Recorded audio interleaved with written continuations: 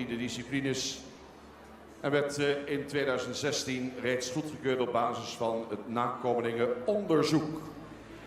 Ja, goedemorgen en welkom bij de jaarlijkse Hienstekeuring. Het evenement van de Hienstensport, de Hienstenvakkers hier in Ljouwert, het WTC. De hele dag zullen we hem op de hichte brengen van de keuring hier in de diverse rubrieken. Daar praten we hem aan alle kanten over bij. De oudere hiesten, de jongere hiesten. De hiesten die takken hier er misschien bij binnen. Verschillende prijzen die Utrecht worden zullen. Het komt al even bij en zullen uiteindelijk eindigen in de grote finale. Met het jaren krijgen Waard. De hiest van het jaar wordt de beste hiest van 2009. Ik nog het commentaar. Gerrit de Boer te mij. Henk Dijkstra, mijn collega Jen Jonker en we kennen dadelijk wel uit zetten, want de eerste hinder is op dit moment al in de ring. Henk, Wiemer, Fjouwer, 6-1.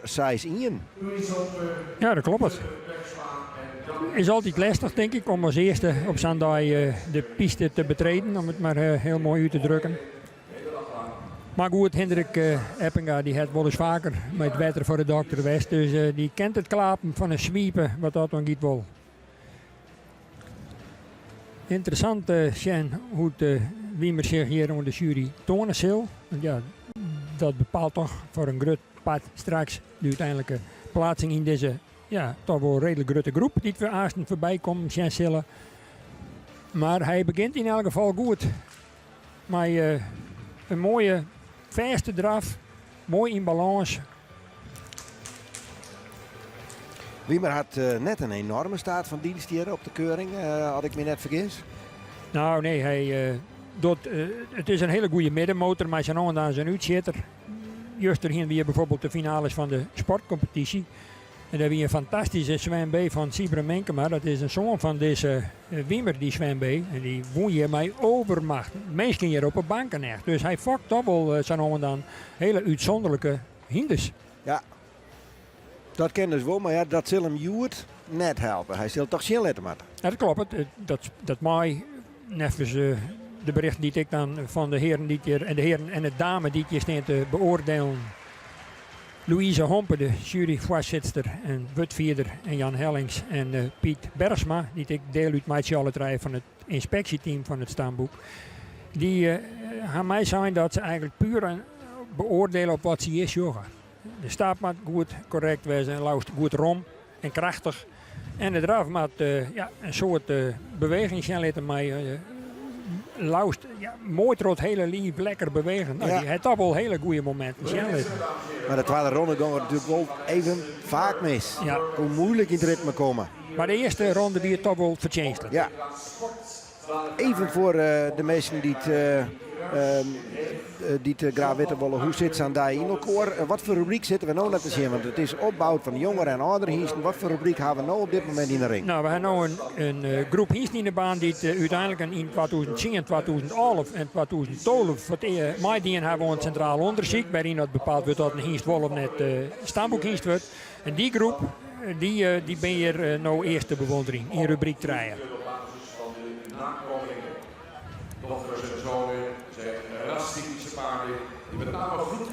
Die ben al hier al hiesten die het hunzelf in de vak bewezen hadden. Dus. Ja. Die rennen al een keer hier mee.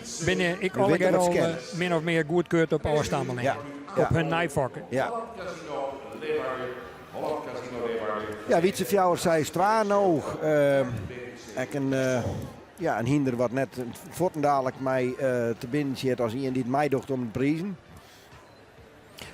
Nee, Wietse. Ja, denk ik wat dat onbelangrijk is. Ik in diezelfde categorie als Wiemer. Maar toch, ik wil weer voor de bloedspiering. En dat is dan, weer wat insight praat. De leek in elk geval, denk ik, net volle wiezer van Wurzel. Maar ja, soms hiesten ik net alleen op basis van hun kwaliteit als sporthinder. Maar ik op een oormeet, met name in de vakkerij dan. Ja, toch wel heel degelijk hun weerde in die vakkerij. En daar is Wietse zeker wel een exponent van. Let even zien. En daarnaast rent er natuurlijk ook nog ZZ Zwier in de dressuur. Dat is al behoorlijk heen met Henny Roffel in het zadel. En die krijgen we dan Wiemer. Nou, die rent ik in de dressuur Z2. Dus ik ben toch wel hier die ik in de sport behoorlijk goed presteren. Ja, dat is echt van de laatste jaren, dat wordt iedere keer meer. Hè. Alle jaar in de dressuur en iedere keer meer in de dressuur. En natuurlijk rijsport is heel belangrijk. Ja, dat draait het uiteindelijk om. We moeten hinders vakken dat we wat mee kennen. Zowel recreatief, dat is heel wichtig. Maar met name in de sport willen wij de concurrentie met oren stamboeken gaan kennen. Dan zullen we toch ik met de Vries in hegere dressuur acteren moeten. En dat gebeurt heel niet meer. Wietse die laat hem net zien. De ritme hier en daar wat hastig, maar ik vind het toch acceptabel wat er hier zijn laat. Het is een dienst die met name ten opzichte van de stap toch wel hele goede pluspunten had. En het is voor Jan Kruis natuurlijk een ere. Juist er in de voorbeschouwing ik al even over het vakken van een stamboekdienst. Nou, dat is net voor elk barlijn. Nou, Jan Kruis uit Heeg, die heeft er dan ik in slagen. En dit is natuurlijk wel het paradehinder van de vakkerij van Jan Kruis.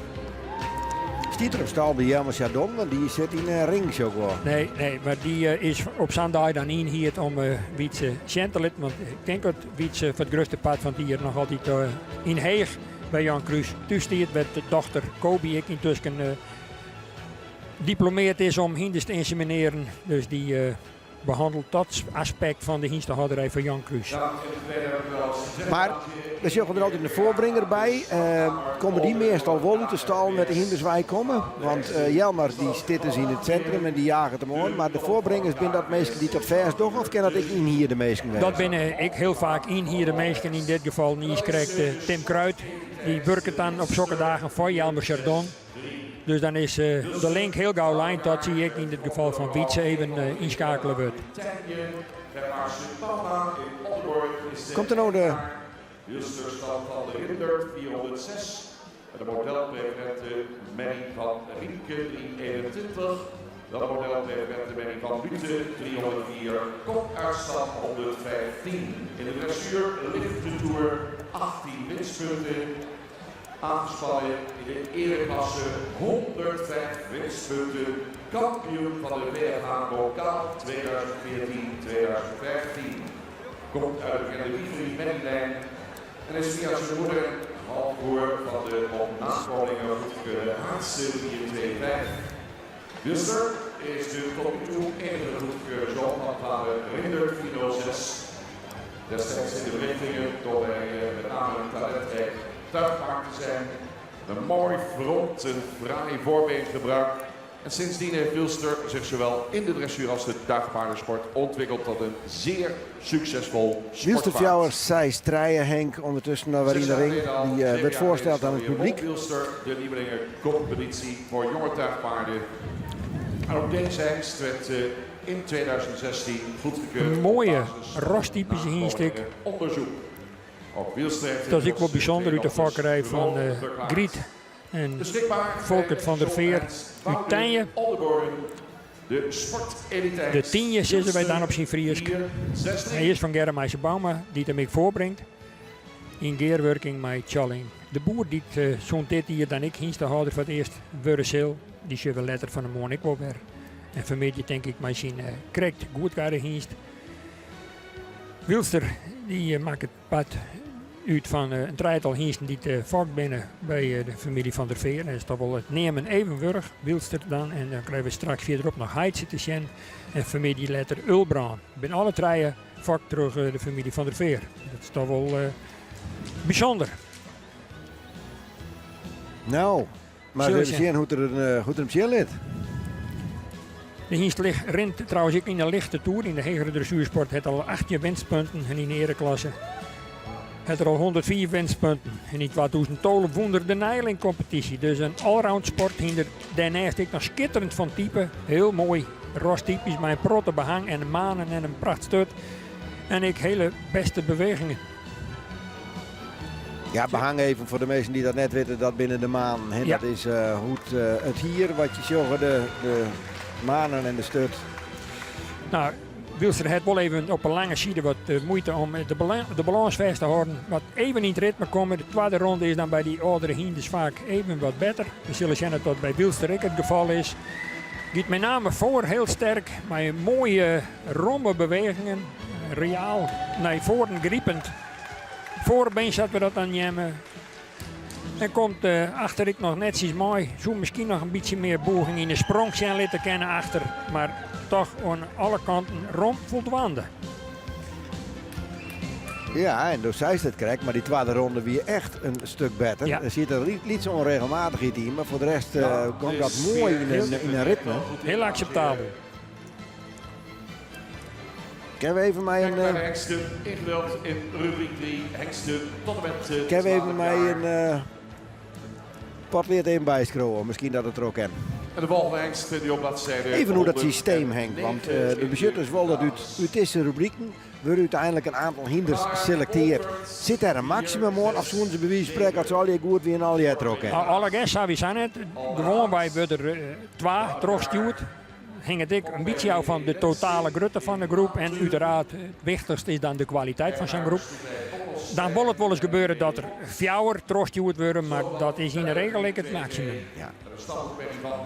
2 soms draaien, heel soms 4. Ja, klopt het. Komt uit stand 2. Zet 1 dressuur met winstpunten. Menne 11 dressuur 3 winstpunten. Wolfert Fjouwert, Saison. Alwin. Ja, een zoon van Velle. Ja, het wat waar. Goedkeuren wordt de eerste goedkeuren zo van verder 4-2-2. Wolfert speelt zich nadrukkelijk in de kijker van de heksenkeuringsjury door een uitstekende ABFP-test af te leggen.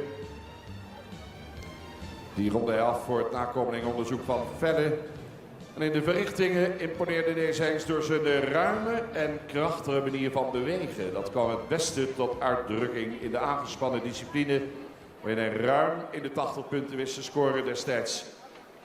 En ook Wolfert 4-6-7, 3 jaar geleden goedgekeurd op basis van nakomelingen.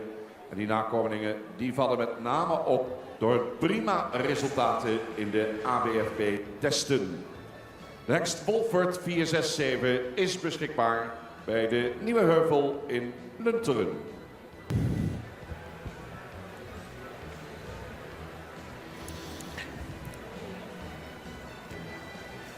Ja, Wolfert Fjouwert zei zo en hij mij nou zijn rondjes draaiing in. En zien later had hij het vertrouwen wat natuurlijk altijd zijn eigenaar en in hem had dat hij dat zeer laten kennen. Je zult zeggen dadelijk, hij stapt in elk geval mooi correct voort naar de hoeken. Dat is de manier waarop het dat jeet. Daar krijg je instructie voor. Bij de jury West, dan zetten ze del. We die hier dus ook even goed besjoend. Als ze zich nog goed bewaren hebben. Een stukje dworsemers namen we dat aan in de vakkerij. Tuurlijk, als die hinders ouder worden, als krijgen met mensen, dan komt er hier en daar soms wel eens een licht kwaaltje voor het jacht. Of de beweging begint al wat slijtage te tonen. Dat hoeft net, dat is ik mijn nadruk, maar dat ben wel van die aspecten die de jury bij mij neemt in het oordeel voor de plaatsing straks verderop. Dit is een schitterend mooie rastypische hingst. Zorg eens even naar die maan hier aan deze kant. Schitterend mooi. Grappig, je hebt zulke dagen krijgen we dat te zien, maar over het algemeen in een stal ben die man zelden los. Nou, dat is ook wat voor te zeggen, want dat ze altijd los hebben zo'n, dan die hebben sowieso de neiging om ergens in rond te squarien en dan gaan er hele hoeken, ja, die verdwijnen dan. En daarom zijn ze eigenlijk altijd invlochten in de box dus. Dus hier rent ik in een set dressuur, het er in 4 winstpunten behellen. Het ik een periode bij Jelmer Chardon op het station staan, maar die stiet nou weer in Lunteren bij de Nieuwe Heuvel, een gerenommeerd station van Frieske Dekhingsten in het midden van het land. Familie Volmer, die keer in de 80er jaren al 3 keer achter elkaar een kampioenshingst hier met Lamme 260. En die ben ik nog in deze 2018 nog volop warber in de vakkerij van Frieske Hingsten. Ze we in de tweede ronde even bepalen bij de presentatie en met name de draf van Wolfert.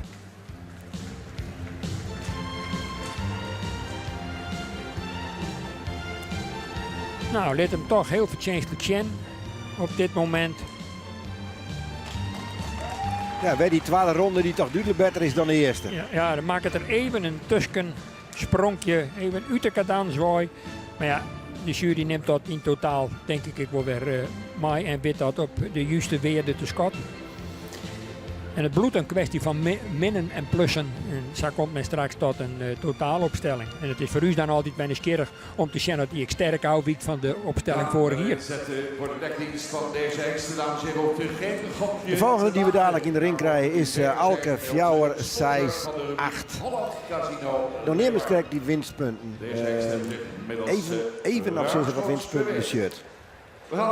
Nou, in de dressuursport werkt met een puntensysteem en met een klassensysteem. Je begint in de B-klasse, dan kan je promoveren naar de L-klasse, dan L1, L2, dan M1, M2, Z1, Z2 en dan komt in de zwaardere klassen, ZZ licht, ZZ zwier en dan gaat via die een aantal stappen gaat naar de lichte Tour, de zware Tour, de Grand Prix, de Prix St. George. Maar dat is denk ik zijn ambitie. Ja, het paard wordt een dressuurhingst afleidt. De hengst behoort tot de weinige paarden in de populatie die de zogewenste onverwante bloedvoering hebben. In combinatie met een pedigree boordevol kwaliteit. De eerste 3 merries van Jacob, Herke en Fokke zijn alle 3 sterk en preferent. En met een verwantschapspercentage van 16,1% behoort hij samen met zijn vader Fabe tot de meest onverwante hengsten. Destijds in de berichtingen viel hij op door zijn actieve achterbeen, waarmee hij onder het zadel tot prima scores kwam voor draf en galop. En werd in 2017 goedgekeurd op basis van zijn nakomelingen. Goede gebruik ook van het achterbeen valt bij die nakomelingen meteen op. Heeft inmiddels 1 dochter Kroon verklaard. En is beschikbaar bij het dekstation Gaasterland Oudermiddum. De hengst Alke 468. Nou, een enthousiast begin. Hij zit al op de 2 benen. Ja. Mooi om te zien voor het publiek. Spectaculair om te zien, ja. Het is natuurlijk zo, dat is een hingst binnen de laatste weken echt prepareerd en er is stapwerken naar een optimale presentatie. En dan hoop je dat dat er goed komt. Dat jij we juster Jan Chardon ik al bij hem op omroep zitten. Daar werken ze naar het piekmoment daar. En als dat daadwerkelijk ik bad, dat is afhankelijk van de omstandigheden hier in de hal. Alke die stapt nou eigenlijk heel matig, wat te kwaad eigenlijk. Maar dat is natuurlijk een stuk spanning. Ja, dat kan. Ik zeg net altijd, maar dat kan gevolgen hebben voor zijn plak straks in de rubriek, in de groep. Ja, ze stappen eerst even en Westjot de jury dan nee? Als ze goed kan stappen en leeft ik nog oerstappen, zat wij dat dan nemen, dat de achtervoet voorbij de voorvoet plaatst wordt. En hij een romme stap. Zolang dat net het geval is, dan is de stap wat aan de krappe kant. Hoe kan het wezen straks als die groep binnenkomt om plaats te worden, dat ze dan nog even rondstappen, dat die hingsten wat rustiger binnen en dat ze hun dan wat deljouwen en de stap ik beter zijn laat en dat neemt de jury dan ik naar mij, hè? Maar Alke heeft op dit stuit heel duidelijk moeite om zijn balans te vinden. Broest van de energie, denk ik. En het komt er net echt optimaal uit. Nou, het stappen net, de eerste ronde net, dan moet het dus nou wel gebeuren. Ja.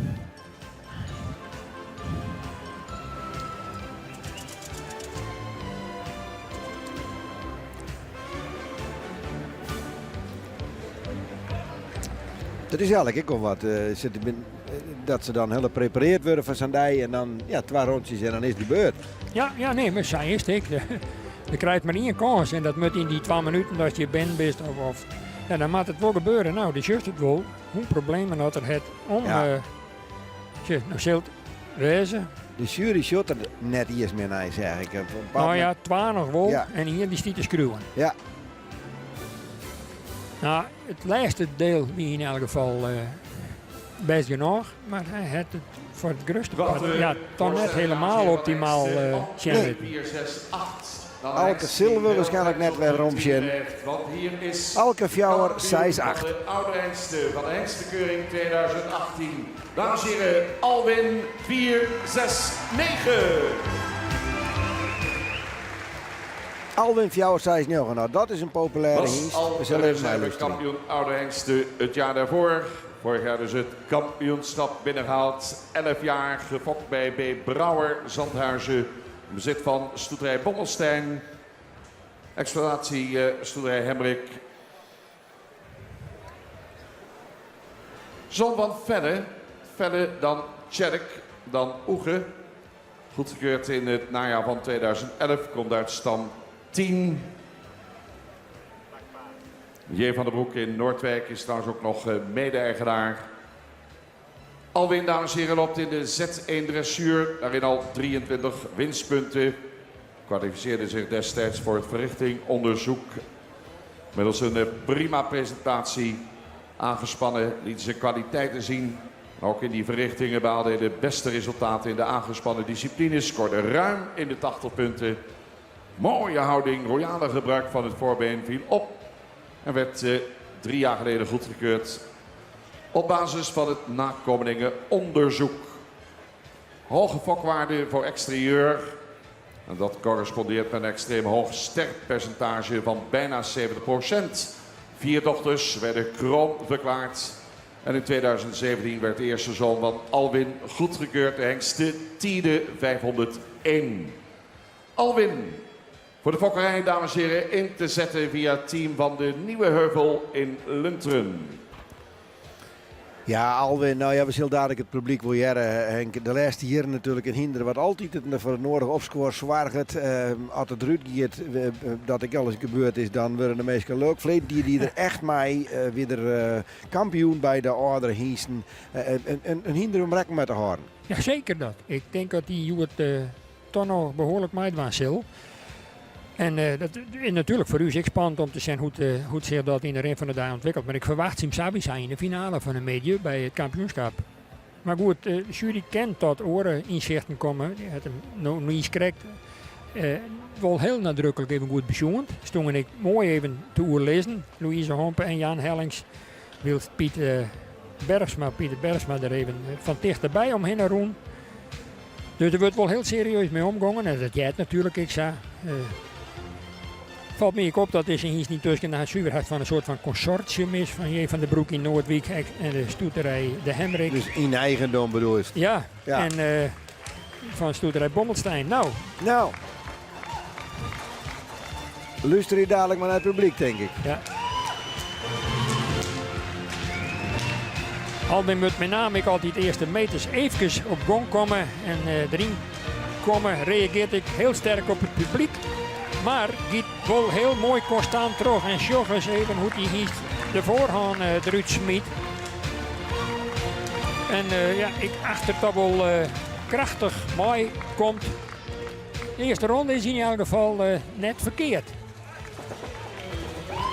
Ja, het voorbeengebroek is bijzonder bij Alwin, hè? Ja. Edwin Gotter van de Nieuwe Heuvel. Die kent het klap van zwiepen wat dat belangrijk is. Hij wordt eigenlijk alleen maar beter hè, in de tweede ronde. Ja, hij moest even, het is krijg een diesel, hij moet even warm draaien. Nou. Ja, die kunnen we denk ik toch wel weer in ieder geval weer voor de tweede ronde opschrijven. Nou, dat denk ik wel. Ja. En nou, dan zullen we zien hoe vier dit hier komt. Verleden hier heel vier, zo dat extra stapje nog kennen. Dat is de vraag. Ja, precies. Daar hebben we even een slow-mo van Alwin. Ah, ja, nou is dat heel mooi zien, hè? Fenomenaal. Ze zijn beter dat achterbeen helemaal waai helpt en dan ik ontzettend goed onderbrengt. Subliem, zoals dat ze kennen. En dan ik nog een top hinder in de vakkerij. Per sterpercentage van 69% en de heeste, op de heeste vakbaar. Super. Bikkel 400 zand. De prestatiemerrie van Tjerk 328. De achterbroek van Thomas.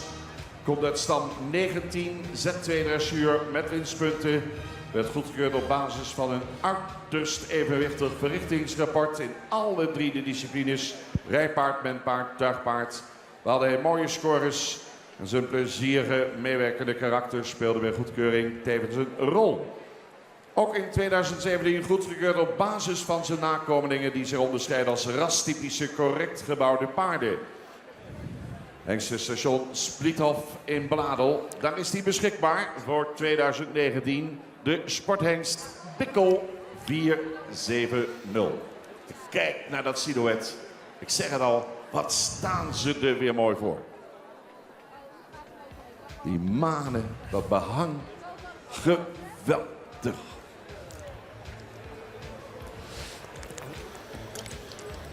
Ja, ik ben altijd wel een beetje vanuit de keuringen. Dat is voor mensen misschien ook wel aardig om mij te krijgen. Maar dat je weet dat er op Toornsjes en Vrezen de keuringen van de jonge hiesten die daarnaast naar het centraal onderzoek maken, die misschien tak om hier het stamboek ingaan, dat er dan als ze in de loft inprijzen willen, dat je weet van die gaat nou de ring uit en de hinders werd net zo vol van zijn wordt, die gaan er dan meestal terug naar het onderzoek. Soms dan door Bert Ruiter, de speaker hier, die dochter ik. En, het zei het misschien net alles, maar ja, ik moet er altijd wel een beetje aan denken. Ja. Omdat je op die toortje en die vreed dat je hierbij binnen, dan weten de vakkers ik van, oh, als er wijdwijdig om in hinder praat wordt, dan is er net verder. Ja, maar ja, in de wandelgangen wordt natuurlijk om raak zwetst in de wereld. En thuis heeft ze alle keer een kampioen op stal. Maar kom maar met wetter voor de dokter, dan komt het er vanzelf achter. Is het nou eens verplicht om je bij te wijzen, Henk? Matten de giesten hierheen? Nou, sowieso had dat tolenwier. En daarna best, want het zullen we straks ik in die grote categorie van oudere giesten, daar ben heel soort die bender je het net. Die melden hun nou, die worden in de meeste gevallen trouwens daarna wel thuis bezocht, ik trok de inspectie om te zien dat die giesten nog in goede staat zijn en dat ze nog wel geschikt zijn om als dijkgiest tot leven te gaan. Het is naar mijn weet nog net vaak gebeurt dat er op die manier een hingst verdwijnt, die zeg maar afgekeurd wordt op basis van een of door gebrek. Dat is mij net bekend, maar er wordt wel degelijk omdenken aan je. Dus het is net zo dat ze hier net komen dat ze de licentie automatisch weer krijgen. Nee, ze worden wel in de gaten ja, houden. Ja, zeker dat. Nou, eens even zien wat Bikkel. Ja. Je zult die namen hij dan maar bij mij, maar dan mag ik zien letten. Ja, wat ik ken. Je bent een Bikkel. En voor mij... ja, toch wel een beetje. Ik ontnoot daar wel een beetje de indruk dat alle zwanen van Beert die er in de vakkerij nu actief ben, ik meer size of zo'n. Die ben wat dat onbelangrijk net alle keer beter als de heid. Dat is moeilijk. Beert die weer van een uitzonderlijk niveau. Is ik heel jong al preferent verklaren. En ik had toch de indruk dat zijn zwanen daar eigenlijk het dreig hebben om datzelfde pijl te bereiken. En dat zeker ten aanzien van Bikkel is er toch wel een beetje sprake van. Hoewel het op zich een hele mooie rastypische hingst is. Die voldoet aan alle eersten die het stamboek aan hingsten stelt. Ja, Beert zelf, ik voormalig oud-kampioen, ja, nog altijd aanwezig. Doet altijd mij tot aan het laatst. Nou, net zoals je bij deze hingst toch ik wel een beetje dat de kracht achter wat wisselend is. Dat er wel even... beter ondertreden koe ik in de achterhand. Natuurlijk heeft elke dekhingst, en dat is ik wezenlijk van invloed op de kwaliteit van elke hingst, die heeft een mem, maar een hele memmelijn erachter. 4-7-0. En dat verjetten we denk ik wel eens. 4-7-1 is Wij baseren ons oordeel heel vaak op de hingst die we dan steen joggen en draven joggen. Maar in wezen als vakker is volop wichtiger wat zit er achter aan de memmelkant. Is een soort van Wikke 404 uit een sterk Arnold Jouwersoningen. Jacob 302. Achter een sterk preferentenmennie van Nammen 308. Komt uit stam 135. ZZ zwaar, startgerechtigd in de dressuur. Was de eerste goedgekeurde zoon van Wikke. Via moedersvader Jacob en grootmoedersvader Nammen voert hij relatief onverwant bloed. Arnold 471 valt op door zijn grootramige moderne exterieur. Het centraal onderzoek toonde hij veel progressie en kwam met name aangespannen tot uitstekende cijfers. Maar liefst scoren zo van rond de 85 punten. Goedgekeurd in 2017 op basis van zijn nakomelingen, zoon en dochters die opvielen door een gemakkelijke en ruime manier van bewegen. Heeft ook al een dochter kroon verklaard. Arnold 471 beschikbaar bij Handels Exportstal Heuker BV in Zevenhuizen. Ja, dat een hinder die het vooral in de dressuur heel aardig doorloopt, Henk. Klopt het, ZZ Zwier start geruchtigd. Maar daarnaast had er destijds toen er nog jonger wie ik in de competitie voor de Nijlingklasse voor de CS rond met Robbie van Dijk. Een gerenommeerd rieder die ik verboend is aan de stal van de familie van Maan. Waarvan het de twee heren Henny en Jasper deze Hienst hier voorstellen. Dat wel bijzonder, denk ik. Een van de laatste successen uit de fokkerij van Bob en Instje Hofstee van de Gediek. Die het en dat weet ik toevallig thuis voor de televisie dit voor het eerst beleven. Misschien wel 60 hier altijd heen reizigen. En Joet, zei Bob, we zitten Joet lekker voor de televisie. Goh. Dus ik neem aan dat ze nou even extra attent zijn om even te zien hoe hun laatste succes in de fokkerij deze goedkeurde zoon Arnold van Wikke uit Frida van Markzaten. Markzaten de stal namen van Bob en Inst. Die neemt naar de legendarische Inst Mark. Jeder in de 60er jaren een verneemde rolspeler in de fokkerij van Frieske Hindes. Dus zij dus krijg met stappen ik. Het zou het mooiste wijze dat het achterbeen haast voorbij het voorbeen is. Ja. Maar dat lijkt het me haast onmogelijk. Ben er wel hinders die het zo 4 komma? Die ben er wel. Maar die maakt super haast maar een lampje ziekje. Maar ik verklaar je dat toch in deze omstandigheden, als het er net optimaal uitkomt voor een grutpad, toch gewoon te volle spanning. Ja. Eens zou het beter wezen dat ze eerst drabel is, dan is de meeste energie even beetje kwijt. En dan even stappen, dan is de spanning wat voort. We zullen zien wat Arnold zien dat er nog wat van die talenten destijds in de tuigsport hier tonen kan aan u en aan de inspectie en aan het publiek, met name.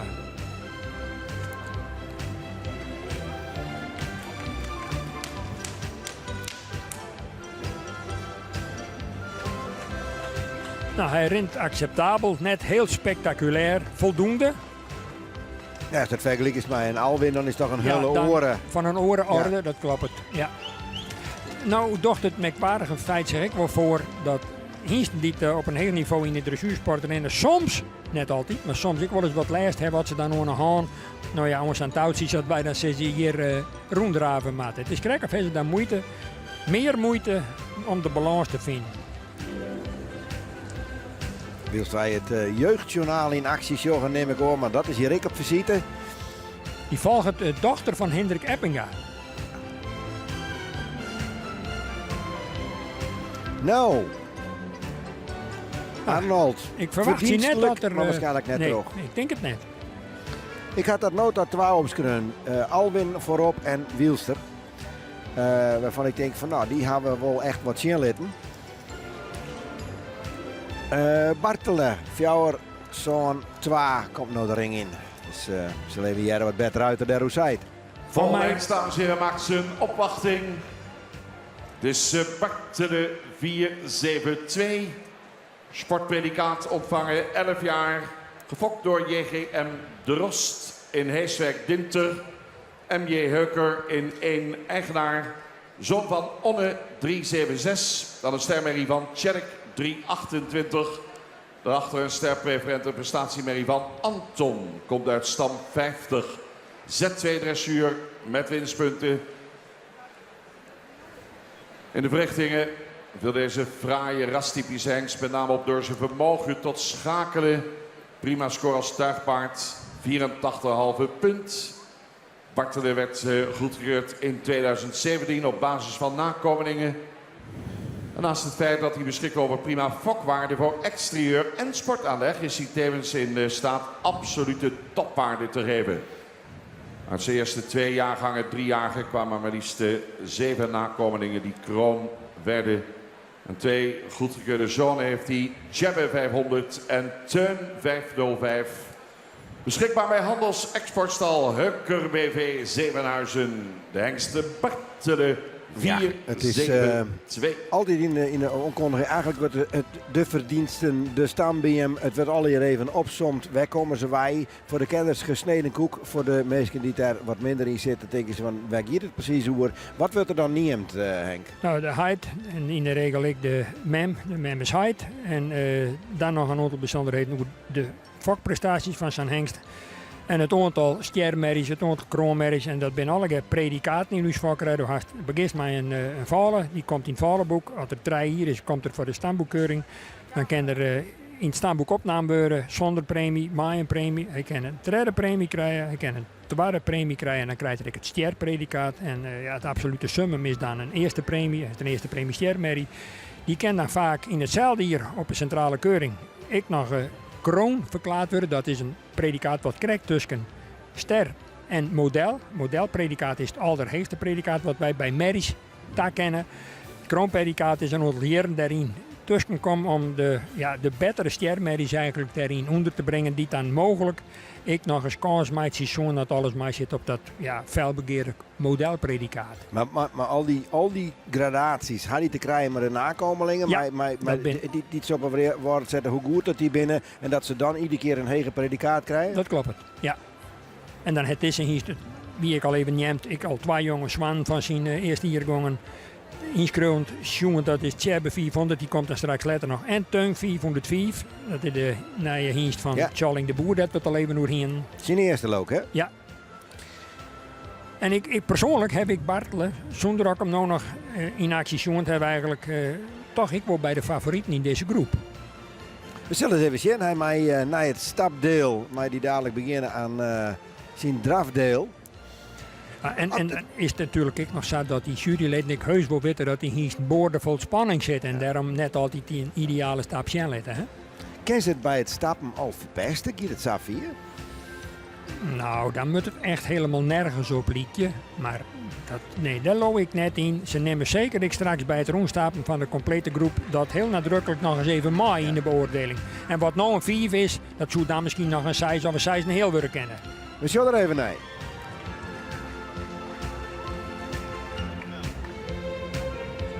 Dressuur zet waar 6 winstpunten.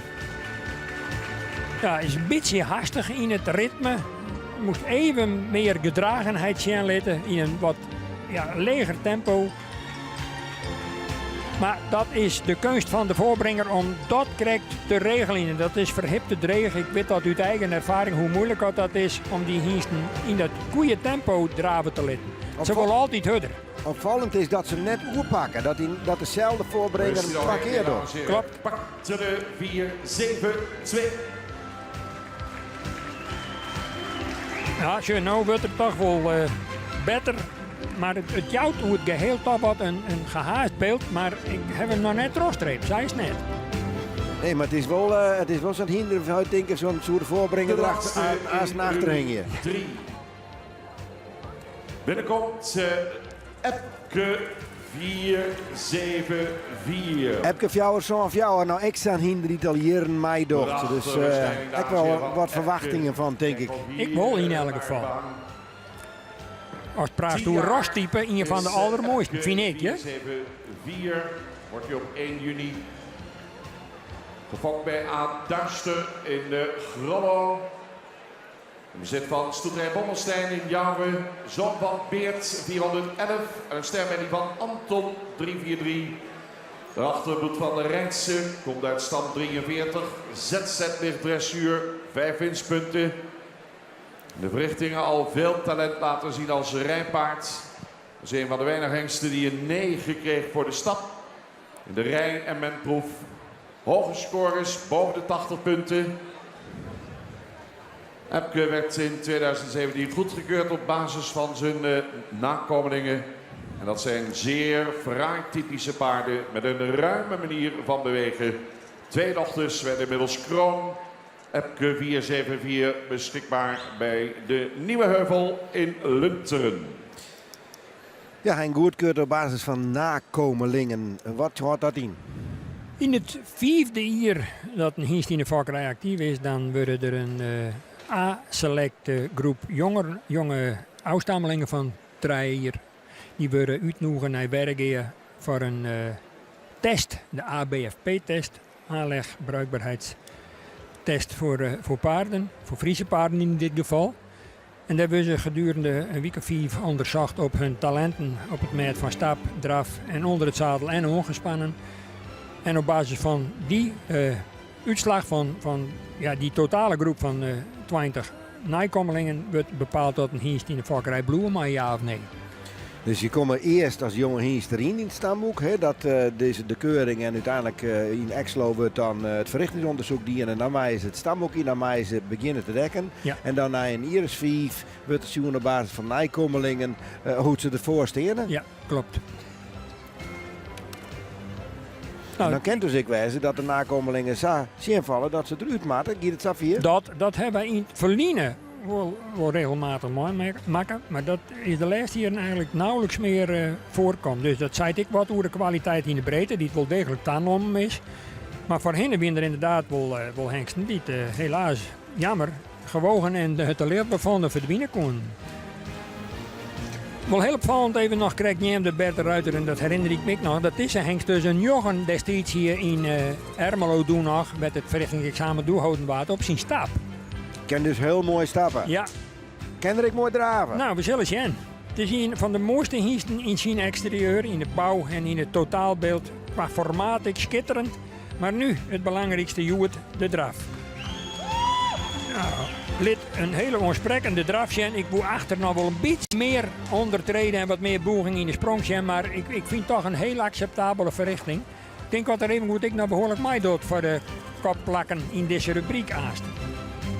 Het komt wel op die details aan, hè? Ja. En ik denk inderdaad dat de tweede ronde misschien wat dat nog wat verbetering jou. Dat zeggen we bijvoorbeeld met Alwin heel duidelijk. Epke 4-7-4.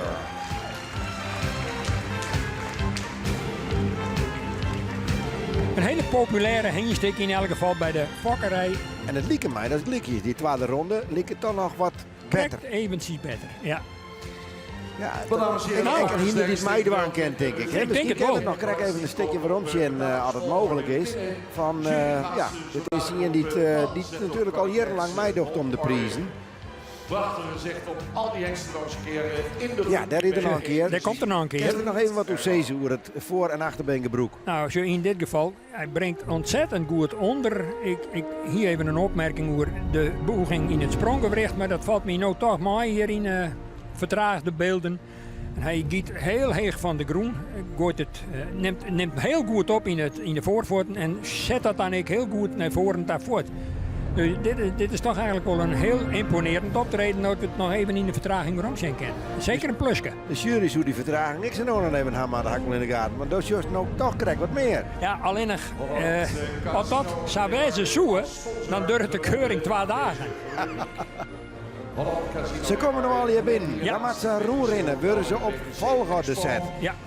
En op die volgorde, daar kan je uiteindelijk aan ontleenen waar je daarnaast mij naar de tweede ronde. Ja. En dat is een soort spel. De jury leent Jordanij, dan is de speaker in de ring en die zei op een bepaald moment dat ze oerstekken mij ja of nee. En komen ze dan in die volgorde op een oor plak te staan.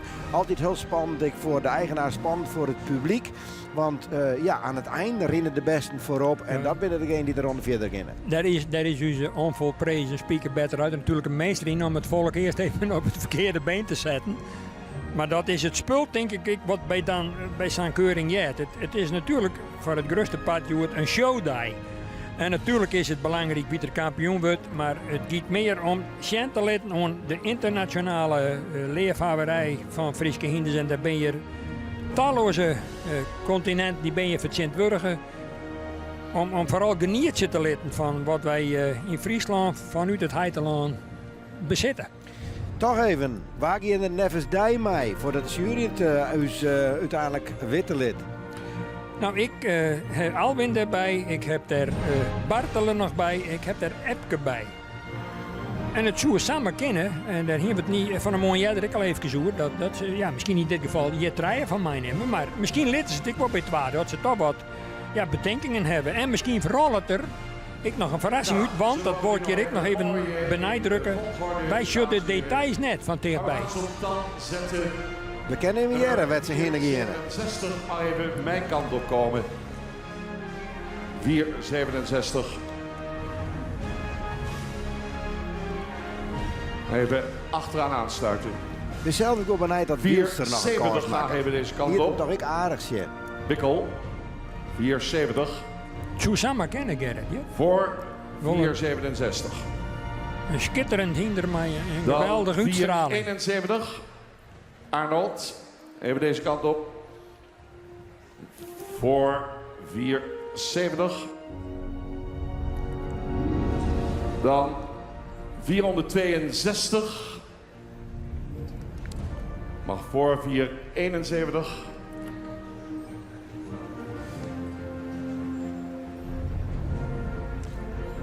474, even deze kant op.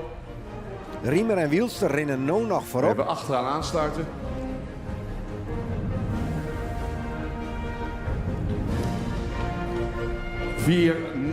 ...469, even deze kant op. Ja, daar Mag komt Alwin voor aan. 474. Voor Epke. Dus Alwin komt nog voor Epke in de rijt erin.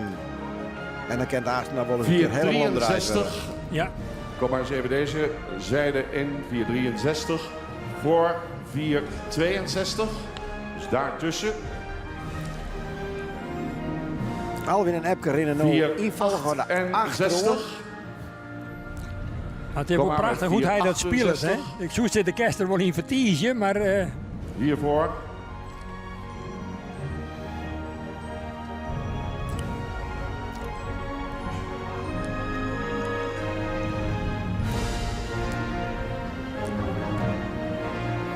...461. Even een plaats naar achter.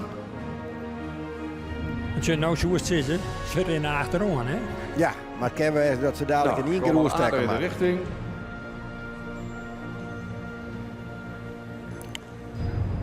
Of wij zitten er volgens lijn naast. Volgens Nu mij nog de boer, 3 dat minuten ken ik. Voor op het tijdschema, dames en heren. Kijk even er goed na. Stappen jullie even, jongens. Die twee laatste, stap maar eens even. Ja, dat gaat het al. Het hullenspul Oh. rent roen en Alwin en Epke komen aan. voorhand erin. Dan kunt u die hengsten al even mooi bekijken hier vanaf de tribune. En dan zijn er nog 3 minuten voorlezen op het schema. En dat ze daarom Ja, even jullie stil. schok al, hè? Ja.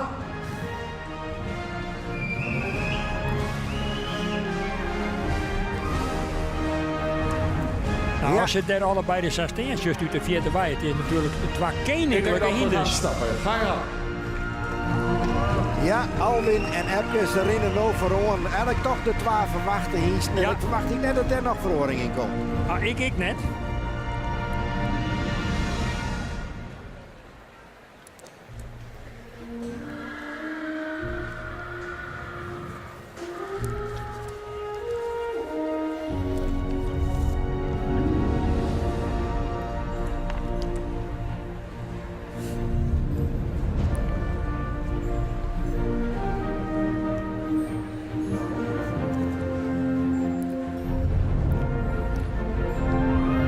Ja, het was bewezen hiesten, hè. Laatste jaren, ik altijd met mijn prijs. We zijn al Dames en heren, alweer vrienden de hier jury is kampioen eruit. bij de We gaan oudere hiesten. opstellen. Op kop geplaatst wordt Alwin 469. Als eerste terug, Alwin, Fjouwer, 6 jongen. En dan geplaatst Epke 474. En deze twee hengsten worden uitgenodigd voor de kampioenskeuring.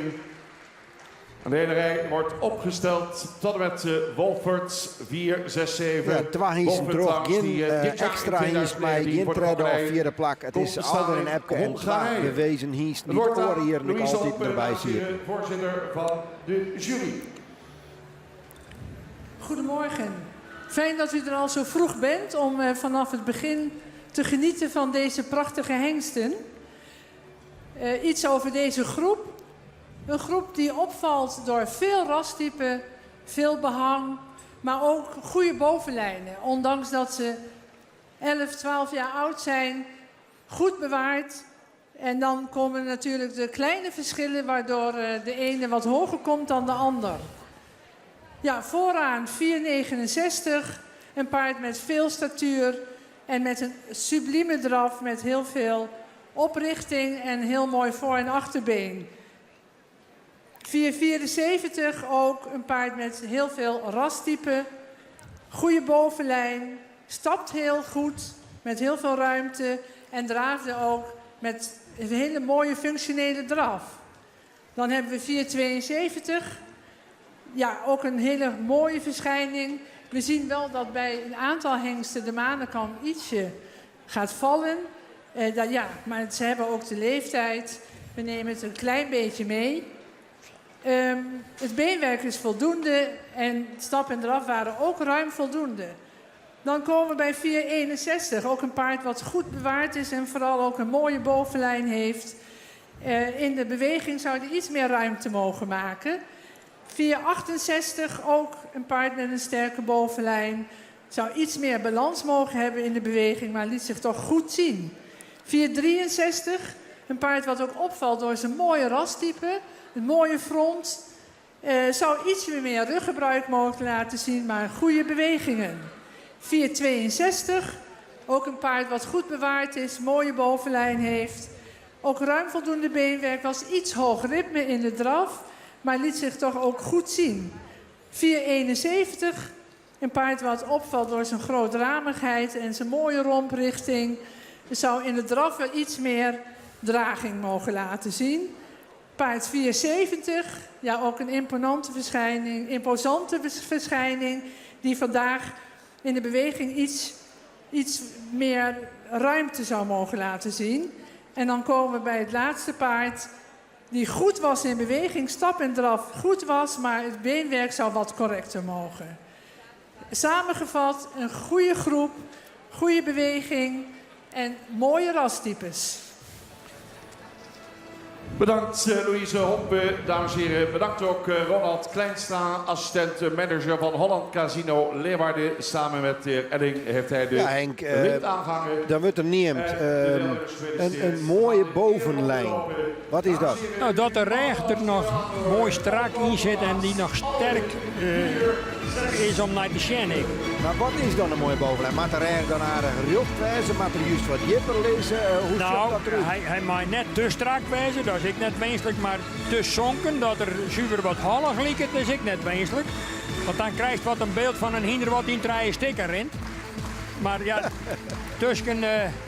ja, maar dat is juist wel bij een hinder die wat zonken is in de recht, die begint vaak uiterkort te vallen in de draf. En dan word je er ook nog even op, dus dat soort details zorgen wij net. Dat er bij een enkel hingst in deze leeftijdscategorie, de manenkam, een beetje begint over de zijde te zakken. Dat zeggen we bijvoorbeeld van de week, doet Toon en ik bij Harry van Middelaar weer om Jasper te filmen. Dan zeggen we Jasper ik wat, maar nu is die 24, dus aan mij dat. Maar dat kan zich openbaren, dat zult men ja, liever niet. Maar wat houdt het in? Nou, dat is een teken dat de bespiering daarboven nou ja, net op zijn sterkst is. En toch het gewicht ik soms van die imposante manenkam, ja, begint die bespiering die begint het dan wat te bejannen. En dan begint die manenkam wat over de zijde te hingen. Nou, ja, precies. Dan zakkert dat hier eigenlijk Ja. een beetje naar de zijkant. Naar de rechterkant Ja. vaak.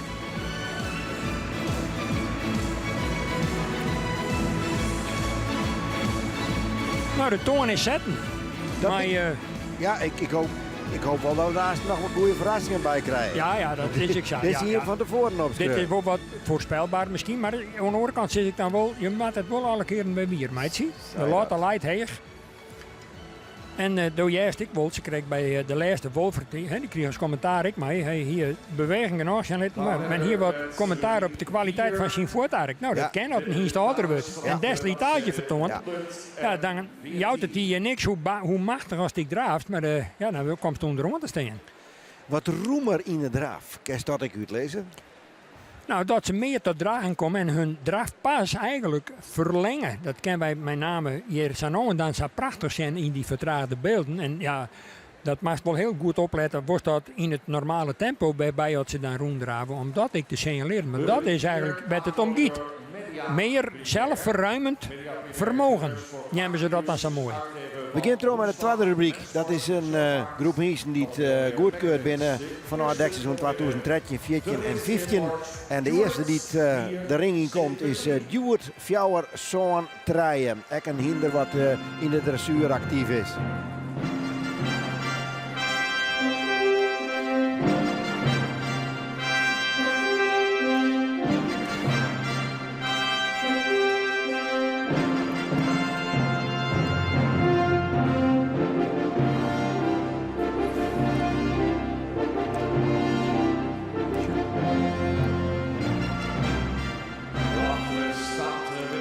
Van Djoert 473 sportpredicaat voor Djoert. Die is 10 jaar.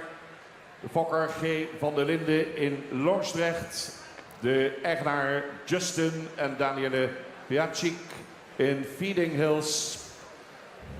Hengst is de zoon van Jerke 434 en een sterpreferente prestatiemerrie van Bonne 341. Daarachter een stermerrie van Dirk 298, komt uit stand 40. Z2 dressuur, 11 winstpunten.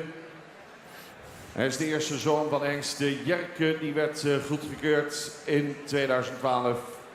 Met scoren van boven de 80 punten, die hij zich in het centraal onderzoek zien als rij- en menpaard.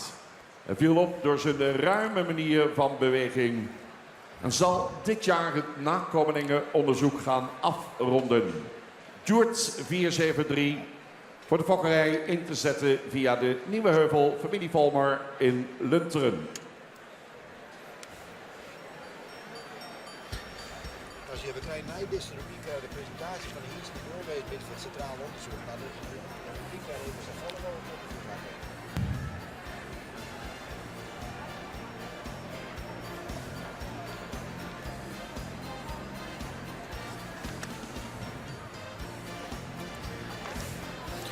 Dat kan prima in ieder geval, want Aast komt er toch even een skoftje dat wij er eigenlijk net zo vol in kennen.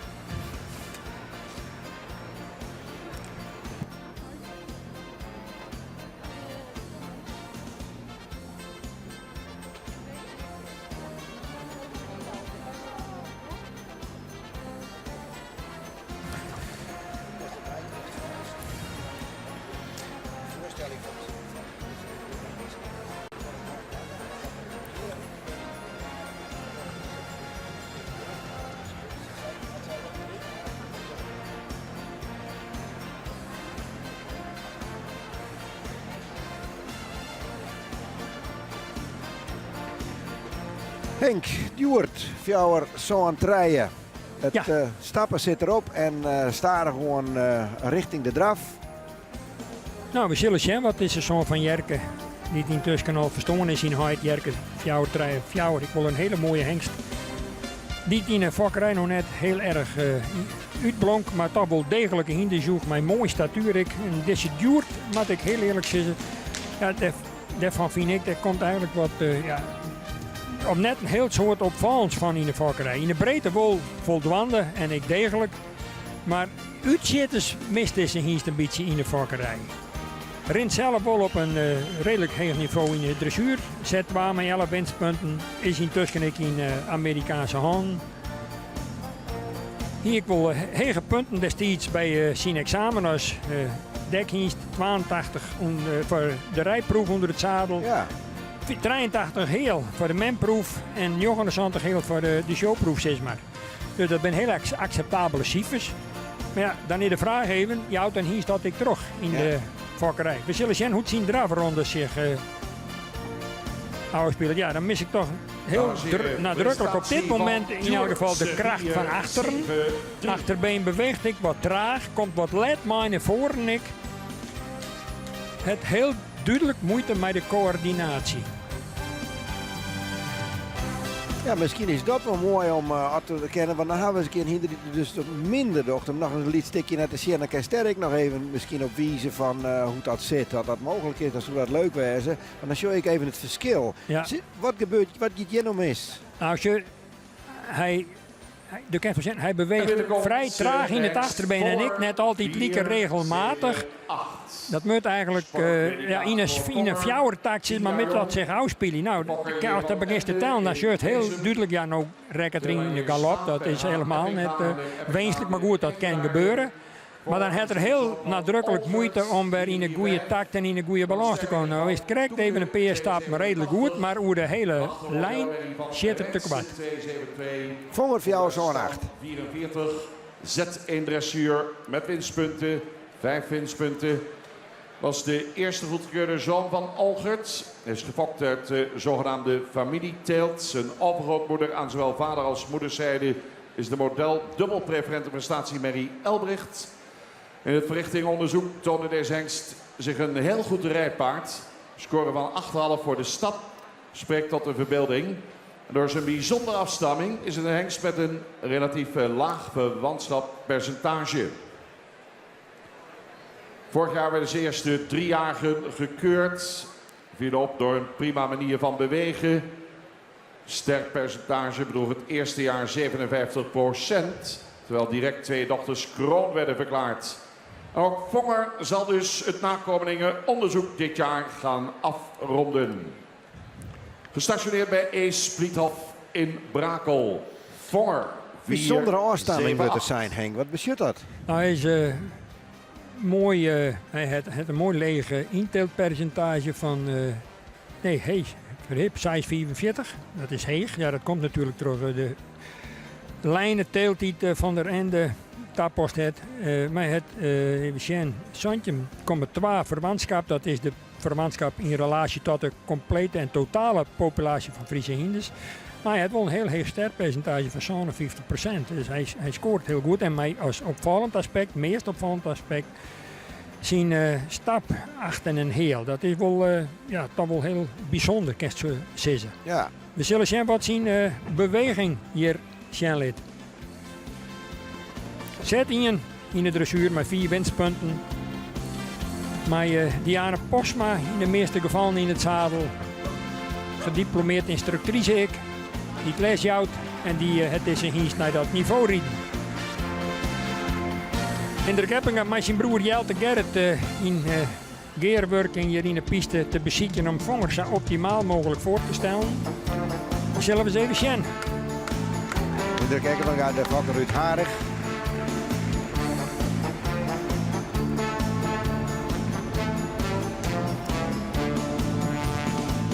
Dan moet je even oeren om door Jalmer de Groot. Ik een voorbrenger die dan op Sandaai inhield wordt door de verschillende hiesteigenaren voor de tweede ronde vaak. In het duister leven Toske dokter bij Hinders, deze Jalmer de Groot. Nou, ik vind het Vonger het heel netjes doet. Keer Vonger 4-7-8. Ja, en als je dat dan zegt, dan springt het er meestal voort uit, dat vind nou ik zo. Maar dat maai, als je dan direct de cadans en de balans weer op ziet, dan denk ik dat het toch heel netjes dien had. Niels Hindrik, de morgen hier vlak voor u haast naar beneden slaat om het hinder maar in het ritme te houden. Of vandaar ik misschien even een trilling van het beeld dat het, de camera wat rekken had. 7-9. Sportpredicaat 9 jaar. Gerben Fjouwers, zo'n Jongeno in de ring. 4-7-9. Fokt bij de heer Schut in Hengelo, Gelderland. Bezit van de heer Bot uit Voorthuizen. Dartsen de vader. Dan een stermerrie van Sape 381. Komt uit stam 161. Z1 dressuur. 26 winstpunten. Echte allrounder. Gezien zijn prima exterieur. En overal goede resultaten in de verrichtingen. Beide disciplines goed gescoord. Ruim boven de 80 punten. En in 2018 werden ze eerste 3-jarige gekeurd. Dat bleken grootramige paarden met veel ruimte in hun manier van bewegen. En ook deze hengst Gerben zal dit jaar het nakomelingenonderzoek gaan afronden. Gerben 479 voor de fokkerij in te zetten bij de Nieuwe Heuvel Lunteren. Henk, daar wist u alles van. Nou, hij hier hele hoge punten destijds bij het onderzoek op het tuurtje. Maar hij is net actief in de tuursport. Nee, dat is een opvallend aspect. Het liep het krek alweer dat wat annex met de Nieuwe Heuvel. Dat ze de hinders bij voorkeur in de dressuursport uitbrengen. Dat komt ik omdat ze... plukken kan uit een heel groot arsenaal hele talentvolle jonge meesten, vooral in de meeste gevallen die hingsten in de dressuur opleiden en uitbrengen in de wedstrijden. En de enige hingst die vanuit de Nieuwe Heuvel dan willen in de tuursport incidenteel te zien is, dat is Uldrik. En die wil al 2 jaar achter elkaar nou in Droegeham. Maar de kampioenschappen Friese stamboek hingsten voor de CS 2 keer twats met Lambertus Hukrieder. Die wordt dan, dus ik ben professional in de tuursport, die wordt dan inhierd. En die bezieken dan kampioen te worden. Dat is 2 keer net slagen terug dat Jelmer Chardon eigenlijk te geleid hebben hier met eisen. Maar dat is de enige hingst die bij de Nieuwe Heuvel in de tuursport uitkomt. De rest rent haast alweer in de dressuur. Hebben het letter in de divers nog even horen. Dus eerst even zien hoe Gerben het docht in de beweging.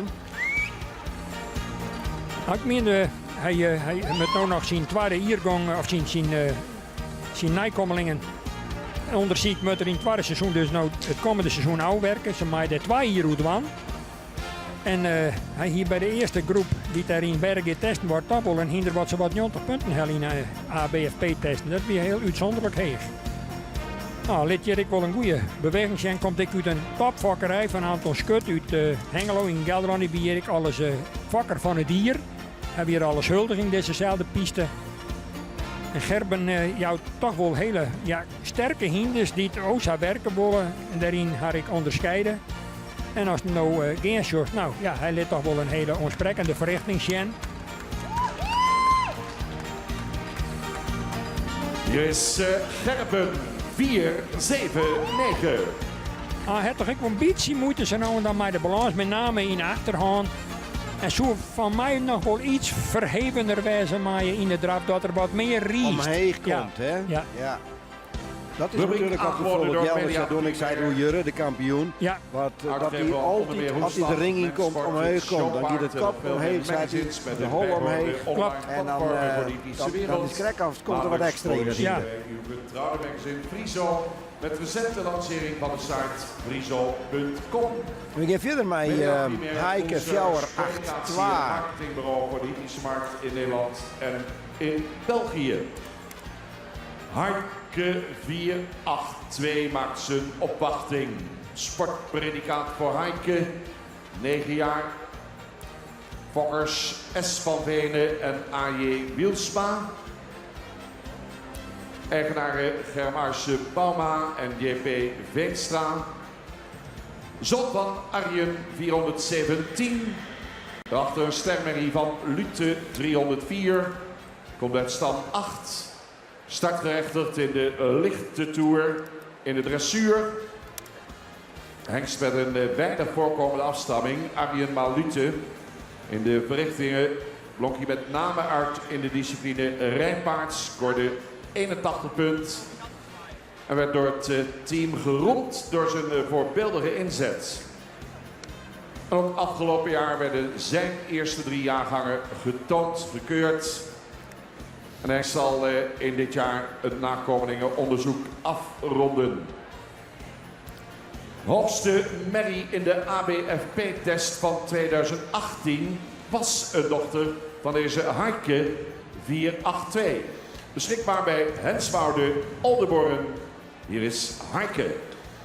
Ja, wij zijn hier wat toch actief is in de dressuur. Ja. Net een hoogvlieger, net een staat van science de laatste jaren. Nog net. Ik ken natuurlijk hoe het is een positieve uitzondering worden, want ja, als dan juist naar de prestaties rent op dit stuit ik in een hegere regio van de dressuur ligt de Tour zelfs met Leonie Evink.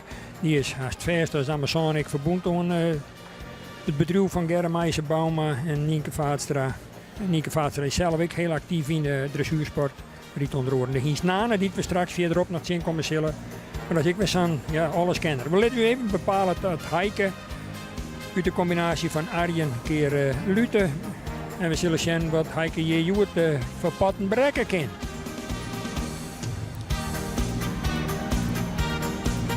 Het begint in elk geval goed, regelmatig, tot aan het nota. En dan zullen we zien dat ik volhouden kan. Shit, ik ga er even aan in de galop. Herstelt hem toch weer vrij snel.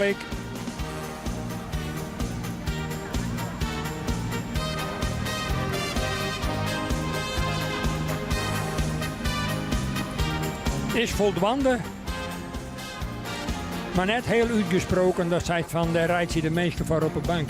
Hij is oerzoe de meeste seizoen, maar hij maakt wel wat harder werk. Nou, dat vind ik wel een hele sterke Gerrit. Ik hoop net dat dat van een jeugdtrauma bij die komt, maar... Goed, met de zien, het zo kennen dat er de tweede ronde het wat beter doet. Maar ja, je hebt dit met zijn Hienst, die dan gewoon bij op een heel niveau in de dressuur acteert. En dat juist steeds weer, die hebben moeite met deze presentatie. En dat zei het eigenlijk niks hoe de fokkracht, hè? Dat hier in de tweede ronde wat beter hakken. Ja, nou net verbrekt er weg. Maar ja, Bert de Ruiter neemt het ik nog even, hè? Dit seizoen de hoogste score in de ABFP-test, een afstammeling van deze Hiens. Dus dat zei toch genoeg, hoe de bewerkbaarheid en hoe de talenten voor het werk, voor het gebruik. In de vererving absoluut de moeite waard. Daar gaat het om. We gaan verder met Ja, dan de gaan we nou natuurlijk naar kampioen de van oud-kampioen van de Hengstekeuring Periolien. 2015. Fjouwer, Was dat jaar ook Fjouwer. kampioen Jong Hengsten. Kreeg gisteren 9 zonen aangewezen voor het verrichting onderzoek. Gaf aan zijn naam gisteren nog een beetje Friese tint, maar dat was niet helemaal goed bleek te zijn. Dus we gaan hem vandaag weer gewoon noemen Johannes 484.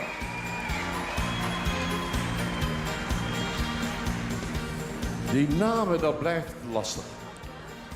Voor mij tenminste. Zo ver van Friesland afwonend. 8 jaar is hij, dames en heren. Gefokt bij J. Bakker in Detschum. Eigenaren JJH en JWP Boorts en de familie Age Okkema. Zoon van Challe 454.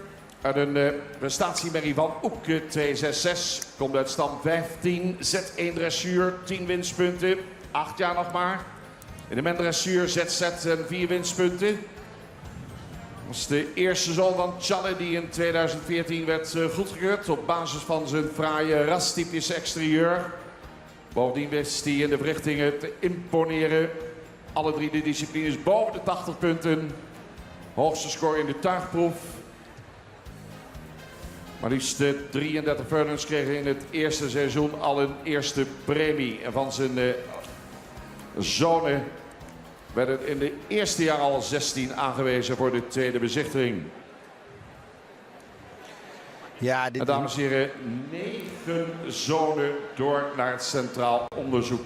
En dat is bijzonder. Beschikbaar bij stal de Mesken Siegerswoude. De kampioen van 2015, Johannes 484. In 2015 uit het neerkampioen hebben Ja, de jonge ja, Hingsten, maar had hem zo'n die tijd wel weer maken. Er wie eventueel al wel wat vraagtekenen op, maar dat is wel voort. Nou, dat is na dit weekend, wie zei je dat naar het Rijk der Fabelen verwiest. Want hij had hier een enorme indruk achterlaten. Ik zie juist toevallig op Facebook een bericht voorbij komt van Dominee Wiersma, een groot kenner van de fokkerij van Friese Hinders. Die zei, ik ben 44 hier, volg ik die fokkerij en ik heb nog nooit een ier maken bij een hingst. Zo imponerend wie en zo'n impulszoend het om de fokkerij als dit hier van deze Johannes. Dus ik heb van Johannes Joet, die stiet ik heel bij mij op het listje. We zullen eens even zien. En dan is het om Marijn. Om te zien wat er de balans vind ik. En nou ja, dat begint nou even wat gehaast. Maar ik denk dat er het ritme direct wel vindt. En deze beide man, Age Okkema en Marijn Zwart, die zijn bedreven in het benutten van het moment suprême. En het tweede ronde zal dan direct de troostslag Jan Matte. De eerste ronde liet nog wel wat wisselende momenten zien. Maar wat een koninklijke verschijning. Noterie voor u krijgt even oeren antwoord. Wat een uitstraling heeft dat hinder. Echt een koning hier in de piste van het WTC. Hij schrikt zuur wat van de oorjager. Nou hoop ik dat er de balans pakt. Ja, shit, dek giet het on. Komt nou ik wat meer omheen van de vlier, van de groen. Riest in het front. En bloed eigenlijk heel mooi sluitend. Een perfecte tweede ronde, zo ik hard zeggen willen. Van reputatie geen enkele twijfel. Nee. Toch nog even misschien dat laatste stukje van hoe goed beweegt er nou? Want dat is uiteindelijk op zijn wel belangrijk. Want na het kampioenschap van 2015 gaan we er in 2016 in de tweede ronde al uit. Het maakt wel op zijn uiteindelijk wel, maar we het wel zien. En door zei ze van nou, een zowat perfecte tweede ronde. Dan is het nog wel even nieuwsgierig om naar te zien hoe dat erin slaagt. Nou, juist wel dat toch het tegen tempo de voorbrenger ik moeite had om die hier mooie rug te houden. Hij loekt hem nou met de hele beetje nee. Nou wordt het beter. En dan juist ik dat er nog meer op eigen voeten mooi verheven in de voorhand eigenlijk de piste rondwalst. En ik ben het achterhand heel sterk onderbrengt. Nou springt er krijgt even voet, maar dat is een pioen. Die hele lange dat hele lange stik, die heeft er eigenlijk perfect draaf. Ondertussen al in de ring, Jouwe, Fjouwer, 8-4. ZZ dressuur met winstpunt. Eerste goedgekeurde zoon van Pier. Dankzij zijn goedkeuring door zijn zeer goede resultaten in het CO. Alle 3 disciplines wist hij uit te blinken door een uitstekend gebruik van het achterbeen. Imponerend was de prestatie in het tuig, waarin een score werd behaald van maar liefst 87,5 punt. Ook zijn zonen maakten indruk, zowel qua exterieur als beweging. En ik zei het al, 4 zonen gaan getest worden dit jaar op het hippiecentrum Exlo in het Centraal Onderzoek. Jouw 485 voor de fokkerij in te zetten via de Nieuwe Heuvel in Lunteren. Ja, Henk, ik was een hinder die in de men en tuigerij eigenlijk fantastische punten had in de keuringen, maar uitkomt in de dressuur. Ja, dat is heel van 80 een hele punt. Dat is formidabel. Maar ja, dat heeft het weer. Hij stiert bij de Nieuwe Heuvel. En ja, die show blijkbaar geen kans om die hingsten regelmatig in de tuursport. Of ze hadden er geen belang bij. Omdat ze het in de dressuur natuurlijk ook voortreffelijk doen. En ja, deze hingst die stiert naar aanleiding van zijn resultaten in de oude dagen hier met zijn Swan. Werd dan fjouwer vanuit een relatief leger aantal is bij Johannes, dat een excellent resultaat deelt zet. En die had ik een paar hier wat onder de radar verkeerd. Vooral hier in Friesland.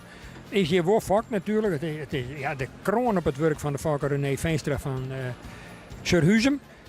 En ja, als dan zijn hier op deze 3 dagen beoordeeld zijn, zegt jongens, dit is een onwinst voor de vakkerij. Dan moeten die oudstamelingen dat straks verderop taken meer in het verrichtingsonderzoek naar Wobbe hier meidje, maar goed. Maar Matthias Tuig-fan vond een beetje zeer dwaan dat het hinder dat in potentie dus geweldig Tuig ken, dat hij er net bij is. Nou, dat spiet mij ik verskwornd. Dat zou ten eerste voor de hier zelf een enorme reclamebudget te kennen, maar daarnaast ik wat een reclame voor zijn eigen volkers en fans die er dan ongetwijfeld wezen zullen.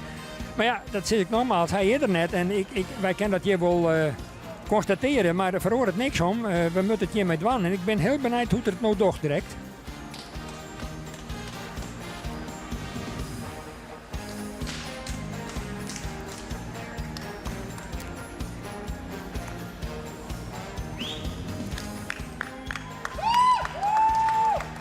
Er zitten wat fans achter u die het waarderen kennen. Je zit het Volmerkamp achter u, Gerrit. En die beziek je natuurlijk op alle mogelijke manieren. Die hingsten. Er komt wat mailen bij, hierachter bij. Even stampen. Er willen hingsten, daar willen ze op reageren. Maar ja, de jury wil toch in. Neem eens even mee. Ja. Hij doet het verdienstelijk, eigenlijk heel best. Maar dit hinder ken ik me net helemaal op eigen voet erin, omdat er zuiver toch het hege tempo haast net bijhouden worden kan door de voorbrenger. Hij doet het nog heel acceptabel, vind ik. Maar Johannes liet hem, naar mijn bedenken, beter zijn. Maar deze komt zeker heeg te staan, daar ben ik wist van. Ja, De dan laatste krijgen we nog in deze Julius Fjouwer 8-6. Ik heb het dadelijk nog wel even toe. Ze is het allemaal wat een bijzonder hinder, maar dit wees maar even naar de voorstelling luisteren. Binnen is Julius 486. Ook het sportpredicaat 8 jaar, gefokt bij de KCF Farms, St. Thomas, Canada. Zijn ook de eigenaren. Norbert 444 is de vader. Moeder en stermerrie van Beert 411. Komt uit stam 100. Z2 dressuur. 4 winstpunten. Werd goedgekeurd 4 jaar geleden in de Verenigde Staten van Amerika. En dekte in zijn eerste 2 seizoenen de maximale 180 merries.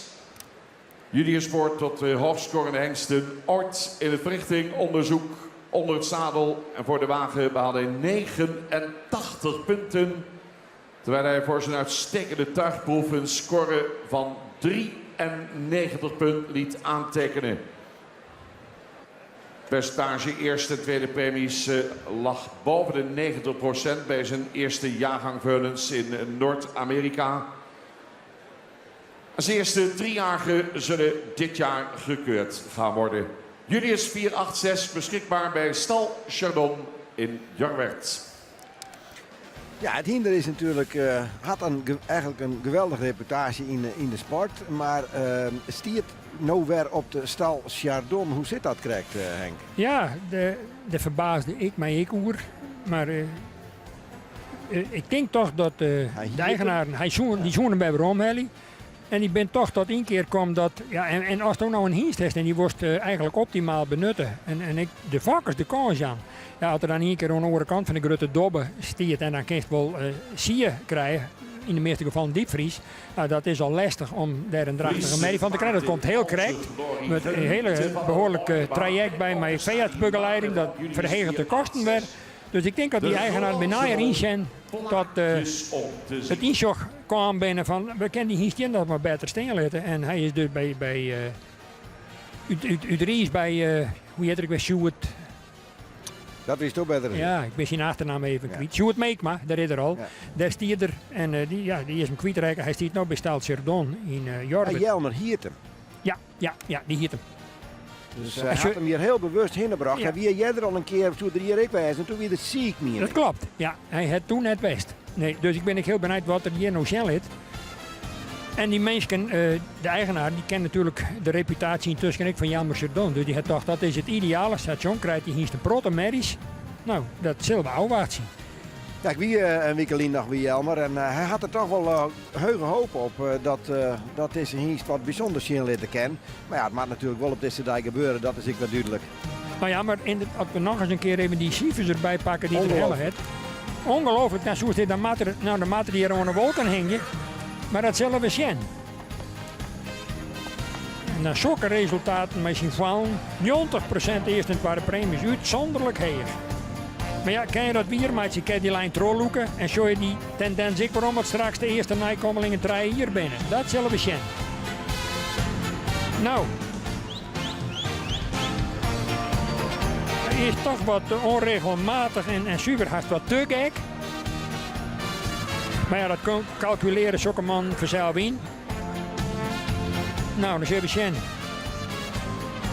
De tweede ronde zien dat hij de regelmaat wat meer vinden kan. Zullen we zien dat Niels de Vries hem erin slaagt dat hij hem nou oernaam heeft van Tim Kruid. Dat hij hem beter in het ritme krijgt en optimaler snelheid te kennen. Ja, zeg eens even, wat een ronde. Dus hier komt ik omheen in de voorhand. Ik giet van de Vlierau, zowel voor als achter. Ja, maakt het toch een hele grote indruk, ja? Hij weet toch Jelmer Chardon duidelijk als een outsider neemt die het wel eens wel verrassingswaardig kennen. Ja. Ik even waarom zien, denk ik, want dit is toch een hinderwet verwachtings van binnen. Maak het er die wier. Dit is denk ik de tweede ronde. Ja. Ja, hier is over Niels de Vries die ik heel nadrukkelijk erop let. Als dat hinder mooi in de balans rent, holt je nog een beetje scheef, maar dat stoort hem in dit geval nou eens net. Daar heb je er even onregelmatig achter en maakt het er wat onregelmatige passen. Maar nu pakt er het weer perfect op. En dat is met name hoe hij hier voor de skof eruit drukt en echt omheen draaft. Bergopwaarts nemen we dat. En dat zien we toch wel heel graag. Als mogelijk de tweede of de eerste toch een kandidaat. Ja, en voor mij nemen ze alle treien mee. Hè? Johannes. Want dat verwacht ik. Johannes, Jouwe en Julius. En het wordt heel dreig voor die orenfjouwer om daar een plak tussenin te bemachtigen, denk ik. Maar wie ben ik? Nou, dat vind ik nou heel nieuwsgierig om eens te zien. Dat er uit deze rubriek die natuurlijk uit zo'n hinders bestiert, dat er treien mij gaan. En gewoon simpelweg omdat ze zo goed binnen. Zo'n 104.000 mensen die de Stormraad hebben vereerd met een bezoek. Hoogtepunt in de carrière ook van het KFBS.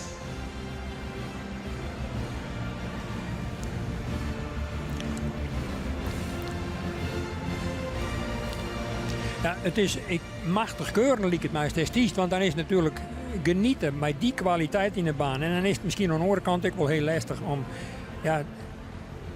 de volgorde te bepalen. Maar dat is uit wilde, denk ik. Nou, wat wil je nou nog meer? Het beste is net goed genoeg, zeggen we dan altijd. Nou, hier heb je de keus.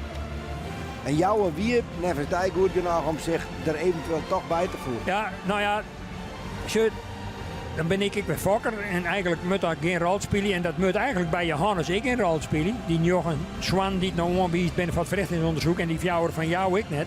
Maar ja, als ik nou jurylid ben en ik weet dat.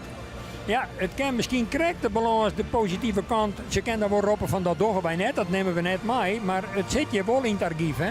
Altijd een discussie hè, Ja. van in hoeverre wordt er de sjoer naar de vererving, de nakomelingen. Ja. Hoe goed vakt dit hinder en wat voor rol speelt dat eventueel mij bij het keuren van deze hinder. Want ze weten gewoon, dit is een goeie. Ja. En ja, dan stel je voor dat het iets minder staat. Dan kunnen wij het zeggen, nou, knip toch even een heel leegje dik. Precies. Ik ben heel nieuwsgierig. Dadelijk van op een volgorde Maar luister even, samenstellen. we zullen even zien wat ze Volgorde nou kan doen. altijd natuurlijk nog weer gewijzigd worden. Terwijl de paarden hier rondstappen, worden ze dadelijk op tal gezet. Eens kijken wie in deze rubriek de koppositie gaat innemen. Hengststart rubriek 4 strijden mee voor de titel Beste Jonge Hengst. Ja, die kwalificeren zich dus voor het kampioenschap jonge hengsten. Dit zijn. Ja, ze binnen natuurlijk nog relatief Ja. jong. Tuurlijk. Uit de In Iergang, 2015 maken Johannes in debuut. ja.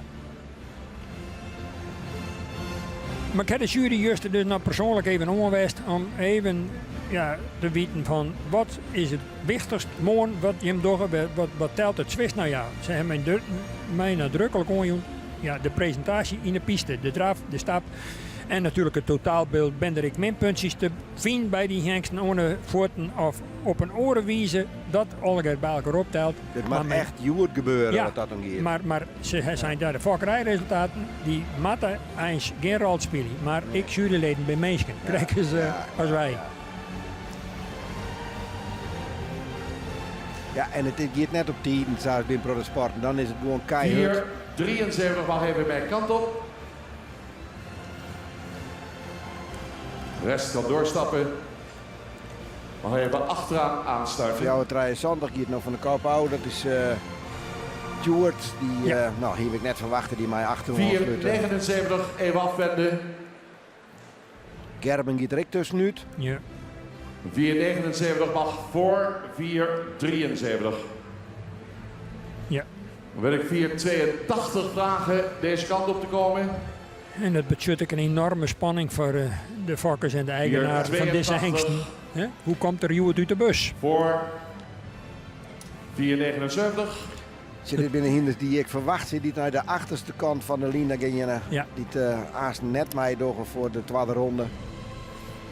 Maar ken ik best wel, Gerritje, dat ze het bij 12 ligt. Dat zou samen kennen. Ik heb gewoon 3 favorieten van mezelf. En We zullen afwachten, Ja. nog kans maken om in de jury te komen, daar kom hier denk. ik denk dat die 4,78. is. Even deze kant op komen. 4,78. Voor 4,86. Ja. Ja. Voor uw boekje bezit dat in ieder geval 86 dat we de even eerste inhouden. wagen omslaan kennen. Want de fjouwerhinders die er net bij verwachten, die binnen nou ik achterom. Dus er gaat er nou inderdaad om, gaat er 2 terug of 3? Zo zit. Ze doen wat dat onbelangrijk de spanning, die bouwen ze schitterend op. En dan zie je de vrouw van Jelmer Chardon op uw monitor al in spanning staan met de telefoon in aanslag om het uiteindelijke resultaat denk ik naar thuisfront te appen. Een keer naar deze collectie, dames en heren. Johannes rint nog vooraan.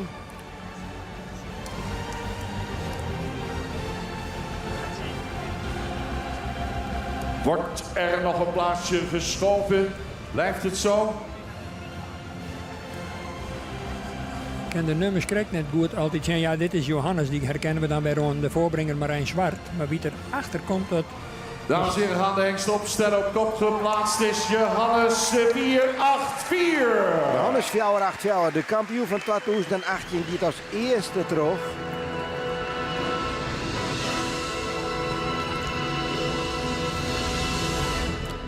Louise Hompe zal de hengsten toelichten. Prijzen worden uitgereikt door Rob Mekkelenkamp namens Media Primair. Sineke Bekkers, dames en bestuur van het KFPS. We gaan luisteren naar de toelichting op kop geplaatst. Johannes 484. Ja, ik zei ook 2018, ik doe 2015 vanzelf, hè. Had ik dan een paar keer neemt. Ja. Wij waren erg onder de indruk van met name de eerste 4 paarden van deze rubriek. De verschillen waren weer enorm klein.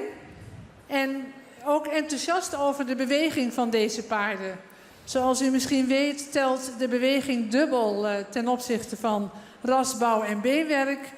En bij deze paarden lagen de verschillen waren heel klein. En de beweging, stap en draf, waren van die eerste 4 paarden uit het boekje, kunnen we wel zeggen. Bovenaan staat nummer 484. Een paard met veel front en met een goede stap en draf. En met een heel mooi gebruik van het achterbeen, wat ook snel en mooi ondergeplaatst wordt. Dan 485. Een koninklijk paard wat betreft het rastype en de uitstraling. Ook sterke bovenlijn en ook een zeer goede stap en draf. 478. Het paard viel voor ons op, ook door zijn goede stap en ook een krachtig achterbeen. In het front is hij net iets minder dan die andere 2 en daarom staat hij hier. Dan hebben we 486. Ook een paard met heel veel uitstraling, lange hals, goede bovenlijn. Zou in de stap ietsje meer actiever onder kunnen zetten en draafde ook met een heel goed gebruik van het achterbeen. En daarom staat hij op de 4e plaats. Dan hebben we nummer 482, ook een paard met heel veel rastype, veel behang. Een correcte bovenlijn. En zou alleen in de draf wat iets meer balans mogen laten zien. 479, ook een paard met een heel mooi front. Goed rastype. Zou iets correcter in het been mogen zijn. En zou ook het achterbeen wat sneller onder kunnen plaatsen. Dan eindigen we met 473. Ook een paard met veel behang en goed rastype. Bovenlijn is correct. Beenwerk zou iets correcter mogen. Samengevat een groep met veel kwaliteit en met name de 4 kopnummers. Goede bewegingen. Ja, Johannes en jou gaan hier vol mij. Is nou duidelijk dat er even nog een treden mij? Gaat ook net. Nee, dan hier is het gewoon, joh. Ja. En ja, jij maakt binnen uw kansen op jurylid. Ik naar de Filistijn, want wij gaan Vonger er net bij. Nee, we vongen er zeker net bij, maar desalniettemin, Johannes en jou gaan terug. Ja. En Vonger net en Julius ik net. Nee. Dus wat dat dan gaat, hier is duidelijk jou zelf als een van die favorieten. Ja. Dus wat mij betreft mij is erbij blowen. Want de zijn de 2 kophinders die te haast en ik ben verder mij doggen. Ja. Ja, en ik bloed erbij. De presentatie van Vonger heb ik goed bezongen. Ik voel mij wat tjen. Nou, klaar, dat ken. Maar hij zei hoors beoordeeld. Ja. Toch zal het wel een beetje een teleurstelling wezen voor Jelmer Chardon dat hij Julius hier net terug krijgt. Dan hier er wel grote hoop op. Ja, nou ja, dan zust het maar weer. Dan zust het de vorm van het ei. Dus dat je nou echt even losgaat in de ereronde.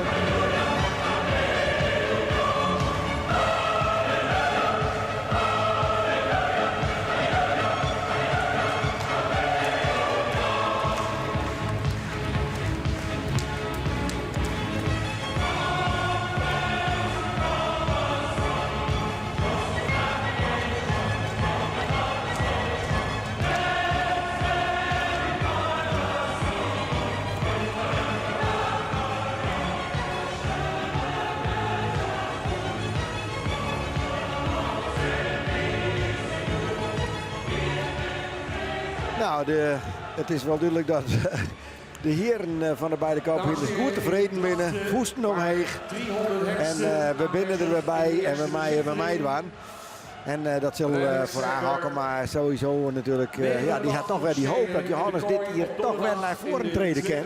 En dat hij het kampioenschap pakken kan. Want ja, het is wel een fanatieke man die heel graag mij dat kampioenschap naar huis gaat. 2 keer erin slagen op Riegen destijds, maar Johannes en die erop wat schallen. Maar ja, toen moesten die er nijlitten om Chardon. Nou ja, maar dat is denk ik het mooie. En voor u zeg in een evenement dat dan heeft wel een favorietenboel, maar dat kan op het dag zelfs finale oors uitpakken. En Juwet, Scott, ik Challe, ik straks verderop in die finale heen.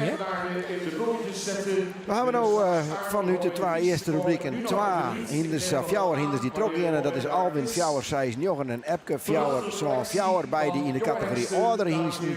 En bij de jongere hingsten is het Johannes Fjouwer 8 Fjouwer, de kampioen van 2015. En Jouwe Fjouwer 8-5. Ja, we gaan pas later weer verder met de oorrubrieken de oudere hinders. Want we krijgen nou allereerst een hele groep hinders die de aanronde dagen goedkeurd is. En naar het centrale onderzoek mij in Exlo. Ja, dat vergt toch enige verklaring voor de meesten die er net zijn inzitten.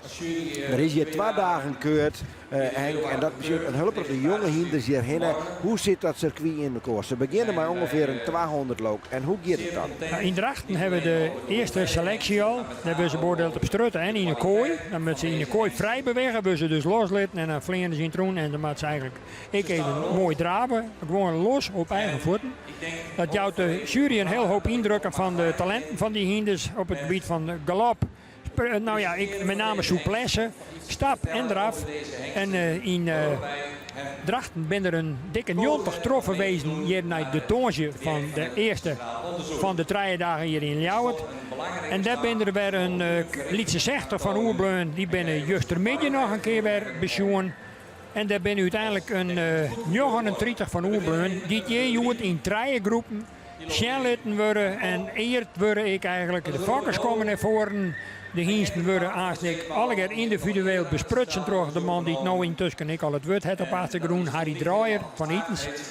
Die het voorzitter is van de jury die hingsten uitzikkert in dat hele traject. Die jury bestaat verder uit Frank Jespers, oorspronkelijk vanuit het KWPN. En om zijn deskundigheid hierbij vregen. En ja, Boersma, ik een exponent van oude Frieske fokkerij zien. Heid Wiebe Boersma en zijn paken Jabe Wiebe Boersma. Die ging vroeger actief al in de fokkerij.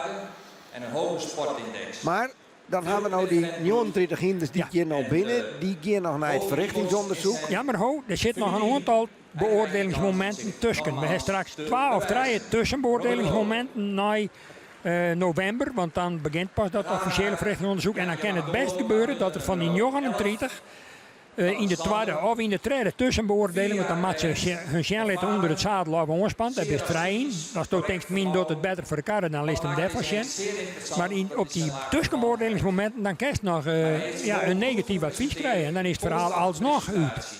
En uiteindelijk uit dat verrichtingsonderzoek komen dan meestal zo'n 3, 4, 6 zo'n hingsten maximaal. Dat worden stamboekhingsten, die worden goedkeurd. Precies. En die verschijnen hier op een keuring. Daar zit het. Heeft het precies exact om, jong.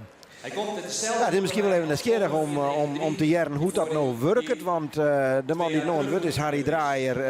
Dat is de voorzitter van de jury, Mie en ik. Die had ik even opzocht. En mijn collega Johanna Brinkman die had even met hem praat over die jurering. Wat is zo genoeg dit hier? Binnen dan een soort hingsten Oerbleun? Ja, het is eigenlijk, ik denk dat we nog nooit zo volle oerbrand hebben als dit hier. De kwaliteit weer heel goed. We hebben 39 hingsten zitten nu in het traject naar het Centraal Onderzoek. En dat is ongekend heeg. Dat hebben we nog net vaak meemaakt. Wat dat betreft weer het heel mooi keuren. En vooral omdat het zo volle kwaliteit is. Ja, en waar leidt dat dan hoor? Nou ja, misschien dat de meesten, de eigenaren, de hingstenopvakkers thuis meer selecteert, dat ze zo kennen. Maar terugnemen ik alle hingsten met een goede afstamming. Wat nemen wij dan fokwaren, dat wordt in getal bedrukt. En dat weer dit hier vrij heeg, dus we hier ronde keuzes te maken. En met name een aantal jonge hingsten, ik neem dan eventjes Johannes en jou, die een heel soort afstammelingen hier, die het heel goed dienen en die terug het aantal vrij heeg maken. Ja. Ja, wat verwacht jou nou Joert van die jonge hingsten? Nou, de jonge hingsten komen Joert alleen maar voor de presentatie. Dus ze komen al in die 3 groepen binnen. En dan vertel ik van elke hingst even iets over hun exterieur, iets over hun afstamming en de reden dat ze teruggaan naar het centrale onderzoek. Dat is het eerste wat ze Joert nou doen moeten. En dan, wat volgt er dan, de nooi? Als je dan nemen ze de hingst mooi en dat ik ook vertelde, dan gaan ze in de huis en dan worden ze verder eigenlijk de hele, tot in september worden ze getraind onder het zadel. Dus dat is nog wel een heel traject voor de eigenaar en ik. Omdat ze gewoon daar, ze moeten hier wel trainen, want ze moeten trainen naar het Centraal Onderzoek. En wij hebben nog 3 instructiedagen. Dat begint in juni. En dan in juni, juli en augustus. En dan zullen we nog niet eens hoe ze zich ontwikkelen. hoe ze hun houden, zeg maar, en of ze zich terugontwikkelen. En dan kan ik best wel dat we zijn eigenaren zeggen, ja, dit is een hingst die hebben we wel aanwezen, maar het valt nog toch ergens in. Bespaar je de kosten maar, we doen maar net naar centraal onderzoek. Dus die mogelijkheid zit er in. Maar in trust, nee, dan komen ze allemaal in het centraal onderzoek. Dus het wordt nog een droge jest voor ons. Ja. En dat jouw zucht naar deze lichting, binnen jou hier erg wies mooi? Wij zijn wies met deze lichting, vanwege de kwaliteit en wat juist er heel verpand weer, en ik hoop dat dat het verder uitkomt, dat er eigenlijk juist geen hiest weer van tochten wat ducht hier hebben dat we goed zien. Ze met name in de manier van bewegen, eigenlijk allegaar boven het gemiddelde. Geweldig in de achterbeengebruik, een heel soort souplesse en dat weer eigenlijk heel frappant. Ja. Dus we kunnen zeggen dat het goed gaat, maar de jonge hiesten? We kunnen rustig stellen dat wij nou een hele mooie en goede lichting jonge hiesten hebben. Ja. Dat kan we rustig stellen, ja. Ja. Ja, 39 hinders naar het Centraal Onderzoek draaien, zei het ik heel bijzonder. En ja, het is toch ook wel opvallend, Henk, dat de beide hingsten uit de vorige ronde die trok hier naar de finale keuring uit, dat het Johannes en jou al binnen. En dat die dus inderdaad toch wel, zoals ik zei, de meeste nijkomelingen juist hier die daar naar het Centraal Onderzoek hier. Dus op geweldige nakomelingen haar. Klopt. En ik zei het al. Ja, het is net zo, maar het zou toch van invloed geweest hebben kunnen in de besluitvorming van de jury. In ieder geval is dat natuurlijk sowieso geweldig als je dat als eigenaar fokker eventueel hebben. Dat je hinders had die zoveel nijkomelingen naar de centrale keuring had. Ten eerste het aantal wat er aan hinder gaat is al heel heeg. Maar ja, dat je zoveel zijn Johannes, Jochen nijkomelingen die naar het centrale onderzoek gaan. Ja, dan moet je denken als eigenaar dat ik ook griezelig grut zou zijn. Nee, maar dat klopt het helemaal. En ik vind het daarnaast, hoe de breedte, zowel van jou. En er zijn natuurlijk meer hengsten, vaderdieren die het zwan onbiest krijgen. Ha. Maar met name jouwt het van mij een signaal dat in de breedte de fokkerij dags vooruit gaat. En dat wordt eigenlijk ook onderstreken door de woorden die Harry Draaien krijgt spreekt. Dat ik kan van alles wat vernemen dat hij eigenlijk grutsk is op deze hier ging. En dan bloedt het altijd afwachten wat bloedt er uiteindelijk van oer. Maar dit jouwt wel wat hoop en het is een heel positief signaal in elk geval. Dat we vooruit boren kunnen. Toen had je daar aan 2 dagen een hele protest en toen had het al die gebeuren zien vernuiveren tijd. Dat er zoveel goedkeurd binnen, tenminste terug. Nee, want ik denk dat onderstreken hij met name als de kwaliteit aan royaal is in de breedte, dan kan je ook royaal aanwijzen. Dat is alleen maar mooi, want de praktijk leert ik elke keer weer bij dat laatste traject dat er, en dat zei hij ik nadrukkelijk in zijn verhaal, er ben hier, ja, heeft hele verwachtingen en als je de eerste of de tweede keer, want ze gooien er direct heus net maar het eerste tussenbeoordelingsmoment uit. Maar dan zie je toch dat die hinders in de ren van de simmer, ja, het zij positief, maar ik helaas negatief ontwikkeling. Maar ja, dat bloedt elke keer afwachten. Want het zijn net alle toppers en kampioen. Nee, maar duidelijk wijzen, dat is ook een van de redenen waarom ze net alle jaar volgen wat er hier zijn wordt. Van het grootste deel van deze hiesten zorgen we nou voor het laatst. Ja, dat hebben wij, Don en ik al een jaar vastgesteld. Dit is eigenlijk een ererondje voor de bühne. Het is voor de fokkers die hier natuurlijk hierbij hebben, is een hichtepunt in hun leven.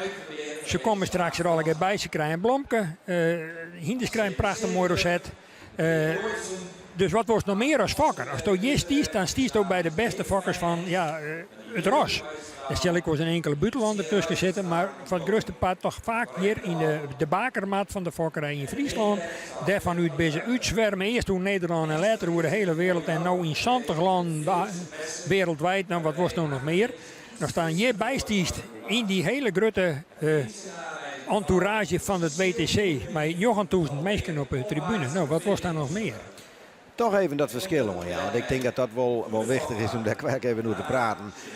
Dan ga je naar centraal onderzoek. Dan ben er uiteindelijk een hele groepje hinders die in het stamboek komen. Die dus dekhingst worden maaien. Die we je tak om hier op een echte keuring weer omsjoggen.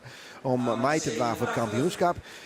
Wat is nou het verschil tussen een hingst die je tak om hier goedkeurt weer omkomt. En de hingst die nou hier prachtig stiert te schijnen en aasten uit beeld verdwijnt. Wat scheelt dat in prijs? Want Nou. hij mij dus net meer dekken.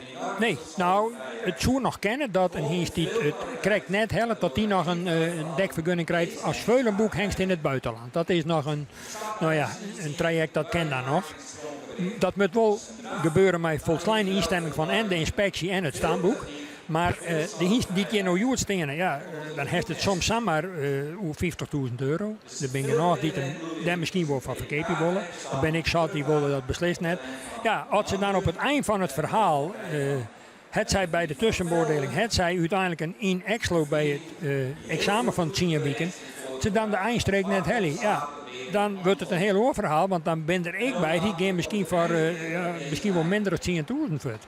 En als dan juist wordt dat hele traject van nou het geboren worden, de vallen, nee, dit moment jaren, dan ben je al 3 jaar verder. Plus dat hele traject wat erachteraan komt, want dat kost ik een €40.000 als je ons aan het traject mij doet. Het stamboek betelt er overigens ik om mij, omdat onderzoek er in Exlo, laat dat even duidelijk wezen. Maar dat best aardig wat geld kwijt als je in Exlo de eindstreek helft. Nou, dan verzinnen ze dat bij waarom middels dekgeld van €1.000 per inseminatie of dekking, hoe het met nemen wordt. Maar als hij dat krijgt net slagen, ja, dan moest je genoegen nemen met misschien wel €8.000 tot €15.000. Nou, dan denk ik dat de behoorlijk in de minrijkers op het eind van het verhaal. Dus had je nog steeds van jongens, ik weet het net, twijfel, dan was het nou voor 40, 50 voor de waan. Ja, en ik weet zeker dat die erbij binnen die dat ik doe. En daar vaak ik nog wel een clausule bij de verkoop betekent van, mocht er het dus toch nog helly, dan wil ik na de tijd nog wel even met de om de tafel, want dan hebben we dat nog wel even financieel even inzet worden, want dan wordt het een oorverhaal. Ja, dus zak is het risico wat spreiden. Ja. Want het houdt al in niks. Er giet natuurlijk een hulp op de yield niet zitten.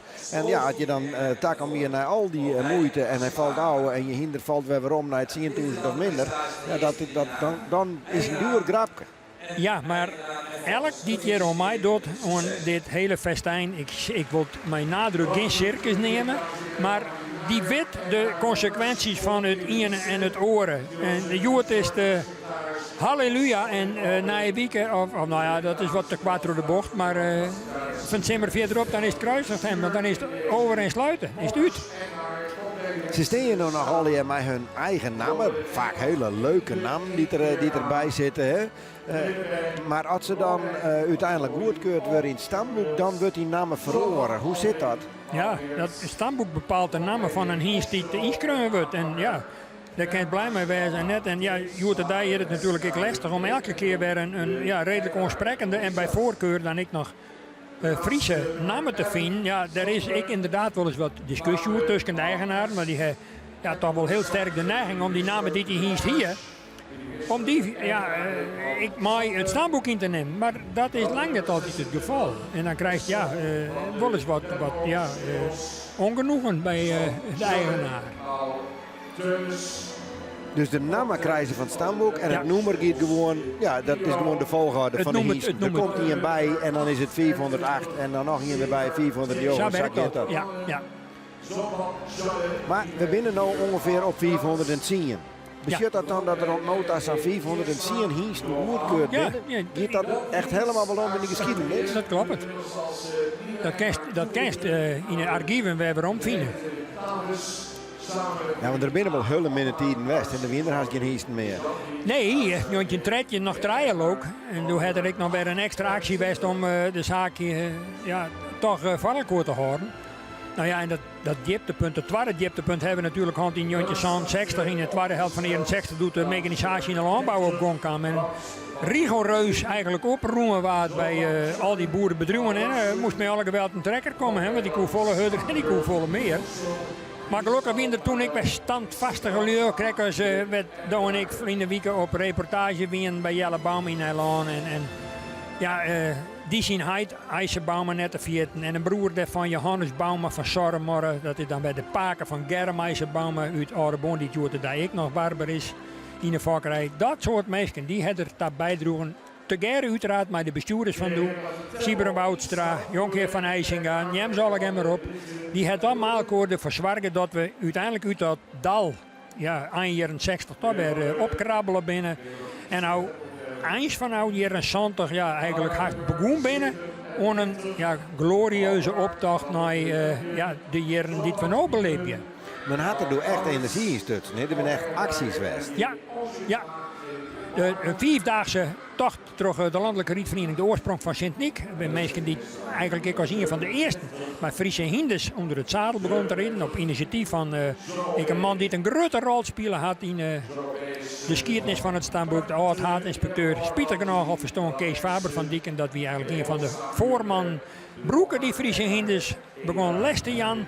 Om mensen op Friese hinders onder het zadel. En dat wie ik een van de initiatiefnemers van die cruistocht, door De Oorsprong. 5 dagen op reis door Friesland. Op gemeentehuizen acte de persoonsjoent omdenken vregen voor behoud van het ros. Gerrit Griepsma van Jouweren. In een geloedswijn erachter in een oud VW'tje. En zo zijn ze in 5 dagen door Friesland. Gaan ze binnen op het provinciehuis in Lauwert ontvangen. En de tocht is eindigen in Warkum op het mooiste plein van Friesland. Een periode waarom verkeersen. Daar is die stoet ontboend. En daar ben ik nog wel altijd wat grutskop. Daar ben mijn high-tech nog bij. Die riet er nog maar het hinder voor de CS. En dat joeg een zekere statuur aan het besluit van die tocht. Er waren prachtige buttensprutsen van het stadhuis. En het beëindiging van die tocht is eigenlijk heel nadrukkelijk toch wel de eerste stap zetten op wij naar de glorie van Nooddenken. Ja. Toen is het Hindrik heel verloren. Toen kwam er wel de wolveert, ik zei Jellebaan, maar deze week toen we daar winnen, dat hoop ik. En toen is het hinder dus heel verloren van een werkhinder naar een riethinder, een tuighinder, een volle grutterhinder worden. Hoe kan dat zijn? Nou, destijds in de landbouwperiode hier men eigenlijk net zo volle behoefte aan een grut, heegbenig Fries hinder. Er zijn er altijd een keer te volle wien onder terug. En die kennen dat zwieren werk net aan. En vooral de dongrieden, de dongsteel uit het land rijden. Dan moesten je hinders maar net de volle lengte aan de voeten hebben. Die zwierwien, die wel massa heen, die ik in de bergen heen je kon met zo'n volle kilo. Als dat helemaal klopt, die redenatie, dat let ik even niet met. Want ik ga zelfs eigenlijk net in dat opzicht met hinders boerenwerk dient. Kijk, daar heb ik geen ervaring mee. Maar doet die delgong inzetten en letter, toch weer de modernisering op gang kwam. Toen vreeg de merk toch een wat eleganter, wat een lichtvoortiger hinder, die met name grutter en heger meer skoft hem moest. En nu zitten we gemiddeld bij deze jonge hiesten, die ben haast alle boppen in 60 en sommigen zelf haast in 70. Wat het einleidt, dat weet ik net, want zo hoe om mij nou ik net grutter te worden, maar feit is wel, ik vind het Joerdijkse hinder harmonieus van bouw. Het kan concurreren met orenrost die gemiddeld toch uit het algemeen ik wat grutter binnen in formaat. Als het juist naar de riethindervakkerij bij het KWPN. En ik in de springsport, daar komt toch wat royaler ontwikkelde hinders in. Nou, daar kunnen wij nou op dit stuit in de vakkerij duidelijk zijn dat we daarin een omhaalslag maken hebben. En een inhaalslag ik maken naar het modernere type, zodat we dat nou te zeggen. Nou, in dat modernere type, misschien dat we daar nog wat meer hoe kennen. Want Johanna Brinkman, collega Johanna Brinkman, die stiert nou klaar met drie vrouwen van het jong stamboek, de jong KFPS. En om te praten even over de dij van Juwet en Humbelutsen is erbij. Ja, dat klopt, Gerrit. Ja, drie vrouwen van Jong KFPS. Ja, wat hoort Jong KFPS nou in?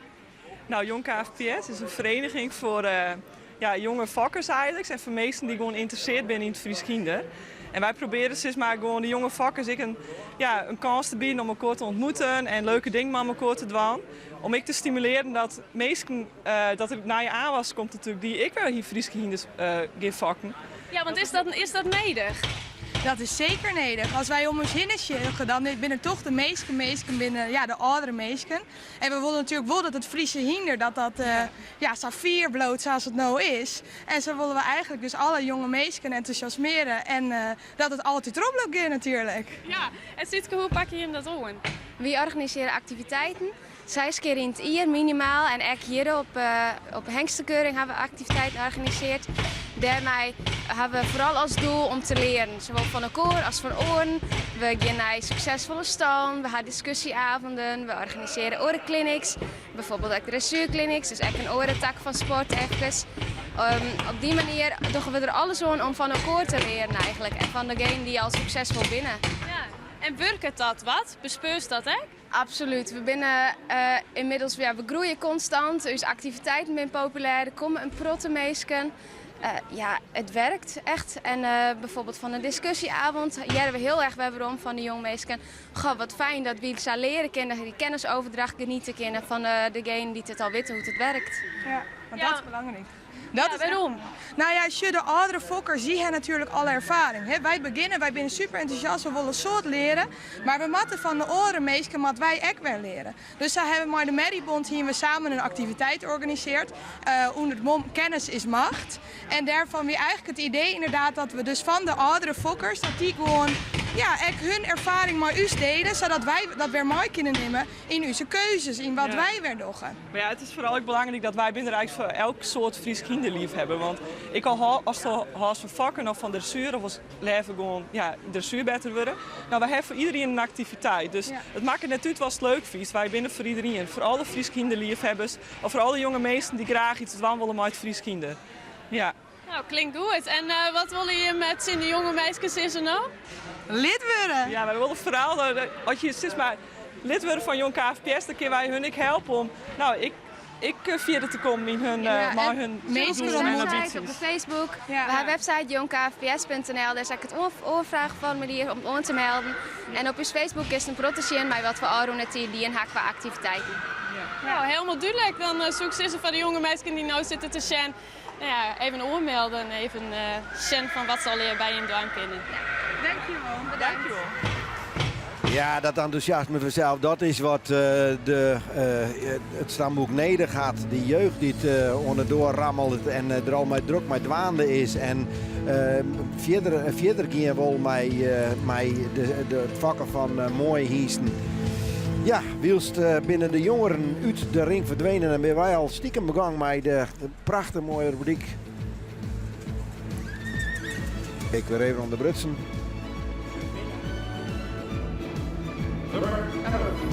Sander van Vaven. Ja, even niet waar, want al die hinders worden natuurlijk nog even showt van de hiesten die naast naar het centraal onderzoek gaan. Dan gaan we haast terug naar die keuring van de hiesten van 13 hier en ouder. En dat is altijd een hele bijzondere rubriek voor zelf, omdat er de fenomenen, de kampioenen uit het verliezen bij zitten.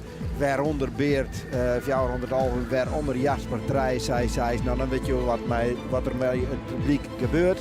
Maar Henk, het is mooi dat die jonge aanwas er is. Dat die jonge aanwas, die jeugd, ik al zat dwaande is met de toekomst. Dat betekent dus wel dat er echt nog een goede toekomst bloot voor het Friese hinder. Is dit echt een bloeiperiode wat dat nog hier? Dat denk ik wel. Just ik uit een aantal leden, maar met name vanuit het staanboek wordt natuurlijk ook sterk inspelen op verjonging. Want die oude groep werd, wij in elk geval ze daar gewoon ik onder val. Die, dat is op een goede dag is dat voorbij. En dan mag je wel zwaar dat je voldoende kader houdt. En daarom moet ik ontzettend vanuit het staanboek omdenken rond ons aan club als de Jong KFPS. Maar het opleiden van nieuwe jonge juryleden. En dat is wel heel opvallend. Daarin ben er incidenteel wel wat mensen uit Friesland die daar ik kon beginnen. Maar dat zijn toch heel vaak mensen van boeten uit de rest van Nederland.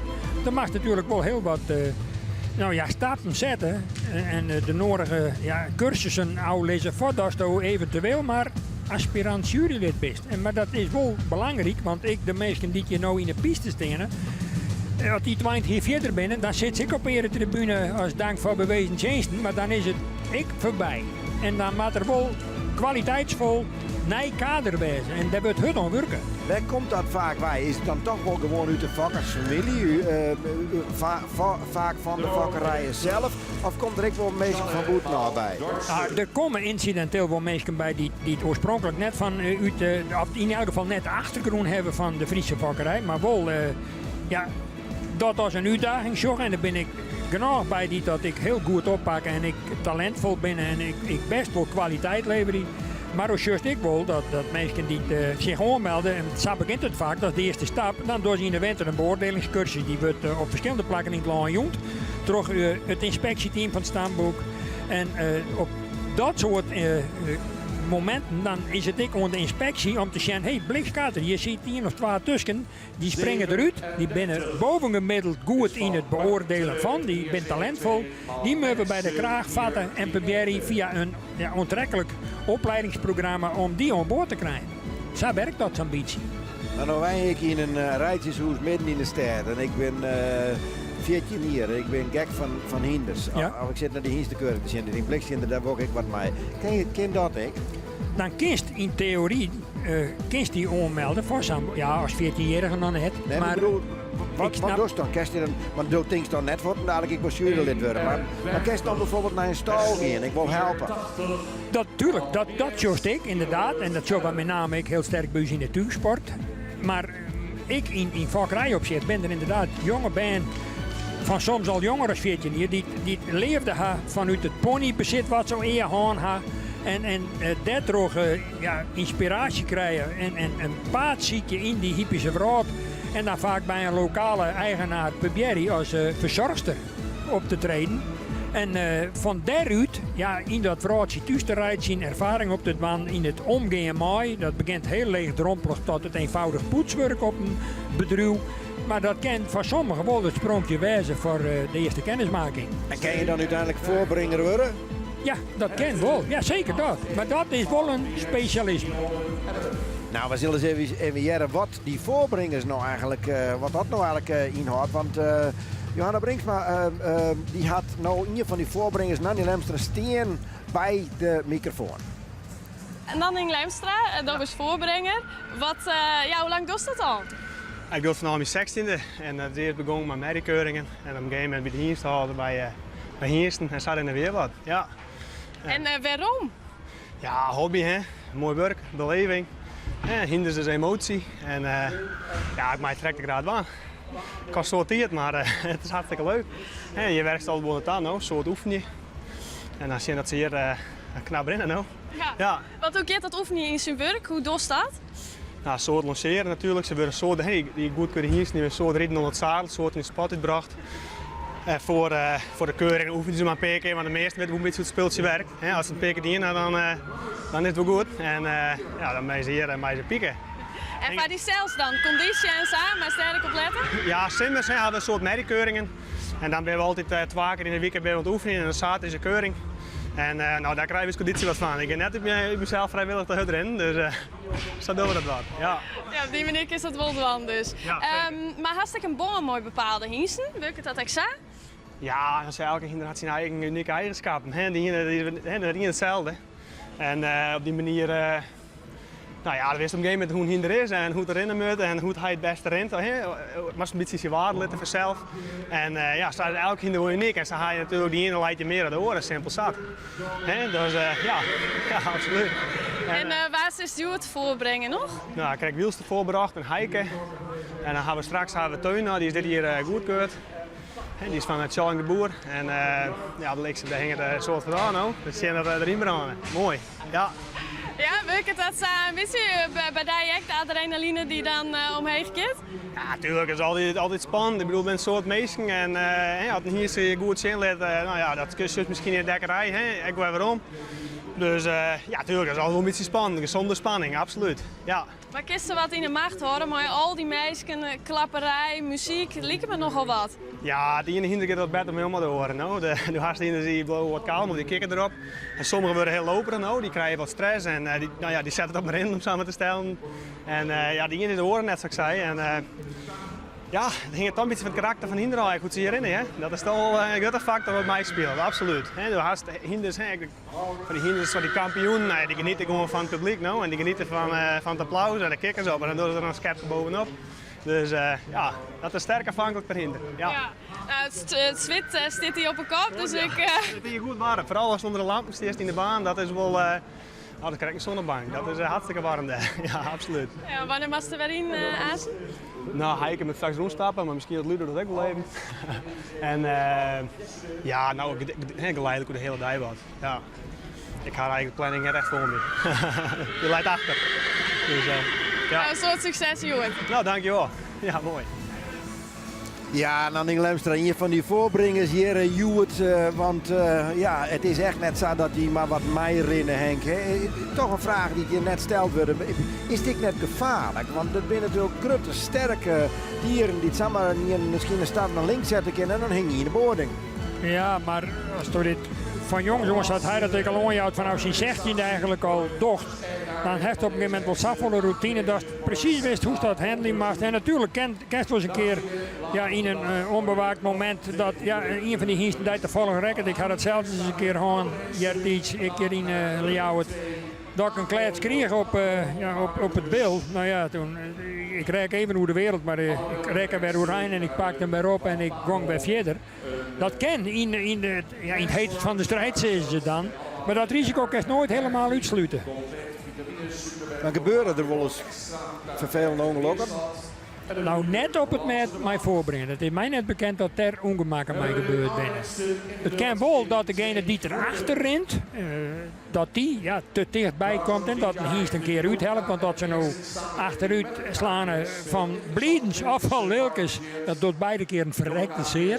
Maar dat is een zeldzaamheid dat soort incidenten zich op een keuring afspelen. En de mensen die er ja, in dat roodje actief zijn, die kennen als geen oor de risico's die er onvast hingen. Dat wist en dat veel stik. Ja, je begint net op een burgerij, is nou eerst maar even wat voorbrenger. Zeg maar, dan mag je toch echt wel wat routine hebben. Ja, en dat kan je alleen nog maar krijgen. Dat leert Jerik net. Je mag ja, de puntjes op i zetten, want omstandigheden thuis ben dan ik nou bij Volkslein als hier. Maar wat hij ik al allemaal houdt, ja, je moet ze eigenlijk pieken. En dan is het maar een zaak als het voldoende conditie heeft om dat vol te houden. En ja, longinhoud. Ik bedoel, als je hier je het 20, sommigen wel 30 keer roem maakt, dan kan ik je wel garanderen dat ze morgen noffelijk zitten of lezen. Nou, ik denk dat we nou wel aanlanden bij de rubriek van de Ouder Hiesten. Een hele grote rubriek. De Hiesten van Tretjen hier en Ouder. En daar zitten natuurlijk de grote kampioen Verliezen bij. Een prachtige rubriek denk ik om even trots erin. En als eerste komt in de ring Uldrik Fjouwer 5 Zoon.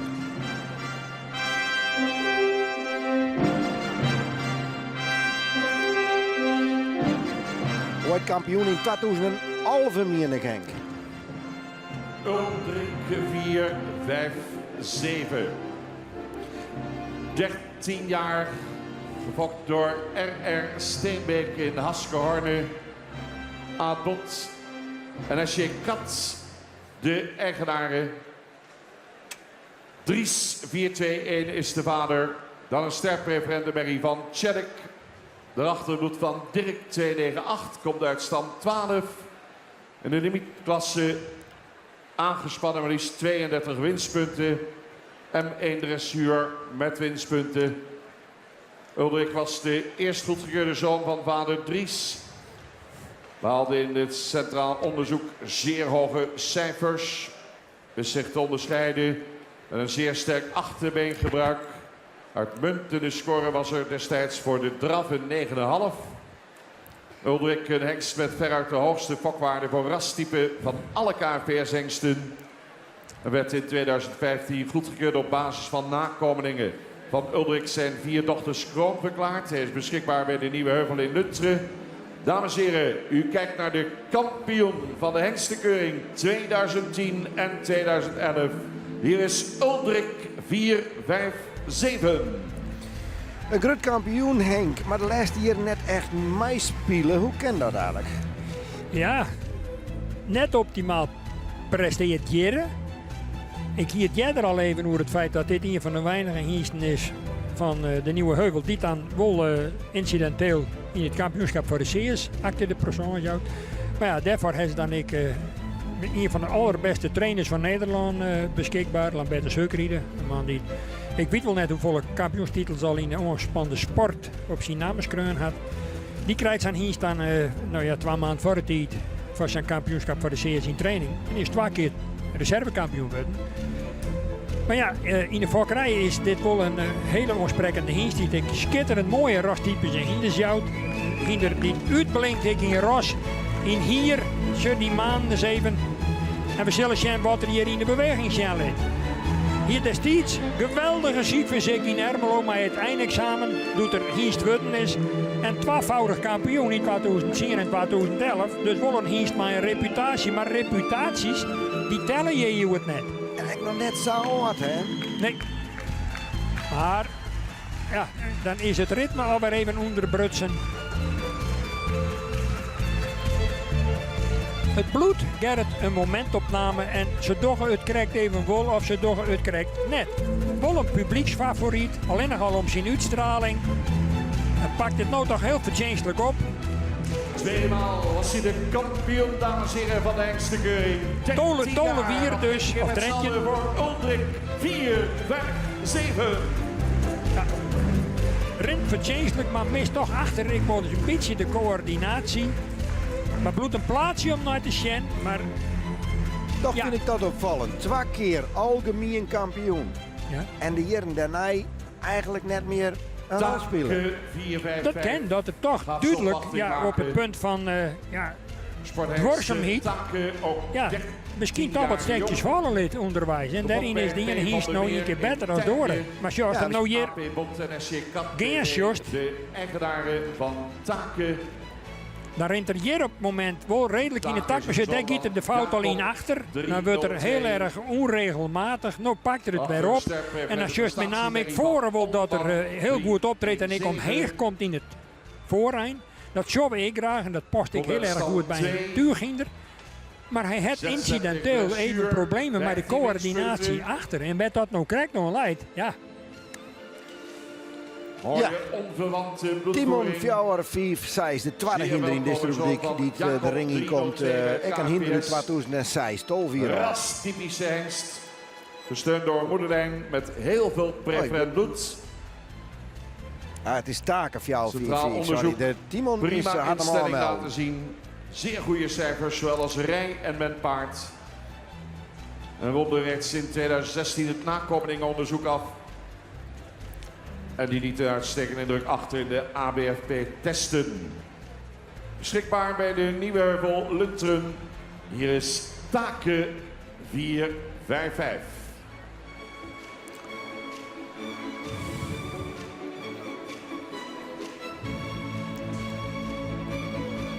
Taken. Een van de weinige zwanen van de Hiest Jacob 302 die ik jarenlang ter dekking staan heb bij Bob en Hiestje Hofstee in Gordiek. Ik heel succesvol wel in dressuursport. Fokker Pieter van der Meer en in de dressuurklasse ZZ ligt mijn 50 winstpunten. En die stiert ik op de Nije Heuvel in Lunteren.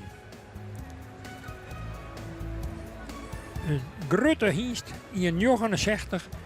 En zat ik hem hier nou van me staan, zo, dan had ik toch in de voorbeenstand een beetje de neiging om wat Frans staan te gaan. Dat zou de jury dan bij mij niet meer kennen als een soort van detail om straks in de plaatsing, in de definitieve volgorde rekening mee te houden. Maar dat kwam omdat wij hem hier nou precies recht voor u staan heen. En ja, dat zijn dan van die kleinigheden die te bepalen of een hiest heger of leger komt te staan. Toontrederigheid komt bij Friese hinders nog wel eens wat voor. Dan staan ze in de voorhand eigenlijk met de voorvoet een beetje naar elkaar. En als ze Frans staan, dan staan ze juist vanuit de asrekkenen een beetje naar boetenta. Het liet hem ons zijn dat Taken er een beetje lijst van had. Maar dat is vaak ongeboren en dat ken je vaak ik.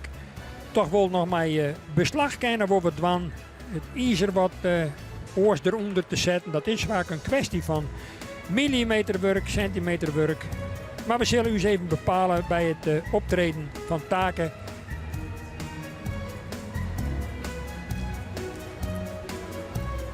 Dus hij is het al, Henk, dit is een rubriek waar het net meer verplicht is om te komen. Nee. Maar we zien ook dat er een nederige aanmelding is binnen, waar Ja. dit dat niet net al even voorbij komt. Maar er is er binnen nog wat hinders die het net mij doorgejoerd. Nee. We van een aantal het buitenland verdwenen binnen. Nou, die komen hier dan net. Die worden volgens mij de buitenlandse inspecties weer besjoen. Maar dat zorgt ervoor dat we in deze groep nogal vrij wat aanmeldingen hebben. Ik meen er een stuk of 3, 14. Daar komt Taken. Ja, nou gaat het net helemaal goed nog. Pakt er het goed op. rent een beetje neerwaarts van mij op dit moment. Maar het kan wel dat er in de tweede ronde wel er beter in klimt en voor ik wat meer riest.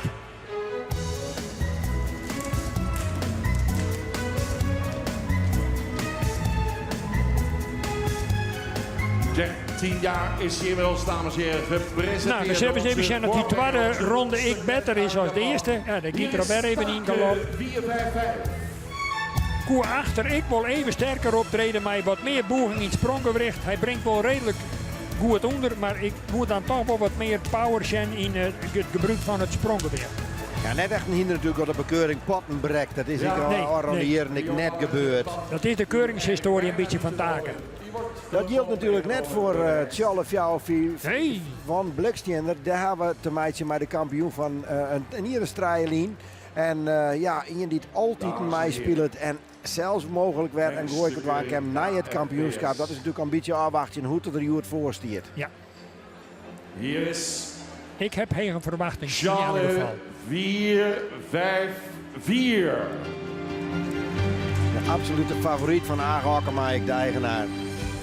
13 jaar. En van het publiek. Wieberhameyer, Veenwouden. Bezit van de familie Aage Okkema, Siegerswoude. Zoon van Minsen 384. Dan Brandes 345. Komt uit stam 70. Zet zwaar met winstpunt in de dressuur. Won in 2016 aangespannen de provincie Friesland prijs. Kampioen dekhengsten 2010-2011 aangespannen. Zoon dus van oud-kampioen Minsen. Stamt uit dezelfde merilijn als de preferente Feitse. Tjalle een zeer rastypisch hengst. Hele hoge scores destijds. 91,5 punt in de verrichtingen. Werd dus Nederlands kampioen dekhengsten voor de Sjees in 2010-2011. Goedgekeurd in 2014 op basis van zijn nakomelingen. Wordt tot de hoogste hengsten voor fokwaarde exterieur. Terwijl de nakomelingen ook in de ABFP-testen het zeer goed doen. Inmiddels 15 dochters kroon. Ook een modeldochter voor Tjalle. Eerste zoon Johannes 484 in 2014. Kampioen van de hengstenkeuring in 2016. En in 2017 kreeg hij nog een zoon goedgekeurd. Tiemen 503. En afgelopen jaar Ime 507. De derde Tjalle-zoon. Gestationeerd bij de Mersken Siegerswoude. De kampioen oude hengsten. Hengstenkeuring 2016. En algemeen kampioen 2016. Tjalle 454. Nou, daar hoor je niks aan dat jekje. Ik zou wel vanuit de Nijkommeling en as vanuit zijn reputatie. Tjalle is een alleskunner. Tjalle is denk ik echt niet van het favorieten. Wat denk je zelf, Henk? Nou, het is daarnaast ik nog een van de, op dit moment, te Germe Alwin, een van de hengsten die het imponeert en die ik echt een stempel drukt op de fokkerij in de breedte. Echt een topvererver. Dus ik zet me heel goed in deze rubriek sowieso op Tjalle. Michieltje.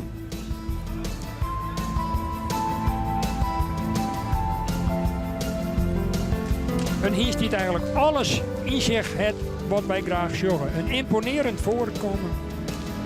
Schitterend mooi van ros en ik van bouw en van type. Prachtig holtje. En hij rent hier vanzelf als een klokje. Oh, Hagen. Klimt er echt in. Zweeft hier door de baan. En hij heeft een enorme uitstraling. Ochtends bij die steentjes hier vlakbij huis. En dat giet er weer uit aanwaait. Direct klimt er erin. Brengt het achterbeen netjes onder.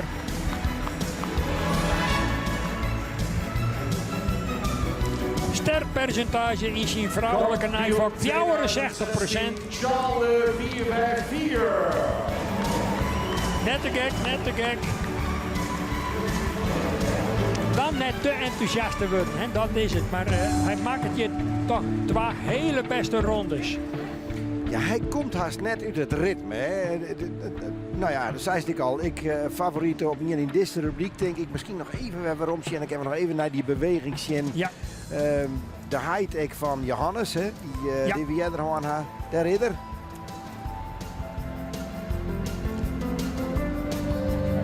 De zus dat er hier heel mooi te zien in het schouder heel erg mooi optreedt. Mooi royaal naar voren griept. 2. Op het moment zou het misschien nog iets meer uitlijnd worden kennen, maar dat had ik mijn tempo te meid zien. Maar ik vind toch dat er het voortreffelijk doet.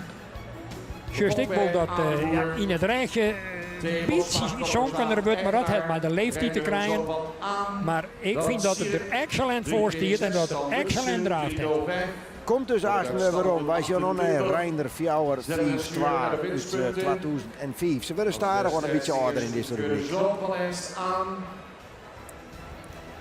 Blok-Aert tijdens de verrichtingen als rij- en menpaard. Meer dan 80 punten in beide disciplines. Stap en draf vertoonde veel ruimte en tact. Goedgekeurd 2014 op basis van zijn nakomelingen. En die bezorgen hem een goede fokwaarde voor exterieur en sportaanleg. En als sterkste onderdeel de stap. 2 dochters zijn inmiddels kroon verklaard. En zijn eerste zoon werd goedgekeurd in 2017, Ulbrand. Familie Bosma, Kolmerswaag heeft Reinder 452 voor de fokkernij beschikbaar.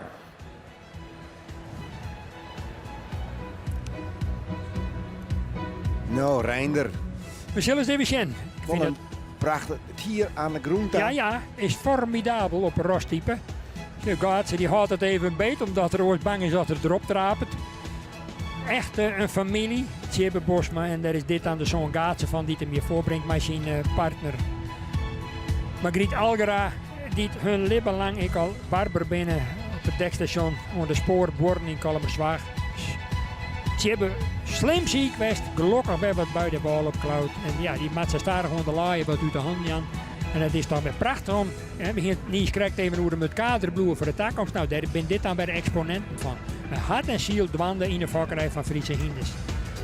Dus Reinder in een keuringsbaan jaren eigenlijk nog nooit echt bij de top jet, maar wel in de breedte altijd wel zwaar voor geweldige kwaliteit wel in de vakkerij van Friese Hindes. We zullen zien wat er docht. In elk geval een goedkeurde zoon in de vakkerij. Ulbrand 400 jaar.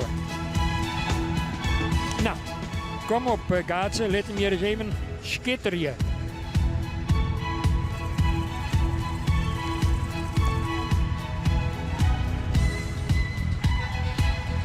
Nou, let het nog heel acceptabel zijn. Koe achter ik een beetje sterker optreden, maar dat is ik leeftijd relateerd. Maar voren vooral nog rondvoldwanden. En ik doe daar wel een liefhebber van. Die typische raskenmerken die dit hindert van alle kanten uitstraalt. De maan, het mooie kopje, prachtige stut. En de fieterlakken, de sokken, de haargroei aan de voeten. Schitterend mooi. Ja, het publiek reageert er net zo bot op, maar nou, hij presenteert hem wel aardig goed. Ja, maar maar hij krijgt toch wel wat applaus mee. Maar ja, het is net een hiest die echt een hele grote merrieloeker is.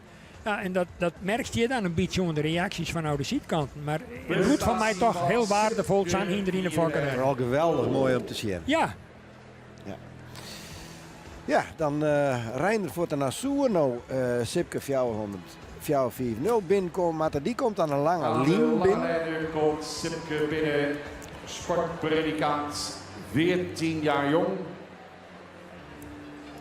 Gefokt destijds in de Verenigde Staten bij Klaas Semmeres van de ploeg en family. Bezit van Stoevrij Bommelstein, Jouwe. Terde is de vader. Dan stermerrie van Ulke, 338. Daarachter bloed van Leffer, 306, komt uit stap 50. Sipke in de dressuur, ZZ-licht met 2 winstpunten. Hengst die het beste bewijs is van het succes van de opzet van het Centraal Onderzoek in Noord-Amerika.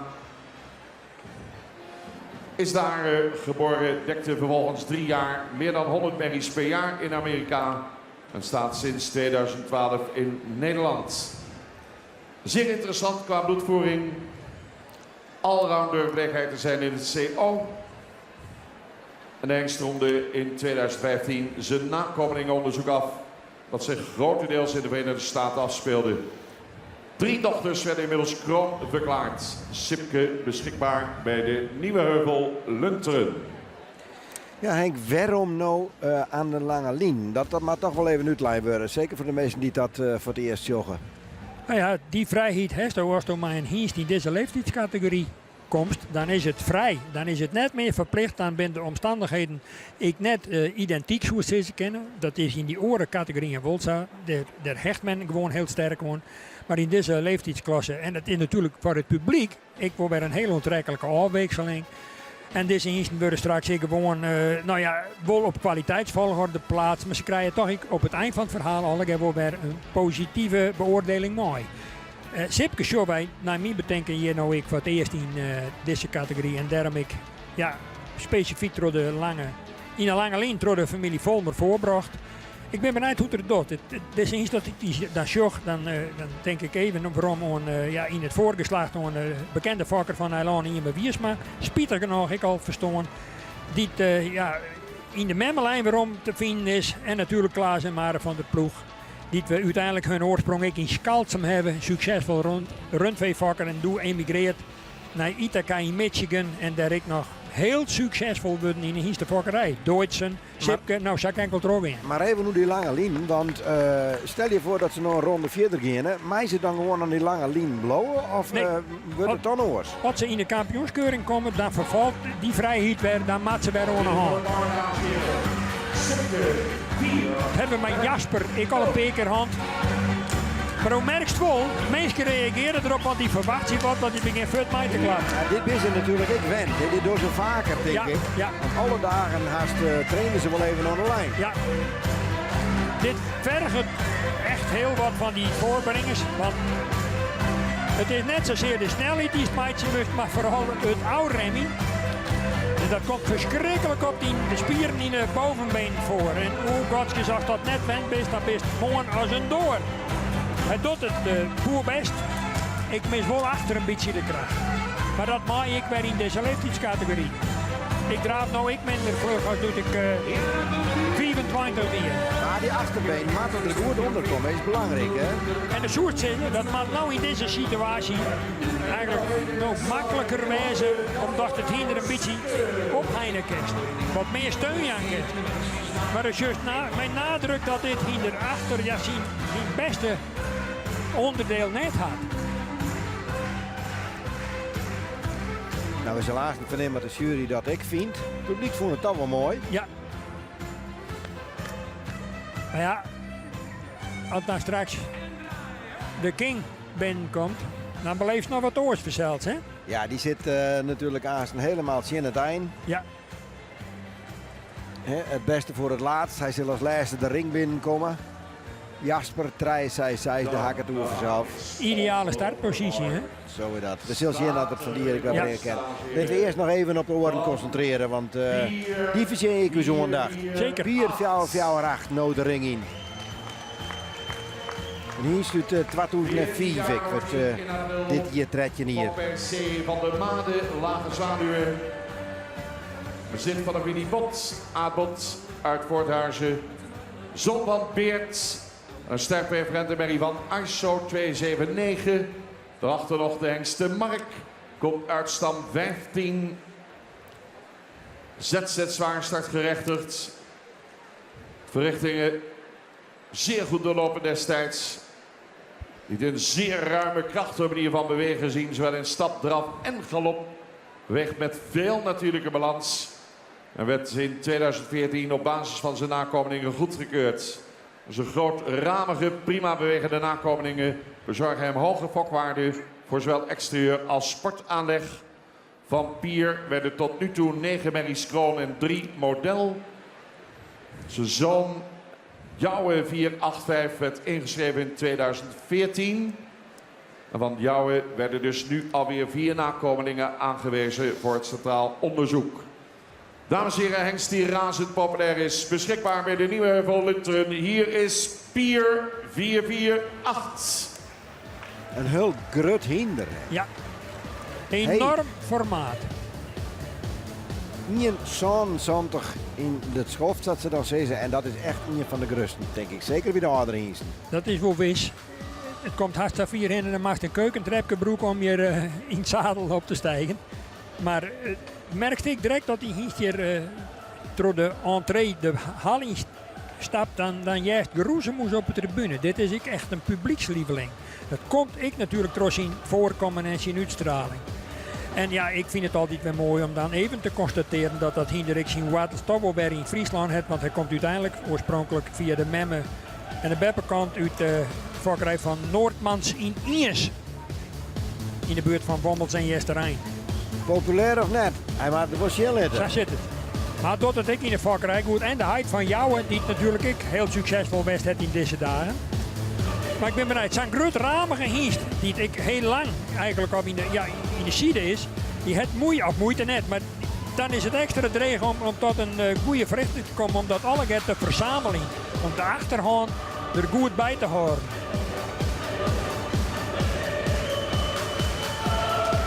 En dat koeien wel even beter.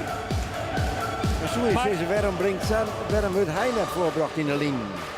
Ja, dat is even een vraag die het voor u moeilijk te beantwoorden is, maar het zou van invloed wijzen kennen. Als je herinnert wel als een klokje en hij maakt het wel passen, hè. Hij giet wel over een soort groen. Ze voren wel mooi royaal bewegend, kan altijd beter, bloedt altijd watergreen. Maar je merkt wel aan de tribune dat dit wel een hingst is die men er eigenlijk wel bij hebben. Maar waar gaat het dan mis? Nog even zeggen, nog even belangrijk, waar gaat het nou mis? Nou, hij beweegt in verhouding vrij traag. En dan juist ik dat het achterbeen vrij traag naar voren zetten wordt. Dat veroorzaakt ik een beetje traagdeligheid in de bovenlijn. Op dat beter en sneller onderbracht wordt die achterhand, dan bloedt hij van bovenik geslotener. En dan kan er automatisch ik voor meer romte ontwikkeling. Dat is een samenspel tussen de voor- en de achterhand. Maar ja, dat is zijn toer, Gerrit. Komt daar stand 50. We gaan verder met Standard Fjouwer Zoon die nou de ring in komt. Hoort tot de eerst goedgekeurde zone van Andries. Afkomstig uit een van de meest predikaatrijke merrielijnen van het KFPS. Imponeerde destijds in de verrichtingen als startpaard. We hadden in die discipline maar liefst 86 punten. 5 jaar geleden goedgekeurd op basis van zijn nakomelingen. Hengst die inmiddels 3 kroondochters heeft. Gestationeerd bij het Heersan in Oostermeer. Standard 447. Ja, Standard Fjouwer Zoon. Wat kennen we daar voor bijzonders nog van zo'n tajekje? Nou, ik ben benijd, want je is die Tom Volmer even te laten zien. En ja, uiteindelijk jij die hiest ik bij de stoeterij van de familie Volmer. En die had toch ik, in het geval van Standard nou al, voor de tweede keer in deze rubriek, ervoor zorgen dat ze die hiest toch even in een lange lijn gaan laten krijgen. Als dat mijn Sipke het geval weer. En dat is wel een opvallend aspect, vind ik, als het even just naar de Nieuwe Heuvel, die dat heel vaak eigenlijk nooit doen. Maar ja, Tom is ik in opleiding best bij Lambertus Hukrieder, is ik concoursrieder en mijn heknis dan in een aantal gevallen.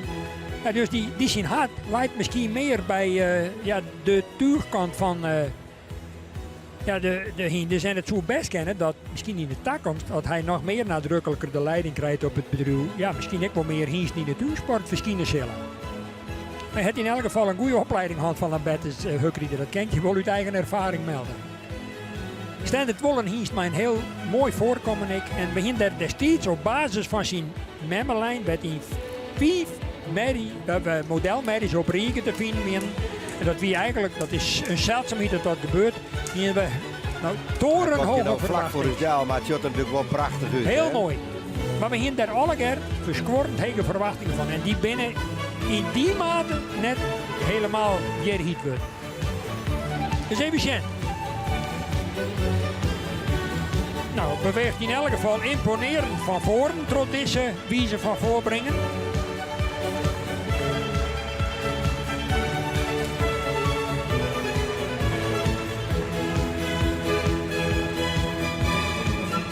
Nou, even de wisseling afwachten, want ik vind eigenlijk dat er achter nog een beetje beter ondertreden moet, maar dat zou kennen dat dat nou gebeurt. Maar ik vind hem wel royaal voldaan, hè. Laat dat even duidelijk wezen. Want er moest ik nadrukkelijk rekening houden in deze groep. Ja, maar de leeftijd dat er toch wat slijtage op treedt.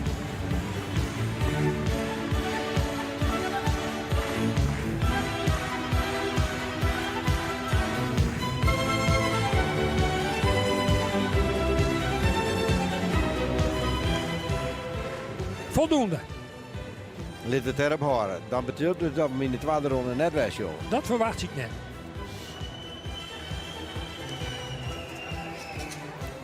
En de volgende komt er wel, Jelmer Chardon komt de ring in met Michiel Fjouwer 2. De binnenkomst van Michiel 4-4-2. Sport Elite. Michiel, dames en heren, 15 jaar.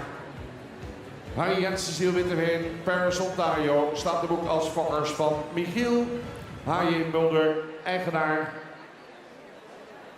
Vader is Tjerk 328. Daarachter een stemming van Leffert 306. Dan nog de beroemde Hirke. Komt uit stam 103. Grand Prix Dressuur, 6 winstpunten inmiddels. Ben in 2008 tijdens het eerste centraal onderzoek in de Verenigde Staten goedgekeurd.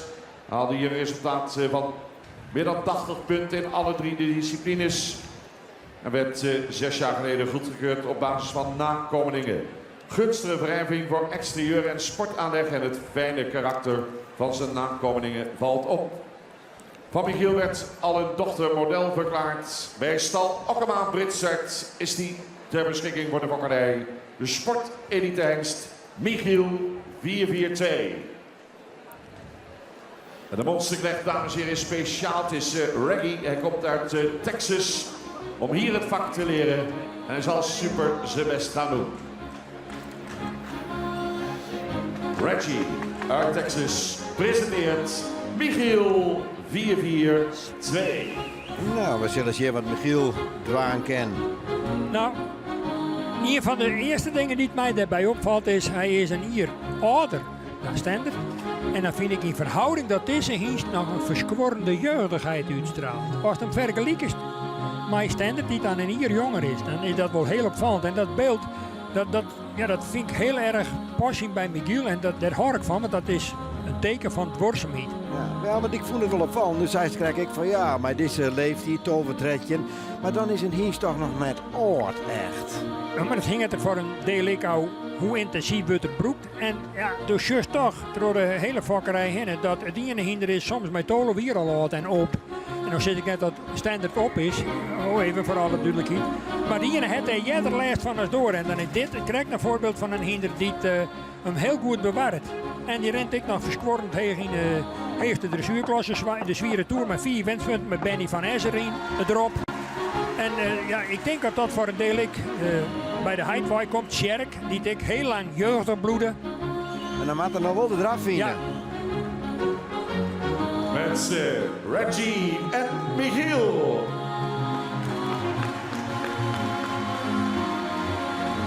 Nou, weer een voorbeeld van een hingst die het heeg in de dressuursport rent. Die keer in zijn entourage moeite heeft met de balans en met name met het ritme en het vasthouden daarvan. Maar ik prijs deze hengst vooral om zijn jeugdigheid.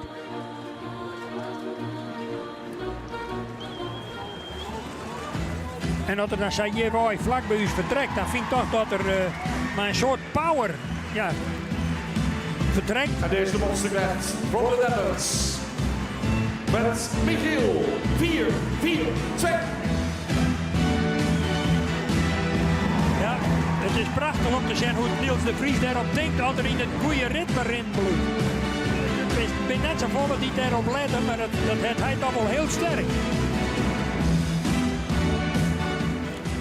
John Miles de krachtig onder, maar ik ben bang dat hem ik net weg zou zijn. Ja, dat is wat oors, maar relateerd naar de leeftijd vond ik het meer dan voldoende. Maurits 441. Maurits Fjouwer hier. Nou, die had toch wel vaker eens wat meiden hier. Dus we even zien wat Maurits ken ik. En hier is die natuurlijk, ja, ik zei al, ze willen staren gewoon ouder. Dit is hier in 2004, dus die wordt dit hier 14 hier. Maurits Zolke 397. En de sterrenmeting van is 358. Komt uit stam 27. Aangespannen in de ereklasse 57 winstpunten. Goedgekeurd op afstammingen reeds in 2013. Rastypische paarden met veel bravoure dravend en met veel front. 6 dochters reeds krom, 2 dochters model. Vriesenstal, Max Horst in Klein Meckelsen, daar is die beschikbaar. Ongelooflijk, dames en heren, wat hij in het aangespannen sportgedeelte heeft gedaan. Ik zei het, in die ereklasse 57 winstpunten. En kampioen van de Hengstenkeuring 2009. Hier is Maurits 441. Ja, kampioen in 2009 en een formidabel tuig in de hek, hè? Ja, alleen nog. Hij zei er net bij, net dat iets ik maar onder prestatie ouder docht, maar het is wel op regionaal niveau en net op nationaal niveau. Maar een uitmuntende erelijst en de man die het er meer nou voorbrengt, Edwin Gorder, jarenlang ik al verbonden onder stal van Volmer in Lunteren, die is ik verantwoordelijk voor het succes in tuig van deze hengst, want die had ik die bij de kampioenschappen met deze hengst behalen. Dus die hengst had inderdaad een imponerende erelijst in de sport.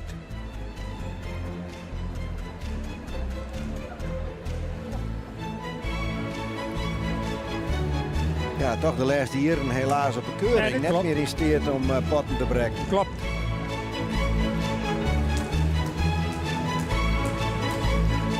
De glorie die hij met name in Tuurdam behellen, die hebben hier eigenlijk net ontreffen kunnen. Toch nog een zin dat er iemand een goede maar dag had. Hij had in elk geval voor het, komt er wel heel lekker omheen. Ze bewaakt goed het tempo. Het is ook net altijd een kwestie van snelheid. Bij Tugen gaat het net om hudraven, het gaat om verhevenheid. Een goede tuger zit bij onze lieve heer op tafel, zei Bas Anderweg aan destijds. Dat verneemt de heknie-trainer uit Rotterdam. Dus hij bloedt mooi in zijn front, het kopje er mooi op. En hij liet toch een hele netje verrichting zien. Prachtig. Even wisseling. Maar hij is niet nou een hinder wat bijvoorbeeld toch nog wat om te halen gaat.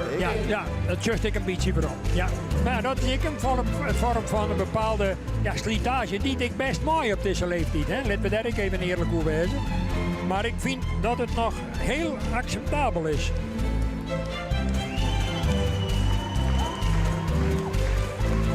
Loopt wel mooi in het ritme, hè? Ja. Misschien als het naar Zeuren wordt achter nog even nadrukkelijker boeging in het sprongenbericht zien laten, maar nog een zwaar, zo'n naar de leeftijd vind ik het top wat er hier zien ligt. Ja, toch wel leuk om daar even nog weer een liedsteekje op te zetten op een lange zijde. En dan kun je even iets, even zo aanbrengen van wat toch krijgt het tekortkoming is. Nou, tekortkomingen bent sowieso net. Het bent punt die misschien krijgt jusjes beter kon. Maar hij zou dan meer nog boegenmaat in de sprong en hem iets heger naar het lichaam te halen. Vanuit de achterbeen. Ja. Maar ik vind het super wat er hier zijn laten hebben. Geef verder met Maurits Fjouwer rijden zo'n nee, maar Fjouwer 0 stiert nou in de ring. Oudste zoon die goedgekeurd is van de preferente Beert. Maar hij werd in 2013 al goedgekeurd op afstammelingen. Het zijn ruim bewegende paarden die opvallen door het plezierige karakter. Van Marje werden tot dusver 3 dochters kroon en 2 model. Hengsthouderij Bosma in Kolmerzaag, daar is hij te vinden voor de fokkerij Marje 440.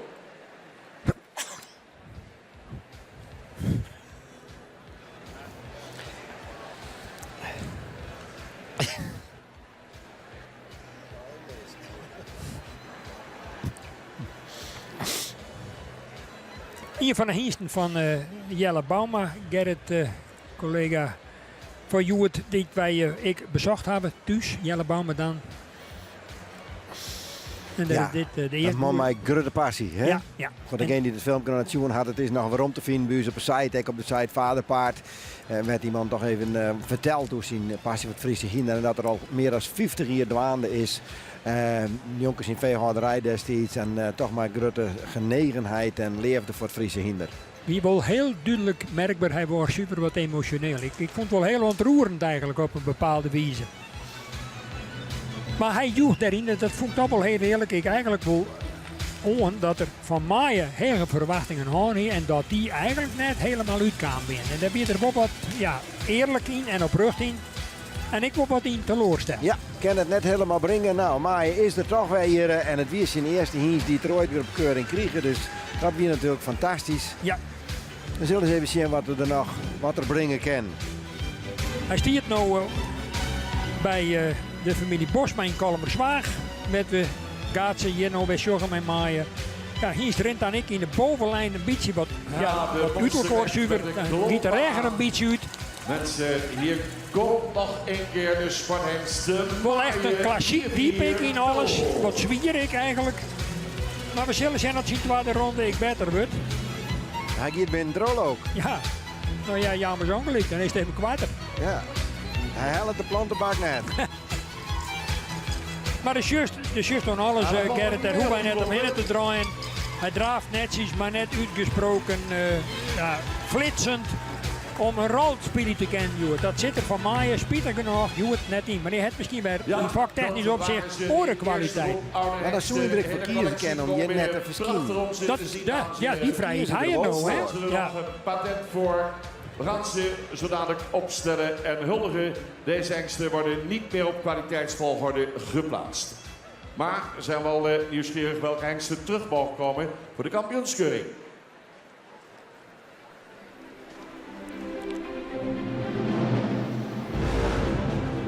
Het is dus opdeeld in 2 groepen. Hè. Deze groep wordt opdeeld in 2 groepen omdat het er afvallen binnen. En de groep die wordt dat nooit aan maar Maaien 4-0, die komt nog weer om. En die worden dan, daar worden dan in ieder geval een aantal onwies die terugkeren naar de kampioenskeuring. Ze worden net echt op volgorde meer zet. Maar we zullen eens even zien wat er mij. Nou ja, goed, hij al zijn en Henk had het heel duidelijk uitsprutsen. Tjalle, Fjouwer, die zal na alle gedachten zeker mij gaan. Had een heel mooie sjenletten. Ik ben benieuwd wat er dan eventueel nog mij kennen, of dat hij die enige is.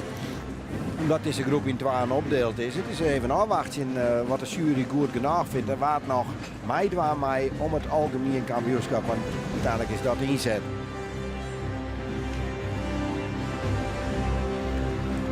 Nou ja, het zoerwijze kunnen Gerrit dat. En het bloedt altijd lastig om dat on te jammer. Ja, de zou Pier nog een rol spelen kennen. Als het juist naar de successen van zijn zoon Jouwer, het oude ronde weekend, maar dat mij dan aan de andere kant bij geen rol spelen.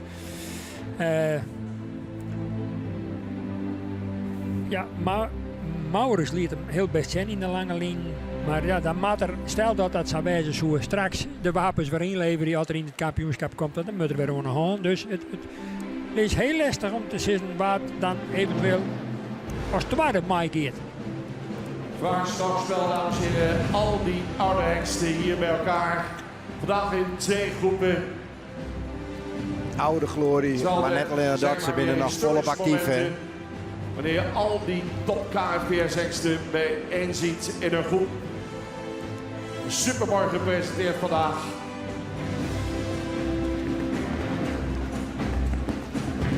Jury even in overleg welke hengsten uitgenodigd gaan worden voor de kampioenskeuring.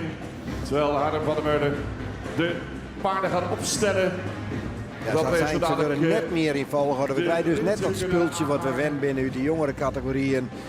Zij willen gewoon jonker model zitten in de volgorde waarop ze binnenkomen. En dan wordt raasten gewoon door de jury zijn water en mij naar de finale. MR15 compleet vitamine supplement voor paarden voor extra vitaliteit en weerstand en een glanzende vacht.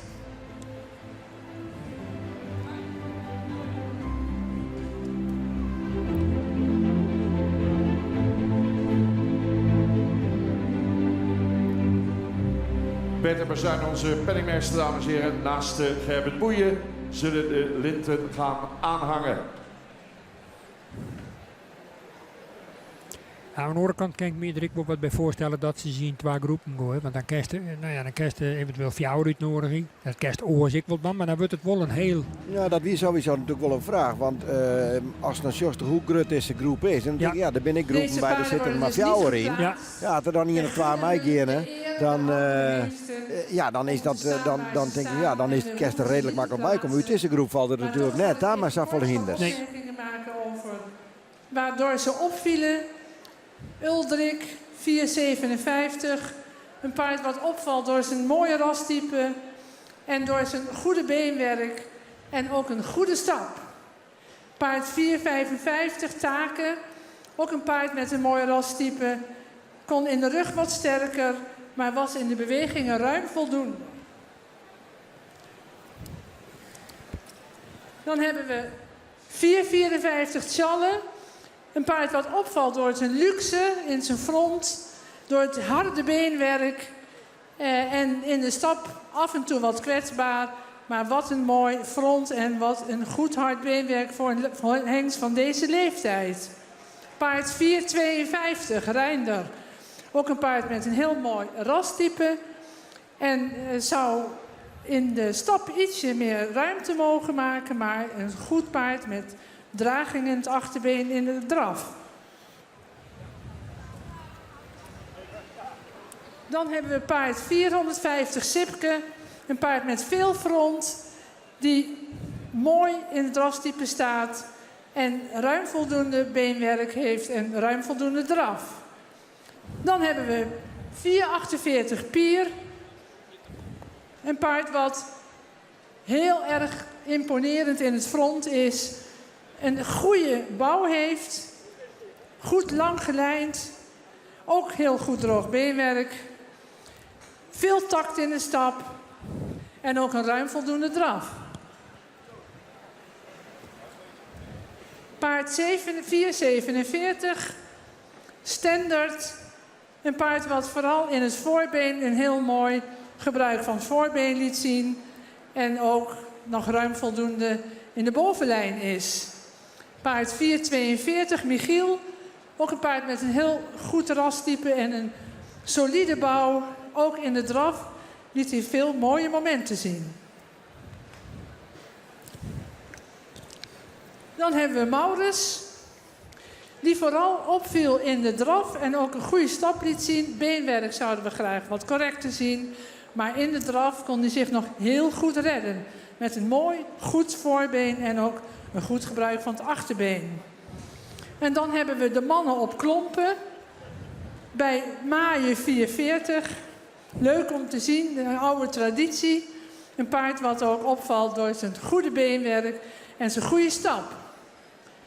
Er gaan 3 paarden door naar de kampioensring. Draaien. Dat is 4,48 Pier, Tjalle en Uldrik. Nou, Pier, Tjalle en Uldrik gaan terug. Dat is toch wel draaien. Ja. Hinders die zich weer te maaien straks. En echt mij dan maaien voor het kampioenschap. Maar het is mooi dat er in de breedte Sarriaal selecteerd werken. En dat Uldrik er weer bij is. Ja. Want dat is natuurlijk een hulpstofje net gebeurd. Nee, klopt.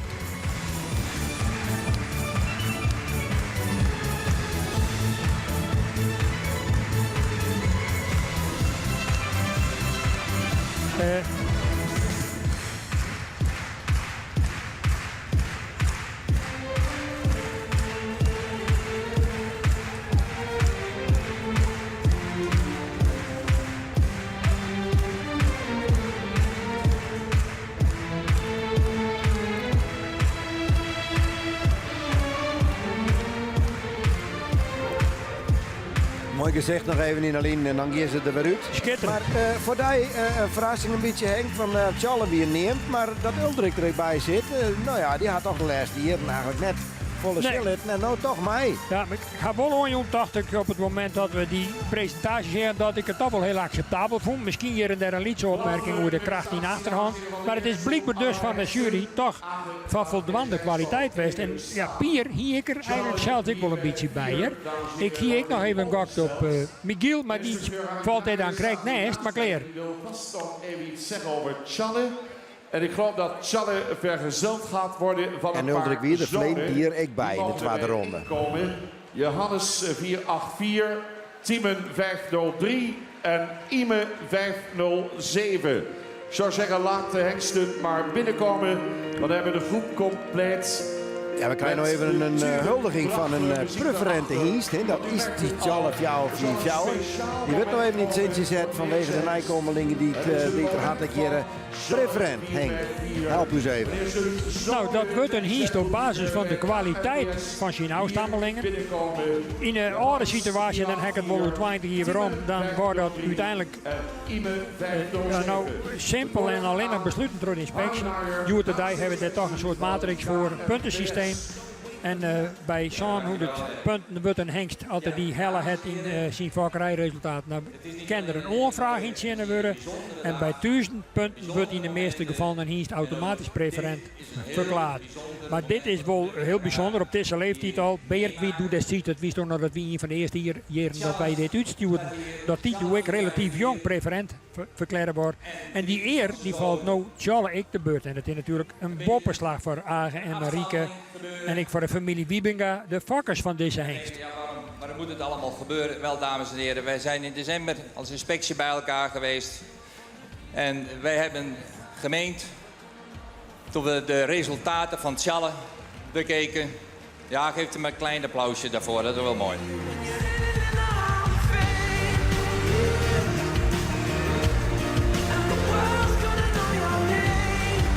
En dat geeft er ook aan hoe mak onze Friese paarden zijn dat dit allemaal mag en kan gebeuren. Ja, dames en heren, wat was het bijzondere moment? We hebben naar de fokkerij van Tjalle bekeken en alles wat goed is, ja, dat komt ook snel. Wij hebben namelijk met elkaar gemeend om Tjalle vandaag, ik zal zo meteen zijn rapport even voorlezen, om Tjalle 454 tot preferente hengst te verklaren.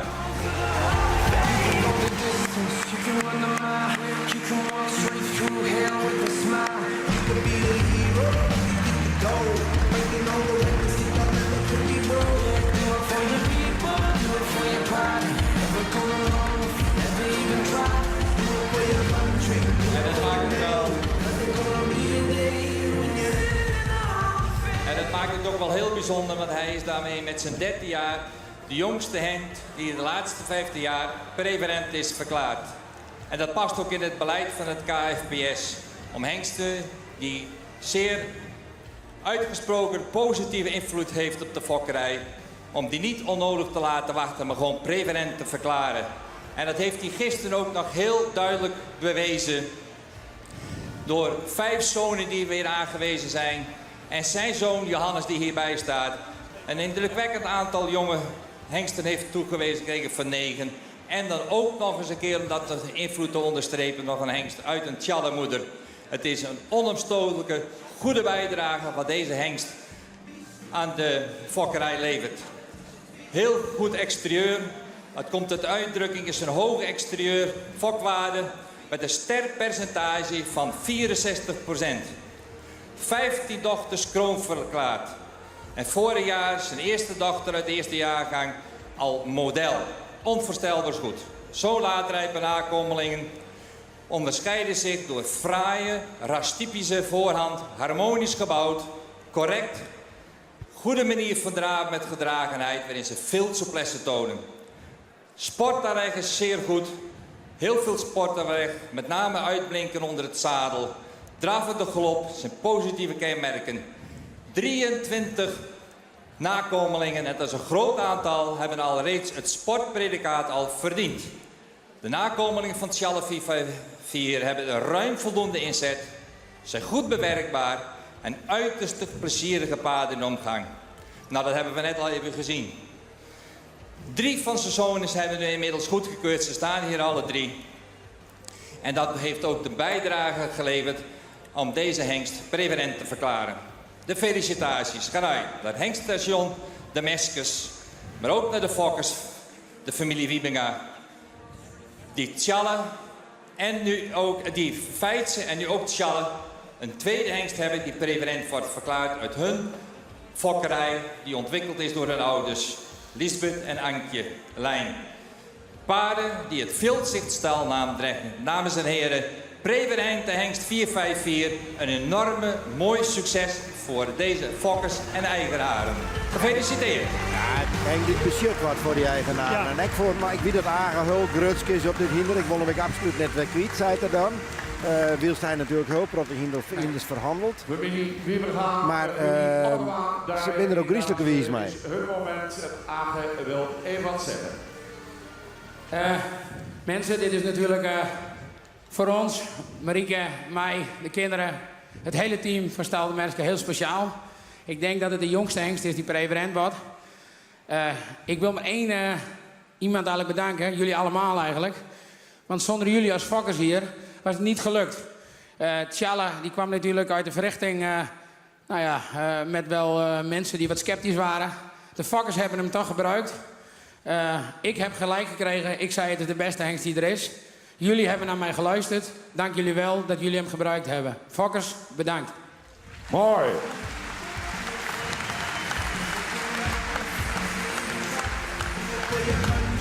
Ingeschreven in de Hall of Fame. U hoort het aan de muziek, dames en heren. Weer een mijlpaal, 13 jaar nog maar. Tjalle 454 horen tot de allerbeste preferent binnen KFPS. Dit is het plaatje wat er toe doet. Hij stiert nog bij Agen Okkema, Henk. Maar hoe belangrijk is een fokker? En wat was dit voor hem? Nou, Wietse Wiebinga, de zoon van Gauke Wiebinga, dat is eigenlijk net de groenlezer, maar wel degene die stam dat ongezeend het met Harry Draaierik even oorspreek.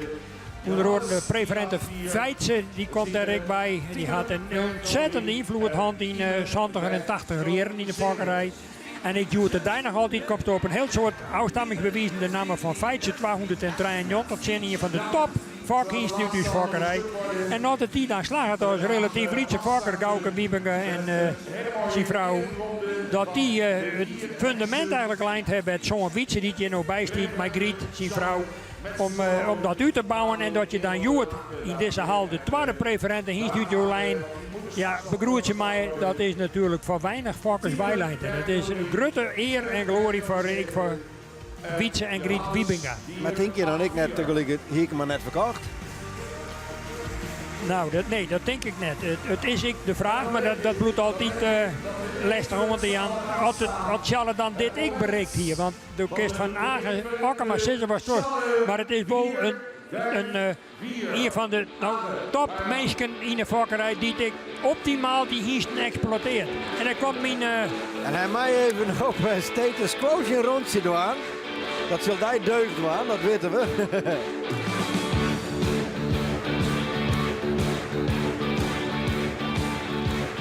Hij stond even op een lijn, maar Agen zal hem zelf even showen aan het publiek.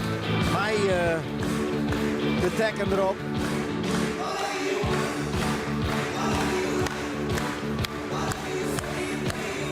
Deze keer ik alle steen.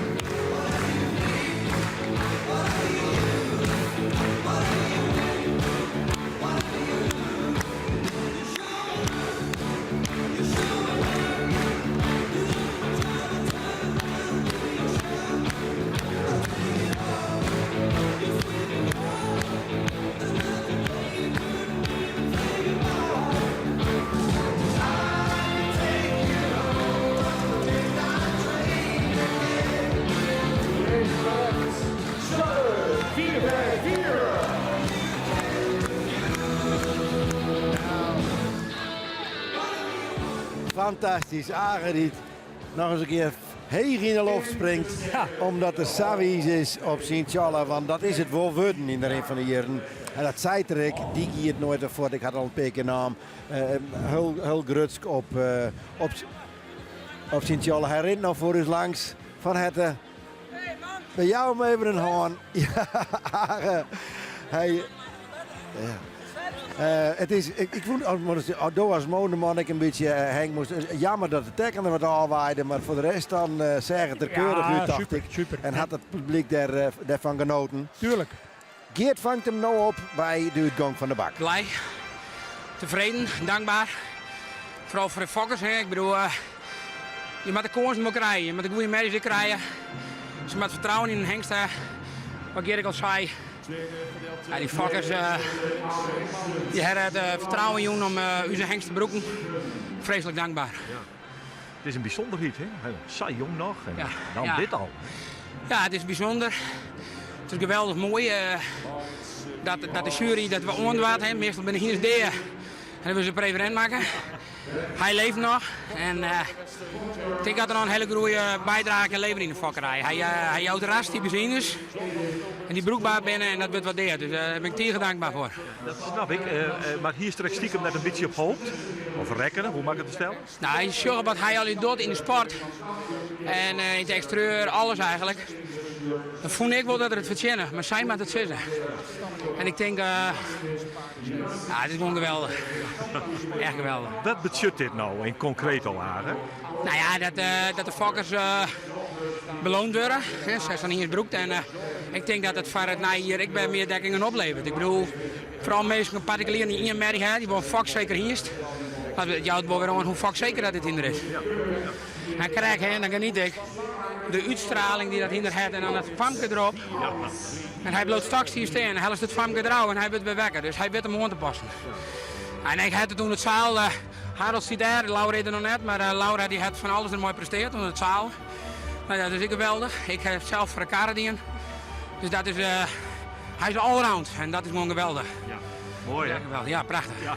Hij wie al kampioen, 2016? Ja, een paar keer voor de CS kampioen, een paar keer reservekampioen en nou dit is een kroon op het werk van het hele team. Kroon op het werk hè? Kroon op het werk. Maar Matje er even met Matje mooi, ja. Doors dan bij me. Ja, dat mag we even. Waarin hier even? Nou, daar ben ik wel zo wat uitpraat. Die duikje net niet kapot. Want ja, hij zegt dat terug naar de volgende finale ronde. Dus tuurlijk, nou, misschien zit er wel meer in, ik weet dat niet. Als het erin dus krijg je een lange lijn, komt er heel 4 en daar geef ik gewoon voor. Ja. Maar dit is, ik hoop dat wij aan het einde van de dag weer hersteen te praten. Dan is het goed gegaan. Dan maak je een afspraak. Dan maak je mijn afspraak. Dankjewel hè. Dankjewel jongen. Het beste hè. Hey, hoi. Nou, een hartstikke grote Agen. Er komen letterlijk misschien nog wel waarom we komen vast zijn. Maar Maurits Fjouwertrij is ondertussen al aan zijn ronde begaan. Ja. Dus laten we dat gauw eens even naar zien, Henk. Tuurlijk, ik heb hier dat verzinnen. Ik heb hier dit in Tuur. Mijn toenmalige eigenaar Willem Bester. Grote triomf gevierd het in de Tuursport. En de heren van Manen, het gerenommeerde bedrijf uit Ede, die kent dat als geen oor. Jasper die lid. Maurits zit toch ik heel best zijn. En dat zegt niet correct doet aangeven in de lange lijn, maar het zal je voorbij was hoe een extra accent dat aan jou in zijn presentatie. Want toen weer er nog liniger als zo'n hand. Hoe die Maurits zit? Verdienstelijk, heel best. Vooral voren met name. Ik bedoel... Hier hebben we nog even een slow-mo. Ik heb nog krek even zien hoe hij rint. Hoe mooi had er dat voorbeen ik uitleidt. Bloed mooi, stabiel in de bovenlijn. Ik brengt het achter goed onder. Ik vind dat het je nog heel best doet op deze leeftijd. Ja, een compliment voor de familie van Maan. Maar die weten dat ik als geen oor hoedjes aan hier optimaal presenteren moet. Toch nog een voorzichtig kandidaat om bij die zou best straks bij die tweede groep dan nog wel behoorlijk heen staan kennen, heer. Dus zullen ze even zien. De volgende die nou daarin komt is Lodewijk Fjouwertrij. Ja, ik al iemand die hier er al jaren bij is. We zitten van stal iets te veren in Sum. Chuck is de vader. Sterberry van Jurjen daarachter. Dan Naan. Komt uit stand 50 de Namkelijn. Lichte toerdressuur met winstpunten. Zeer succesvol in die dressuur. Werd 7 jaar geleden al goedgekeurd op basis van zijn nakomelingen. Sterke punten in zijn werving liggen net als bij zijn vader, met name ik ben niet in het waar, maar ik stond op een lijst. Jensen komt nu de ring binnen. Jensen Fjouwertrij 2. Lodewijk heeft 3 kroon en 2 modeldochters. 16 jaar.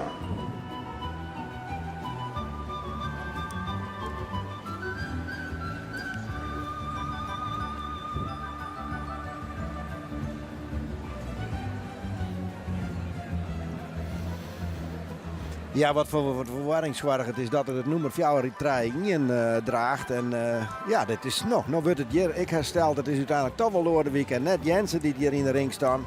We hebben hier het al. En dat betekent dus ik dat Lodewijk er nog stiert en net Jensen. Dus die zal dan aanmeld wijzen. Neem ik gewoon stand ik op uw list dat hij er net bij wijzen zou. Dus Lodewijk Fjouwertrij. Ik heb het toch 40 keer en we hebben begonnen. Het kindermaster missen. Goed, we bepalen eens even bij het optreden van deze hengst. Die is een mooie gelijnde hengst is. Ik met een soort ras in het lichaam. En dat ik aan alle kanten uitstraalt. Een soort van de referente Tjerk draaien 2-8. Ik een hengst die een wezenlijke bijdrage. Joen had aan de fokkerij van Frieske Hindes. Komt ik uit een mooie merrielijn. En rent ik verdienstelijk in de dressuursport. Ja, we nemen er net zo vaak bij, maar een heel leeg inteeltpercentage. Ja, klopt. Ja. Ik ben onttrekkelijk. Het is zaak dat je bij de eerste keuze die inteelt net boven de 5% uitkomen letten, want ja, dan ben je eigenlijk verkeerd bezig. Als het nou 4,01 is, dan zou je dat nog kennen. Maar zo gauw het je daar heger boven komen, dat is net wenselijk.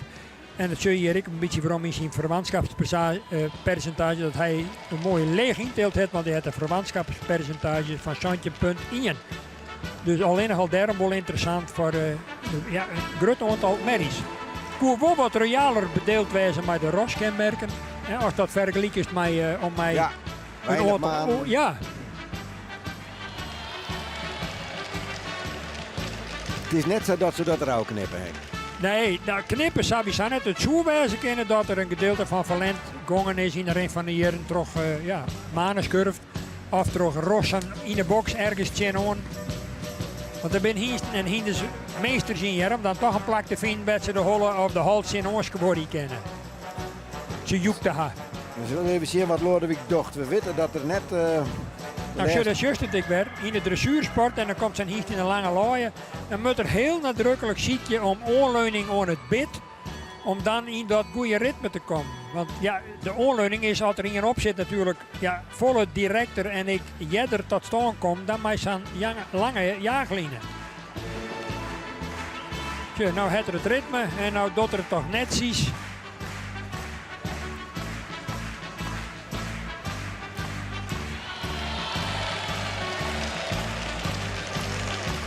Ik zit in Tjum bij de stal de Lietse Vleren. Enthousiaste mensen niet de laatste jaren onjekken binnen bij de grote schare van bewonderaars van de Frieske Hindes. We zullen zien dat in de tweede ronde Lieke knap en kreeg wordt als in eerste. De prestatie van Lodewijk 4-3-1.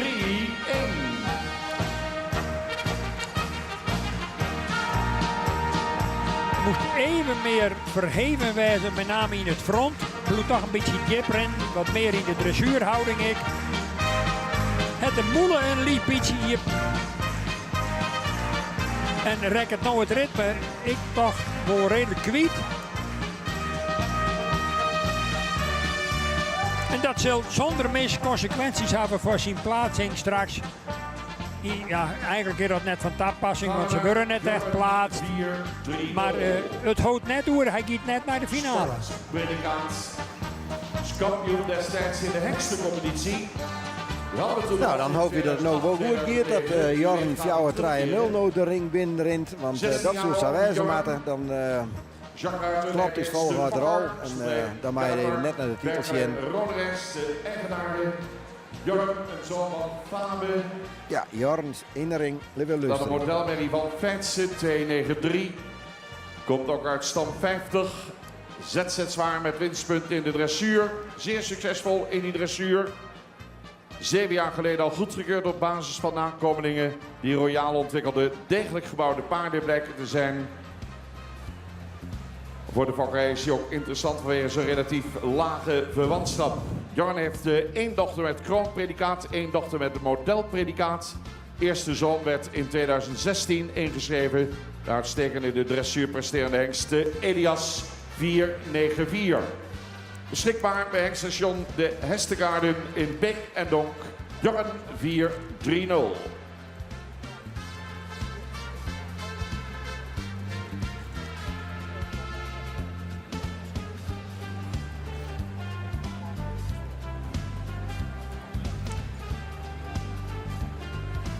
Zo we even naar Jorn. Hier is mij wel een hele mooie bloedvoering van Fabe. En een mooie rostypetje hier. Ik hier van de pronksteken uit de fokkerij van Jak. En Sjoerd de Ruiter.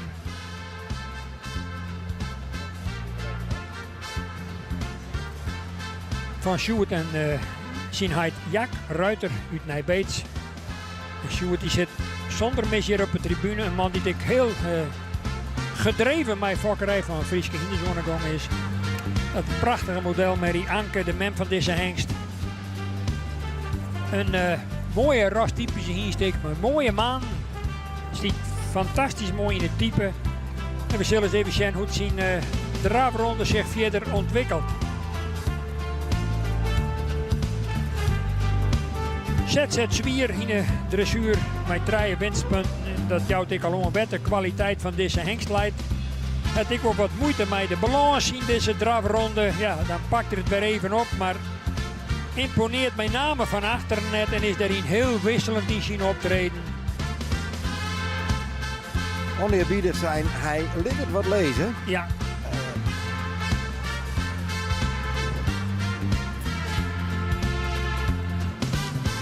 Ja, en dan haast als wakker en denk ik als eigenaar toch wel een beetje de smoor in dat het dan krijgt net de slag het best op hoopt. Maar ja, dat is het risico hier, hè.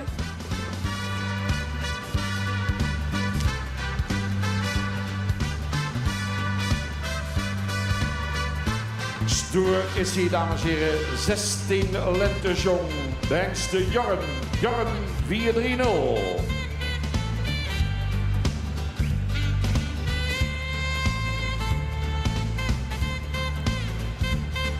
Je weet er net in dit geval, Gerrit, dat de leeftijd misschien van invloed is. Ik bedoel, bij Wien, bij Wijma, bij Harry van Middelaar. En daaruit blijkt dat wel dat Hinder alle dagen even boeten komt, in beweging komt.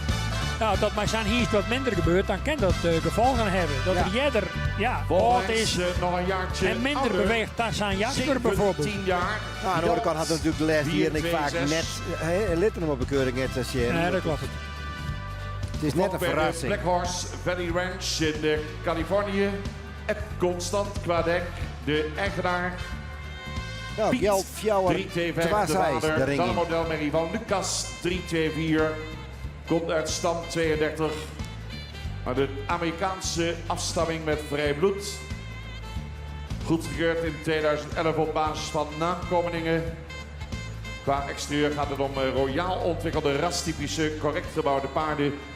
Met zeer goed beenwerk. Gjalt heeft 3 dochters met het kroonpredicaat. Terwijl hij ook 2 modeldochters heeft. 10 nakomelingen zijn sport. In 2015 werden 2 zonen van Gjalt goedgekeurd. De PSG-hengst de Wald 487 en de zeer laag verwante Omer 493. Gjalt, dames en heren, staat de dekking bij stal Weidewarmer in Kwadek. 17 jaar. Ja, wij zijn hinder dat je het Boeteland komt, Henk. Dat gebeurt natuurlijk ik. Net alleen dat ze net Boeteland tak hier, maar ik dat ze het Boeteland vak binnen en dan uiteindelijk in te laten komen. Ja, als op een bepaald stuit in Amerika of waar dan ik maar minder medische ben krijgen, dan kan je 2 dingen waarop je jouw zijn hier een wat mooie oude dag. Of je van misschien had er in Nederland nog belangstelling voor bestiert dat er dan nog in de vakkerij en in de dekkerij een patiënten op smiet. Dat zou van invloed wezen kennen.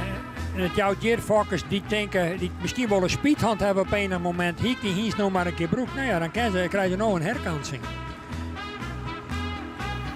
Hoe is dat trouwens eigenlijk? Want we hebben hier een hienstekeuring, maar al die hinders in het Boeteland natuurlijk, die kan hier al hier net heen komen. Is daar een soort equivalent van of dat net? Nou, bij de rondgang in het Boeteland, die plak die zelf hier wel plak vindt over de hele wereld heen, dan ben de juryleden die dus de fokkerij volgen en beoordelen.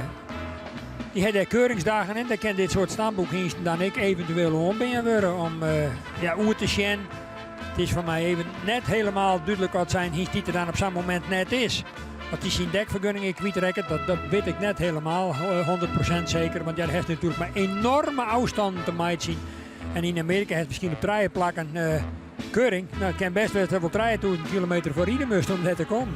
Maar dit is het wereldkampioenschap en er is net een soort Amerikaans kampioenschap. Nee. Nou, eens even zien wat is hier met de respectabele leeftijd van 15 jaar brengen kan.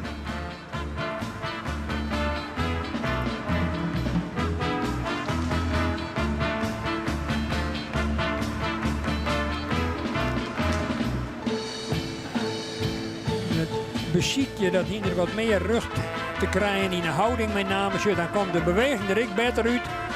Want dan, ja, op momenten dan heeft de toch wel power in het lichaam en let er ik wel acceptabele bewegingen zijn. Is al heel mooi gries voor de kop vanwege de leeftijd. Begint wat op mij te liedje. Maar Wel fantastisch, dames en heren, om zich nog zo als hem daar vertrekken, zus, dan riest er wel echt in de voorhand. Nog een keer met z'n allen voor Jans 4-2-6. Nou, dat is toch heel verdienstelijk. Maar als het hele pad, als ze dan wat uit de stelling zat bij dat dan jammer rijdt, dan is het krek of het dat gevolgen voor de coördinatie. Ja, die het is- hollen wat naar binnen lutsen wordt. Het is gek, als je er naar joggen dan denk je van nou, er zit wel iets meer in, Ja, maar ja. het gebeurt net. Precies. Ja. Maar dat kan toch veroorzaakt worden door die, ja, min of meer, ja, wat verkeerde houding. Doordat die voorbrengers dat hier er net bijhouden kennen. En dan, ja, naar binnen beginnen te loeken. Ja, dat is dan letterlijk zo. Ze kan Ja. echt, eigenlijk echt moeite om het hinder te volgen. Ja. Dan komt het een beetje op dal. Ja.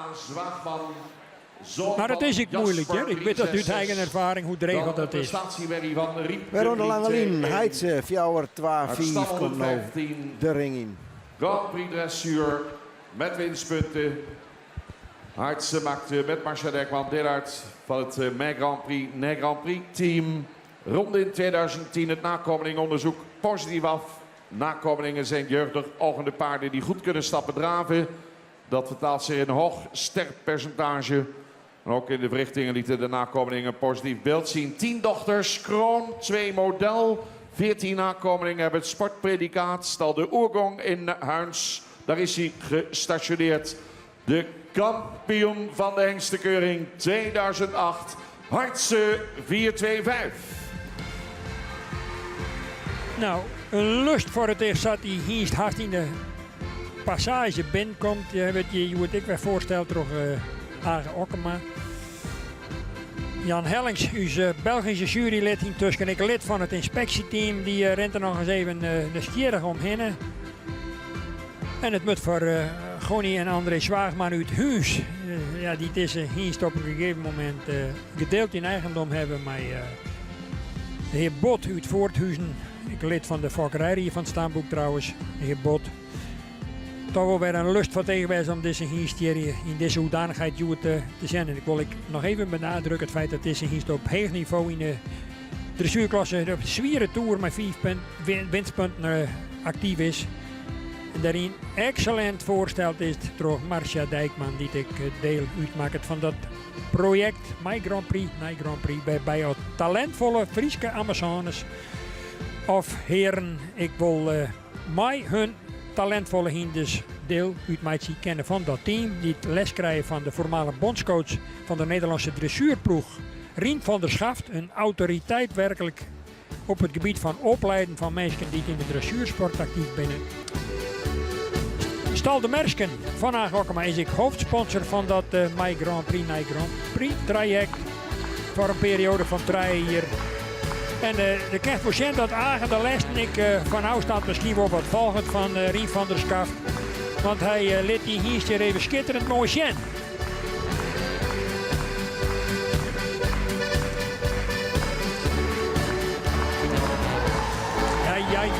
Ja, zo die heidt zich vooral. Maar een hele spectaculaire fronthouding en echt geweldige griepende voorhand. Wat een elasticiteit. Met name in de beide voorvoeten. En ze hebben direct zien kennen dat er dat achterik mooi aansluitend volhouden kan. Zet hem weer even naar de uitgangshouding, naar de starthouding. En jouw tanden zou dadelijk weer middels een lietstikje het signaal en nou moet het weer wijzen. En dan zitten we jeder van hem al een goede tuger. Die schopt bij uw leven hier op tafel. Nou, dat doet deze heidse zuiver.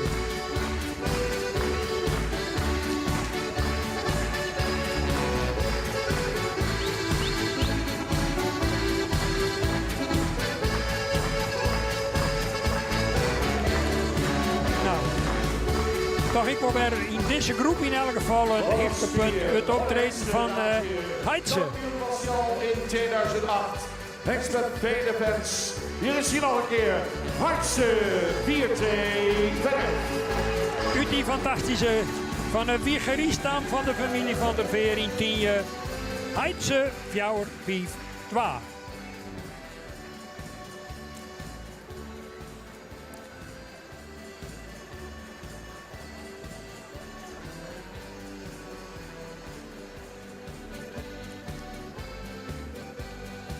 ...19 jaar aan 4-1-6. Gefokt bij R.J. Veldman, Suameer. Bezit van T. Bosma, Kollemerzwaag. Abe 346 is de vader. Moeder een stermerrie van Jurjen 303. Daarachter nog bloed van Wessel. Komt uit stam 44. Z1 dressuur, startgerechtigd. Aan was de derde generatie hengst uit de mannelijke lijn op het bedrijf van de familie Bosma. Werd in 2007 goedgekeurd al op basis van nakomelingen. Wat royaal ontwikkelde, mooi opwaarts gebouwde paarden met een lang voorbeen zijn. Stap, een hele goede gang van de aankinderen. Mannelijke lijn van aan werd voortgezet via zijn in 2009 goedgekeurde zoon Reinder. Van aan werd 1 Merrie Kroon, 1 Merrie Model. 10 nakomelingen dragen het sportpredicaat. Familie Bosma heeft hem ter dekking staan. 19 jaar aan 4-1-6. Als die manen nog 5 centimeter doorgroeien, dan raken ze de grond. Nou ja, als ik goed kijk, ze gaan tot op de bodem. Wat een behang. 19 jaar aan 4-1-6. Doe ik iedere keer ouder in deze rubriek. Dus we kennen het nou bij iedere volgende hinder. Sowieso verwacht je dat er even wat extra klam op lijn wordt. Want we komen dan in de rubriek van met alle respect bejaardenhasten in deze keuring. Hè? Ja, dat is voor zo. Maar ja, ik zou hinder naar binnen komen en die stier daar opstelt. Dan zeg ik toch, dit is een squat voorbeeld van. Zat wij uiteindelijk een, die hebben nu het alle keer vinden, dat een rastypisch Fries hinder eruit te zijn. Ik kist. En die tuven voor een holig, het is imponerend. En die lengte van die maan. Het is een pracht. Werkelijk weer. Als nou rastypisch vakkenworst. Maar een soort hier, en dat vreeg het mijn naam, het butelaan altijd weer.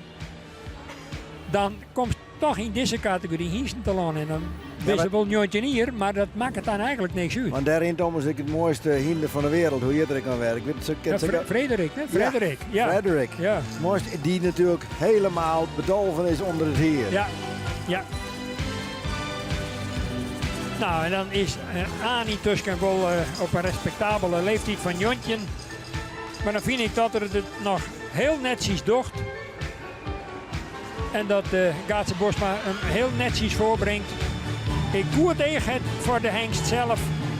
Nou eventjes gas weer omneemt in de wending. En dan beziek het hem weer mooi voor te brengen. Even eruit. Maar toch nog heel goed in zien optreden hier. Mooie beweging voor en ik nog heel acceptabel achter. Ik al een beetje leeg van dat de manenkamer een beetje naar de zijde ziet, maar zakken, maar dat mooi op deze leeftijd, hè? Jontje hier.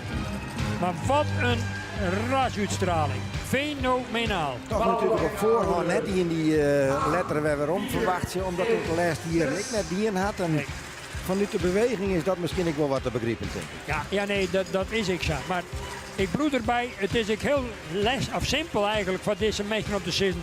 Wij leert hem net Michel, maar ze hebben dan toch het leven om te zitten. Er zijn 5 mensen op de tribune die vinden het wel mooi. En zolang hij het kan en hij stroffelt in het rode piste, dan letten wij hem zien. En dan vind ik alles voor te zitten. Nou, kijk, wie Heids jongen natuurlijk, dat de mensen toch heel enthousiast wezen kennen. Nou, weer grandioos trouwens in zijn optreden, ja? Ja. Allerhengste gaan we nu naar Beert 411.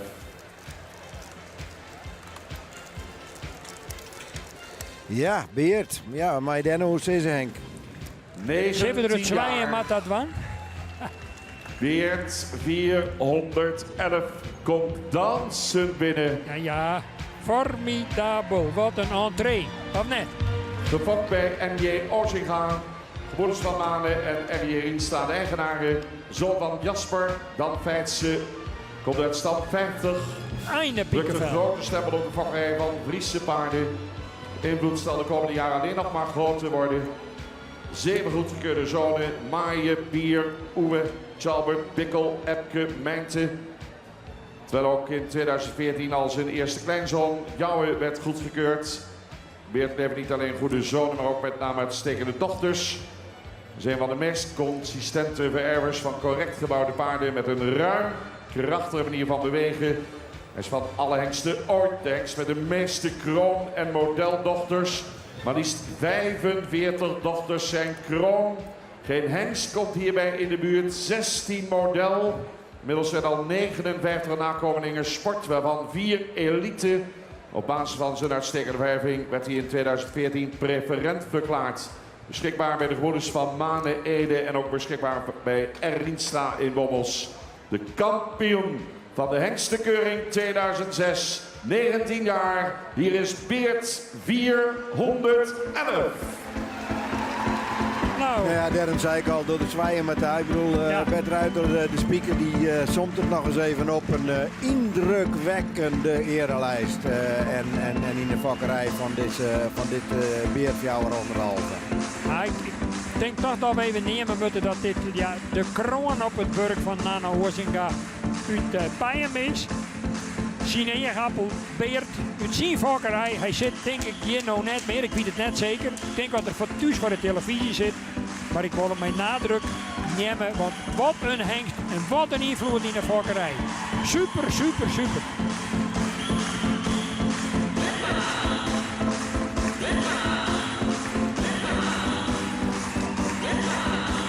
En als dan juist Gerrit, juist zelfs ik, hoe er beweegt.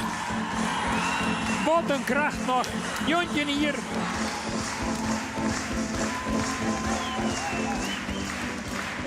Ongelooflijk. Wat een dag. Wat een hengst. Ik kom op mij die wedstrijd dat die familie weer opkomt. Maar ja, dan moeten we weer aan de hand. Maar dan met z'n allen probeert dit 411. Ja, indrukwekkend. Dus die voorhanden zien. En ik de achterhand er mooi bij. Ja, super. Gemma Saas die vliegt de piste maaien uit, die riet er dan op. Nou, dat waren ze. Docht al Hebt u ze allemaal gezien, de oude onder hengsten? prijzen. Een beetje rumoer. Of missen jullie er nog één? Welke hengst missen jullie dan?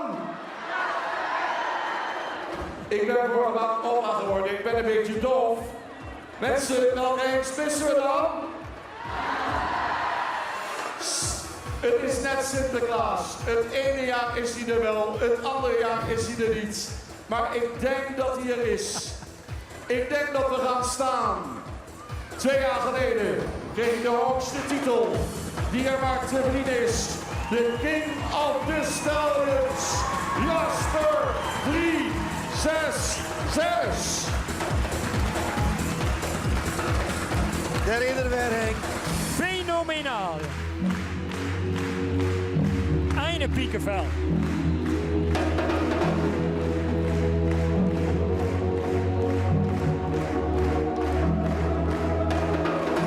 In super vorm. Grandioos.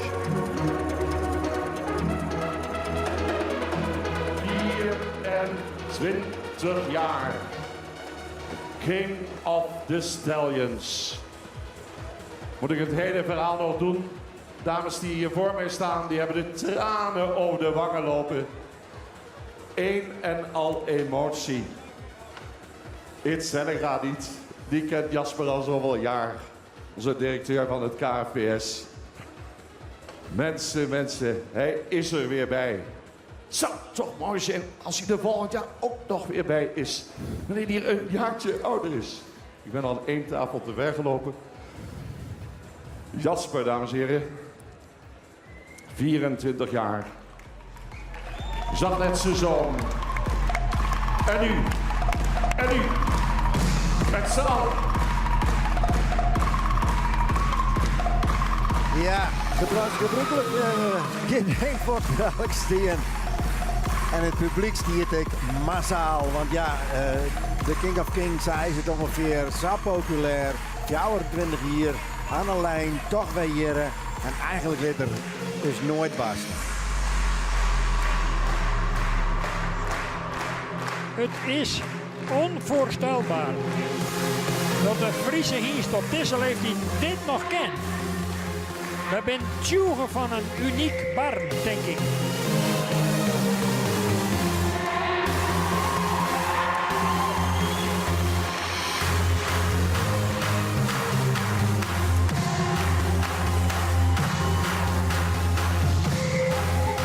Stiet perfect onder commando van Harry van Middelaar. Grandioos.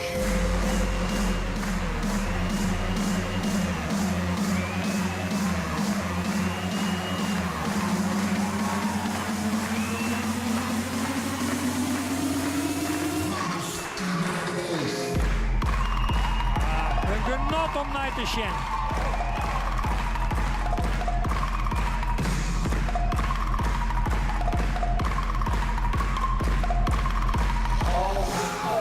Jasper 4 jaar is zo fris, zo vol beweging. Dames en heren, de King of the Stallions. It's now or never.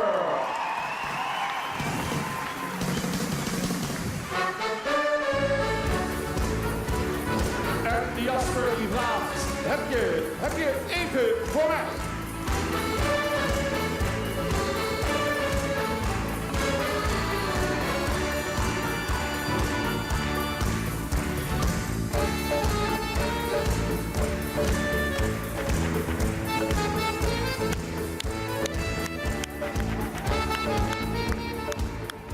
Zijn status groeit en groeit. En is het met zijn vreemde zelf. Ik denk dat we nou wel een piekmoment hier wat de sjogcijfers onbelangrijk is. Want elk zie hier naar uit. Komt er weer terug? Komt er weer terug, Henk? Om erbij te bloemen. Ja. De stand van Friese paarden. Maar ik denk wel Nou, dat ze doen. even zien.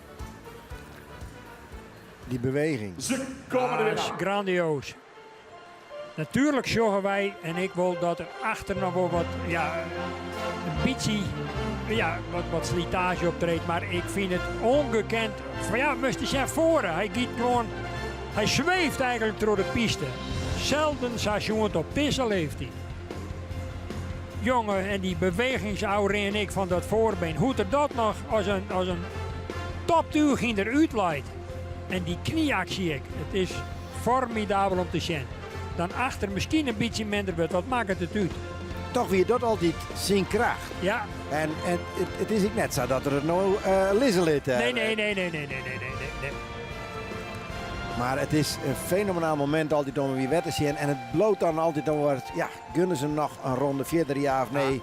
Ja, ik heb toch het gevoel dat ze alleen nogal, natuurlijk voor die jongen toe meesten, je toch gewoon een keer meenemen nog. En waarom ik net? Ik bedoel, het kent toch aan alle kanten misschien leiden. We hebben wel horen zo'n van aanmerkelijk jongere leeftijd. De laatste jaren had het er altijd bij geweest. Ja. Ik vind Sam Hieskerst eigenlijk net na 1 ronde, nou ja, steen liggen. Dat traint er net meer voor, ja. Nee. Ja. Het respect voor de oude kampioen. En dan vind ik daarnaast in deze groep eigenlijk, als ik nou heel eerlijk ben. Nou, de laatste jaren liet eigenlijk altijd Beert en Jasper. Ja, Eigenlijk, eerlijk zijn, verwachten we die misschien toch wel weg. Nou, persoonlijk Beert, ik hè? Ja. En dan gaat het erom, wat ze Jasper die rond er nog een keer kunnen, ja of nee. Ja. Of dat er toch in is, dan zeggen ze van, nou, daar kennen we net omheen. Want Heidse vond ik heel spectaculair optreden. Dus er zijn treien die er wat dat betreft, maar wel alle treien in een lange lijn, toch wel positief uitspringen. Ja.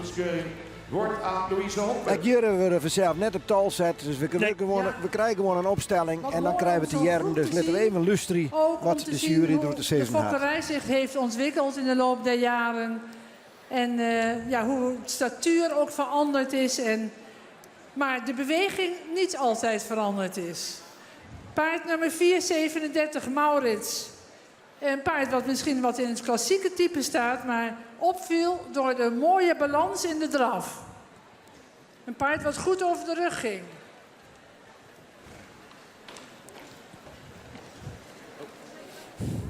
Dan paard 431, Lodewijk. Een paard wat een van de eerste was die wat moderner gebouwd was, wat langer gelijnd, mooi front, goed in het rastype staat en nog steeds een solide stap en draf heeft. Ook paard 430, Jorn. Ook een paard wat inmiddels al wat grijs boven de ogen is. Maar ook een eerste van de types die wat langer gelijnd waren. In de beweging zouden we hem graag iets krachtiger zien. Maar ach, zijn leeftijd mag dat ook. Paard 426, Gjalt. Een paard met een hele mooie goede halsvorm. In de draf liet hij mooie momenten zien en een goed gebruik van de achterhand. Paard 425. Sorry. Waar zijn we? Heidse. Paard 425, Heidse. Ja, een paard wat ook goed in het rastype staat. De bovenlijn zouden we graag nog wat mooier zien. Hij viel op door het goede voorbeen in de draf.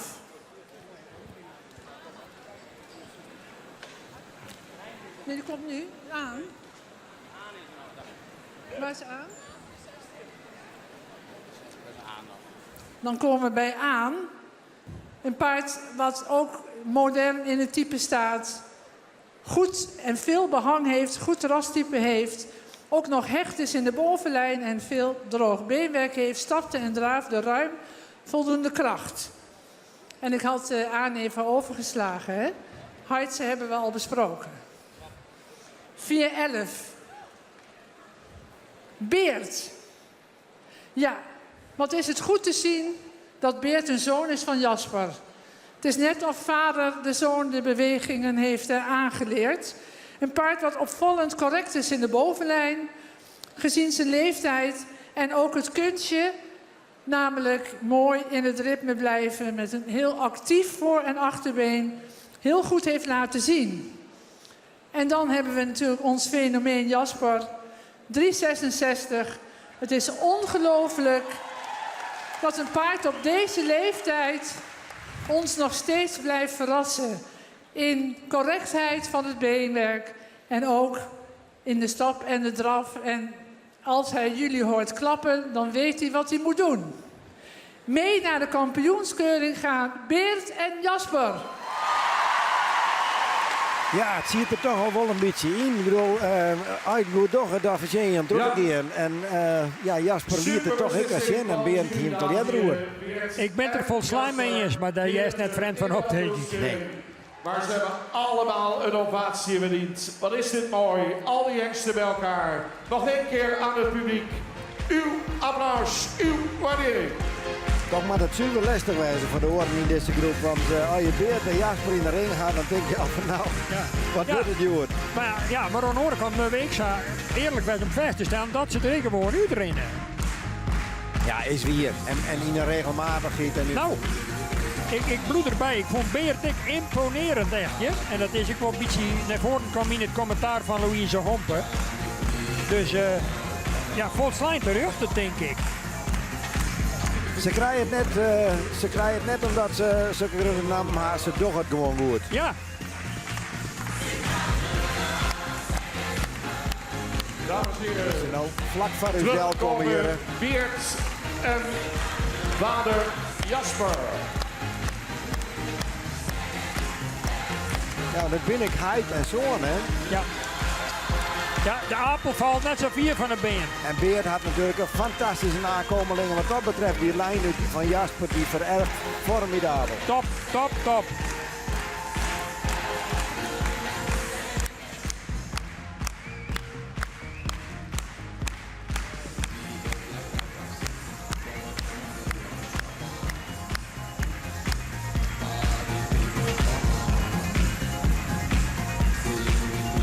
Ik hier van de weekend nog even bij Harry van Middelaar toen hem nog aan trainen weer met Jasper. Maar als het hinder de stal uitrennen komt en daar wist er ik bij van ja, dan just het al, dan gebeurt er wat. Ja. Hij beweegt altijd. Het is heel apart, want inderdaad, zoals het terecht opmerkt, als dat bij de box is, dan denk ik, nou ja, dit had hem. En dan komt er boeten door en dan is Krakow komt er in een oor hinder tot lippen. Hè? Dat is heel opvallend. Ik vond het echt machtig om een keer mij te maken. Ja, weer formidabel om te zien. Ja. Voeten dadelijk in cadans, voeten dadelijk in de beweging. Hij klikt één keer met de tong, Harry, en huppakee, dat gaat er, nou.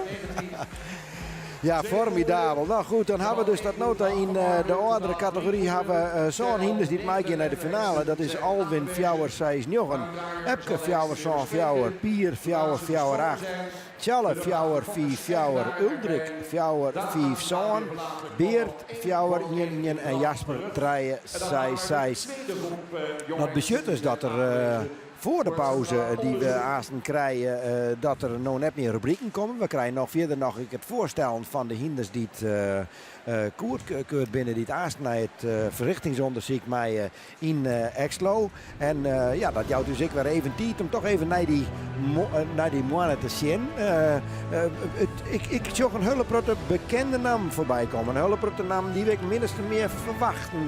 Nota in deze categorieën. Ja, nou denk ik dat de voorspelbaarheid in deze leeftijdscategorieën, dat die ik redelijk, nou makkelijk wil ik net zeggen, maar ja, dat leidt wat voor de hand. De verrassingen die komen toch vaak, en dat hebben we hier te Gerald vaker beleefd, uit de jongere categorie. Die, ja, daar stiert hij niet op zijn dag hier boven hemzelf uit.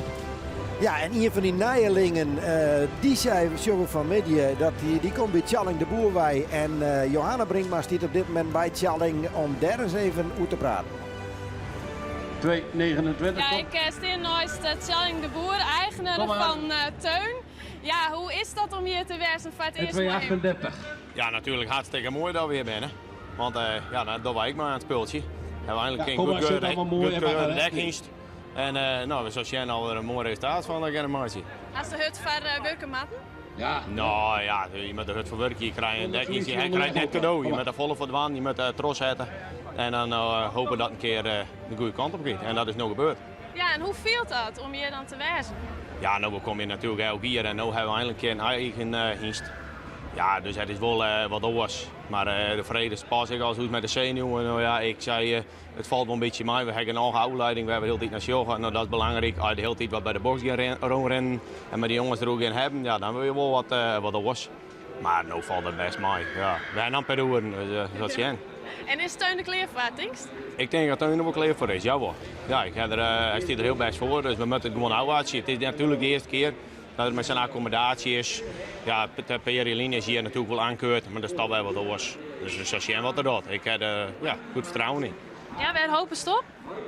Ik hoop dat er hem gewoon heel goed zien ligt. En de plaatsing, dat hoop je natuurlijk zo hoog mogelijk. Maar ik hoop gewoon dat er hem heel best laat zien en dan ben ik dik tevreden. Ja, en als dat dan krijgt wat oors rint, hoe dan? Ja, nou, dat me wees maar zien dat het oors rint. Ik heb er toch wel goed vertrouwen in dat hij hem goed zien laat. En het is een hele mooie hingst, hele mooie rassige hingst. Hij kan goed stappen, hij kan heel goed draven. Dus we moeten gewoon zien wat het uitbrengt. En het is afhankelijk van de oren, maar je moet van je eigen, die moet gewoon goed wijzen. En wat de rest dan doet, dat je over. Ja, en hoe gaat het dan hier nooit, zeg maar? Nou ja, je naai bedoelt naar Joet. Ja, nou ja, dan hebben we maar een huis. En dan zou je nou wat merries er maar dekken kennen. En dan staat nou het. Dan komt dat wel goed. Helemaal goed. Nou, ik wens je een heel soort succes. En we zullen zien hoe hij het er van opbrengt, Joet. Ja, nou, dankjewel. Ja, Tjalling de Boer voor het eerst hier mij een hingstoppenkeuring van hemzelf. En dat we dat natuurlijk bij zijn eigen vak, die hingst. Hoe wichtig is dat nou eigenlijk? Net zelfs vak, maar wel onkocht op in geerwerking met Hans de Boer. Ik ken miswijzen, dan corrigeer ik dat straks nog wel even. Maar Hans de Vries, hè? Hans de Vries, Pieter genoeg. Ik verstoor het oude hier, daar had deze hingst mij ontdekt en onkocht en opleiden. En ja, dan dacht het mij toch wel goed. Tjalling, ik ken hem, ik zag hij bloednuchter, hij schudt ik vrij nuchter aan. Hij Tjalling voelt net in de zenuwen, dat denk ik net alleen nog straks op het moment dat hij hier dan in de gang stiert en hij moet de piste betreden. Dan zal de zenuwen wat op beginnen te spelen. Maar hij zei het heel nadrukkelijk, wat hier gebeurt, ja, als het mij valt is het mijn naam en als het oors wordt, Nou, die hier staat er net minder om en dan geven we hem gewoon bij frisse moed bij om hem het nieuwe dekseizoen optimaal te exploiteren. Want dat is natuurlijk beter om draait. Hè? Maar denk je eens aan jonge Hienstra en dan dat je altijd dat je goud in handen is het realisme vaak. Ik word van nou, hij is goed, maar... Ja, ik denk op de meeste mensen in dit circuit, Barber binnen, wel heel nuchter binnen wat dat betreft. Dat ze net dadelijk denken dat de Bjemmen tot in de hemel groeien. Nee, die staan wel met beide voeten op de groep. Oors wordt het, als iemand niet misschien voor het eerste keer een keer komt mijn eigen hiest en er helemaal geen verwachtingen van hier. Die dan niet denkt, nou ga ik het grote heel te pakken. Ja, dat zou een keer gebeuren kunnen, maar dat komt net volle voor. Waar zullen dat van medicijn? Het is in over, zoals ik al zei, de presentatie van de Hiest die naar de centrale onderzoek mij in Exlo. En het moment of fame even voor die vakkers om hier even voorsteld te worden. Al hier even hun hinder. Je voor die, zal op dit moment denk ik zo'n 100.000 taskakers, want daar ben ik wel het meest niet nog even wat omkeuren. Nou ja, dat doen wij even. Wij gaan haast even, we nemen even een kwarte pauze. En in die pauze is een compilatie te zien van wat er Aron Jonne en Ectoons Jonne gebeurd is. Maar de opname weer van Aron Vrete Jonne van de Vader Paard Show. De show die hier altijd nieuw wordt voor de meesten. En daarna ik nog een portret van de quadrille dat hij hier uitstuurt op Omroep Friesland. Dus na de compilatie en na hier komen wij weer waarom met de volgende rubriek. En dan nemen we je vanzelf in de rit van de media gewoon helemaal mee tot aan de finale aan het eind van de media. Ondadelijk. De André van de Gonge Meeden en Alke Gjalt. Maar wordt mij mogelijk maken toch al Raco, ramen, deuren en kozijnen, Horses to Fly en de showdealers Haima en Hielkema.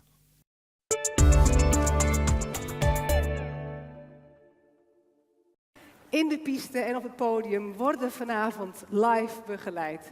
U heeft zojuist kunnen genieten van de ouverture en van zandkunstenaar Gert van der Vijver. Geef hem nog een applaus.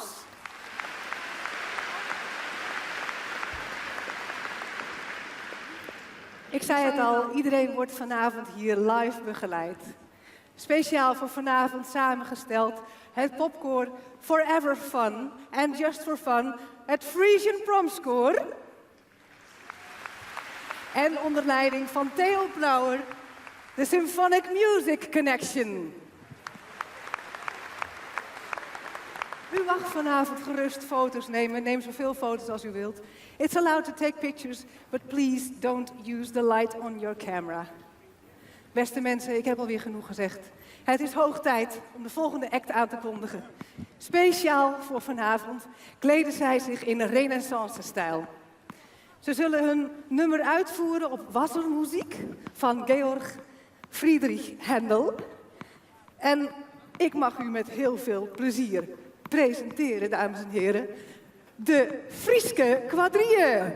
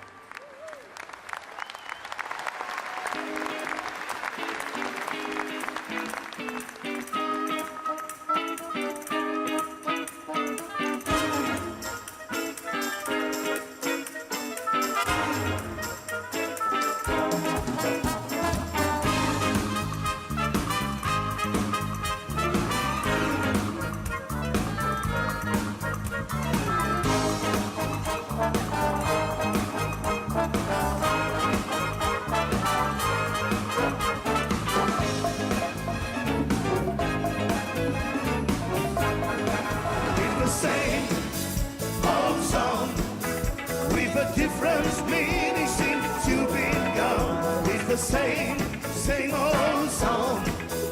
We've a different meaning since you've been gone.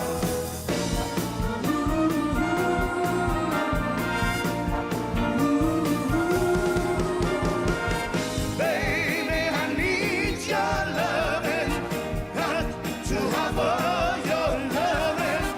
Baby, I need your loving, got to have all your loving. Baby, I need your loving. Hopeful you never hear your voice. I hope you now, 'cause I'm so lonely. Get down. Baby, I need your loving, got to have all your loving. Baby, I need your loving, got to have all your loving.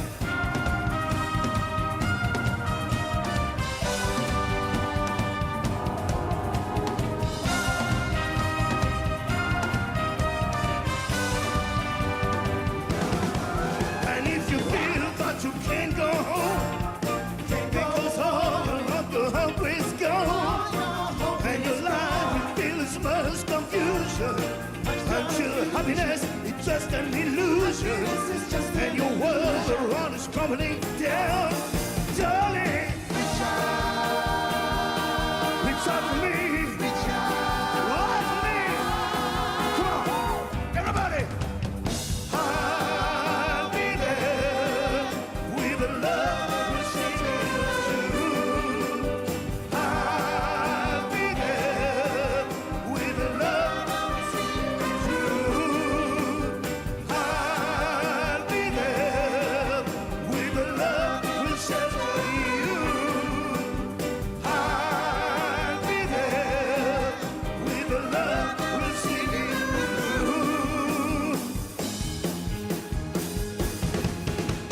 Sugar pie, honey, but sugar pie, you know that I love you. I can't help myself. I love you and nobody else. Sugar pie, honey, but sugar pie, you know that I love you. I can't help myself. I love you and nobody else.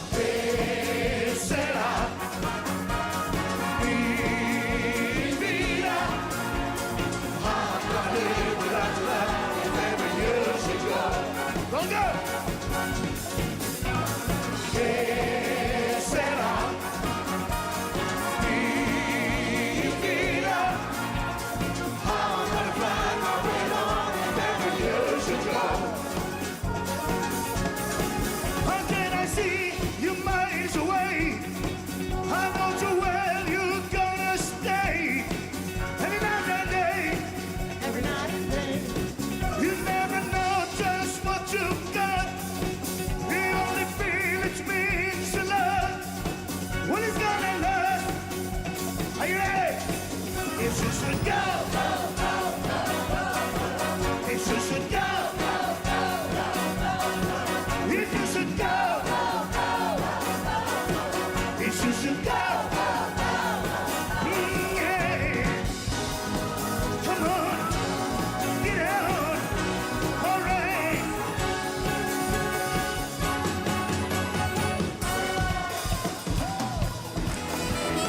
See my heart beating. You can see it through my chest. I'm terrified, but I'm not leaving. I know I must pass this test. And you can see my heart beating. You can see it through my chest. I'm terrified, but I'm not leaving. I know I must pass this test, so just pull the trigger.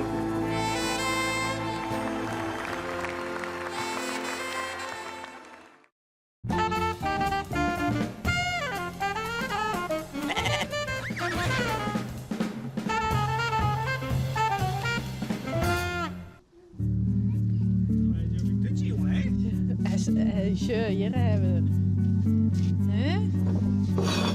Dit is juffrouw. Dus je Mary, de nieuwe onwinst.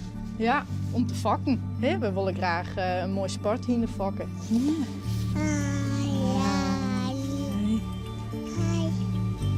Met toetje. Dat is een beetje luchten. Ik ben er mooi opgegroeid. Mijn ouders die hier vroeger al hindes. En ik was even wat valsjes vakt. In het begin reden we ze. Ik heb vroeger ook wel op les zitten, maar dat hier net zo'n soort succes. Nee. Ik heb meer gevoel dat ik erachter zit. Dan op een of andere manier lijkt dat me toch beter. En daar kan ik dan meer van genieten.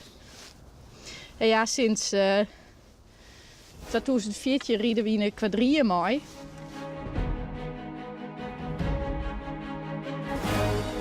De quadrille, dat is een showgroep met 16 Friese hindes die normaal optreedt met de Friese sjees en een span hindes ervoor. Op een kuur worden mooie figuren rieden op muziek en dat is een heel show-element.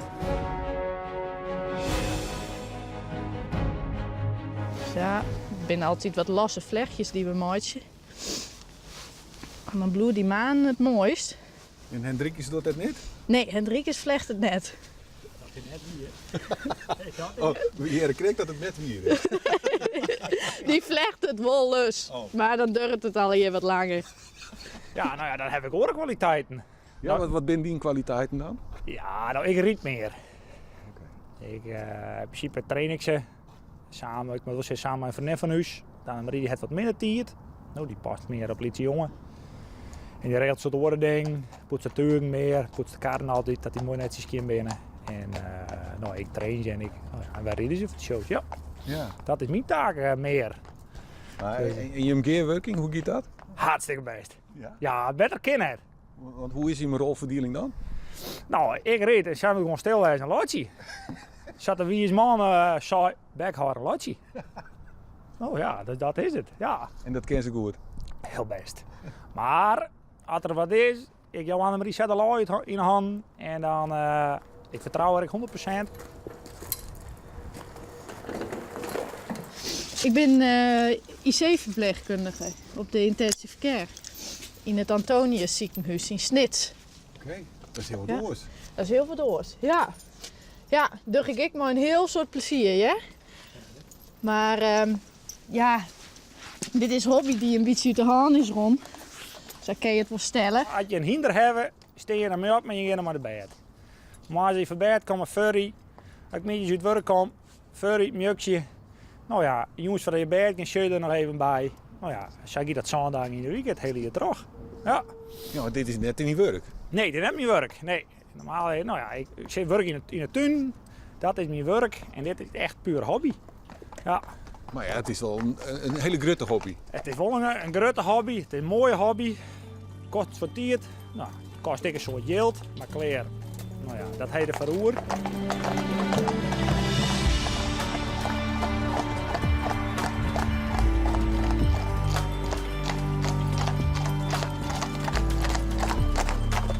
Juist wel mooi ontspannen, losse lintjes, kapkenzakje mooi, eerkens ben mooi naar voren. De hinders vinden dit prachtig. Dit hebben we wel eens vaker bij het eind. Dan heb ik eens even wat oors, maar dat je altijd maar vreetje, nou ja, dan wordt het op het laatste niks meer. En even ontspanning, dat hinder ik goed. Dus dit proberen we s'nachts wel eens even te doen. Als we het aan tijd hebben en dat waar goed is. Wat koud is dan en het ruimt dan loopt het wel. Ja? Ja, ik ben nog een beetje mooi waarheden.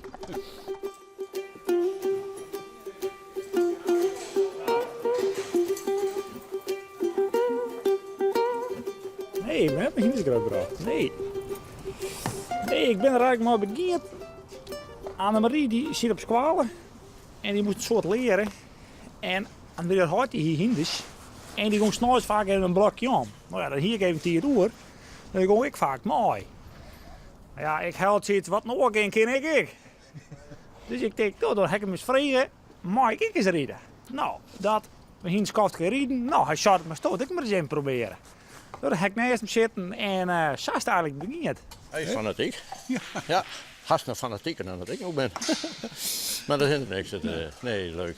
Want je zit al langer bij de kwadrieën? Ik zit hier 3 jaar langer dan hem. Ik ben er 3 jaar bij. En toen kwam er een plak vrij. Nou, en hij zag een chase, want hij wist dat ik eigenlijk nog net nacht te geven om op te horen. Dus hij zei met dat chase rijden is mooi. Dus ik moet een chase hebben. Nou, dan heb ik stickers 15 pensioend. En dan had hij die van Walter Brunsma, die jaren dat wij om chase zachten. Nou, daar ben ik niet eens geworden. Maar er kwam bij dat het dan bij de kwadrieën moest rijden. Nou, ik zei, daar ben ik in eerste instantie net blij van, want als ik voetbal, dan vervang hij mij thuis. Maar ja, goed, dat last ik me wel weer op. We hebben hier een training voor de Friese Proms. Die ben Thomas Dion Fredion. En we trainen voor de hengstenkeuring. Dan rijden wij met chasen. Voor samen publiek rijden. Iets moois is er net. Dat is het mooiste. Ja, hè? Welke shows zijn je al je dier? We begonnen met Vaderpaard. Dat is de eerste show die we mooi rijden.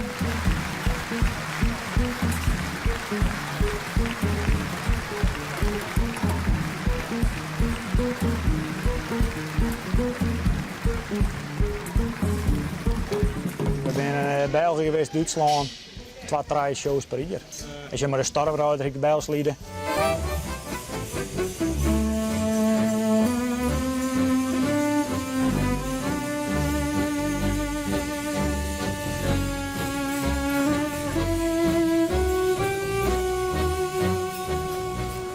Puntjes op die nog, want... Het is een beetje laat. Het hier weer herkennen. Ik heb wel spanning, ja. Ja, ik hoed er nou nog net bij op, want ik zorg het eerst even hoe het gaat. Maar ja, ik vind het wel spannend.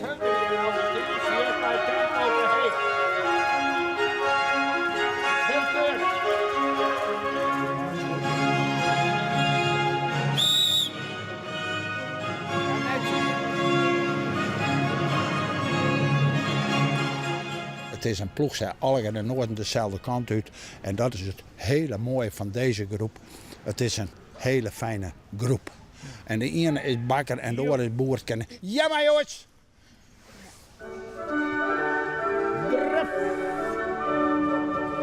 Een mooi rustig tempo.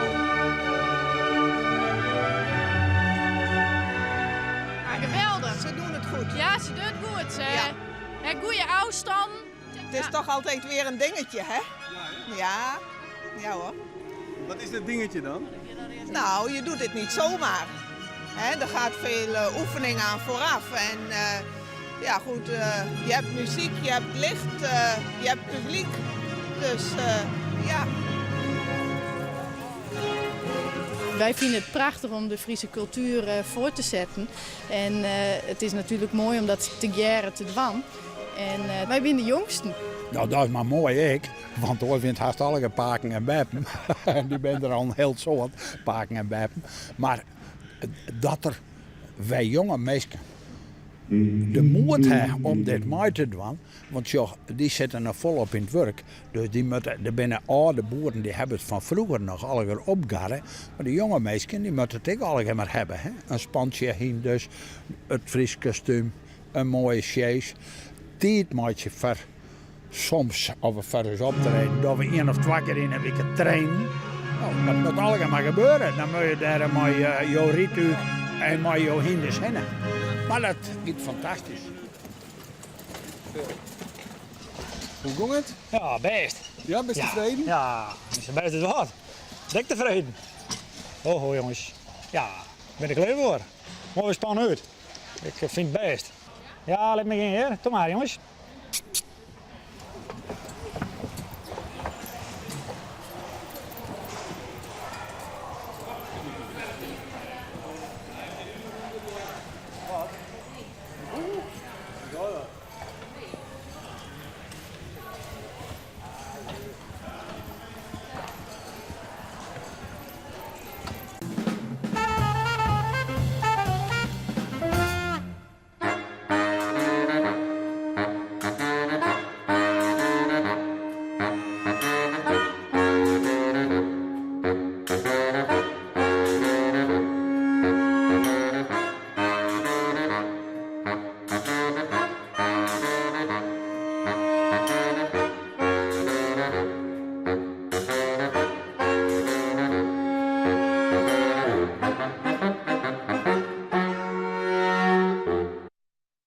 In de piste en op het podium worden vanavond live begeleid. U heeft zojuist kunnen genieten van de ouverture en van zandkunstenaar Gert van der Vijver. Geef hem nog een applaus.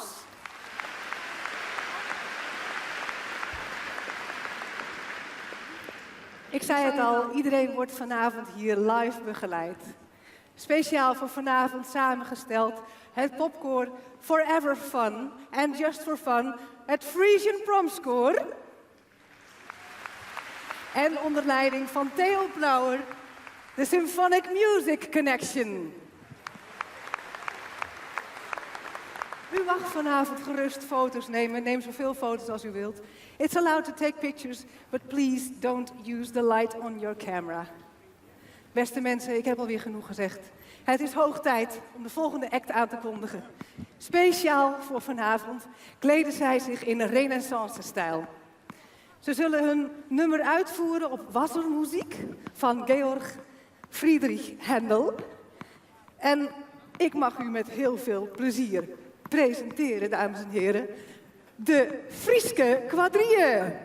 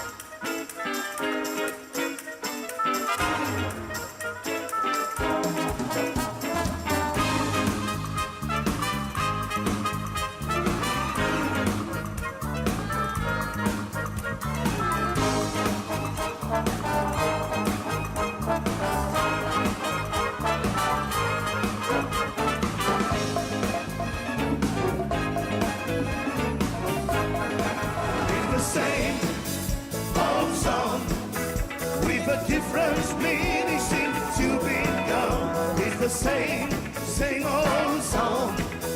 With a difference meaning since you've been gone.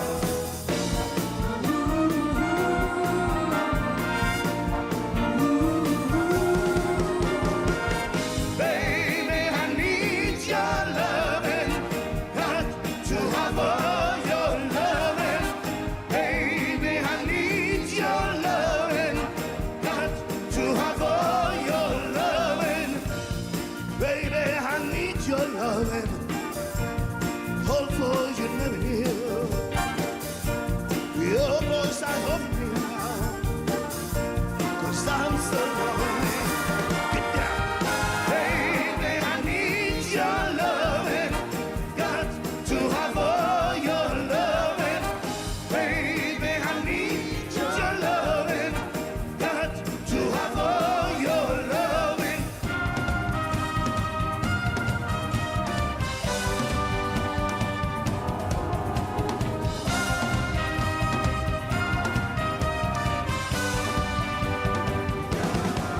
And if you feel that you can't go home, because all the hope is gone, and your life you feel as much confusion, until happiness is just an illusion, and your world around is crumbling down.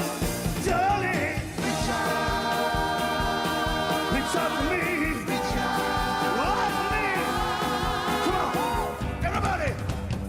I'll be there with the love we'll sing you. I'll be there with the love we'll sing you. I'll be there with the love we'll shelter you. I'll be there with the love we'll sing you.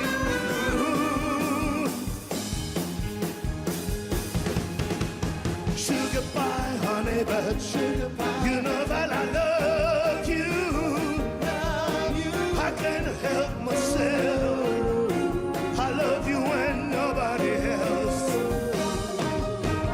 Sugar pie, honey, but sugar pie. You know that I love you. I can't help myself. I love you and nobody else.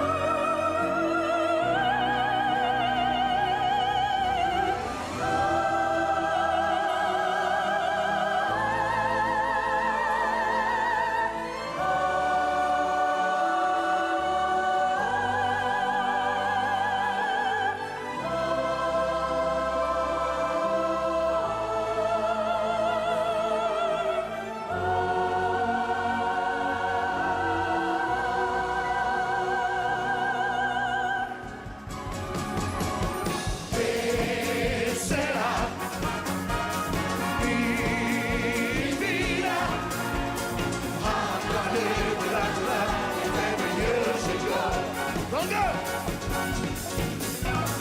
Que será? Mi vida. How I'm gonna find my way on and every year should go. How can I see you miles away? I know too well you're gonna stay. Every night and day. Every night and day. You never know just what you've got. The only feel it means to love. When it's gonna last. Are you ready? If you should go, go, go, go, go. If you should go, go, go, go, go. If you should go, go, go, go. If you should go, go, go, go. Yeah. Come on, get out. All right.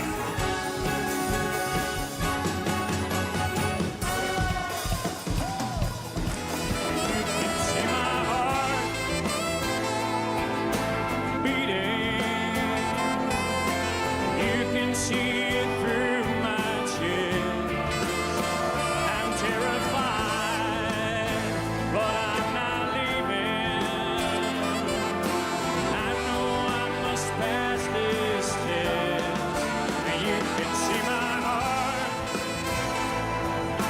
beating. You can see it through my chest. I'm terrified, but I'm not leaving. I know I must pass this test, so just pull the trigger.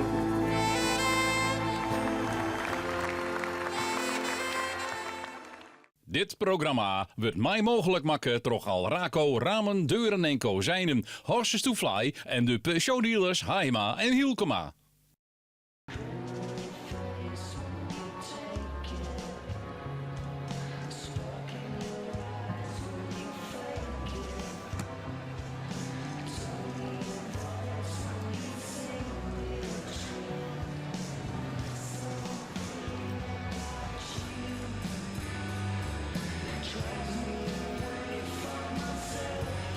Ja, en dan binnen wij waarom hier in het WTC. Waar krijgt de voorstelling van de Hiestenhoorn die naar het verrichtingsonderzoek in Exlo ging. Dat had een heel skof door. De bedoeling was eigenlijk dat er dan een pauze komt voor het publiek. Maar de organisatie had besloten, ik omwiezen van de tijd, om die pauze te skrassen. Maar het lijkt erop dat er toch misschien toch een paar deelnemers wat verrast. We zitten hier nou wel even te wachten totdat de volgende hinders in rubriek 5. Er zijn hinders die het dekseizoen van 2016 winnen, dat die hier binnenkomen. Dat zijn er een stuk als 6 hinders in dit rubriek met een paar aardige hinders erbij. Ondertussen hier een jongen mijn jongens is ik weer Henk Dijkstra. Henk, ja, we hier vanmorgen zijn we al een protte hindersjongen die wel min of meer wel verwachten. Hier nu komen we natuurlijk bij de jongere hinders te landen. Dan komen we bij de rubrieken te landen. We waren wat meer de verrassingen krijgen, denk ik. Het geldt dat ik al een beetje voor de rubriek die we nou dadelijk krijgen. Van de hinders uit 2016. Daar ben ik al wel gekende namen bij. Ja, maar als je nou direct verrassingen uitkomen zullen, dat verwacht ik net. Want ik even zoals naar Nane, Omer, Marcus bijvoorbeeld. Die staan flink hier in die betreffende leeftijdscategorie, doe ik bij de bovenste. En die verwacht ik er nou eigenlijk ik ben. Dus we moeten uw geduld nog even bewaren. Want dat zal echt letter op als Wist je een beetje hoe het met kan, maar de jury gaat nooit even nu zijn dak op met een treintje ook. Die mooi op muziek maar in plaats van dat ze concentratie bij de hinders had. Ja, maar dat krijgt als Belgen in de jury is. Nee, grapje. Maar Jan Hellings een hele plezierige vent. En die liet hem even meeslepen op het ritme en het enthousiasme. Doe even de siertak hier in het straal van het WTC. Nou, ja. Nou ja, zolang het Philip Goebbels nog net is.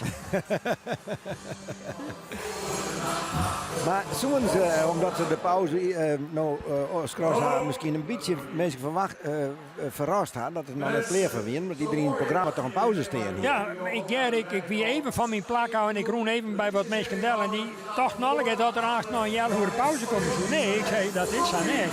Maar geen schoft is er reis. Nee. Dus, Nou, ze zeggen wel eens voor topsporters is dat lastig. Als bijvoorbeeld op het rieden had je dan letter starten maken vanwege dat er een mankement aan het ijs is. Ja. Of dat je jeder maakt, dat het verrassend is. Zodat je nou een rol spelen kan of dat net. Dat denk ik net. Het voelt bij jonge hinders misschien niet je voor het eerst komen nog een rol spelen kennen, maar bij de gevestigde orde verwacht ik dat eigenlijk net. Maar er zit net een soort warming-up af, hè? Want ze zijn vaak ook wel even in de bakje erachter.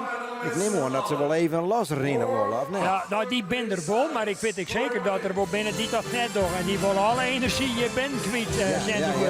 Maar daarbij het risico dat de stap dan net helemaal uit de verve komt misschien. Maar, ja, dat is natuurlijk net de bedoeling. Maar wij hier nog even, waarom te komen op die stamboeknaam, hier bij het van de Moer. Ik heb er nog even een liedje onvulling op. Het schiet zaten bij een nieuwe opzet dat een eigenaar de kar krijgt uit Trijenam. Dan mag je uit kiezen. En ja, zit er dan die namen net bij, ja, dan moest een compromis sluiten. Dan mag je ook nog één keer in de herkant zeggen van nou, ik vind die trui ik niks. Dan krijg je ook nog één keer een onvulling en kans, maar dan is het finito in de bepaalde zijen. Dus de heeft zelf wel een stem in kapitel in die eerste truien keuzemoment. Maar daarna best, nou ja, oerlever on. Dat begreep ik net helemaal. Wat kan je er nou even uitlezen? Nou, die stamboek hier, die goedkeurt weer in Exlo, die krijgen een stamboeknummer en een naam. Nou, ik zei van de morgen dat het stamboek dat bepaalt, maar het schijnt nou zo te wezen dat er de eigenaar die krijgt een naam en dan mag je uit kiezen en dan kan er ik nog hoe lezen met het stamboek. En zij is steun worden dus. Ja, dat ligt er wel heel wat op. Ja. Ja, en zij is 10 man die we straks letters zeggen, dat hoe eigenlijk die eigenaar, die hier net als je zo'n Tijmen, en dat woont ze net, want dat schijnt dan geen Fries te werden. Nou, Tijmen, krijg ik op zijn Fries als 10 minuten spreken. Dus dan zou het zeggen, what's in a name? Maar ja. Ondertussen gaat het volksvermaak hier verder en is de tribune ondertussen. Het lijkt het wel op in Brabant bij de carnaval. Ja, het oefenen in Fries is een kleermaatje voor het Brabants carnaval. Ik wist net dat ik een noemer wie hier. Maar ik denk dat het een beetje noodgedwongen is, want bij het ruiter zit de speaker zit iedere keer maar naar boeten te zien. Van wij blowen de hinders, wij blowen de hinders. Dat is weer een prachtig commentaar van beide heren. En heel de wereld die kan met ons meekijken. Hè? Heel de wereld die kijkt mee via internet. Ja. Ze gaan het allemaal ondertitelen als ze dat Fries niet verstaan. Dat komt helemaal goed. Goed, mensen, we zijn bij u. Ja, wil Bert nog even reclame maken en daar gaat er ik nog wel even tijd voor mezelf. Ik zou zeggen, de show must go. Zit hij wel te zien? Ja, en daar komt de eerste hinderbinder in. Dus het zal nou toch wezen. En dan zullen we dat... Er het 4-5-8 wijzen maten die we hier nou in de ring krijgen. Dus we zullen eens even zien of dat klopt. Koersagouw het noemen net lezen in het voorbijrennen. Maar ik neem aan dat dit hem wel is. 4-8-8-8. Ja, dat moet er het 4-8-8 wijzen. In de rubriek van de hinders die het... naar het Centraal Onderzoek was ben in 2015. Dus ik ben nog redelijk jong. Dit is bijna in 2009. 488, 10-jarige sporthengst, gefokt bij B. Veldhuizen in Putten. Die naam hebben we vandaag al vaker gehoord. Eigenaar CNP Prexel in Strengberg, Oostenrijk. En het is een zoon van Mijnse. Dan een stermerrie van Sietse. Komt uit stand 50, ZZ-dressuur, 6 winstpunten. Wel als 6-jarige goedgekeurd. Dus de eerste hengst die met reeds het sportpredicaat aan het Centraal Onderzoek begon. We haalden het sportpredicaat in de dressuur bij zijn eigenaar in Oostenrijk. In de dressuur lag in de verrichtingen ook zijn belangrijkste kwaliteit. En een mooie score van 82 punten. Zijn veulens gekeurd in 2017 en 2018 vielen met name op door een prima manier van stappen. RIT 488 gestationeerd bij de familie Bosma in Kallemerzaag. Ja, bekend, geroemd vanwege zijn manier van stappen. Dus die had eigenlijk in dit deel materiaal vooral zien letten. Als een zoals naar de scores die hij destijds hier bij Centraal Onderzoek, dan wie dat net imponerend, hè? Ja, de rijproef die ziet dan in elk geval boven de 82 punten. Dus royaal boven de 80 en de oren bij de scores van de menproef.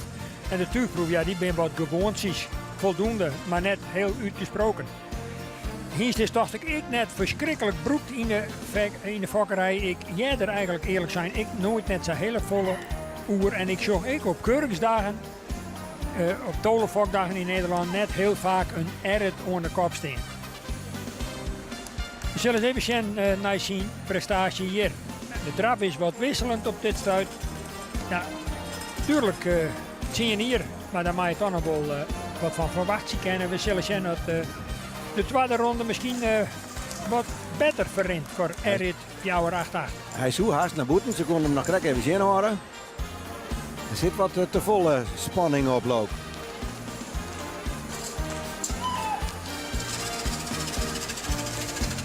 Ja, Robbie de Bruin heeft hem nou oernaam. Het jarenlang hier actief is voor de Nieuwe Heuvel. Maar ja, nou houdt er direct weer even mee op. Het toch wel heel duidelijk zichtbaar voor elke een. Moeite met de regelmaat en de balans. En ja, de presentatie is netjes, maar ik net meer als dat. Ja, dan komt er nou toch wel weer een hinder wat een reputatie had. Hè? De IJzer Fjouwer 8 van de stal Chardon. Dat is natuurlijk een tuger eerste klas. Ja. Rubriek, dames en heren, aangeboden door Horses to Fly. Horses to Fly, company for worldwide export and import of horses. Nou, de eerste indruk is in elk geval formidabel. Hoe het ervoor stiert, hè? IJzer 489. Sporthengst, dames en heren, 10 jaar. Gefokt bij Erdewies Bakker, hinderlopen. Bezit van stal Chardon. Zoon van Maurits 437. Dan Olof. En dan Jochem 259. Komt uit stam 15. Kampioen dekhengsten aangespannen in 2016, 17 en 18. Ereklasseronde 2016. Z1 dressuur 8 winstpunten. Dat als 6 jaar goedgekeurd. Verdiende zijn aanwijzing voor het Centraal Onderzoek. Door zijn geweldige prestaties aangespannen. Als ook reservekampioen in de Pavo Frieso-bokaal. In het Centraal Onderzoek hoge score aangespannen, 85 punten. Maar ook onder het zadel maakte hij indruk, 84,5. De eerste in 2017, 2018 gekeurde Verdens viel op door een rastype en een sterke draf. Gestationeerd bij stal Chardon Jorwert.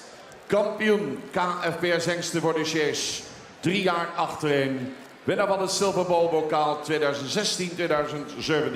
Een paard van het jaar in 2016. IJsje 489. Tegen de Silverbowl, hinder van dier. Ook is hem als stuurder heel goed, Henk. Hoe goed is hij? Het is een uitzonderlijk talent en ik denk spietig genoeg dat IJsje zijn klassering van een beetje voor een groot deel toch bij ik mij bepaald wordt door het feit dat er net heel erg royaal stapt. Ja, wij als tuurginderleef hebben ze dan een goede tuger die goed om u net te stappen, als er maar excellent tugen kent. Dat is maar krijg bij leidt aan de prioriteiten en wat vindt het belangrijk. En Jelmer Chardon is zich dat zelf ik terdege bewust dat er in deze klasse het heel dreig wordt voor deze hengst om in de bovenste regio te bedarjen. Puur op basis van het feit dat dat just je nou ik wil. Hij komt net echt tot ontspanning en jouwt hem net heel. Hij weet wat er gebeuren moet en hij heeft maar één parool. Daar begint het al. En dat vind je mensen toch mooi. En dan ben er een heel soort die van jou met alle leefden de wat kwartere stap.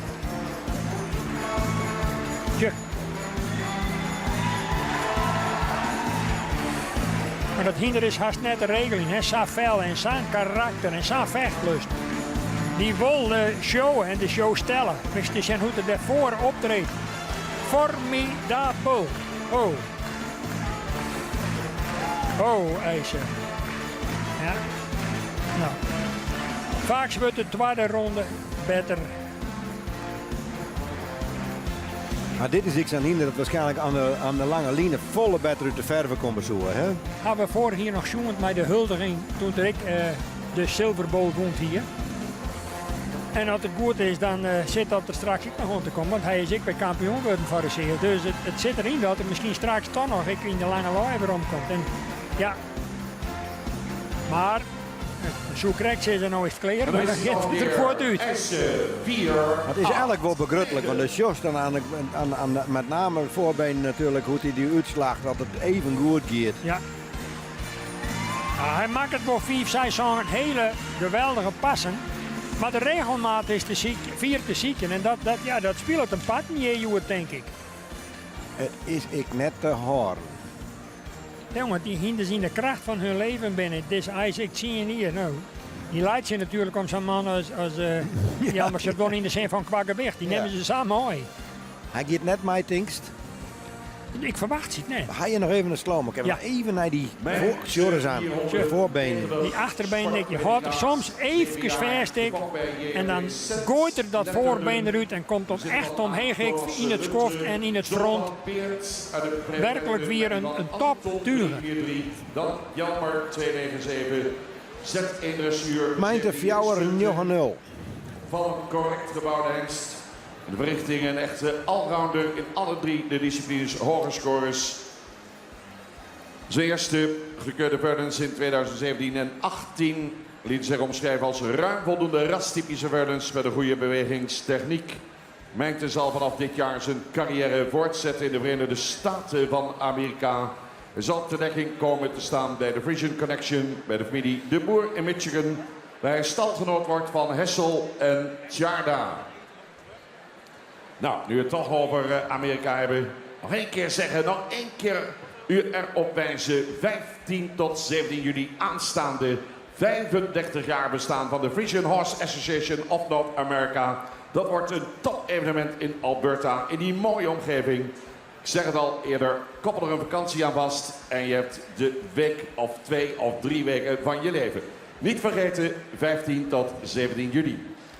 Maar nu, Mijnte 4, 9, Zo werd eruit 0. dezelfde beginnen Wat denkst Henk? Zo werd eruit naar de Amerika Nou, het reizen. zou best kennen dat de organisatie in Amerika deze man inhield. Want als nou iemand heeft die het publiek bespielen kan als geen oor, dan is dit natuurlijk mijn afstand, denk ik. Maar voor hen, Jan Ben het Kamphuis, toch wel de betere omroeper. Ja, en is het dan zo'n Nederlands publiek dat het in Nederlands kent? Of, Nou, nee, ik denk een mix. Er ben natuurlijk ik een soort die vanuit Friesland daarheen rekken binnen. Nou, die rijden hun dan wel met het Nederlands. Maar ik denk dat Bert wat dat ook niet wel een aardig beetje vol hoe de grens praat. Dus even zien hoe het Mijnte er maar rijdt. Ja, nou ja, het is zijn laatste moment dat we hem hier bewondering kennen. Hij giet de grote doboer. Ja, als just naar zijn verrichtingsrapport, ja, gemiddeld. Prima, maar net echt bij uitstek. En dat zou ik wel eens van invloed wezen kennen op het besluit van de familie van Maan om de Hiens en Skofke in Amerika te stationeren.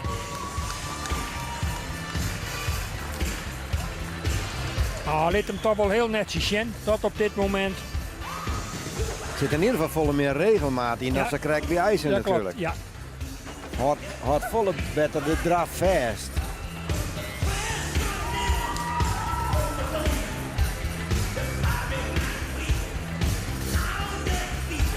Nou,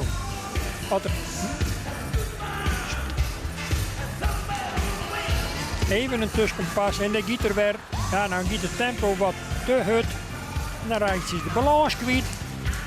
Ja, en om dan eerst weer in het goede ritme te komen, dat wordt het dan even. En dan is de herkansing eigenlijk al Waarom maakt voorbij. ze nou per se aan de hand? Is dat een regel die een reden achter leidt? Ja, mij het alternatief maar. Maar ja, het is haast net bij te houden, denk ik. Nee, die voorbrengen er vaak onhingen. Ik had het vanuit de traditie gewoon zo ontstaan is. En ja, dat er inbleun is. En ik met de andere kant zeg ik weet wel wat van tradities. Nou, ik vind dit is hier van die tradities, hier en daar en hier. Maar ja, aan de andere kant, wij brengen de merries in de simmer bij de keuring. Ik zou nog gewoon een hand voor. En dan krijg ik nog op hetzelfde moment een predicaat. Dan ben ik staan boeken die zeggen, ho even, dat gaat u te rap. Wij willen eerst meer bieden, binnen het wel sport, dus kennen ze wel wat. Wij willen eerst zien dat ze wel wat kennen, dus we voorlopig krijgen een predicaat. Marcus wordt voorgesteld, Marcus Fjouwer 0-1. Een zeer hoog percentage eerste en tweede premies behaald te hebben. Ze vallen positief op in zowel exterieur als beweging. Gestationeerd bij het dekstation Gaansteland Oude Mirdum. De kampioen jonge hengsten 2016 en de reserve algemeen kampioen. Hier is Marcus 491. Ja, want dit is natuurlijk net de minste, hè, die hier nou stiert. Nee, die verwacht ik vanmiddag toch met het al heel raar rennen, die verwacht ik toch eigenlijk ik wel in de finale. Ik zag naar de samenstelling van de geerstalling, moet ik zeggen, van deze groep. Er komen straks nog wat waar redelijke kans hebben, zeg. Maar daar heeft Marcus in elk geval ik bij.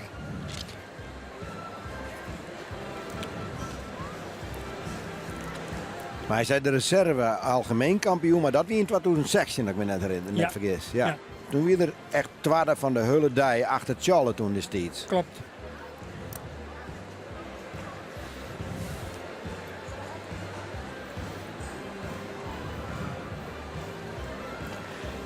En hier steekt mij een schitterend voorkomen, een prachtige voorhander in, met een prachtige hals erop en een hele mooie houding. En een prachtig holtsie, echt typisch Friesk. In alles, in ieren en zin, zoals je dan haast zeggen willen. En daarnaast kan er dan ik nog heel best bewegen. Als hij zijn cijferlist juist hij hier bijvoorbeeld voor de tuigproef 84 punten. En hij is vorig jaar een paar keer in de baan geweest met Hendrik Eppinga. Hij rent nu in de dressuur met 8 winstpunten. Dus een allround sporthinder. Maar dit hier toch beduidend rustiger dan bijvoorbeeld bij een IJzerse krijgt. Ja. Toch had het ik, ja, eigenlijk het lieke dat had de voorbrengen meer tijd krijgt. Ja, hij liet hem ik net oer nemen, want hij viel zelf ook wel dat er goed rond. En dan wilde dat natuurlijk die eenheid net verbreken terug om aan een oren te gaan. Net dat die dat net van elkaar krijgt. Maar je dit is de baas in één appel. En natuurlijk. Is Marcus 4-9-1. Nou, let hem poer best zijn. We hebben het samen over eens. Sterk van achteren, ik. Mooi royaal. Optredend in de voorhand, maar romte vooral ik in de beweging. Vandoor met Nane. En Hendrik Eppinga had zijn oefening weer aan, zou ik zeggen. Ja, zit het, ja. Fokker T. Jongsma. Marcus, we gaan rekening met hem. Ja, ik wil nog even te zien hoe hij beweegt.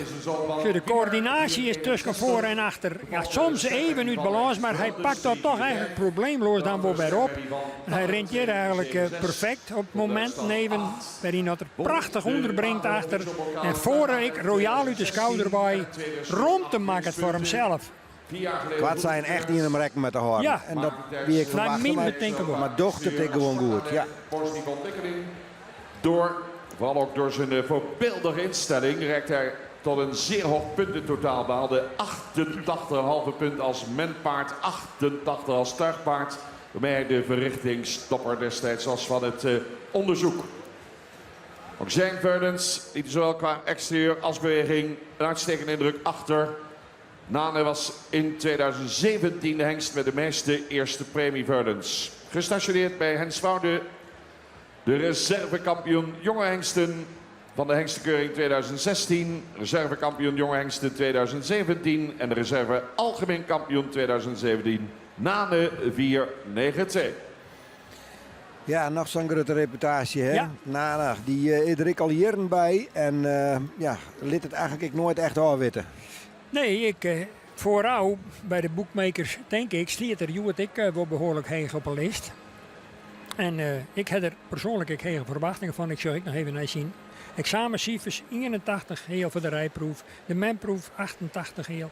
En vooral die tuigproef met individueel de cijfers voor het voorbeen 8 heel.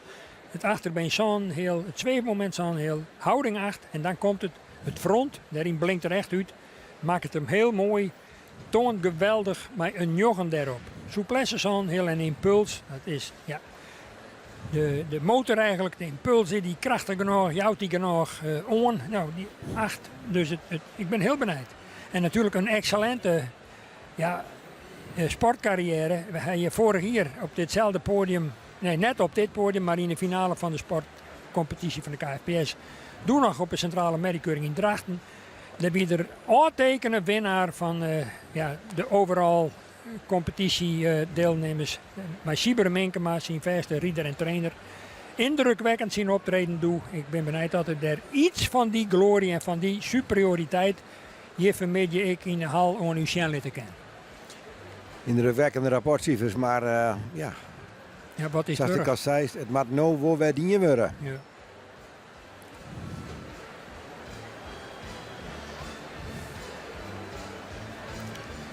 hinder maakt mij een schitterend mooie statuur.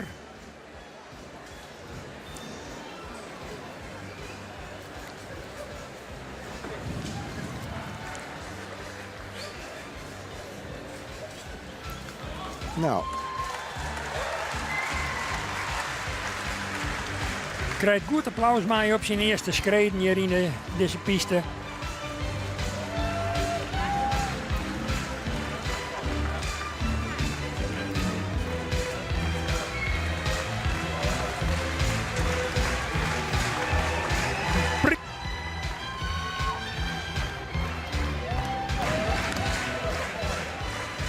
Ja, maar een half van Tjalling Bosma die natuurlijk eerst met Teun komt, hè, dacht ik. Zijn eerste eigen hies die er hier komt. En Wiels had Nanning Lemstra Nane even oernaam. Nou, en hij wordt alleen maar beter naar mij bedenken. Let hem hier heel onsprekend zien. Maar een imponerende voorhand. Ja, nou is het dan even mis. Maar de jury had het wel even zien. Ik denk het wel. Ze schudden nou ik net bij nou, dus hij had zijn indruk al vestigen. Nee, Henk, wat nog belangrijk is, want we hebben toen de voorbrenger aan Peker Ham. Maar wat doet nou de man, meestal tenminste de man in het midden? Nou, die beziekt het op het moment dat het dan net gaat en dat hij bijvoorbeeld een beetje terughoudend is, om er dan op dat te draven en wat met het dosje te rottelen met wat yield of wat speakers in zitten. En dan reageren die hinders dan op.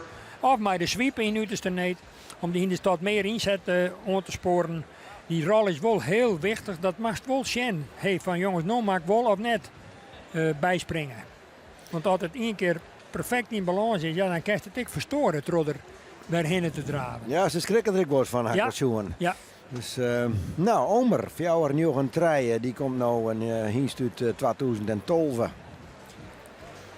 Nou, imponerend dus dat optreden van Nane. De familie Bauma, familie letterlijk naar mij doet uit Orebon met Nane Stiert. Eigenaar AP Bot in Porthuis, SJ Kat, Egmond aan de Hoef. Gjalt is de vader. Dan een sterpreferente Marie van Karst. Dan Naan, komt uit stam 47. Omer Z1 dressuur. 7 jaar nog maar. Hengst met het laagste verwantschappercentage binnen het KFPS. Wil dit combineren met een PDG die bovendien veel kwaliteit in zich draagt.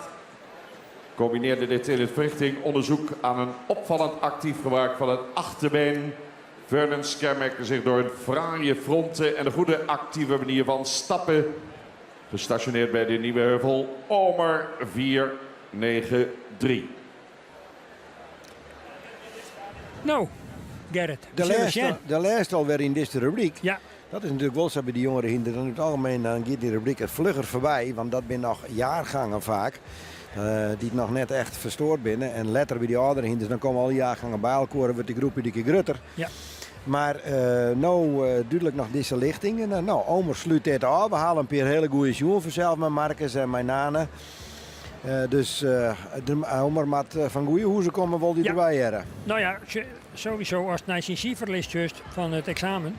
Die ben gemiddeld goed, maar net uitgesproken heeg.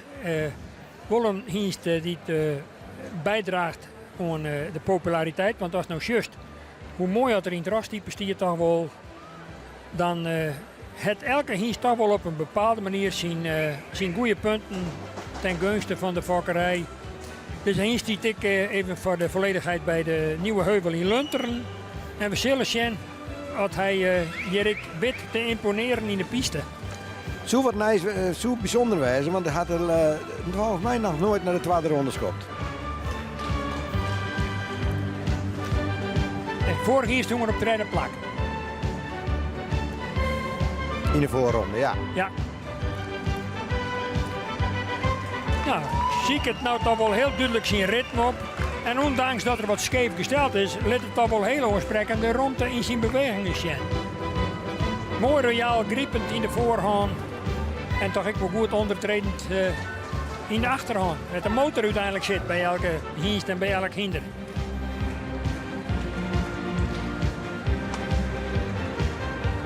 En dan gaan we nog één keer bekijken. Omer 493.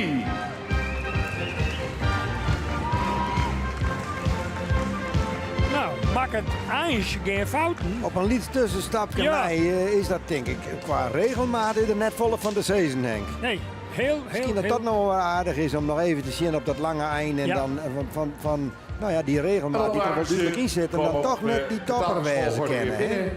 Deze rubriek aangeboden door Horses Dus to we Fly. even zien hoe er dat achterbeen ik wel toch wel onderbrengt. Zo nog misschien justjes 5 centimeter meer. Maar nee, ik vind het meer dan voldoende. Hij imponeert echt wat dat betreft.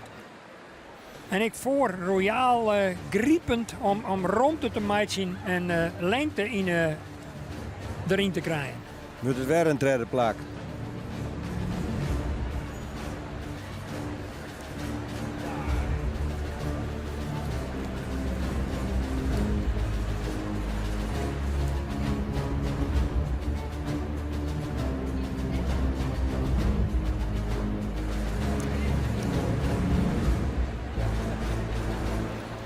Nou, daar binnen ze. Ik ben toch wel, nou ja, voor u, hè, wat toch wel de favorieten Marcus en Nane, maar ja, ken er nog een oren bij of wordt het gewoon toch die twa en moeten de oren tevreden stellen maar ja, misschien toch een aardig optreden. Ja. Dat komt er dan, ja. Wel heel spannend, hè, om dan weer zijn jongere rubriek te zien die het, ja, toch meer spanning mij brengt. Ik. En zo zien hoe Bert de Ruiter dat deze keer weer inkleedt en vooral weer te krijgen. Ja, want het is dat die oudere hier weer wel weer op tal zet, dus dat betekent dus dat er weer husselen wordt. Ja. En het is altijd weer afwachten hoe ze dat doen, hoe ze weer in de volgorde zetten, dat we uiteindelijk weten van dat is de nummer 1 en dat is de nummer 2. Nou, zo.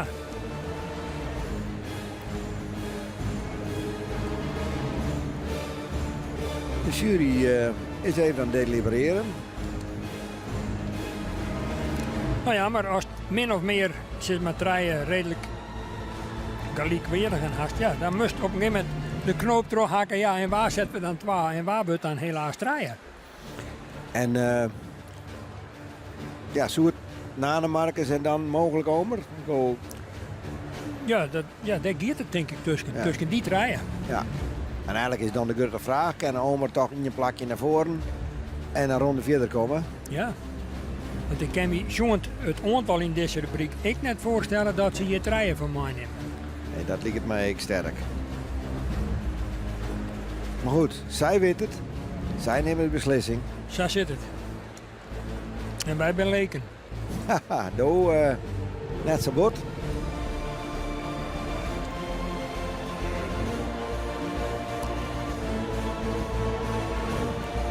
Nou, ik ben wel heel erg nieuwsgierig naar het commentaar van Louise waarom het dan 1-1 wordt en 2-2. Dus vooral in deze groep. Ja, maar dat zei ik wel wat over het vervolg. Ja, je nou op een stenen, dan ga je toch wel eens een wat grotere favoriet is met die tweede ronde in. Ja. Natuurlijk hebben we in het verliezen ik wel eens gezien dat er wat maas in zijn rubriek zit met twatstier. Wat dan toch medisch nog verraste. En Hegerkamer was degene die het maas eerst vier. Ja, het kan wel. Ja.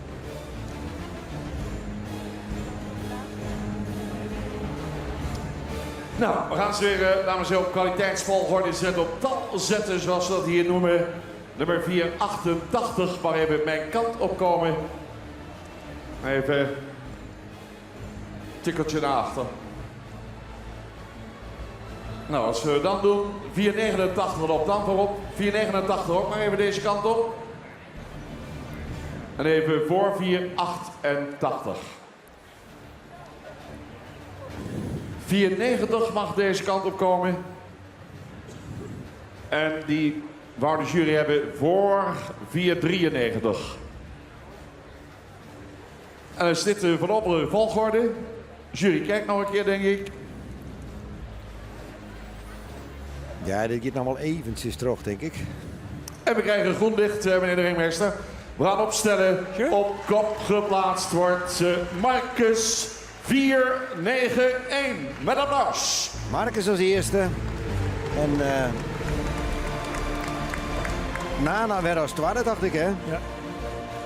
Oud-bestuurslid Pascal Breivart zal namens de Horses to Fly de prijzen overhandigen, de lint aanhangen, mooie dekken erbij. En mevrouw Louise Hompe zal uiteraard weer altijd interessant een toelichting verzorgen. Ja, en we zien dus inderdaad dat Omer wel weer op het derde plak rint. Dus hij komt er krek net bij. Ja.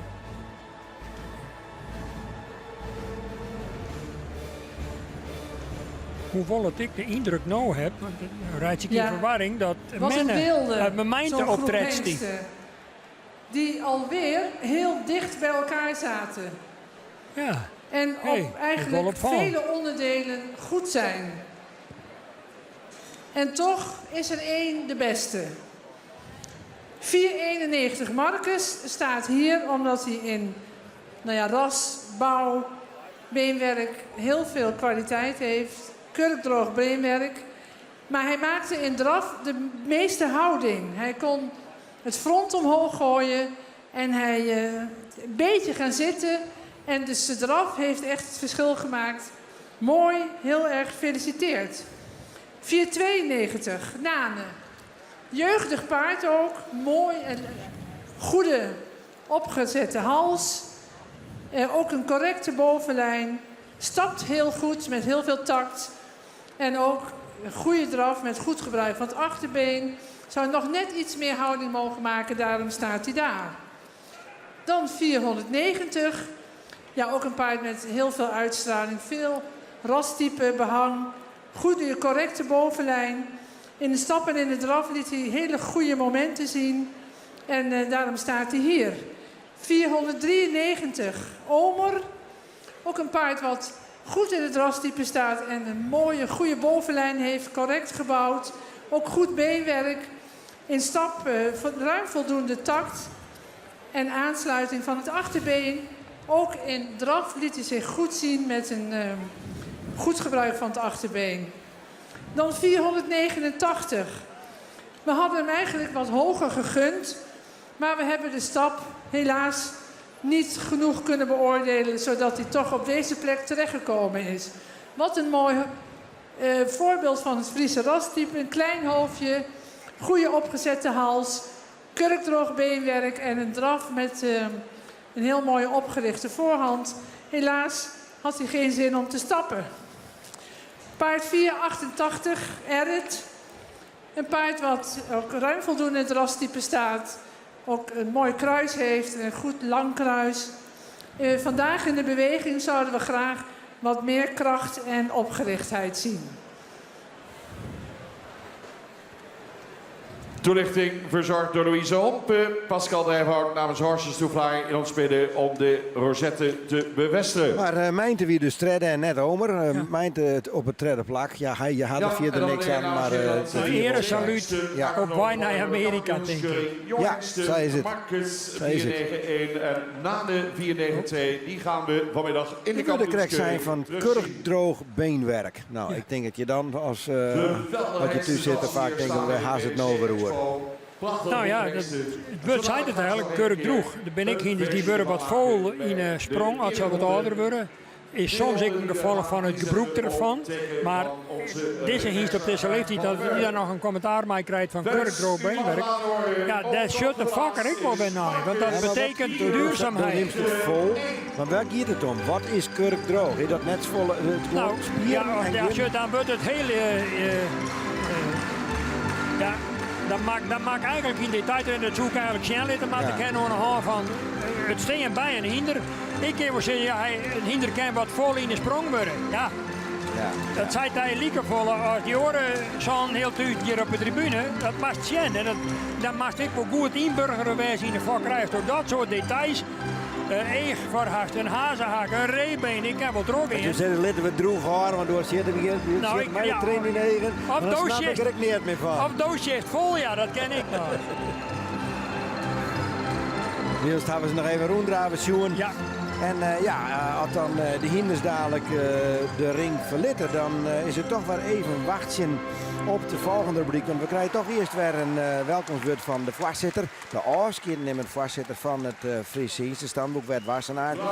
En daarna toch even wat huldigingen. En dan gaan we dan weer verder. Uiteindelijk straks met rubriek 6.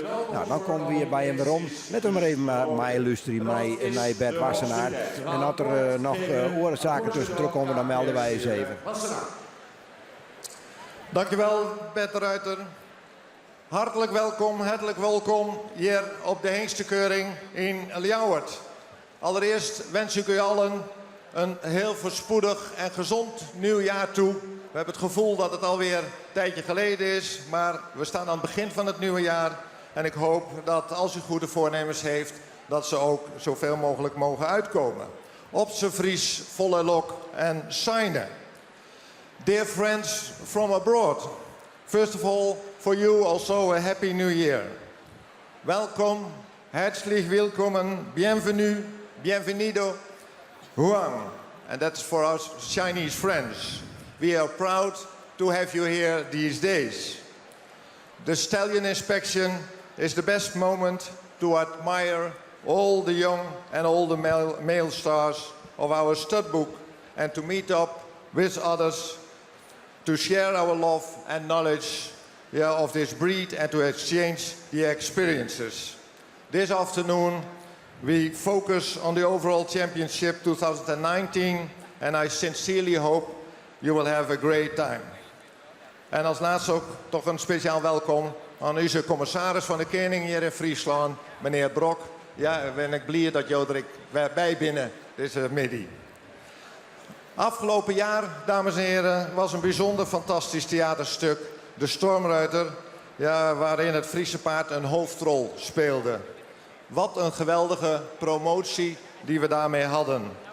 Waar ik als voorzitter nog het meest op trots ben, is op die leden van ons stamboek die op vrijwillige basis voor en achter de schermen en vaak met eigen paarden hebben meegewerkt aan dit succes. Zij verdienen een dikke pluim voor wat zij daar hebben gepresteerd.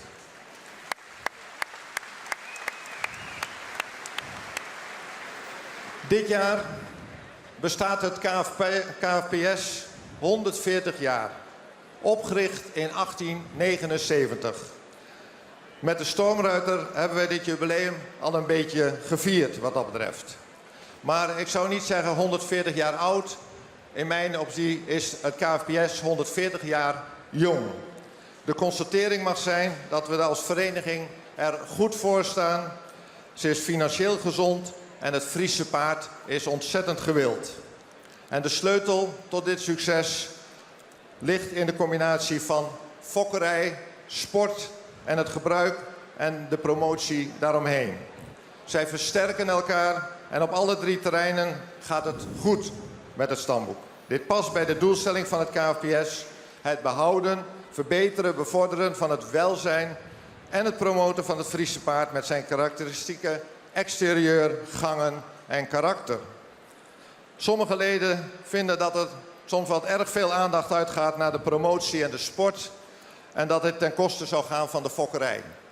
Mijn overtuiging is dat de fokkerij zeker niet ondersneeuwt, maar juist profiteert van de andere twee speerpunten. Ja, Hank, en zo is er bijvoorbeeld... de loftuitingen natuurlijk voorbij komen. 140 hier Hingstenstandboek, maar ja, 140 hier Hingstenstandboeken, die natuurlijk in het begin lang net wat het nou is. Hè. Het is nou echt het Friese hinder. Toen hingen ze ook alle soorten hinderstroolkoor en wie er een keuring die het nog net lieken op wat er nou is. De geschiedenis had het wel totaal verloren.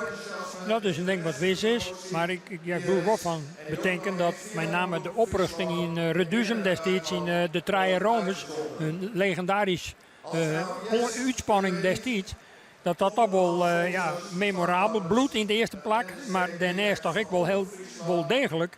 Ja, het begin is van geregistreerde fokkerij. En ja, ik denk net dat er een soort stamboeken binnen dit vanuit 1800 en nog altijd het hele archief op waarde hebben en dat eigenlijk haast gewoon 18 staat dat waarom vind ik het. Ja, hoe belangrijk is dat dat zo minutieus bijhouden wordt en in de gaten houden wordt? Nou ja, ik denk sowieso als het nou heeft hoe vakkerij over oren wijzen van skiertskrouwing, dat in alle gevallen wichtig is. Ik voor degenen die naar huis komen, dat ze ten alle tijden nog weerom griepen kennen op wat eerder doet destijds bij zijn oprichtingsgeerkomst, bijvoorbeeld van zijn stamboek. Wat eerder doet schriftelijk vastlijnt, wat wie het uitgangspunt, waarom is men begonnen met een stamboek en hoe het men bezocht. Ik doe al bepaalde signalen uit aan van wij willen vooruit in het vakken, dat maken we een soort van, nou ja, ik neem maar wat een stappenplan, dat soort dingen. Ik denk dat die waai alleen nog maar de enige goede waai is, waar ik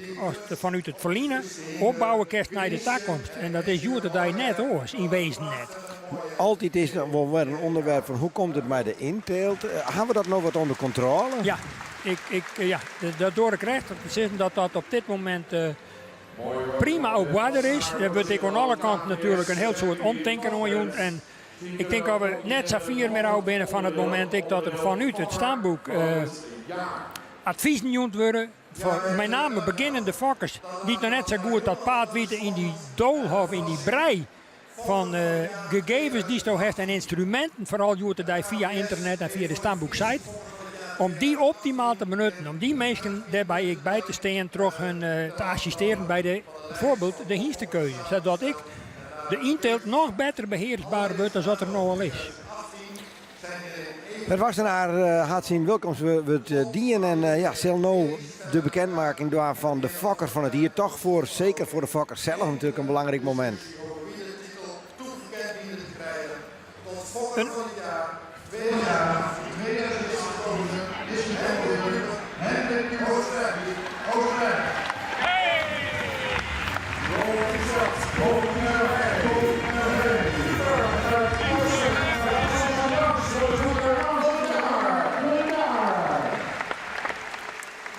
Natuurlijk is dit een absoluut hechtepunt voor Hendrik en Teekje.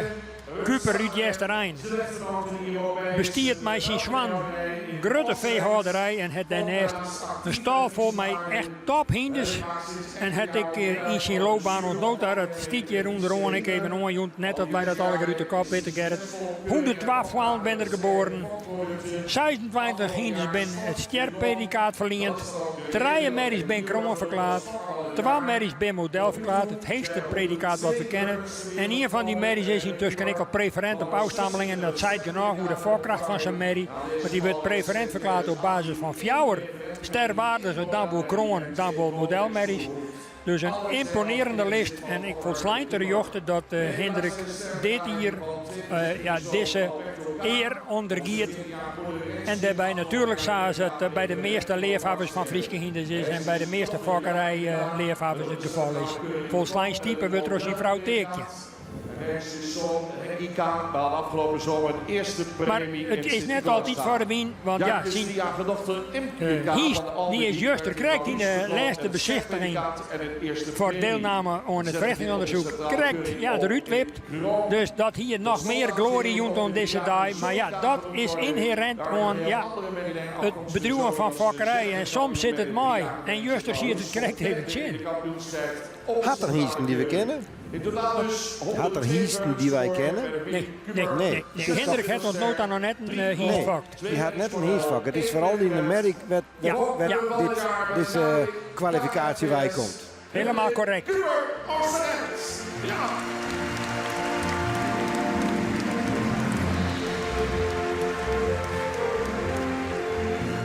Het is trouwens wel opvallend dat dit, ik geloof voor de tweede keer dat er een vakker van het hier beneemd wordt.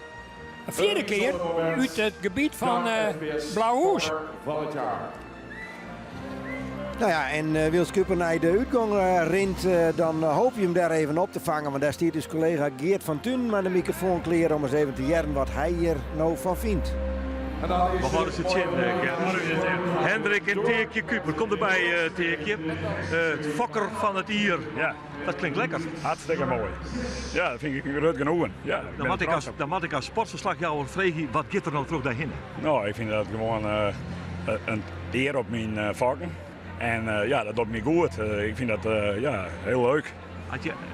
doggen wat Jim doggen? Ben je dan...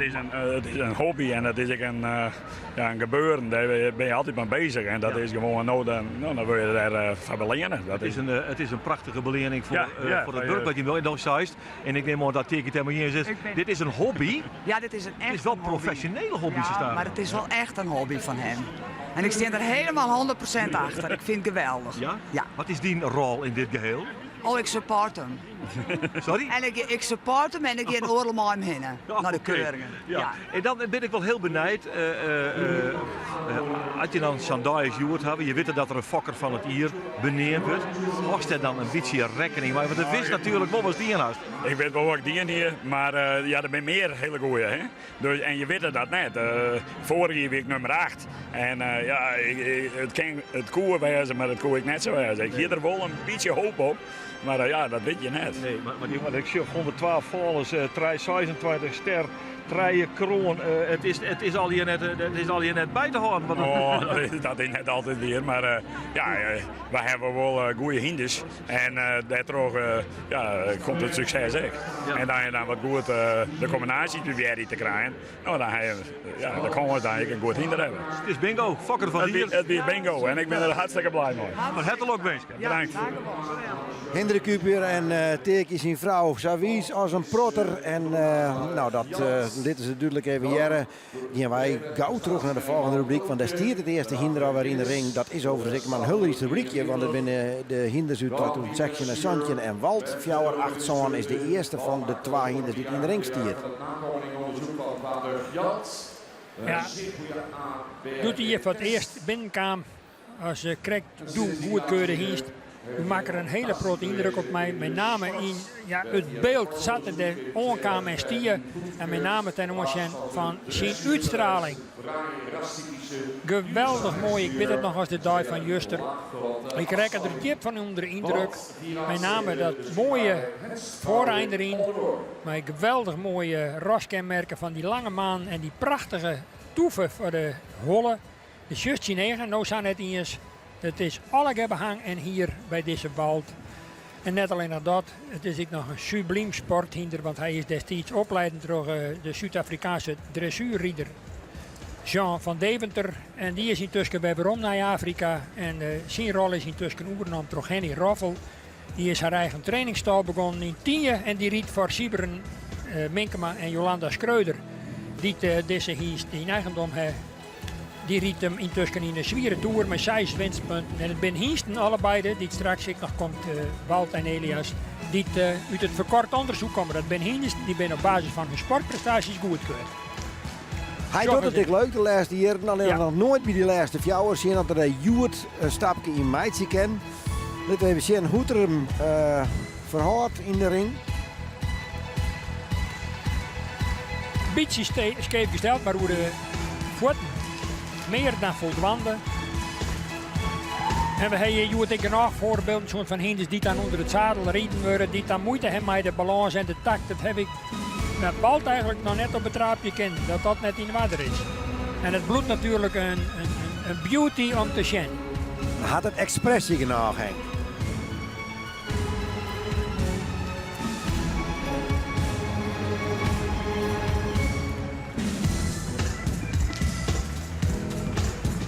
Ietsje meer spronggebruik misschien in de achterhand, maar daarnaast verder is toch wel een vlekkeloos optreden.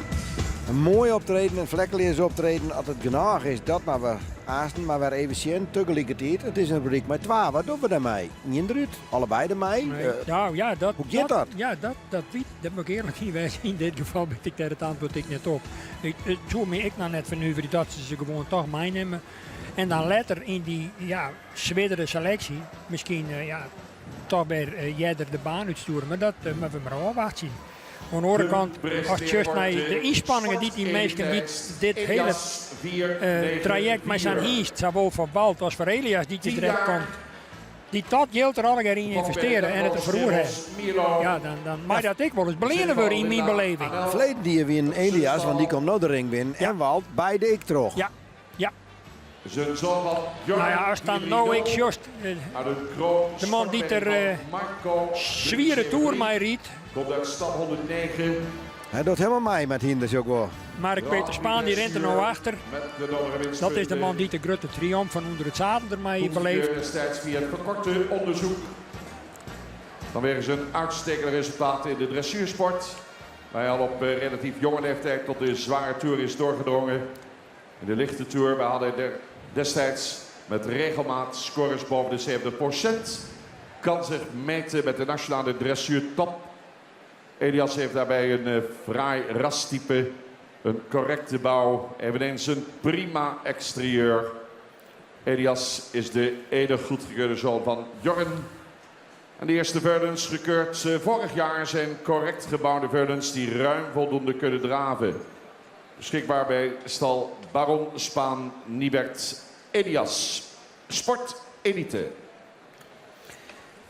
Elias die is vanuit de sport goedkeurd, dacht ik. Ja, Hè? Die is ja, op een orenwiese binnenkant naar de meeste Ja, hinders. deze hiesten hoeven ik net een verrichtingsonderzoek van het Sienweekend te ondergaan. Op het moment dat men een aantal winstpunten behalen heeft in de dressuur, ik meer van 50, dan meestal zijn hinder aanbieden voor de stamboekjury. En dan moet er misschien een keer, of misschien dat is wel vrij zeker, maar als er dan exterieurmatig geen beheiningen binnen meer, dan kan de hiest voorrijden worden onder het zadel. Terug de man die hem dan in de wedstrijd brengt, of in dit geval Mark-Peter Spaan. Dan op basis daarvan, van dat beeld, wordt zijn hiest goedkeurd als stamboekhiest. En die wordt dan verder zeker gewoon behandelen als zijn vakkerijresultaat niet. Die wordt op dezelfde manier onder de loep genomen als van de orenhiesten. Wie is de verleden die er net voor het eerst bij? Ik meen het.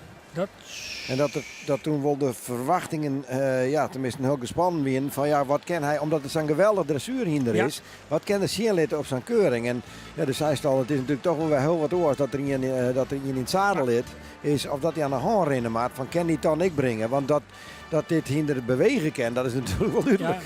Ja. Als hem nou dus al balt zijn short, want als dan praat hoe stappen, dat doet er nou natuurlijk ik net helemaal ontspannen. Maar het is natuurlijk imponerend om te zien. En ik krijg zo rassig als die valt. Het is wel een hele pad. Dat was van sokken hiesten. Ik beide nou eigenlijk uitblinken in raskenmerken. Moest die schitterende stutten zien. En nou mag dus even zien hoe die hiest direct uiteindelijk als er zijn ritme en zijn balans vinden kan. En dan is het zaak om dat tempo net te volle op te letten. Dat doet Mark-Peter Spaan perfect. Die bloed in de buurt. Maar die bemoeit hem er eigenlijk haast net mooi.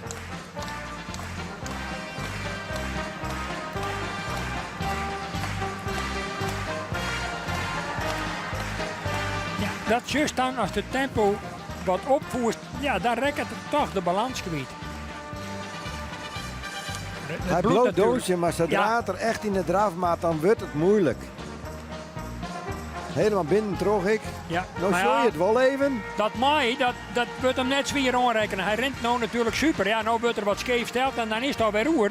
Want dan is dat hinder uit zijn verste balans.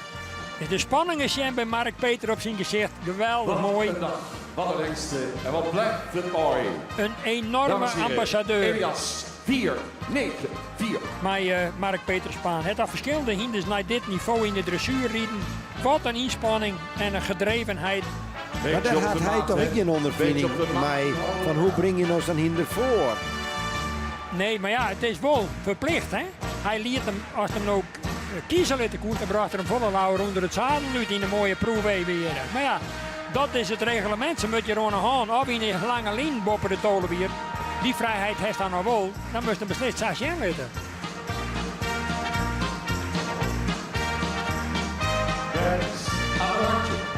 Maar draaien hiesten naar dit niveau rieden. Adel, Anders en Do Elias. Dit lijkt het maar voor hem een bezoeking. Ja, tuurlijk. Het is frustrerend voor zijn man die het zelf, wat er erop zit, de volslaande controle heeft. En dat dan nou, oerlitten maat aan een oor. Maar ik vind toch, twee topvertjentburgers van machtig mooie, super deluxe, typisch, rostypische Friese hiesten. Nou ja, zal het zijn, vleen die je beide terug. Ja, waarom net hè? Dat ze het beide kennen is wel duidelijk. Ik bedoel, je zit bergen mensen op de tribune. Die vinden dit nou het ultieme vakdoel. Zulke hinders willen wij fokken.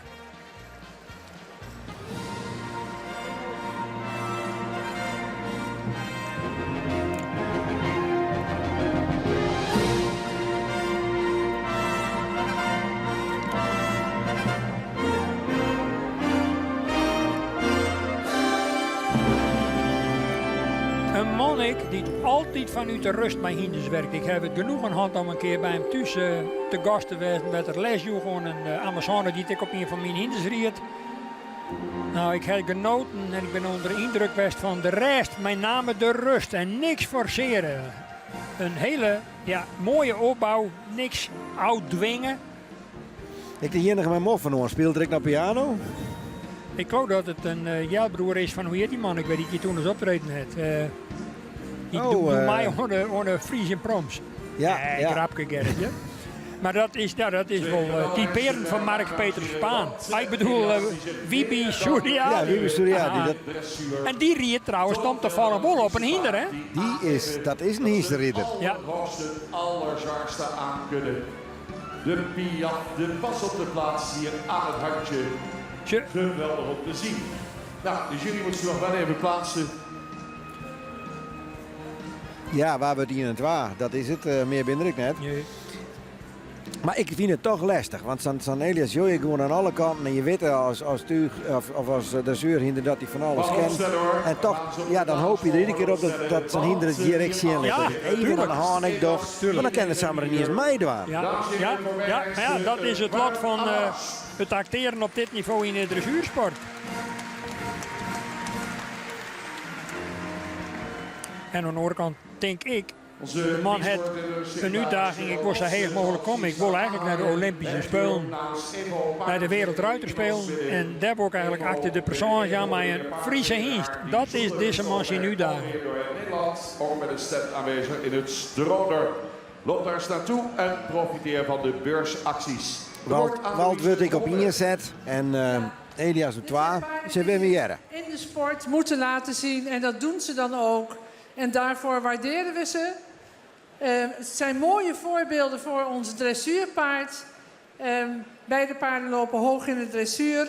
Je ziet ook dat ze niet meer gewend zijn om even rustig ontspannen te stappen. Omdat ze altijd gewend zijn om de teugels te voelen. En dat is wel wat lastig vandaag, want we willen ook graag de stap zien. Allebei de hengsten gaan door naar de kampioenskeuring. We vinden het fijn dat we deze hengsten hier zien. Graag een applaus. Ook voor de ruiters die altijd weer met deze paarden op stap zijn. Beide hengsten in de dat is natuurlijk al wat te zijn. En, mooi dat de jury dat er ik bij zei. Dat het toch eigenlijk voor deze keuring een handicap is. Dat het heel moeilijk is omdat zij zo wen binnen om die teugel, om het bit in de moer te hebben en om die teugel te vieren. En dat ze dan precies weten wat ze dwaamaat aan beweging. En dat is er nou net bij. Haar woorden bij mij uit het het grepen en ik vind het geweldig dat ze op deze wijze beleren. Ja, maar dat is ik een belering. Dat je gewoon terug in een ronde verder gaat. Ja, toch? Ervaring leert dan wel dat ze de kans dat ze in de kampioensring komen, dat ze mij toch om kampioenschap in hun klasse, dat net zo groot is. Nou, het enige mogelijkheid kan wezen doordat je nou even west hebt, dat ze dan straks misschien even wat ontspannender binnen. Want vergis die net en moest dat dus even zien. Nou, als Jochem wat inderdaad nou Elias dat docht. Het is doosje. De voorbringer die speelt het wat de pin, die probeert het in datzelfde ritme te komen. En dat tekent ik de professional onder de voorbringer. Zoals Robbie de Bruin. Ja, die krijgt ik wat een liets buikje. Maar dat weer nou voor hen 20 hier rond. De topvoorbringer in deze arena. We hebben een ander moment nu. Ja, een liets buikje. Vooruit maar. Begin de volgende rubriek. Dus even zien, we krijgen natuurlijk de eerste uitrekking van de Silverball. Nou, we zijn al dat Soerwollers ijzerwijze kennen, omdat hij dit hier dus weer zo excelleerd had in de tuurgen. Godvader van het fietsenpaard in Canada. En de Silverball zal worden uitgereikt aan de nationaal kampioen Friese stamboekhengsten voor de Chase. Die wordt winnaar van de Silverball. Deze wedstrijd is vorig jaar traditioneel verreden tijdens het concours Droge Ham. Winnaars uit het verleden kennen we nog. 2014 gewonnen door Chagda. Ja, die familie Witteveen uit Canada die al die prijs ter beschikking stelt, die al jaren zit. Ik altijd, tenminste wel regelmatig hier is, begreep ik. Ja, zaten van die familie, want Harry Witteveen zelf, daar is het beste nou in tussen. Ik denk net dat die hier nou nog heen komen kan, maar de vrouw. Het toewijzen ken ik herinner me nog. Doet ik nog voorzitter weer van het fiscatuur. Toen hier ik de eer om de eerste boot mij uit te rekken. En toen weer de dochter van Witteveen die weer en is mij de piste in West en zij hebben dat te geren voor uw rekening genomen.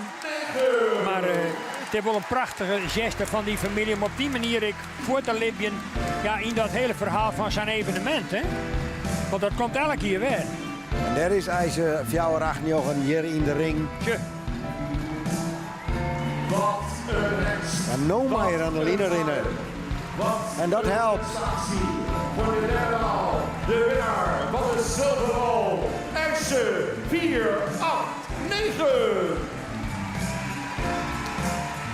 4-8-9. Nou, juist ik dat hinder dat wend is, hè. Hij bloedt nou volle constanter in de balans. Hem even wat opvleuren met bandages in het wiet, dat jouwt een mooi accent. En hier geniet Jelmer Chardon natuurlijk ik van. Een mooi voorbeeld, zoals dat zijn haast, dat ze dus in een natuurlijke element rennen kennen. Maar gaan maar naar huis doen, dat woe eigenlijk net. En dan show je dit en dan is het strak. Ja.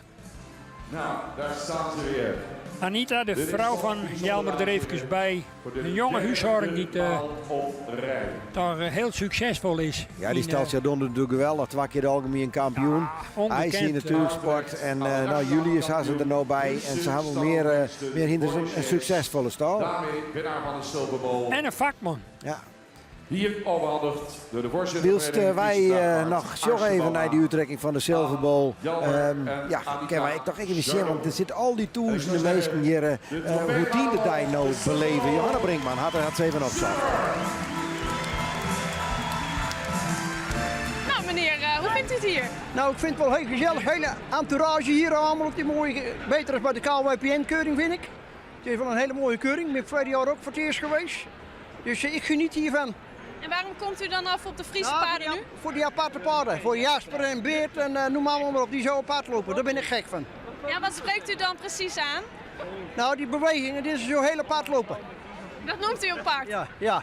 Daar geniet ik van. Nou, heeft u zelf ook Friese paarden? Ik heb tuigpaarden. Dus, hele goeie. Dus nou ja, volgend jaar heb ik nog misschien nog een hele mooie zwarte hengst voor de keuring. Dus dat hoop ik ook eens een keer mee te maken. Dus. Maar u komt hier niet, u komt niet uit de buurt, hè? Ik kom van ouds uit Utrecht en ik woon nu in Steenwijkerwold. En u heeft een paar andere mensen meegenomen, hè? Ja, hé jongens, waar zijn ze nou? Ja. Zijn ze gevlogen? Ja, nou jij, kom hier, jij erbij. Ja, kom jij even praten. Ja, waarom bent u hier? Dat ik het zo mooi vind hier. Ja. Friesland of de Friese paarden? Allebei. Ja hoor. En heeft u ook een favoriet? Nee, tuigers. Ja. Jasper. Jasper. Ja, ik wil eigenlijk vragen waarom. Ja, dat is wel een hele makkelijke vraag, hè? Een kappertje, hè? Dat weet jij ook wel. Ja. Maar ook nog een andere favoriet, de jonge Henk. Oh. Ik vind die Jasper een hele paard. Hij wordt goed voorgesteld door Harry Middelaar. Dat is een toptrainer, vind ik. En dat doet hij altijd heel netjes. Het is altijd een vriend van me, dus we zitten elkaar wel eens in de haren, maar we zeggen elkaar nog wel eens wat. Dat is een mooi compliment. Maar goed, als Jasper straks weer de ring in komt, wat gaan jullie dan doen? Klappen, juichen. En doe dan even, hoe gaat dat? Als Jasper de ring in komt, hoe doen jullie dat? Jasper? Ja. Zo doen wij dat. Ja, zo moet dat. Ja, zo, ja. Daar gaat hij vast mooier van lopen. Ja, zeker weten, jongen. Dat is heel apart. Heel apart. Nou, ik zou zeggen nog een fijne dag en nog maar flink klappen, hè, want er komt nog eentje aan. Ja. Nou, Johanna kreeg het toch maar zo vier om nog even zien te litten met ze doen bij Jasper. Ik vind het knap. En rechts de knap als nou op dit moment hier IJzer terug de ring rint. En Jelmer Chardon er nou alle moeite mee had om hem in de teugels te houden. Henk ging er al even bij stingen, want dit is toch een plaatje om te zien. Ja, je broezert het bloedje van je soksjuggen. Dan rijdt zich in de bron en dan rijdt zich in extase. Dit is wat ik leef had. Een hinder die het optreden kan, die het actie zijn lid. Een geweldig front. Wat een Klasbak. Bjusterbaar. Ja, dat tuigje, dat had echt in het won. Hè, al jaren en jaren en jaren. Bij mij haast bij de voorhamer inhuft, maar... Punt wordt aangeboden door Alraco Aluminium en Kunststof Kozijnen. En de eerste hengst van rubriek 7 mag Dus, weer wat dat betreft ben dit voor die ik prachtige moment even om die tuigsport toch even in het centrum te brengen. Tuurlijk. Ja. We krijgen hier vaak op de dij zelf altijd wel iets met de tuigerij. We hadden natuurlijk in de show de quadrilles, jongen. Ja. En dat is voor de tuigers denk ik een soort summum. Hè? Al die prachtige sjezen, maar die... Jongen, er was net weten hoeveel mensen daar echt vanuit hun dag gingen. Dat vind ik geweldig. Het appelleert toch blijkbaar aan Frieske grutskes, verboens, neem het allemaal maar op. Het hak zelfs trouwens ik hier. Ik bedoel op zichzelf, die quadrille dat is een fenomeen. Waar komt dat dan van? Nou, ik denk dat die dingen die de krek al neemde, de verboens en met name het appelleert aan jouw Frieske eigenen. Dat moet het wezen, dat ken het ons. We gaan even kwart naar Geert van Duin, dat hij nog even Jelmer Chardon opvangt. Ja, dat kind dus net. Dat is wel bijzonder. Want hij zei, Jurre, ik mat aan de gong, maar Jurre, we mat concentreren. Even net praten al. Kind net, schuch goed ijzer. Hier uit de Zwachtels geholpen wordt. Het is wel een prachtig gezicht. En wat een geweldige race wie dit. Ik trok die herinneren. Eén vraag. Ja, voor de tweede keer, deze trofee. Wat doet het mij? Ja, dat is gewoon geweldig. En het allermooiste is nog, Jim het Joen in de ring. Ja. Hoe die rent, hoe die het binnenhaalt. Ongelooflijk. Ja, en dan Saffel de keer bij. Dat is gewoon fantastisch. En nou zei ze van rap. Want ik mag Jurre. Ja, dit is een troef van u, maar de belangrijkste troef die mag nog komen. Dat is Jurre. Twakke kampioen. Dus we moeten nou even goed focussen op Jurre. En dan gaan we voor de derde keer. Wat betekent dat, Jan? Focus je op Jurre? Hij maakt erbij niet. Dus ik bedoel, puntjes maar even op die. Laat poets toe even hoe. Even zien dat alles goed is en dan gaan we de baan in. Ja, dank u wel, succes hè. Dank je wel. Ja, Jurre, maar ik eventjes wachten, want Jelmer is krek, maar hij is uit de ring waar je naar Matt Voort Jurre de ring in, dus ze hadden volgehouden wat een beetje onpas. Dus Menne, 4 en 5, die is nog als eerste in de ring in deze rubriek zo'n. Ja. Eerste premiebeurens beschikbaar bij de broeders van Mane Ede. De reserve kampioen jonge hengsten 2018. De reserve algemeen kampioen 2018. Menne 496. Ja, je hebt het al van Bert Ruiter. Natuurlijk Menne net de eerste, de beste. En dan wordt dadelijk Aasten erachteraan. Mogelijk tenminste, maar we even afwachten. Jurre, de algemeen kampioen. Dus deze rubriek die herbergt grote kwaliteit, Henk. Ja, dat klopt het helemaal. Het is niks te volle zijn, Gerrit.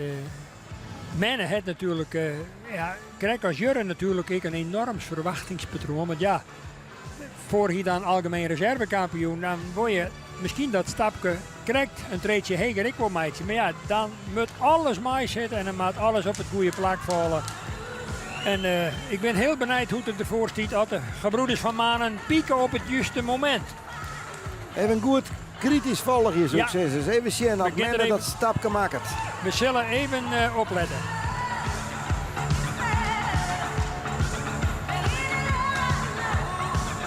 Ja, moest dus even zien dat...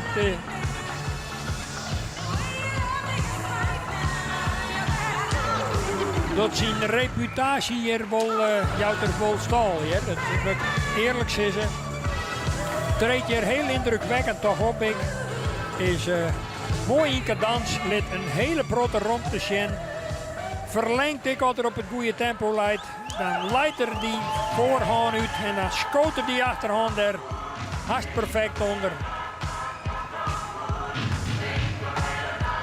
Reserve kampioen vorig jaar, Menne 496. Ja, strekt in die voorhand extra. Hij mocht van mij nog iets meer riezen in de voorhand. Maar dat is dan ik nog... Ietsjes meer de hol omheen. Ja, een beetje wat omheen komen. Maar Hij komt vers nog even in herhaling waarom. Super, hè? Want ja, dit wie wel heel strak optreden. Daar wie dat even wel het geval. Dan begint het toch een lief beetje naar voren te gaan. Nou heeft er een perfecte houding. En ik een geweldige beweging voor en achter. Zorg eens even hoe er dat onderbrengt. Mijn mooie boeging in het spronggewricht. Ja, let hem hier toch wel heel best zien. Ik bedoel, dit voor jou over me even. Want dan is die cadans in de wending heel moeilijk vast te houden. Dat heel helder, ja. Dus we gaan terug voor en dadelijk nog even bij Mees, Fjouwer en Jochelsson. Jurre komt even wat letter, dat mag ik gewoon even afwachten wanneer hij door de ring hier komt. Zoals ik al zei, vanwege de presentatie van IJs is dat logisch. Mees, Fjouwer en Jochelsson, die is eerst. Z2 dressuur met winstpunten. Voordat Mees deelnam aan de verrichtingen had hij de dressuur al nadrukkelijk van zich laten spreken. Won ook op de hengstekeuring 3 jaar geleden de eerste editie van de Frisian Talent Cup voor 3-jarigen. Tijdens de centrale keuring won hij dus de Pavel Friso-bokaal bij de 4-jaar hengsten. Op basis van zijn verrichtingscijfers mag hij aangemerkt worden als de verrichtingstopper van 2016. Hengst die opvalt door zijn souplesse, door zijn natuurlijke balans. Verdens van vorig jaar waren rastypisch langgeleide verdens die in de beweging veel ruimte en ook weer souplesse wisten te tonen. Beschikbaar bij Henswoude Aldeboren, Mees 497. Goed. Mees, Fjouwer en Jochelsson, ja, dan zit je achter dit soort kanon. Dan denk ik van, ja, dan zakkert je de moerd haast in de hoevenzoek, zeggen ze. Ja, maar ja, aan de andere kant, dat je dan praat over sport. En als je wat voor indrukwekkende staat van Tjens, dat is in de sport. Het mij Leonie Evink, die het verste stolamazon is bij stal Henswoude in Aardeboom, bij Germeisen en Nienke Vaatstra. Dan denk ik dat, dat er toch even goed nog wel eens voor een verrassingswaarde kan. Maar het is wel een hingst die een prachtig mooie silhouet ik het. Een groot ramige hingst, een protte lengte ik in het. Of er staat van zitten op ons just.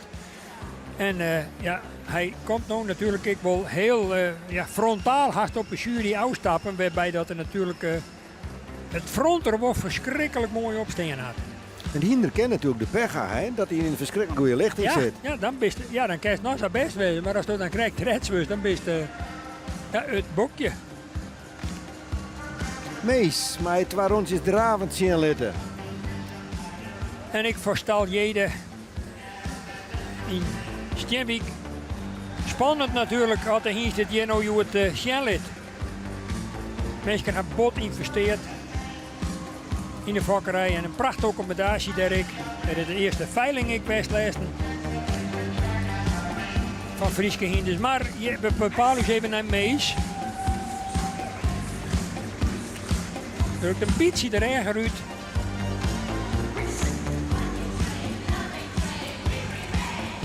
Maar om zo'n groot hinder aan een haan ik verzameld te houden, dat is dus ik krijg de kunst en de uitdaging. En dat slag het Leonie Evink vrij, nou ik zal net zeggen van makkelijk, maar die krijgt dat volkoor als ze erop riet. Maar ja, hier het hinder volle meer vrijheid.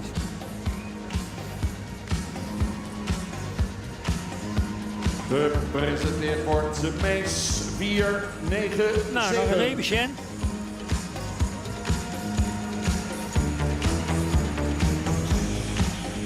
Daar zie je een knap stukje tussen. Ja. Ja, en dan is het maar krijg wat waagt het zwist, want ik ken jullie leden die zeggen ik hoe met wat drijf jou goede posten te zijn, dan hak het al zo en dan weet ik wat er ken en wat de potentie is. En dan maak je van mij ik nog rust een foutje maatje. Nou. Ja, nou en dan is de Woljurre in de ring, de kampioen van de Oranje 2 hier. Ja, dan gaat het publiek ervoor zitten, dan gaan wij ervoor zitten. Ja, en dan is het natuurlijk de vraag van, komen de verwachtingen van Jelmer Chardon uit dat er in ieder geval fit genoeg is en er helemaal goed voor staat om het nog eens een keer voor een derde keer te verlikken. Dat is maar één mij luisteren, voorstel. De eigenaren, John van Maurits, een stermee van Jasper 366 uit stam 25. Won de KFPS Nieuwedinger competitie in 2016. Z1 dressuur 23 winstpunten. Kwam met name door zijn opvallende resultaten in de tuigsport in beeld bij de jury. 2016 werd hij voor de chase winnaar van de KFPS Nieuwedinger competitie. Een rastypische, modern gebouwde hengst die in de verrichtingen in alle 3 de disciplines boven de 80 punten is te scoren. Als tuigpaard manifesteerde hij zich geweldig bij een score van 85 punten. De eerste in 2018 gekeurde Verdens lieten zich omschrijven als ruim voldoende rastypische, correct gebouwde Verdens die voldoende balans en met souplesse bewegen. Beschikbaar bij stal Chardon in Jorwert. De kampioen, algemeen kampioen van 2017, algemeen kampioen van 2018. Het applaus voor Jurre 495. Jurre. Nou, het gaat on. We zullen zien dat de verwachtingen inlost. Zocht het al als er naar binnen gaat. Hij weet het, zegt Jelmer. Hij weet het. Dan komt die hol omheen.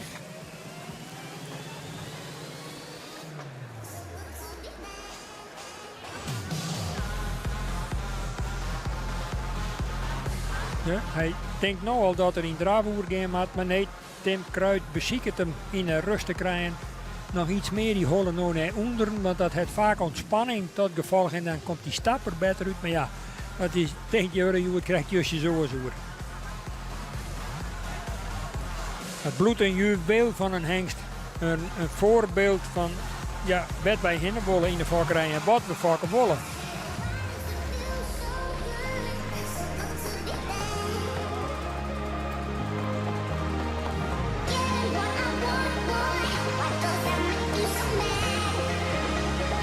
Ja, en dan heeft de hel in, had het dan net geslagen. Maar goed, we zullen de rit even volgen. Ja.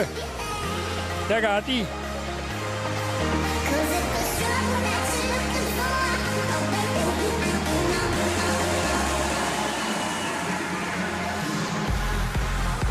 Het mij een beetje strakker de tweede ronde. Ja. Hij was stukjes jongen vanzelf. Ja, nou we zullen zien dat de aflossing van Tim Kruid naar Niels de Vries.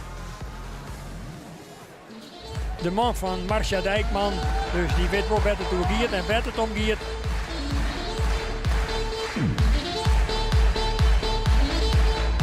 Kampioen 2017-2018, Jurre 495. Oh.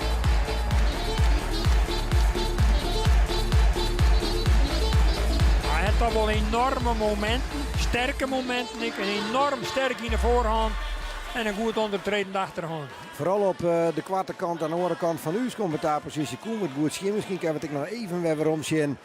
Want ja, het bloot toch de kampioen en ik van ken niet weer dwaan. Nou, zo even als mij. nou zien hoe schoudervrijheid dat die hiest het, hoe dat benut om dat voorbeen zo goed mogelijk uit te strekken. En dan toch ik heel sterk die achterhand er perfect eigenlijk onder zet. Ja, ik vind, tuurlijk, hij had een paar foutjes maken, maar dat mij van mij. Als het goed gaat het ook echt subliem, goed. ja, vind ik wel. Nou, dat zal de jury voor de tweede ronde in ieder geval uitzoeken, denk ik. Ik hoop het. Nou, Mr. Jen, de lietse man uit Wietmassum, die komt mij zijn eigen vak de hienste piste in. Ja, Rommert zal dat maar wezen, maar de verleden die grote verwachtings kwamen net helemaal uit. Nee. Voor de eerste jaren. Pieter Okkema, ja, griezelijke wies op deze hienst, hè? Ik al vakker van het dierenwest. Ja. Is een zoon van Norbert 444 uit de sterkweefrentenberry van Jasper 366. Komt uit stand 70.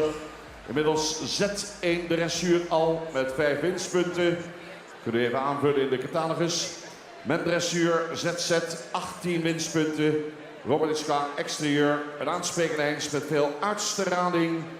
In de verrichtingen liet hij mooie resultaten zien. Krachtig gebruik van het achterbeen spreekt tot de verbeelding. En de gekeurde Verdens in 2018 kenmerken zich door een rastype en krachtige manier van draven. Beschikbaar bij stal de Mersken Siegerswoude, de hengst Robert 498. Ja, verleden die voor het eerst erbij, nou voor de tweede keer. Ja. En zoals ik al zei, verleden die gang het al, je krijgt net goed genoeg. Wilst ook maar geweldige verwachtingen van hem had. Dus zien dat hij dat nou wel brengen kan. Ja.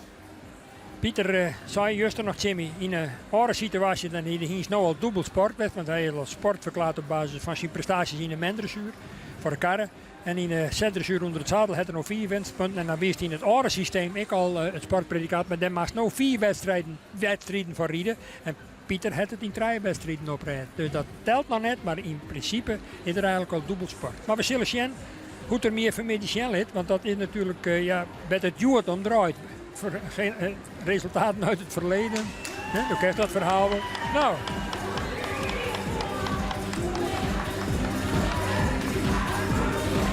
Oh, Marijn heeft moeite om hem even onder controle te houden. Nou, we zullen zien. Ja, we moeten zien, hij leeft hartstochtelijk maar de lietse man hier. Wij kennen dat prachtig zien. Ja, Pieter is er heel wel mee de hand. Ja, in extase van zijn eigen dienst. En dat kan ik mij aan alle kanten niet denken. Hij richt hem helemaal zelf mee op. Ja. Een allround diensteman, lietse Pieter. Geweldig. De ziet er lietsestikjes, maar het maakt beter. Ja, ja. Maar dat zit Pieter natuurlijk zelfs ik wel. Hè. Die weet dat als geen oor. Mooi die vrede concurrentie met Jurre en mijn omgaan, dan mat je wat zien lekker vanzelf. Ja. Nou, hij krijgt nou toch een protte bijval van de tribunes dus. Nou, dan zullen we zien. Dat is de laatste wichtige fase. Nou, ik brengt wat Pieter zo graag wil. Nou, hij doet dat geweldig. Die laatste lange zijde die leidt er eigenlijk perfect uit. Ah, Mr. Jean, wat een beleving, jong. Ja, oh. Daar rekken ze wat in je om. Dat kan maar krijgen hoe het er bij het uitgaan. Even nog waarom zien, want ja, het zei al, die concurrentie is zo zwier, maar hij leert het even zien. Daar komt er. Dan just dat zuiver dat tellen en dan komt dat voorbeen ik helemaal eruit. En dan moet dat hinder perfect in balans en hij sluit achter ik geweldig aan. En de holle hegen nog. Ja, hij valt mij in dat opzicht het extra mooi eigenlijk. Ja, zijn front is nou ik onsprekend. Ja, in een andere rubriek zouden er toch, denk ik, ja, samen bijwijzen kennen. En nou... Ja, maar ik heb hem nog net terugstreept. Nee. En maak het om de donderwolkans. Nou ja, we refereerden van de morgen al, maar hebben we die andere hand dat de kampioen er in de tweede ronde uitvleert. Ja. Dus het zei niks, het ken. Ja. Siert is een zo van Dries, 4-2-1. Dan een preferente mening van Sater. Maar ja, Lidweg zie het ondacht jaren die te verzinnen. Zie het voor jou en Joggen. 38. M1 dressuur en de winstpunten. Nieuwelingen competitie gelopen 2018. 16 punten behaald, aangespannen. Komt voor uit de Wijkjestam. Waaruit ook de hengsten Jurre en Tjellik uit voort zijn gekomen. Moederlijn van Siert heeft 5 generaties preferente merries op rij. Maakte progressie in de verrichtingen tot het eind toe. En dat bracht een prachtig puntentotaal van boven de 80 punten in maar liefst alle 3 de disciplines. Beschikbaar bij stal de Mersken Siegerswoude. Siert 499. Wel degelijk een hele mooie rastypische hingst. En uiteindelijk uit een stamboek merrie, waar heel lang zijn hingsten moeten beslissen een ster merrie als mem hebben. Nou, je rent het bewijs dat dat net altijd opgaat. Komt wel, mag ik even eerlijk zeggen, uit een voortreffelijke stam 38, het levenswerk van Tjerk Benedictus uit Bakkerveen. En onder oren, even voor de ouderen onder u, Jelkje en Metje in de jaren 70 eigenlijk continu in het top bij de tuigerij voor de Zeers. Met Franke Schuurmans doe, van Mantgem. Nou zie je het, ga er maar aan staan. Nou, een sterke hengst, hè. Ik kan direct nog zijn op het moment dat er eerst op je zoon komt. Mooi front erin, ik. Mooi rastypisch.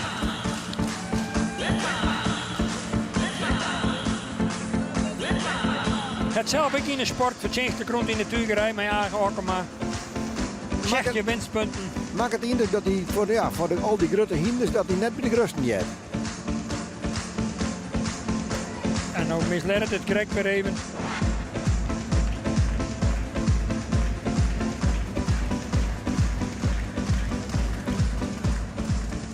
Nou, maar het nog een rondje muziekje.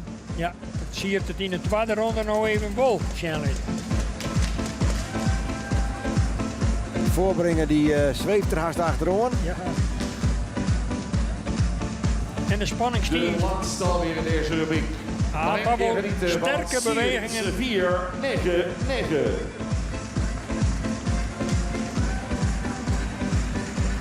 Het is best wel een brede rubriek eigenlijk. Ja, want ja. Het is maar een liedse rubriek, maar er zit wel een hele grote kwaliteit in.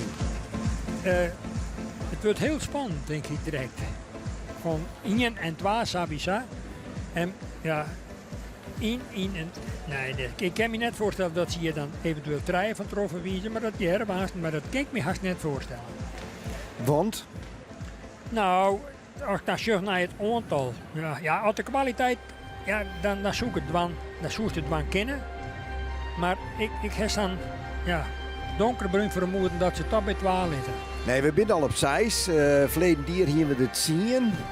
Terug de eerste ronde. We krijgen dan een paar rubrieken. Dus de kans dat er nou natuurlijk 3 uitkomen, liek het net zo groot. Nee. Puur cifermeertig. Maar ja, goed, je weet het net.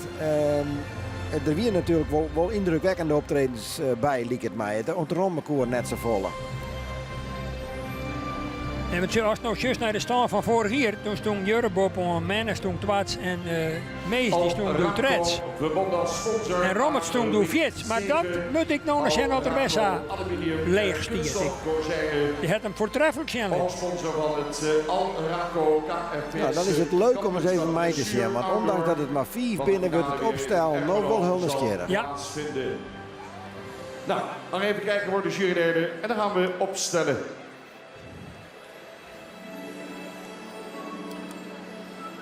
En dit is natuurlijk op een bepaalde manier ik wel een beetje een indicatie.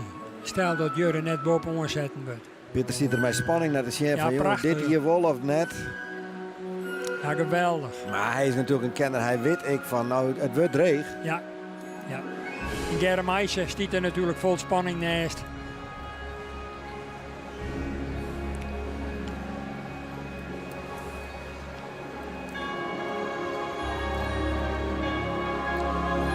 Jurre Veroen. En ja, de wie zit in het midden, zo kan ze wel even de shots die ze krijgt van de jury.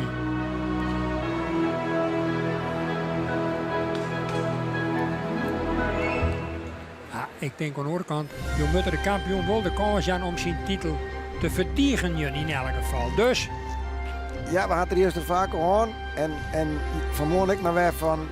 Wat voor voordeel smiet dat op? En het is natuurlijk al zo hard zeker net faal. Dus wat dat betreft, het is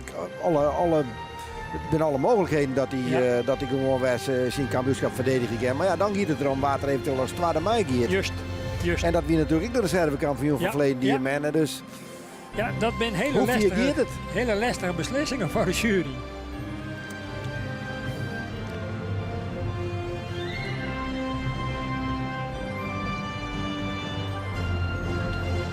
Oh.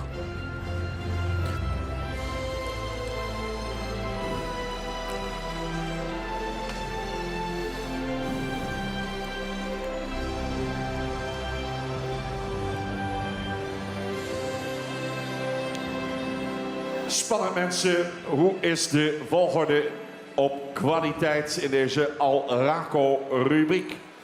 We gaan eens even kijken, we gaan wat plaatsen wijzigen in de groep zoals ze hier rondlopen. Even een beetje aansluiten. Alhoewel nummer 497 mag even mijn kant opkomen. 497 maar even deze kant op. Mag even achter 499 aansluiten. Mees achter Siert. 495, even mijn kant op. Dat is Jurre. Hij speelt een speeltje, denk ik. Rest kan doorstappen, rest doorstappen. Rest doorstappen. Even mijn kant op met 495. Stel er maar even aan de andere kant op, jammer. Hij maar dwarshoerstekken naar Meijer weg voor om rennen. Maar nou even een beetje rusten, mensen. Beetje gek aan stekkerij, hè? Nee, man, we moeten het even spannend maken. Hè? Snap dat dan? Ik denk, ga hem er even voor weg, want u wist natuurlijk allemaal al dat hij gewoon op kop moest lopen. Dus dames en heren, zo blijft het. En zo gaan we opstellen.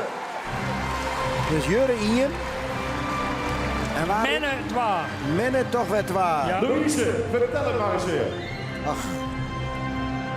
Ja, wat zijn de verschillen weer klein.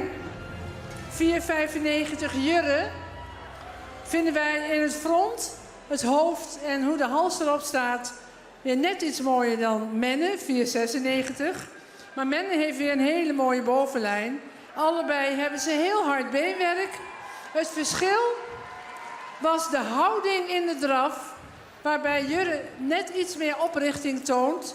Terwijl Menne dan weer een heel krachtig achterbeen heeft. Maar we vinden het mooi als een paard iets in het front omhoog komt. En dat deed Jurre. Dus vandaar dat hij bovenaan staat. Dan Menne op tweede plaats. Dan 4,98 Rommert. Ook een paard met een goed front. Ruim voldoende bovenlijn. Draafde ook met een heel krachtig achterbeen. 4,99 Siert. Ook een paard wat zich goed liet zien. Zou in de bovenlijn misschien ietsje minder neerwaarts kunnen zijn. Maar had toch een goede en een solide draf en stap. Dan hebben we 4,97. Mees, een paard met ook een heel mooi hoofd. Goed in het rastype staand. We zien hem graag ietsje sterker in de rug. Maar stapte en draafde ruim voldoende. Zou iets meer over de rug mogen gaan.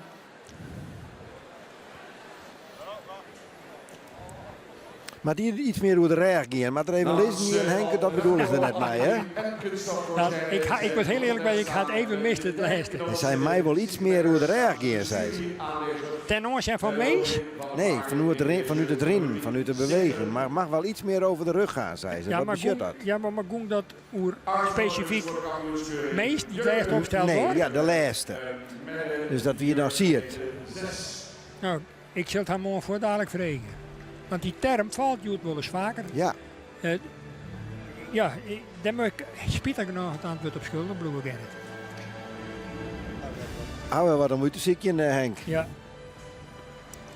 Maar Rommert wel degelijk opschoot naar het derde plak, Ja, maar net ja, mij. Het nee. is wel weer Jurre en Menne.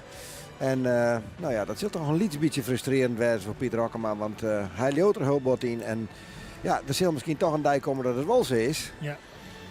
Hij werd natuurlijk al hier beter, maar ja, deze rubriek is een sterke, ook christelijk sterke rubriek. Ja.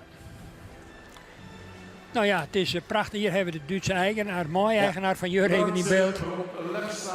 Wat wel opvallend wie is dat de jury heel duidelijk zei dat het verschil lei in de holle die wat heger kwam in de draf. En dat van weekend toen ik bij Jan Macedon wie, zei er ik. Hij richt hem altijd op. Zodra hij die ring hier, dan komt die holle omheen. Dat zit erin en hij zei dat is hier van zijn sterkste punt. En als ik een oerbloesel uit zijn tuurcarrière, de het destijds de Nijling-competitie, alle wedstrijden in dat seizoen vond en ik de competitie daar mij overal op zijn namen schreun. Nou, een prachtig hinder. Daar had ze gelijk om, Menne had dat ietsje minder. Je bent dus nog net van Jurre Aaihoed. Nee.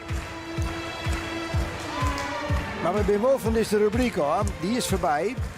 En dat betekent dat we nou toch eerst weer naar wat ceremonieel gaan.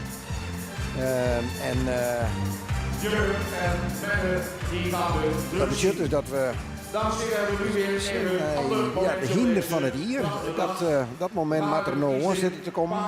Van het jaar. Deze titel werd vorig jaar toegekend aan Limited Edition. Oftewel stamboeknaam Kanjer te Meer, die onder Judith Pietersen uitzonderlijk presteerde in de dressuursport. Limited Edition volgde daarmee Eijsje, Els FT, Beert en Norbert op. Want die hadden de titel in de jaren daarvoor veroverd. Wie wordt er vandaag gehuldigd als paard van het jaar?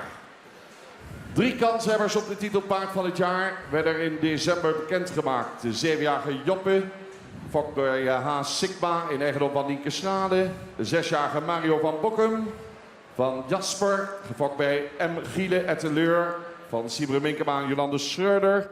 En de 10-jarige Horses to Fly Aniek, geboren als Aniek van der Oosterse Zande van Hartse, gefokt bij L. Mollema Lievers en A. Mollema in Siddeburen.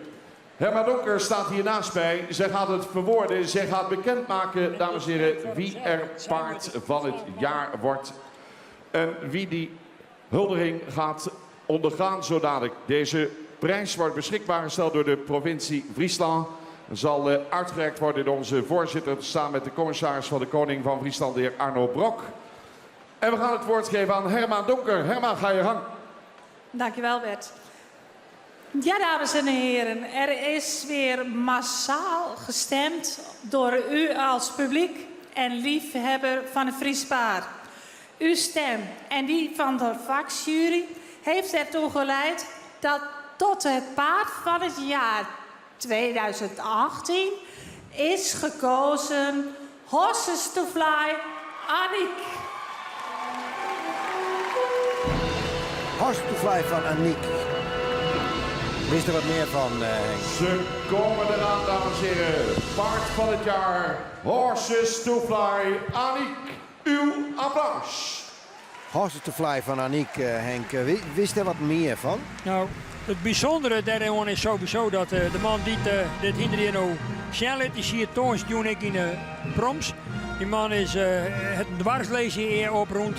Maar hij net bij de Pakendel zitten gewoon en het hem helemaal storten op het mennen. In dit geval voor het paramennen hadden we dat aan nemen. En die had vooral vorig seizoen een imponerende erelijst behellen. Om op te stellen met Horses to Fly Aniek.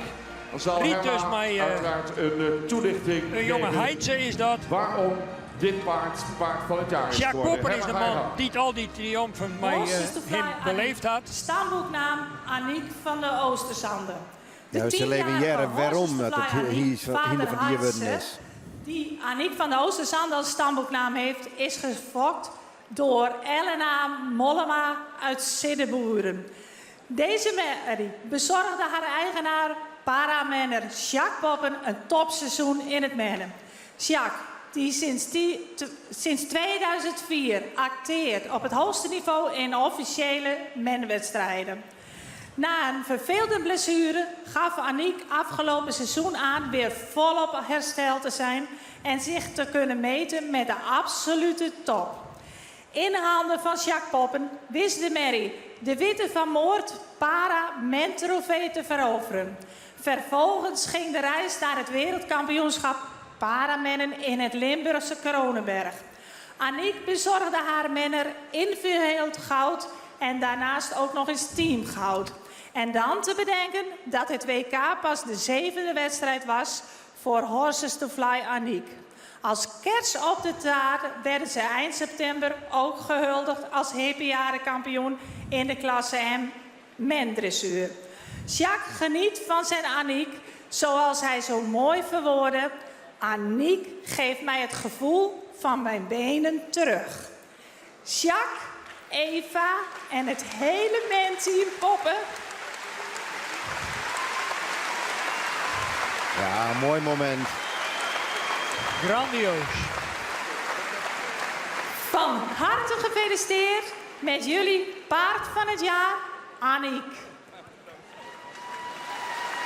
Ja, de kroon op het werk. Ja, Henk, daar wist toch natuurlijk ik wel het nederige van. Maar dat para-hysterie, dat zit ik op best een heeg niveau. Hè? Ja, zeker. Ik heb verschillende schoenenmensen om het samen te zitten. Die never nooit op het niveau van deze man komen hier. Grandioos. Ik vind het met name vanuit zijn positie, dat troffen we toch een dwarslezen en daar staan toch net bij de Pakendel zitten, die staan onder de stoel kluisteren de maar dat zei jongens, ik ga op zoek naar een uitdaging en dat wordt dan bekronen met het wereldkampioenschap, want daarop zit er hier natuurlijk onder oren ik, maar ik den eerst al jarenlang onder de top met deze merrie. Dat is toch buitengewoon. Maar hij wie net echt actief in die mennerij voordat hij handicapt raakte, meen ik. Dat is mij in elk geval net bekend. Nee. Dus hij had het echt als hobby oppakt. Zit ik heel vast in de kar. Ja. We hadden toen Jonne hebben zien hoe hij er toch moeilijk in komt. Maar zodra hij dan maar in dat zadel zit, zodra hij er op die karren zit, dan gebeurt er wat. En dan wordt er een vaart ontwikkelen en wordt er een mengvaardigheid ontwikkelen. Wat werkelijk oogstrelend is. Ja. Ik vind dit een heel mooi signaal voor iedereen die zijn ja, trieste omstandigheid komt te verkeren. Dat je de kop net heen gelaten had. En dat er best nog wel uitdagingen bestaan kennen. Dus ik gun het hem wat dat onbelangrijk van Hette. En het is een prachtige... Warme woorden. We leven naar Nijmegen. Wat een fantastische eer om hier te mogen staan. En ik kan alleen maar zeggen dat ik dankbaar ben dat ik 10 jaar geleden de kans heb gekregen om met dit paard te starten. Om haar op te leiden, samen met het team. En dat ze mij zoveel heeft gegeven, dit jaar. Ik gun iedereen dit paard, zo'n paard. Fantastisch. Ik ben er heel trots op. Ik wil iedereen bedanken. Maar met name Aniek, ze verdient het. Ze is een geweldig paard. Iedereen zou haar moeten hebben. Maar ja, ze is van mij. Althans, ze is van Eva. En voor Aniek wil ik even zeggen, het is dubbel feest. Want ze staat achter in de stallen en ze is hengstig. Ik wens u nog veel plezier en ontzettend veel dank. Kwaad duidelijk en echt nog grappig.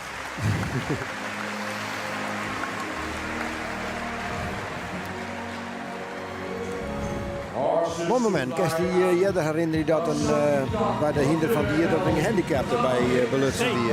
Nee, dat is de eerste keer. Ja. Ja. En de concurrentie weer natuurlijk net misselijk. Goede concurrentie, hè? Maar het publiek het blijkbaar toch massaal op dit hinder stemt. En daarnaast de vakjury, ik.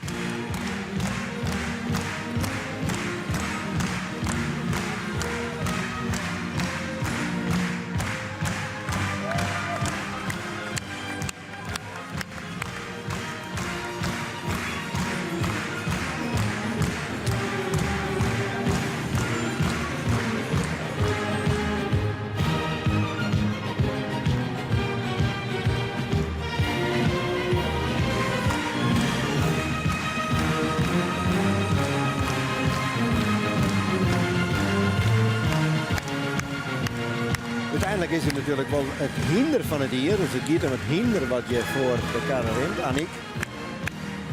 Hij is Jacques Poppen erachter. Die nu al jarenlang als... Ja, topmanner. Ja, als topmanner achter het hinder zit. Hij heel nadrukkelijk, dat vind ik mooi, zijn team in deze hulde beloept. Want de man kan alleen nog natuurlijk niks kennen. Dat hebben wij zelf zijn kent van het weekend. Ja, daar komt die gang al. Ik ben benieuwd dat uw collega Geert van Thun hem opvangen kan. Want ik kan wel weten dat het door de achtermorgen naar boven gaat. Maar we zullen zien dat Geert erin slaagt. We zorgen dat er nou opdraait bij mijn collega. En even zien dat Geert hem opvangen kan. Ik leeuw het van wol, dus laten we maar even naar Geert gaan. Ja, ik hoor Jacques zeggen, een fantastisch moment, dit is genieten. Ja, wat wil je nog meer? Het Friese paard, 10.000 mensen met allemaal hetzelfde bloed voor het Friese paard, het prachtige paard. En wij hebben dan de kans gekregen om zo'n mooi beest voor de koets te krijgen en daarmee ons ding te doen. We hebben een fantastisch jaar gehad. En zij heeft het ons gebracht. Ja. En ik ben haar dankbaar. Ja, je hebt prachtige woorden gesproken over het feit dat je de benen die je normaal niet meer kunt gebruiken terug hebt gekregen via dit paard. Dat vind ik een schitterende metafoor, maar dat moet in jouw kop nog veel harder aankomen. Ja, het heeft voor mij een dubbele betekenis. Het is gewoon heel simpel. Als ik het zwart-wit bekijk. Ik heb 23 jaar geleden heb ik een ongeluk gehad. Daar wil ik niet te lang over praten, maar ik verloor de macht van mijn benen. Geen functie meer. Vervolgens ben ik aan het mennen geraakt. En ik kwam weer over de heide en door de bossen. En zij bracht me daar, waar ik normaal gesproken met mijn rolstoel niet meer kwam. Dus het is letterlijk een dubbele betekenis. Deed jij daarvoor iets aan de menssport? Eerlijk? Nee. Ik bracht mijn vrouw altijd naar de manege. Ja. En als ik haar dan ophaalde, dan moest ze in de auto stappen en dan moest ze de schoenen uitdoen. Want ik vond het onwelriekende beesten. Totdat ze op een gegeven moment inderdaad tegen mij hebben gezegd van... joh, we gaan een huifkarrit maken. En we hebben de bokkussen helemaal voor jou aangepast. En toen kreeg ik de leidsels. Ik was verkocht, ik had het virus te pakken. Met dit als ultieme beloning. Aniek en Jacques Poppen. Ja. Paard, team, met alles wat erachter zit van het jaar. Ja, ontzettend veel dank. Ik vind het geweldig. Van harte. Dankjewel. Ja, Jacques Poppen, Henk, dat zijn toch bijzondere momenten. Ik bedoel, dan komt het al hier bij elkaar. Het hinder, het genot wat de meesten erom hebben en hoe je direct nog een keer een handicap mij hoe winnen kennen. Mooi herkend eigenlijk net, denk ik. Prachtig afsluiting. Dit betekent ik mijn Jacques.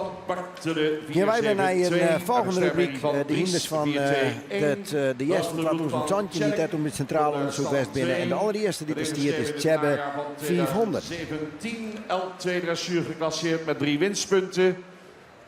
We dus als eerste zoon van Bartelen goedgekeurd eind 2017. In de verrichtingen liet hij een prima bewegingstechniek zien. Daar hebben we de mooie cijfers op voor alle 3 de basisgangen. En hij is beschikbaar voor de fokkerij bij de Nieuwe Heuvel Lunteren Tjebbe 500. Fjouwerhinders in deze rubriek, alle fjouwerhinders die geboren zijn in 2014. Dus al dit hier fjouwer hier oud worden. Een jonge groep, er komt haast nog een jongere groep vanzelf, maar dit zijn echt nog jonge hinders die hun staat van dienst grotendeels nog verzinnen moeten. En zelfs is eerste Tjebbe die het zien laten mij wat er kan. Nou, ik ben benieuwd naar deze zoon van Bartelen. Uit de stalhouderij van Zadelhof in Breukelen. Deze hier stiet trouwens op de Nieuwe Heuvel in Lunteren. Maar let u eens even bepalen naar de stap die er hier beziekt zijn te letten door de jury.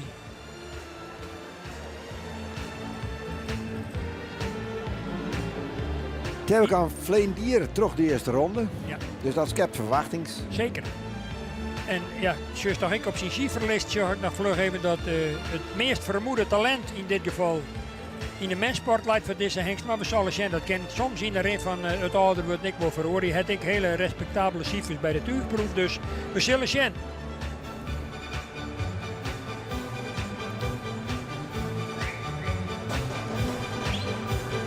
En de Volmer-tribune hierachter, dus die ontwaakt. Ik werd nou er een Volmer-hengst in de piste komt. Ken er een stapmeidje ten opzichte van Vleendier. Ja. Doet al maar al haast aan de finale daar. Dus wat dat betreft, het is wel een hinder die wat kent. Ja. Nou.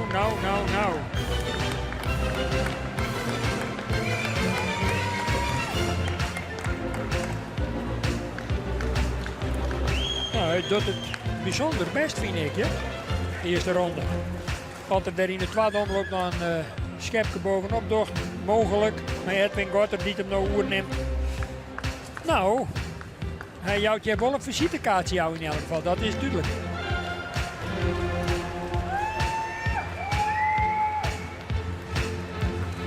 Ja, krachtig van achteruit en een mooie griepende voorhand. Ik weer mooie strekking. Ik. Beetje een lauwe reactie van het publiek. Behalve natuurlijk dan de stal Volmer die daarachter zit. Ja, Die ja. natuurlijk enthousiast is. Maar een beetje lauw vanuit het publiek.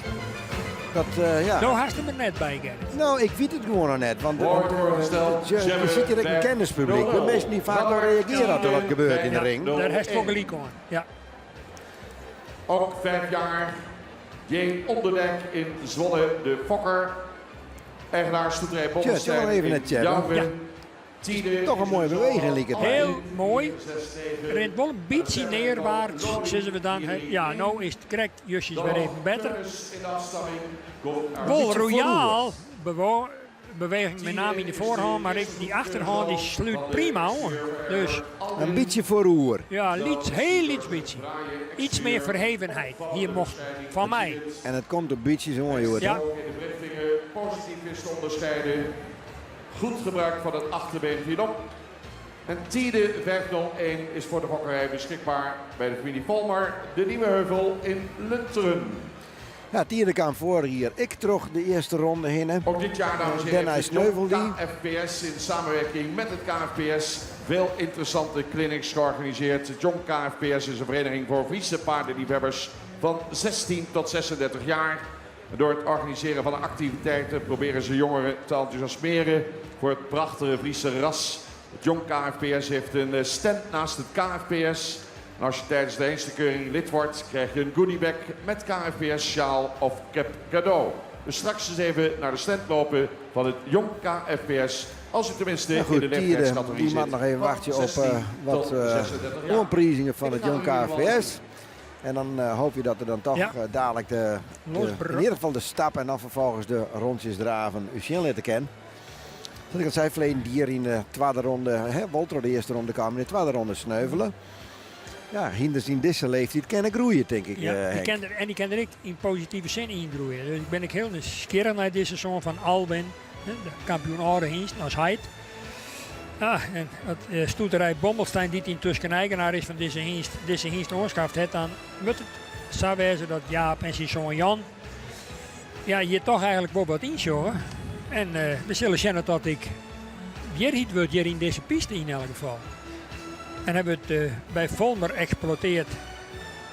In het zeilschip van, ik denk wel 20 oren, staanboekhengst. Wel een mooi gezicht, hè? Ja, heel mooi rastypisch ik. Past ik precies bij Alwin, de zusje, de jeugdigheid, of de jongere Alwin zusje er eigenlijk wel een beetje in waarom. Die mooie kap ik vooral. En dit hinderliet ik een hele beste stapje op dit moment. Ja, dan is het er vanmorgen van haast voorbij de voorste voort. Nou, deze komt er zo aardig dicht in de buurt, hè? Die sluit echt. Hij stapte De voor- misschien en daar ach- net om, nee. maar... Hij komt er dichtbij. En dan ben ik een stukje ontspanning te zien. Ja, In ja. tegenstelling tot een hele prote oor. Ja. Dus dieren, ik zou zeggen, stel u nou net teleur in de draafronde.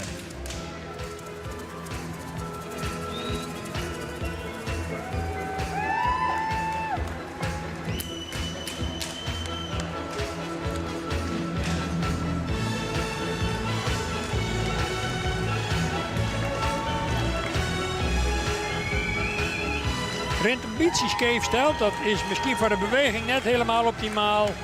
Maar maken je toch wel van oude hoeken tot beter nou in galop rekken, toch wel indruk. Hier mijn beste bewegingen. Sterk van achteren en ik mooi in de vooreind. Nou, het een korter muziekje. Bezocht ze krijgt de hiens nou extra te motiveren door de plant die hier aan de kant van de pistes die goed in de met de school zien, maar goed. Alle middelen worden in de street smieten door de firma om die hiens meer in optima forma aan uw te letten. Nou, kom op. Zie de weg 0-1. Ja, bloed ik mooi bovenin met de hollen. Mooi verheven in het front toch ik. En mij toch wel sterke bewegingen. Ja, toch vooral op die lange zijde wie het even mooi te zien. Ja. Dus wollen ja, je zei al verleden direct door die eerste ronde heen. Misschien nog even zien, dat, je zien we dat. Tje, die strekking vooral ik. Smieten, ze krijgt nog even 5 centimeter extra in voren. En het bloed mooi sluiten erin. Ik. Achterhand komt goed mooi. En de holle houding is in dit geval, ja, nou, je krijgt in dit beeld nog krijgt even net, maar in grote lijn heel acceptabel. De achterhand heeft dus die achterkant, de achterste beenwerk wat dan eronder komt. De motor, die zit achter bij een hinder. De motor. De eigenaren. Ilbrand 5-0-2 nou in de ring. Ilbrand is een zoon van Reinder. Dan een sterpreferentie van Jacob. Winnaar van de Pavo Friese bokaal. Dressuur via Hengsten vorig jaar. Ilbrand is de eerste goedgekeurde zoon van Reinder. Door zijn afstamming heeft hij een beneden gemiddelde verwantschapspercentage. Was de verrichtingstopper van het onderzoek in 2017. Alle disciplines scoren van ruim boven de 80 punten. Hengst gestationeerd bij stal de Mersken Siegerswoude.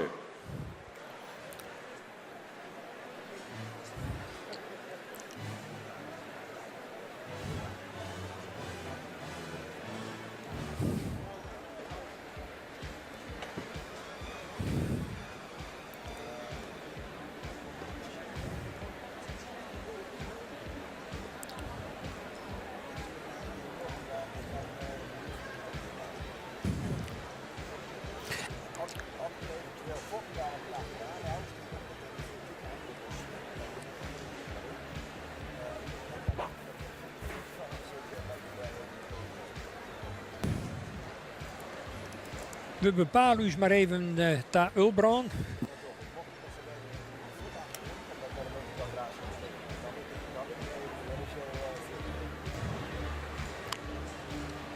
Wilste A. Marijn Zwart, de eerste voorbrenger van A. Hokkema. De stapronde in Lierde zullen dan ook zonder misbeziekje om in die drafronde alles uit de kast te hellen. Nou, krijgt aardig wat support vanuit de tribune. Heel voorzichtig even. Het nou natuurlijk ik en hier meer ervaring, maar het geldt voor de oren ik. En Laura Zwart, die tussen Hienst Maai in eigendom het mee aangehokken, maar van stal de Mersken, die zal wel bezocht hebben om hem onder het zadel nog meer te scholen. Hienst zijn talent leidt wat dat betreft ik zeker in de dressuursport. Ik weet nog dat zij de eerste keer doet, we gaan voor de kamer heen, Gerrit, opperen dat het wel eens de nieuwe Totilas worden koer. Als dat ik uitkomt, dat weten we even niet met, dat ze de tijd leren matten, maar dat ze er hut aan werken, is wel duidelijk. Prestatie van Ulbrand 5-0-2. Mooie lange passen, ik. Als hem zou voorzien, daar op de korte kant even rennen, eerst. Ik moet eerlijk zeggen dat ik hem beter optreden vind als vorig jaar. Dus. Ja, maar er is hier wel een hele protte nodig in deze rubriek. Ja? En dat zat ik al zeggen. Dat is Teamen 5-0-3. ja, van de fjouwer hinders zilder we met 2 trok in. Ja. En van Dijkhuizen en MG Griffioen en de Friedi. dat is slow nog even van Ulbrand. Ja, heel mooi om te zien hoe goed dat hinderik gesloten ringbloed. Ja, het holt zich misschien even wat uit balans, maar hoe het algemeen ja, toch wel imponerend. Klimt er ik echt voor even gezien. En leidt dat voorbeen ik prachtig mooi uit. Toch even een gokje van die kant. Welke 2 in terug? Nou, we krijgen nog in, hè? Oh, we krijgen nog in. Ja, ik ben ik helemaal in de war. Teamen komt er nog in vanzelf. Ja. Product van de familie Telt. En die hier Juster doet bij uw lijfuitsturing hier bij hier in Joet toch bij de favoriet. Maar op basis puur van het feit dat er bij de familie Van Maan kleermak is. En dat er nou één team is die dat kent, dan ben dat deze beide man. Dus daar baseer ik mijn verwachtingen ik wat op. Maar ik heb wel op stront uitdraaien. Teamen beschikbaar zal de Mexican Siegerswoude. Ja, toch gemiddeld, jongen, vind ik dat een hulprotte hinders best wel wat mooie dingen zien laten, jongen. Er zit weinig in die het echt zitten laten. Waarvan je denkt van, nou ja, het kan wel, maar het gebeurt net. Nee. En hulprotten brengen toch wel wat ze brengen kennen, denk ik. En zeker de tophinders, die hebben toch al wel redelijk excellerend, jongen. Ja, dat ben ik helemaal maar niet eens, want dat is ik wel opvallend. Dat weet je toch van verwacht je dat die het dan tot op heden wel weer meid zie ik. Ja. Mooi om te zien, dames en heren. Dus dat belooft nog wat straks voor de kampioenskeuring. We hebben hier tot nota ik nog net echt een naam tussen staan, kijk nog, die we net verwachten hier. Nee, beslist net. Dus dat komt dan echt uit die laatste rubriek, waarvan we natuurlijk nog de onbeschreven bladen halen, Ja. omdat die hinders hier voor het eerst binnen. Ja, dat wordt ik heel spannend, denk ik. Ja. Nou, we zullen zien hoe het met teamen 4-0-3 zijn stap slaat. Is op dit moment wat kwad nog in de stap, maar meer ontspannen, maar meer met de hollen naar beneden. Maar ja, de opwinning hier in zijn hal, dat zijn allerlei factoren die want hij denkt nou ik al dat er draven. Het maar is vanuit haast die geen hoek- stappen, hè? Nee. Het is al een lietsbietje naar draftak in. Ja. Maar om ze dan dus weer stil te zetten, wat Jasper nou ik beziekt, en om hem dan toch weer te bezieken om dat stappen te krijgen. Maar de kerst zien hoe verhipt het dreig dat is. Want dat komt er eigenlijk in dit geval net optimaal uit. Ja, het bloot een lietsdraf. Ja. Ja. Dat maai je dan nou dwaan. Sukkeldrafje, super. Ja. Nou, dan zullen we zien hoe het teamen het in de draf doogt.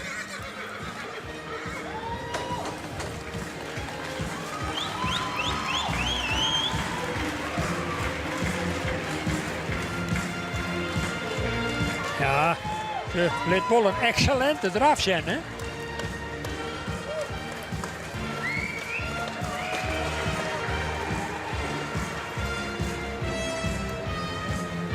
Nou, hij krijgt nog een herkansing. Ziet nog een heel goede stekken bij, lijkt het mij. Ja, Lietse Stan Derksen, de fokker van het jaar van vorig jaar, die neemt het hier even oer. En die had je straks natuurlijk ik. De zenuwen had zijn eerste zelfvak de hienst hier in de baan verschijnt. Maar hij had nou alle omdenken voor deze teamen.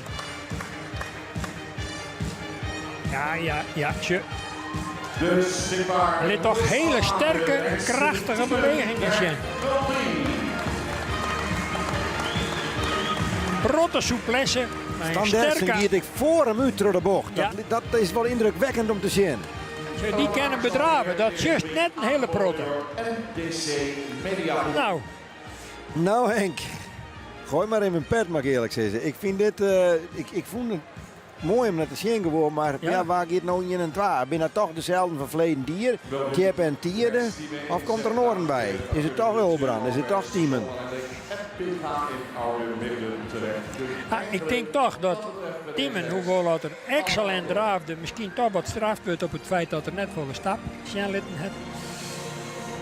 Ja, Ulbrand had hem in vergelijking met voor hier volle beter toont.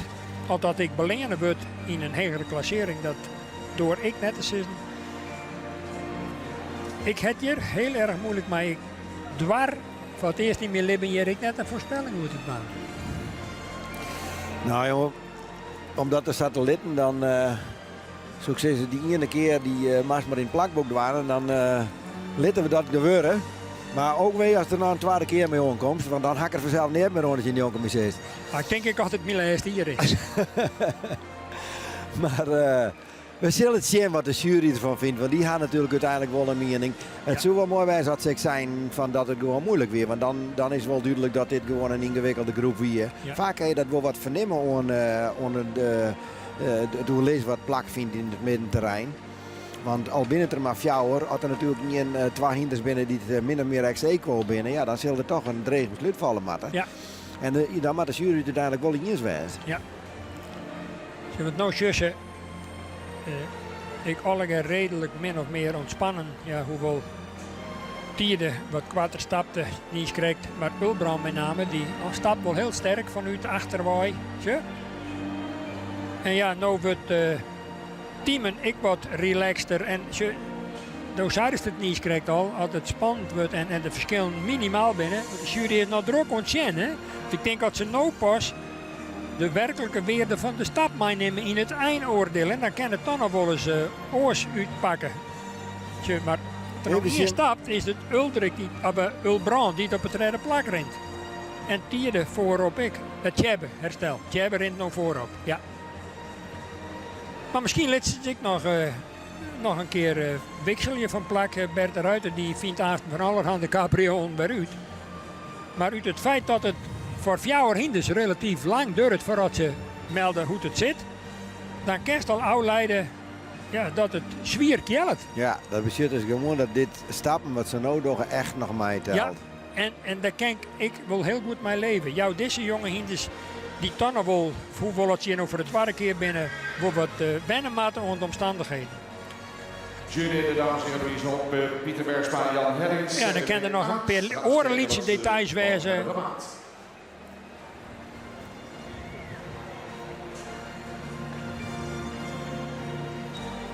Nou, dat zei ik genoeg. Het is een moeilijk besluit.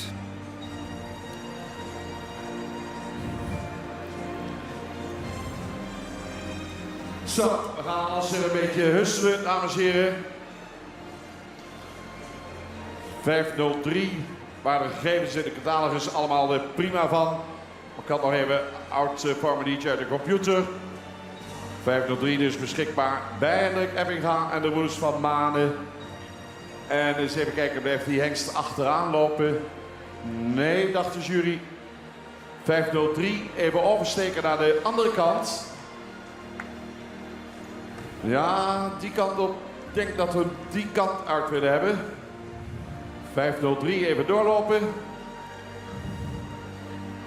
Ja. Nou, dan komt eerst Tiemen voor ons erin. We hebben al eerst een gehussel gehad. Wat gaat er nog meer gebeuren? Er gaat niets meer gebeuren, want we gaan ze opstellen.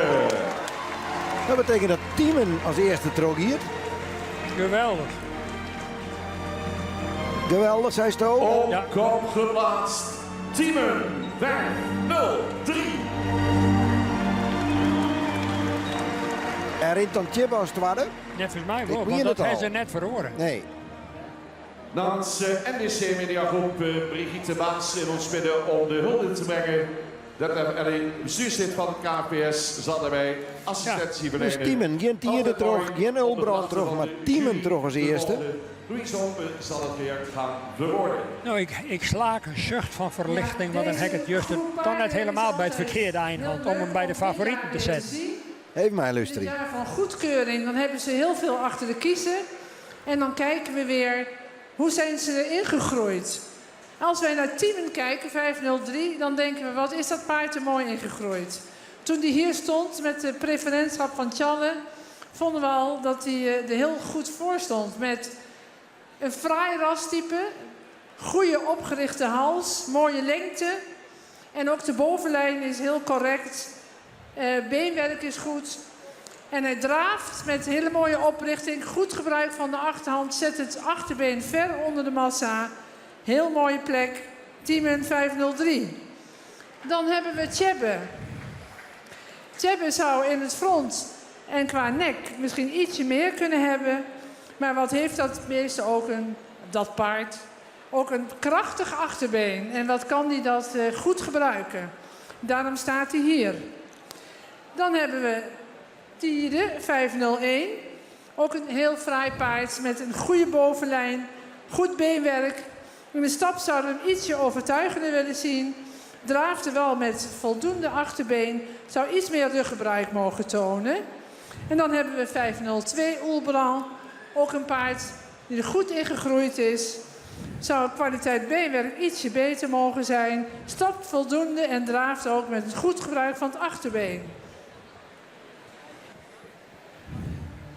Nou, verrassend in die zin dat, maar ik ben er wel wist van en daar heeft het zelf Maisje en Gerrit, dat ik denk in dit geval met name die extra lange roemstapronde, dat die van invloed was het om toch te kiezen voor die talentvolle jonge Tiemen 403. Maar een excellente draf. Dat heb ik gelukkig vaststellen in de presentatie. Nou, in ieder geval, Tiemen mij het zien laten. En dat is natuurlijk wel leuk, want dat betekent in ieder geval dat er iemand bij is die te verleden die er net bij weer. Juist. En omdat hij hem ik mooi ontwikkeld had, is het altijd spannend als hij een mengen kent tussen de kanon die er al in.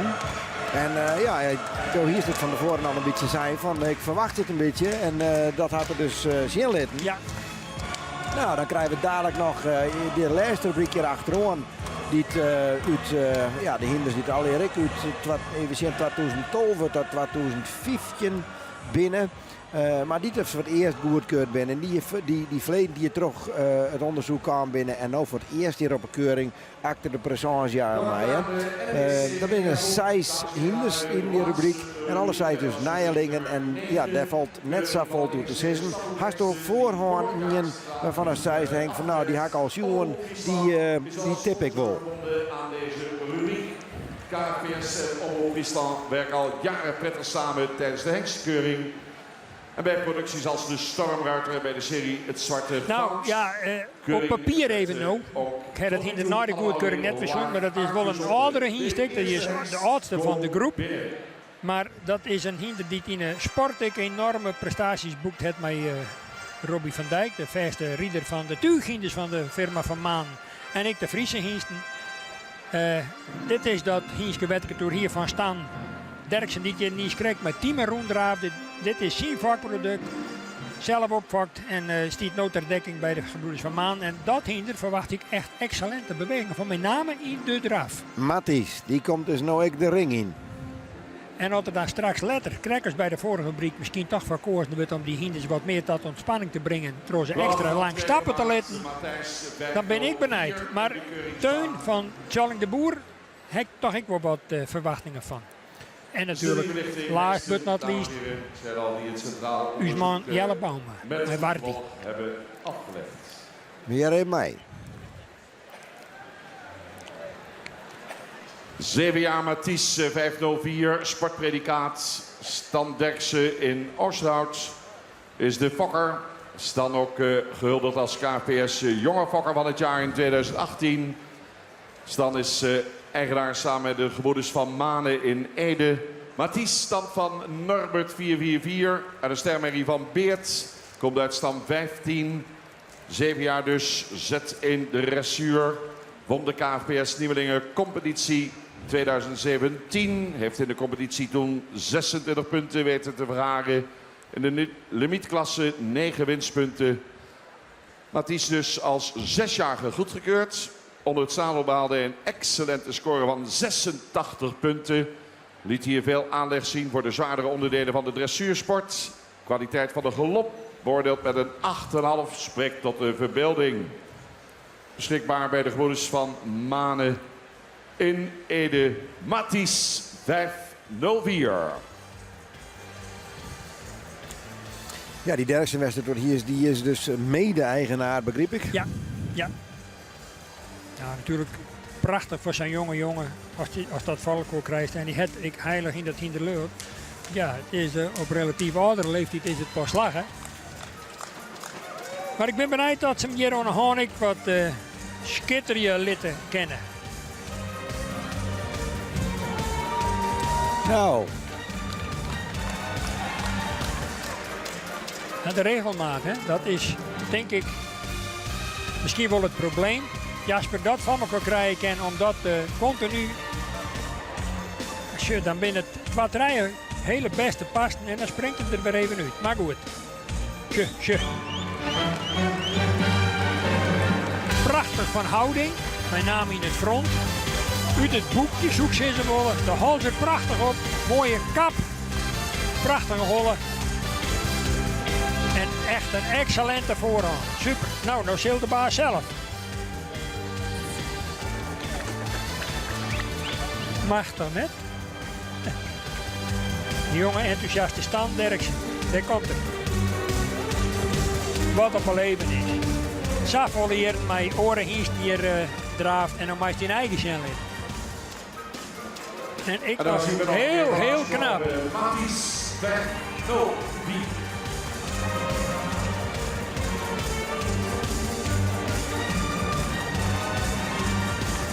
Ja, nou zo. Hele beste stappen die lijst. Vooral ik achter sterk ontreden.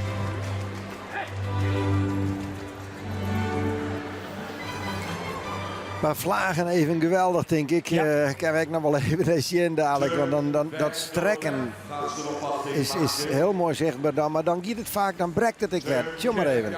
Nou klimt er echt in. Werkt hem zelf zuiver omheen. En dan just vanuit het schouder. Hoe machtig dat die hiest. Ja, nou misleidt het dan weer even. Ja, dan kost het tijd om hem weer in de balans te krijgen. De hele balans even fut. En shit, dan pakt er het weer op. En is het direct 1, 2, 3 of 4. En dan fenomenaal hoe hij dat voorbeen broekt en uitleidt. 348 komt uit stand 50. Teun was de tweede goedgekeurde zoon van Bartelen. Nou, dan is nou Teun aan de beurt. En uit de rechtstreekse lijn van de invloedrijke mening Setske F. Die ook de moeder is van de preferente Beert. Teun liet een prima indruk achter in de berichtingen. Alle 3 de disciplines scoren van ruim boven de 80 punten. In het tuig is hij in zijn element aangespannen. Getuigen ze scoren van 86,5. Channing de Boer, Sint-Johannesga. Daar kunt u, dames en heren, Teun voor de fokkerij inzetten. Teun 5. Ja, Channing de Boer, we hier hem vanmorgen al voor de camera. En hij zei van, oh, net zo zenuwachtig, dat was ze wel. Maar toen zei hij zelf al van, nou, denk er maar om dat er gespannen is. Want het is zijn eerste eigen hies die er voorbrengt. En dat is toch uniek, denk ik. Tuurlijk, heel bijzonder. En prachtig dat dat hem nou slag is. Want dat er iemand is die keihard werkt om dat van elkaar te krijgen, dan is het Channing wel. En ja, ik voorzien hij het Harry, die al jarenlang vakt onder de naam Stal van de Kaardijk. Daar vlakbij Jereveen in de buurt. Nou, dat Sint-Johannes Geam krijgt te wezen, dan moet dat toch wel heel bijzonder zijn. Zijn vriendin, Charling, zijn vriendin Gerda Nota, die sting hier al even vol spanning aan de kant van de piste te zien. En die wil natuurlijk niks missen van dat eerste optreden van deze goedkeurde Teun 505. En kende hem wat in ontspanning Stapelid en Nanning Lemstra die hem nou Stapelid. Ja, had nog net qua lengte oer, maar ik ga op straks. Maar de stap wat in elk geval. Deze zoon van Battelen, die uit dezelfde lijn komt als Beert. Oorspronkelijk van Nan Ozinga uit Peem. Oh.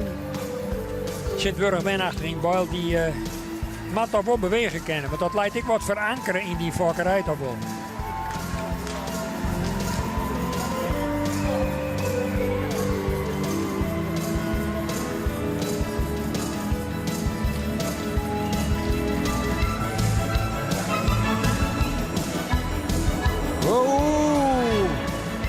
Niet bij goed. De voorbrenger onderuit. Nou, dan moet Kai Schielstra maar even bezieken om de juiste balans en de cadans te vinden. Nou, maar die hinders ben zo opvakt. Een handvol aan je. Ja, het bloed fascinerend om dan toch als voorbrenger te bezieken dat, ja, te beheersen en optimaal zijn te letten. En wat er dan door de wolken valt naar een beste koning de Riek. Nou, maakt het een hele acceptabele presentatie toch. Zo. Ja. Heb je toch een mooie lange side. Ja. Maar wie er wel helemaal regelmatig. Ik wil dat nog even bij waarom zijn. Ja, dat is wonderschierig denk ik. Want het ging wel mooi terug. Hè. Hij stroffelde er net in. Hij weer net onregelmatig. Maar wie het wel inderdaad strak. Nou, misschien kunnen we het nog even zien. Weet je wat dat? Treed ik geweldig achter Onjer op dit moment. En zeker ik voren. Zou misschien nog iets meer van de vlierhouw kennen voren. Maar ik vind het voor zo'n jonge hengst die hier voor het eerst is toch formidabel. Zat er hem hier zijn, zeker in die vertraging kerst dat toch prachtig zijn. Takt in elk geval wel kloppen. Teun stelt net te loor, dat kunnen we in ieder geval stellen. Nee. Dan krijgen we nog Ulbe 506. Komt daar binnen in al zijn schoonheid. 5 jaar, zo jong nog. Gefokt bij H&J Jurgensen in Nugborg, Denemarken. Eigenaren Germ Aarse Bauma en de familie Jurgensen uit Denemarken. Ulbe, een zoon van Anders, 451, uit een sterpreferente Mary van Anton. Komt uit stand 10.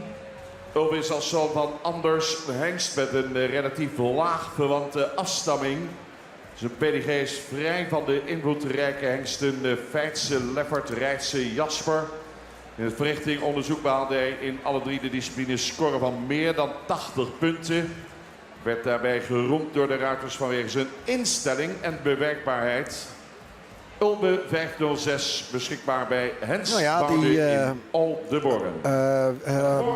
Prijsgewaard vanwege zijn bewerkelijkheid, dan zouden die dus aan de hand mogelijk ik goed presenteren kennen. Dat zou je dan een beetje hoopje, hè? Dat is de vraag even, maar ik herinner me dat ik nog namelijk toen hij inskreun is daar in Exlo, dat wel heel opvallend was. Dat het hele ruiterteam die er dan aan Ex is, die Hingsten traint en riet, die zijn eigenlijk alle lovend over de inzet en de bewerkbaarheid met name van dit hinder. Dus ik ben heel nieuwsgierig als dit nou een hinder is wat we aan de hand excelleren kennen. Op basis van de afstamming verwacht ik het van de Heiterskant eigenlijk net echt. Aan de andere kant, als we naar de memmelijn zeggen van Panhuis, en dan zijn we bij de fokkerij van Teke Wijma, van Jasper. Dus ja, dat zou dan van invloed wezen kennen op een positieve manier. Ja, zodra de naam Jasper in de lijn valt, dan denk je van nou, bewegen. Ja, nou kan dit wel een orenmerrie wezen hier van Wijma. Maar het zei wel wat dat bloed erachter zit.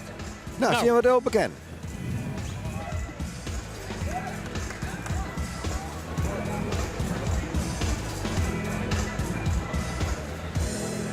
Voorlopig Fjouwerie.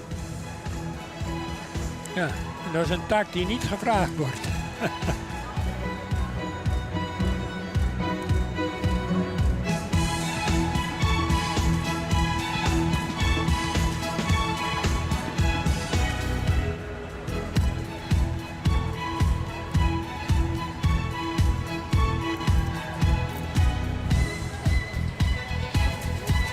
Ja, fokt in Denemarken en dan wil je samen stamboek in Nederland.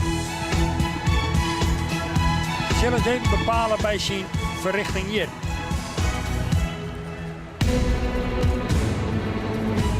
Dit is Ulbe 506. Is dat nog daar voor mij op dit tijd dat ik je vergelijk met de oren wat van minder kaliber. Regelmaat leidt het net om. Ja. Hij houdt het mooi vast. Koe een beetje spectaculair ja. En wat, maar wat meer flair en maar daar heeft het weer in het werk misschien wel volle beter als de hele groep. Hè? 4 jaar. Ime. Gefokt door H.J. Oosterhof, ook eigenaar. Wordt achterin Suldrup. En dat is volgens mij ook Denemarken. Ja, dan krijgen we nou Ime 5-0 zoon. Janne, de vader. En de modelsportmerrie van Bente 412. Dan nog Wiert 409. Komt uit stam 25. Ime 507 is in de eerste plaats door zijn zeer fraai exterieur. Een echte eyecatcher. Komt uit dezelfde merrielijn. Maar ook de prevente meervoudig hengstenkeuring kampioen Norbert 4 is uit voortgekomen. In de verrichtingen en Sabine doet nog meer. Ze had er met ook maar zijn dij. Beschikbaar bij stal de Mersken, Sieriswoude, Ime 507. Ja, en dan hebben de meeste van die stallen morgen ik nog een Iependij waarop wat ze hopen dat er wat buitenlanders komen. En dan ben ik een proteïnst te Cape, of Mary's ik wel. Dus die had een hele drukke weekend. Goed, Ime. Ja, ik uit het buitenland eens. Het Woltrog en Fries van oorsprong, Oosterhof. Niet een grote veehouderij, maar ik meer dan 400 kei in Denemarken exploiteert. En dit is, ja, hobby ik 4-0 aan is. Dus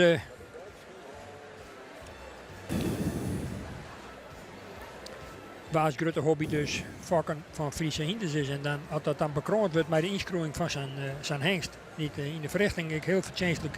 Als hij zijn punten totaal zoals scoort het, nou, dan jouwt dat toch wel wat perspectief ik voor de toekomst. Ja, plus je naar het scoren natuurlijk. Dan is Mathies natuurlijk een verrichtingsonderzoek hier die wel hele hege scores. Ja.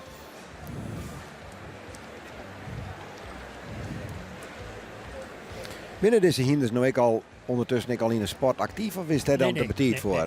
Dat maakt later pas. Die hinst na 10 naar 70 of 100 dagen dat uit de Exelwijk komen, dan ben ze op. En dan hebben ze eerst wel een heel skof nodig om wat te bekomen. En dan moet ze dan nog weer optreden. Nou, dat vraagt ik een lichte training. Maar deze hinst wordt op het moment denk ik heel voorzichtig. En ja, echt mijn doel broekt en bewerken. We even sparen. Ja.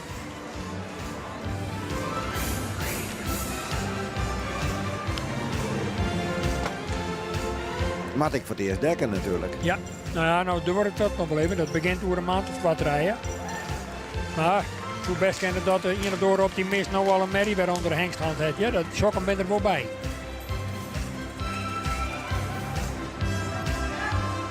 Maar de grote massa komt pas in april, mei, juni.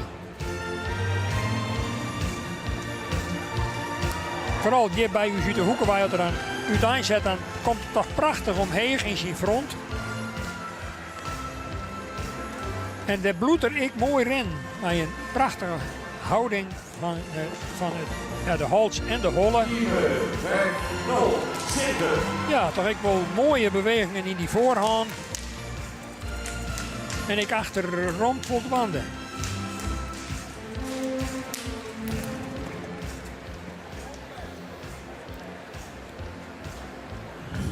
Maar dan merk ik wel op de tribune, Gerrit, de meesten doen nog een beetje tam op dit moment. Ja, maar dat valt mij sowieso wel een beetje op. Ik heb het wel eens enthousiast station op notaat. Dat ze echt even uit hun plaat gaan. Dat hebben we vanmorgen nog meer station. Ja. Van mij die is het wat stiller. Ja. Toch een beetje meer naar die Nederlandse namen. Hè? Het is niet alleen Friesland waar het Friese paard in voortkomt. Het hele land, de hele wereld tegenwoordig. Dus die namen die worden toch een beetje aangepast. Willem 508 Willem in de ring. Willem 408. Ja, dat is net zo voor de Friese namen meer, hè. Ja, er zijn natuurlijk wel Willems die in Friesland, maar... En wordt samen met Barty tot eerste goedgekeurde zone van de naar Zuid-Afrika vertrokken Hette 481. Willem kwalificeerde zich voor deelname aan het centraal onderzoek dankzij zijn prima ABFP-test. Die in het kader van het nakomelingonderzoek van vader Hette doorliep. In het onderzoek liet hij in alle 3 disciplines weer een score rond de 80 punten noteren. Prachtig resultaat dus. Willem is voor de fokkerij in te zetten via de nieuwe heuvel Lunteren.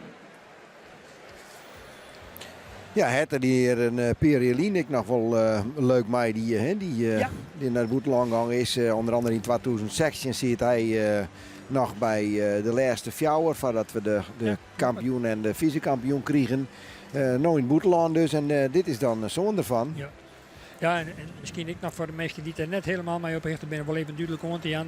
Bert de Ruiter heeft het wel niet, maar ik weet net dat iedereen dat begrijpt. Deze hinst is eigenlijk instroomt vanuit een fantastische test die er in het kader van het nakomelingen en onderzoek van Hette net in werken. toen heeft hem dan toch nog verzocht om in te stromen en aan te keuren voor het verrichtingsonderzoek. Dus daarmee is ik weer een extra mogelijkheid om een dienst in zijn verrichtingsonderzoek te krijgen. Het is net puur alleen wat hier in die 3 dagen gebeurt. Maar ik op die manier, diensten die zich positief onderscheiden, die krijgen dan een uitnodiging of een advies. Maar bij die dienst vooral gewoon, hij heeft hem daar blijkbaar buitengewoon onderscheiden. Want als je er hier nou net stinkt als stamboekdienst. Altijd dat nou je ik weer maken, dat is een oorzaak. Maar hoeven ze dan net naar Exlo? Jazeker. Ja, dat wel. Ja, dat is dan. Ja, maar het wordt toch verrichtingen onderzoek. Jazeker, hij moet wel die 100 dagen ondergaan. Ja.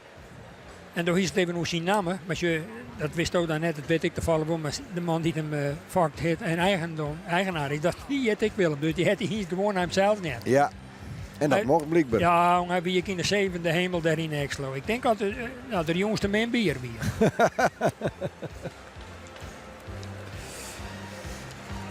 Nou, we zullen zien wat Willem dan dwaan kan. Ja.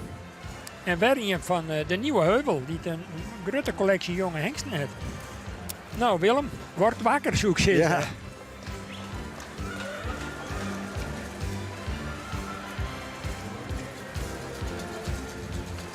Willem moet nog even op gang komen, heb ik het idee. Maar het is altijd van u wel wat moeilijk te zien van achteruit. Ja. En dan rennen ze bij u wij. Nog eens aan de kwarte kant delen en dan kan het volle beter zien. Ja.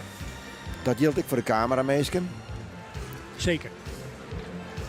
Ja. Het is nog net heel erg overtuigend. Bij momenten wel goed en ik acceptabel. Maar het was eronder moet al beter. Verrennen wel hij in het klassement heeft steen straks. Het is net bijzonder lid steen boeten gewoon. Hè? Nee. Het is... Maar ja, er ben ik kinderen die komen hier en dan jouwen ze hun deel van de hele entourage van Godskes. Waar ben je bij daar? Dan ben ik bij die beginnen te bluffen. Die liggen de stut opgerecht van de entourage. Maar de rest kinderen die jouwen hun dan deel.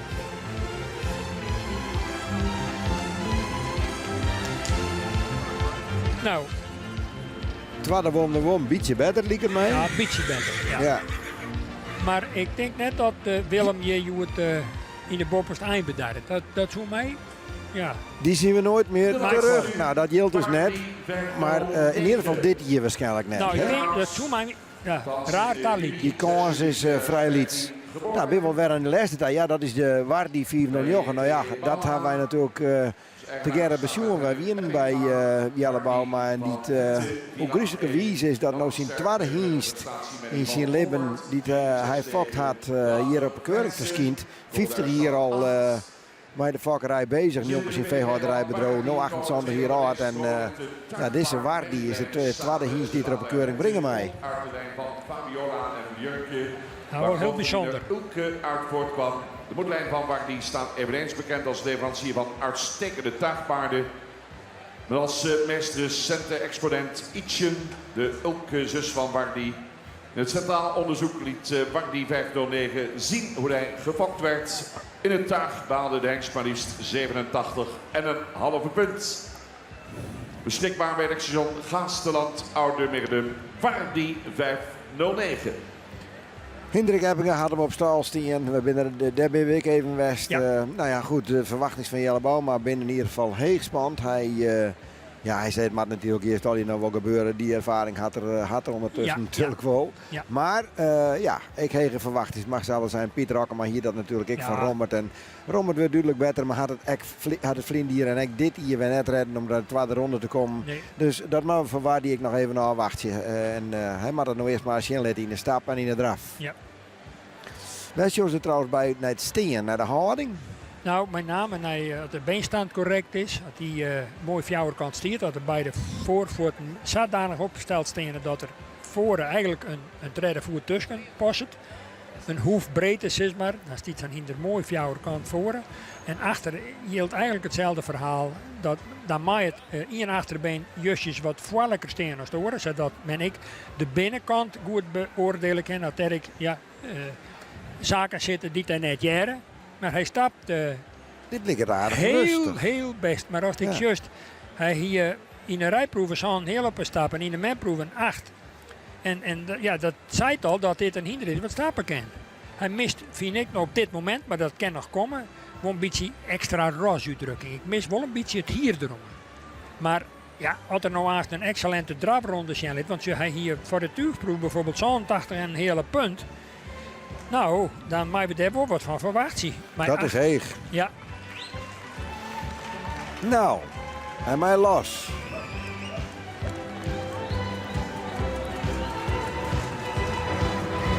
Hendrik Eppinga doet het nou wel aan. Ja.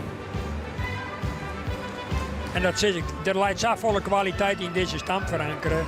Iets een 4 keer kampioen bij de Fokmerries voor de CS. Ik mijn Hendrik Eppinga trouwens, die als een van de weinigen maar dat Hindro Wijkoer. Maar hij liet hem hier toch heel best zien. Ja, hij klimt er lekker in. En ik denk dat de tweede ronde, wat dat dan niet misschien nog wel wat extra's Jan kan. En met Jalmer de Groot maar even ontreden. Maar een sterke hingst, dat kerst gewoon alles wordt zien. De power, de kracht, die straalt er van af. Ja, zocht eens even hoe de derde ik op die kwarte zijde langs walst. En ik in de, ja, Jalmer kan hem haast net terughouden, maar hij heeft toch de hals er mooi op staan. En het lijkt mij dat is er de achterhand er toch wel mooi bij helpt. Heel best. Ja. Misschien kan ik hem nog even omzien. Ja, een hele jonge hingst die toch al hele mooie dingen zien liet. Ja, sure, je komt er. Dan komen ze terug, de nieuwe lichting hengsten. Kracht, in en al power. Maar die zijn hoe er dat spronggewricht broekt. Hoe er die achtervoet. De achterste knibbel als het ware. Ja, dat is het spronggewicht. En dan leidt er dat voorbeen, die voorvoet, ontzettend mooi uit. Nog een lietse extra strekking vanuit de keert, zat mij dat aan nemen. Dat is het onderste gedeelte van de hoef. Maar een kanshebber. Ja, tenzij men op het exterieur misschien wat aantekeningen heeft. Ik mis, dat zeg ik nogmaals eerlijk, een beetje het rozerie nog. Hij moet wat meer maan eigenlijk nog krijgen. Maar dat kan nog best komen, hè? Zij zien dus in deze laatste rubriek. Want dan gaan we naar de tweede en finale ronde. En daar komen uiteindelijk dan de kampioen en de vice-kampioen en de reservekampioen uit. We zullen eens even zien, water en meimatten. Tot nota hebben we 12 hinders al. Eens even zien, 10 en er kan nog 2 bij. Dat betekent dus dat we op 12 jonge hinders te landen komen die naast mij kennen naar de finale ronde. En waar zullen dat worden? Gaat de jury hier kijkers bij de vorige ronde zoveel moeite mee? Maat ze nog even praten, maat ze nog even goed naar het stapje? Of binnen ze er al uit? Weten ze het? Weten ze wat mij gaat naar die finale ronde? Ja, dan maak je kans op de prijzen en dan wordt het natuurlijk voor de eigenaars, de fokkers, wordt het heel spannend. Zeker even voor het eerst mij doen.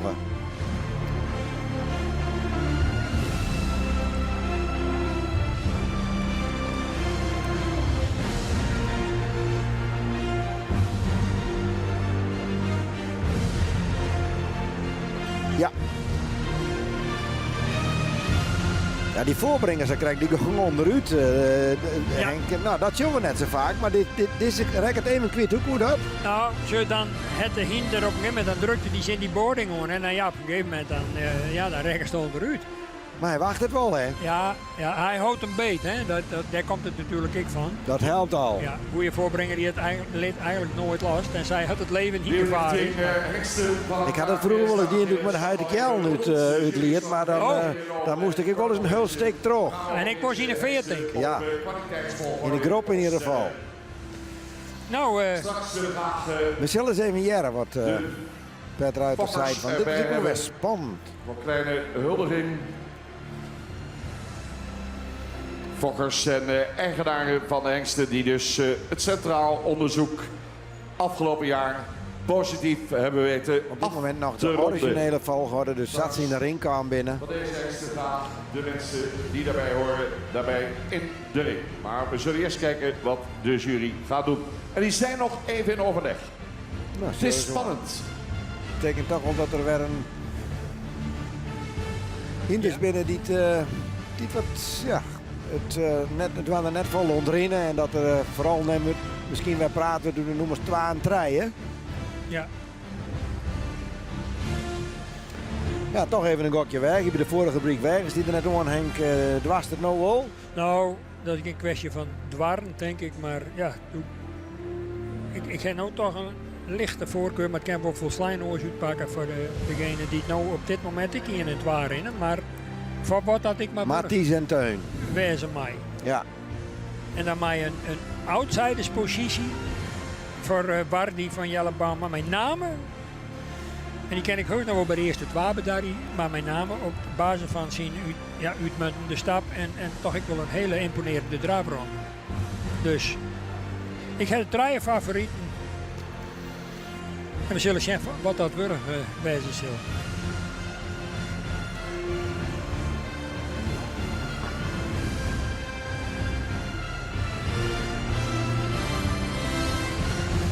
In dat opzicht zou dus de achterstaars nou wat naar voren maken, maar het gaat er dan om hoe 4 als er naar voren mij, hè? Ja. 507, even een plaatsje op. Ime 4-0 Song gaat nu naar het derde plak. Ja.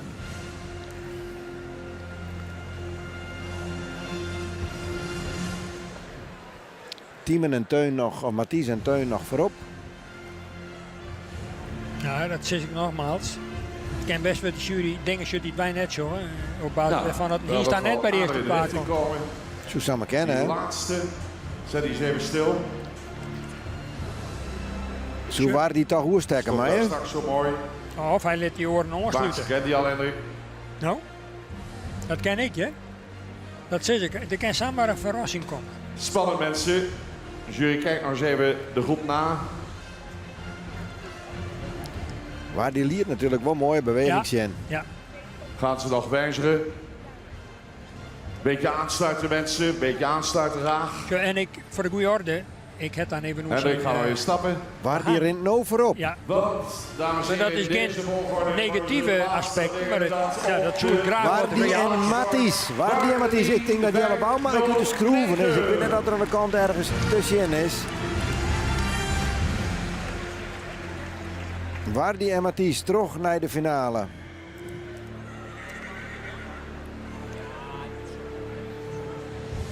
Dan 504, 505, 507, 506 en 508. Nou ja, dit is natuurlijk wel mooi, want Bouma zei duidelijk van Maaien die kon dat net brengen. Hebben we ik weer een beetje zien, niet de beweging. Ja. Het liep dat waar die dat wel brengen kan. Ja. En Forten dadelijk op wat de het eerste laatst keuring werd terug naar voorgesteld was de voor finale ons, ronde. Is een mooi begin. verrassing. Heel knap. Een paard 509 Wardy, die goed in het rastype staat en ook een correcte bovenlijn heeft. Het beenwerk is ruim voldoende van kwaliteit. En de stap is met tact en met ritme en voldoende regelmaat. En in de draf laat hij een heel goed zweefmoment zien en ook een hele mooie vrije beweging en een goed gebruik van de rug, veel souplesse. Daarom staat hij hier. Dan hebben wij 504. Een fraai paard met een heel lange hals. Mooie vorm van de hals, goed opgericht. De bovenlijn is heel correct en functioneel. De stap was goed met voldoende tact. In de draf Nou, we weten wat u tussen de laatste rubriek trok die en Wardy en Mathies. Die show was in de finale weer waarom. Maar we willen ook nog even zien naar de familie Wiebinga, die natuurlijk de fokkers binnen Een van. paard wat ook heel mooi is. Goed, mooi klein hoofd, lange hals. Hele fraaie bovenlijn, goed in verhouding. De stap was wat kort en ook toen die terugkwam werd dat eigenlijk niet beter. Draaft heel Wacht goed, nog even aan. maar vanwege de stap staat hij hier. Dan hebben we paard nummer 507, Ime. I promised the Danish people to talk in English because it's a Danish breeder. And we congratulate the Danish people with their stallion. Het Deense volk had hier een hindernommer in, begreep ik wel. Is goed, rastype ook. Het beenwerk is ruim voldoende. Draafde en stapte ruim voldoende. Zou misschien iets meer elektriciteit mogen laten zien. Maar een kwaliteitsvol paard. Dan hebben we nummer 506. 506 Ulbe, also Danish breeder. Congratulations with your second stallion. Ook een paard met heel fraai rastype. Goede bovenlijn. B-werk is ruim voldoende. Zou ietsje meer draging mogen laten zien in de beweging. Dan hebben we nummer 508 Willem. Ook een paard die goed in het rastype staat. De bovenlijn zou misschien iets sterker kunnen zijn. Maar stap en draf ruim voldoende. En dat was de samenvatting van deze groep. Fokkers, eigenaren, kom erbij. We hebben een presentje, mooie foto van de hengst. En we hebben bloemen. We invite the breeders and the owners in the arena. Schroom niet. Bestuur staat al paraat. De dames hebben de bloemen in handen, hebben de foto's in handen. Dus Fokkers, eigenaren, gaan bij uw hengst staan. Dit is weer uw moment. Hengsten hebben een lang traject achter de rug. Het zijn, dames en heren, ingeschreven als goedgekeurde hengst bij het KFPS. Op kop geplaatste Wardi 509. Die gaan we terugzien in de kampioenskeuring. Samen met nummer 504. De prijsrit Utrecht droeg Nina Hedema, de directeur van Daar zijn de Fokkers Friesland. eigenaren ook Mathies door naar de kampioenskeuring, dames en heren. En u ziet het, heel gezelschap wat hier binnenkomt. Hoe christelijke Wordt dapper hier is in de vervolgd buurt van Hinders, maar zelfs niet goed geëerd. door de bestuursleden van het Ja, KFPS. Die baas moet eigenlijk al, nou ja, zonder probleem bij u de piste bij eens, hè? En door Zonder de Edding. dat een eiweken mandje te morgen op krukken op een kantoor van komt. het KFPS. Hulde ook van de juryleden. Ik wil ze maar onbeveel als voorbrengen voor Takom hier. Hè? Wel een gewaagde opmerking vind ik van een ondergeschikte. Wardi. Gefokt door J.T. Bauma. Eigenaar samen met Hendrik Eppinga. Daarnaast Mathies. Gefokt door Stan Derksen. In bezit van Stan en van de gebroeders van Manen. Daarnaast Teun. Gefokt door B. Veldhuizen in Putten. Tedeboer Sint-Johannesga. Eigenaar. Ime. Ja. Anneke Bouwme destijds in bezit van de heer Oosterhof. Zuldroep, Denemarken. Daarnaast 506 Ulbe. Van H&J Jurgensen, Nakborg, Denemarken. Dat zijn de Fokkers en eigenaren. Eigenaar is ook Germaarse Bauma. En we zien Willem 508. Fokker-eigenaar B.E. Lokhorst in Ederveen. Bloemetje, mooie foto van de hengst. Prachtig plaatje, dames en heren.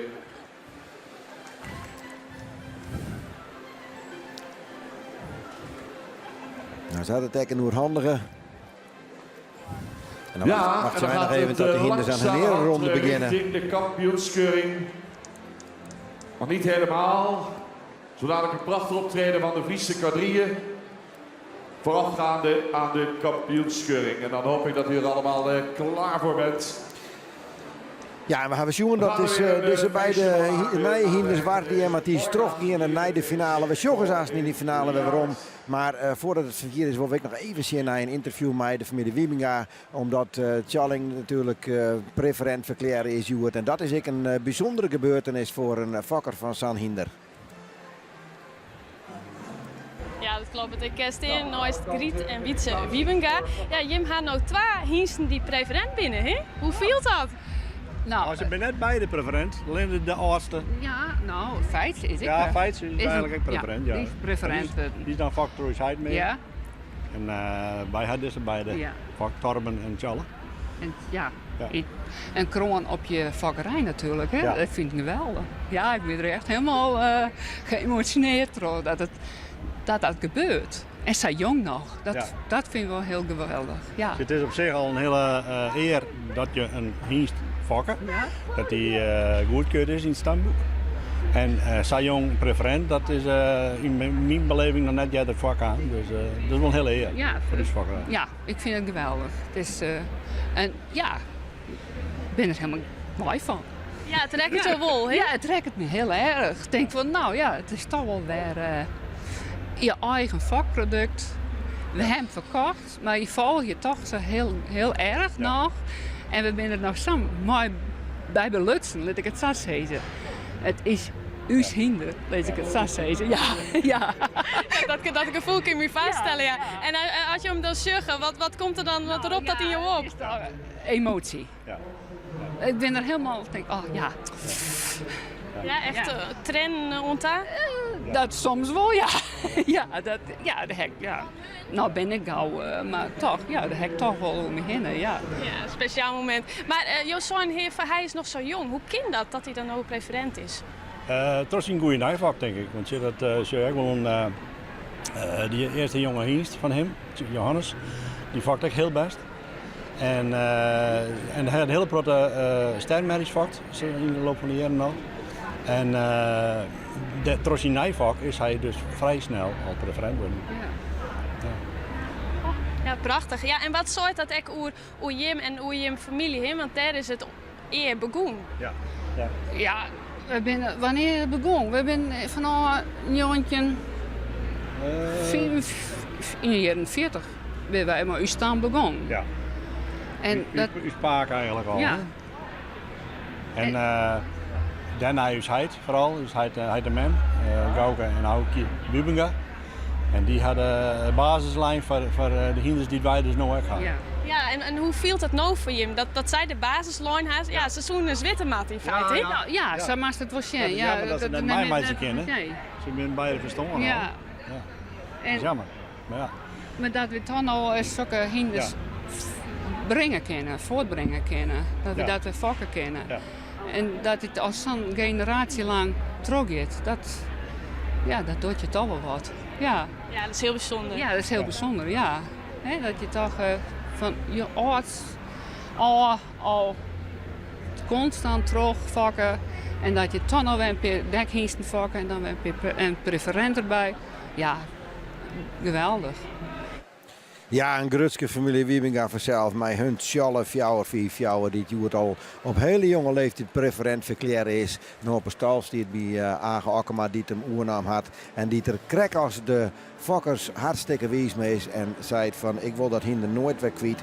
Dus wat dat omgeeft, een hele mooie dag voor zowel de fokkers als de eigenaar op dit moment. Ja, dan krijgen we nou even een onderbrekking. En dan we gauw even wat oprijden in het binnenterrein. Want dat is wel nodig, Henk. Want toch een beetje de trots van het Friese hinder, het tuigje van het Friese hinder, de quadrille. Die krijgen we hier nou. We hebben het Aron Toonsje en Freek in de show zien. De quadrille, ja, daar hast er alles mee. Vertel eens, wat is de quadrille? Nou, de quadrille, dat is een van de oudste shownummers in het Zwaarste Plak die wij kennen binnen het Fries karos. Het is in 1963 ooit ontstaan toen de nieuwe Frieslandhal gebouwd is. Toen kwam de inspecteur Jonkheer Wilco Baart-Lasminia op het idee om een shownummer wat allure hier werd men ik met de boer op koer om dat in het leven te roepen. En met de opening van die Frieslandhal is dat voor het eerst opvoerd.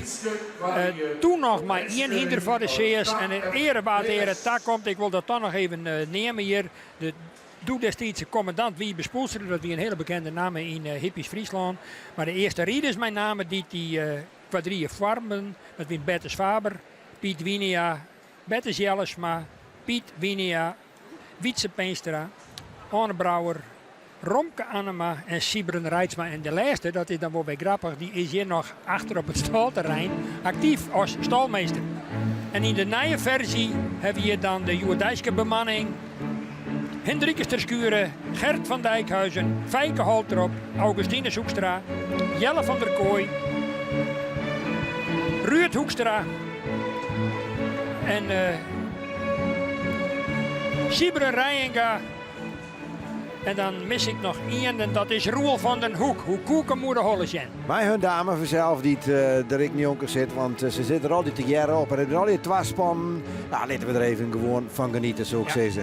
En als het nederig is, is er wel wat. En dan was sjog en genietje. Opvallend aspect is wel eventjes dat ze nou in de originele outfit optreden. En Freed en Toosje in de show doen ze de renaissance-stijl, hier ik horen rietuigen. Maar het is een vooral verneemd shownummer, wat al heel vaak in het buitenland optreden heeft. En met name in de 90 jaren ben ze ooit met de hele ploeg naar Engeland West. Hij is optreden in de tuin van Windsor Castle. En de koningin Elisabeth rekkerde bij zo onder de indruk dat ze haar de oren daar nog een keer uitnodigen heeft om op haar privédomein ik nog een keer dit nummer chanten liet. Een koninklijk nummer. Ja, maar aan alle kanten.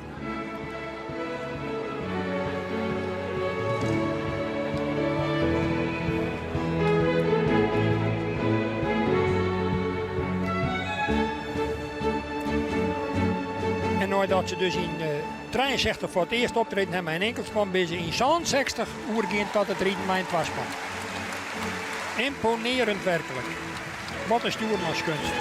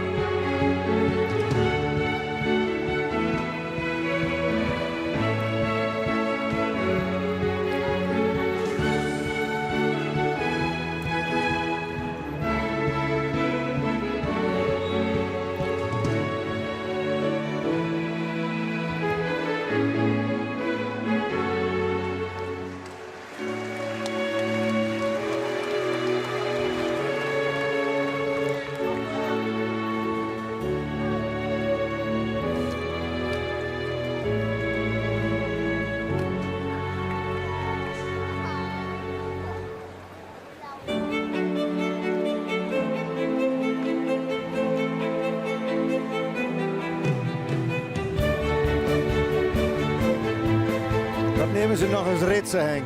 Of net? En oude muziek en moderne muziek, want nu hebben we Coldplay.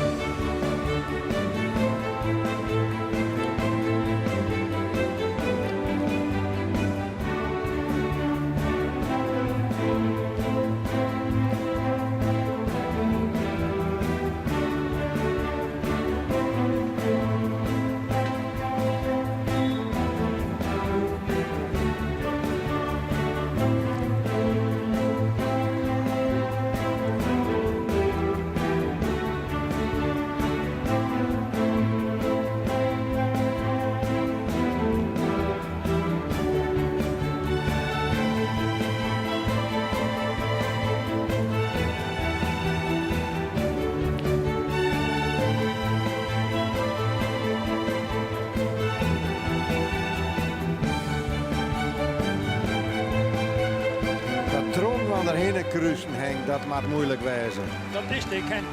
Ik weet ik wel vanuit de rieden zelf, met de training, dat ik wel eens misleid en dan sneuvelt er ik wel eens een speer. Maar ja, dat is het risico bij deze toch wel min of meer moeilijke oefeningen. Hè? En moet verschrikkelijk opletten wat doet mijn boorman en wanneer moet ik, natuurlijk van de oude kant wordt ik signaal, er staat altijd goed is dat jij erbij en het staat er hier op een fluitje bepaalde signaaltje aan. Ik ben voor hun oorknopingspunt. En nu heb ik begrepen dat ik de moderne techniek, waar ik voor de eerste intreden dient heb, zodat de rieders mij een eerke in ik instrueerd worden kennen. En dat weer vroeger natuurlijk helemaal net onder water. Het is een spannender show, een spectaculairder show dan dat we van de week jongen hadden bij de showoptredens in Toors Jeffrey. Dit is, gaat nogal wat meer om mijn hak. En het plaatsje wordt je natuurlijk compleet omdat je de oude boerengrutskes schenkt. Dit is natuurlijk het gala-ritueel van de Friese boer. Zag ik ook mij vroeger op Stein in Tjerken, men ging op familiebezoek. Maar de mooiste kleding, het Friese kostuum. Nou, dat is hier in volle glorie te bewonderen. De heren prachtig in het traditionele herenkostuum. En de vrouwen met hun gouden jerry's op. Du hast het net zeg maar die renaissance in de gaten. Ik ga ze rondrieden. Maar Marian, maar dringerie. Net bij de quadrille even, voor alle duidelijkheid. Het is compleet. Ik vind er alle keer weer imponerend, omdat het zo sterk appelleert om mijn gevoel voor het Fries eigene. En dat Duitsers en Engelsen en Amerikanen en nou neem het allemaal maar op. Dit als shownummer hebben willen. Ik loop nog 2 jaar waarom op een wereld Ruter spelen in Aken. 40.000 mensen in het stadion in extase bij het optreden van de Friese quadrille. Live uitstuurde ik nog op de West-Duitse Rundfunk. Wanneer mag ik het maar? Ik zie het thuis voor de televisie ernaar te zien. Ja, het is meer dan een stukje folklore. Het is gewoon een uithangbord. Dat is in dit verband, vind ik, een vlokwoord, want het is cultuurbezit. Cultuurbezit.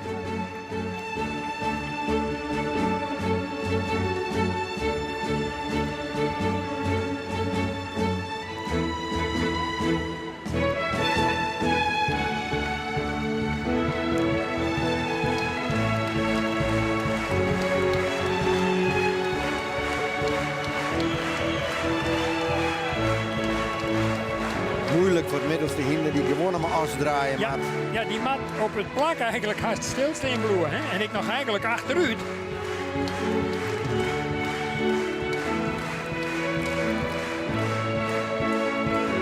Ja, ik wil hier altijd weer koud van, Gerrit. Je zei eerlijk ook wel wezen.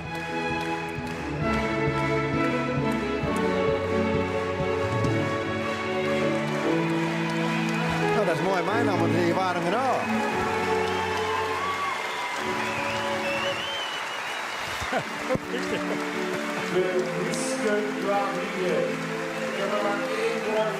De Friese quadrille. Het publiek geniet ervan. Ze staan oranje. En Henk staat ook oranje. Applaudisseren voor de trots van Friesland. De Friese quadrille. 8 twaalfspannen. Al je hebt voor prachtige sjees in Fries kostuum.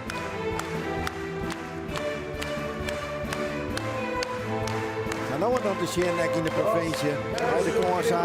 Dus is het hier erheen. Het is echt mooi om te zien.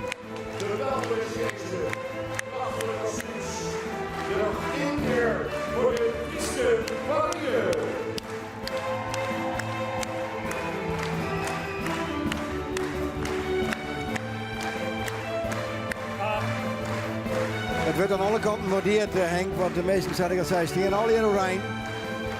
Ze weten wat er voorbij komt. Nou even een liedje onvolgend boekje toch met nadrukkelijk nemen. De commandant van Joert de Dij, Frits de Jong, die is troffen door een serieuze kwaal. En die leidt in het ziekenhuis, die maakt Joert zijn eerste kuur ondergaan. Het boekje toch even nemen. Frits, een heel soort sterkte. Mede naar uitname van mij. Nou, en dan jaren we het geroffel al, want we beginnen vanzelf in op de finale ronde. Waar wordt je straks kampioen bij de jonge hiesten? Waar wordt kampioen bij de oudere hiesten? En waar wordt er dan uiteindelijk de algemeen kampioen? En daarmee ik de kampioen van Friesland, van Nederland en van de wereld. Ja, we zullen het afwachten. Dadelijk komen de eerste groep hinders. Normaal wij altijd eerst de jonge groep hinders. De eerste keer dat ik hier was, ben ik bijna verstenigd. Stond er in de krant te lezen. Kregen we zo'n afkeuring. We hebben er met z'n allen een feest van gemaakt in de loop der jaren. En ik denk dat we er allemaal klaar voor zijn voor de kampioenskeuring. Of niet dan? Hier, gooi er nog in. Met z'n allen mee. Met z'n allen. Die handen elkaar. Met Ruiter moest er even een mutsje terug gaan. En dit moest we het even onderbreken. Daar komt de jury. Tussen nou en een uur en 20 minuten ongeveer, dan weten we waar je Joert als beste hinder de arena uitrint. En het is toch, we weten nou waar door die voorrondes kan binnen. Maar ja, nou gaat het er natuurlijk pas echt om.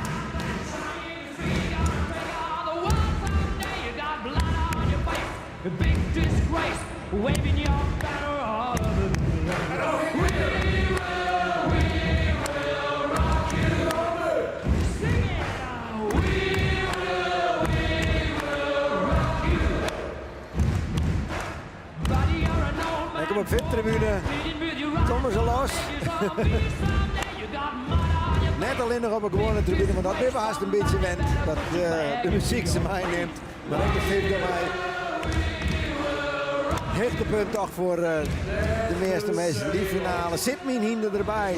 Ja. En zit mijn favoriet erbij. Zoveel sfeer als hier op de Hengstekeuring.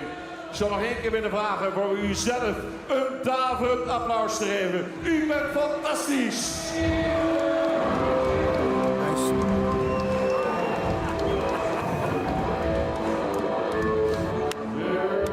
Championship now, ladies and gentlemen, de kampioenskeuring.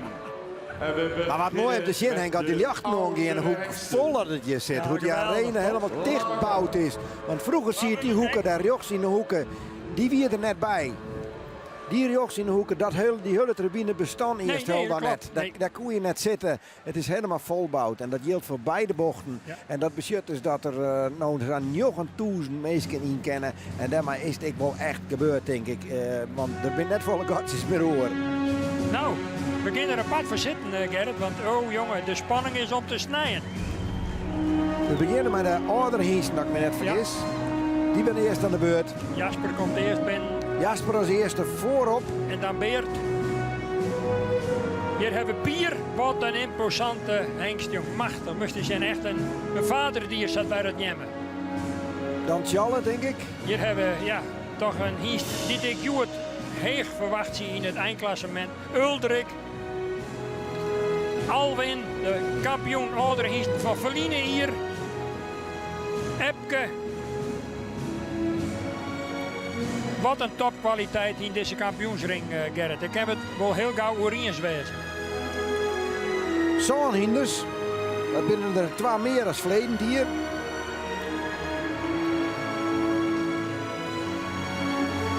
Nou, we zullen zien hoe de strijd zich afspelen giet. Want ja, ik denk dat Jasper nou mijn naam in het naaideal is. Omdat er ik in deze selectieronde voor het kampioenschap natuurlijk nou aan de hand draven moet. En dat is toch oors. Hij is zo bent aan die steun van Harry die daarachter rent in de lange jaaglijn. Dus ik ben benijd.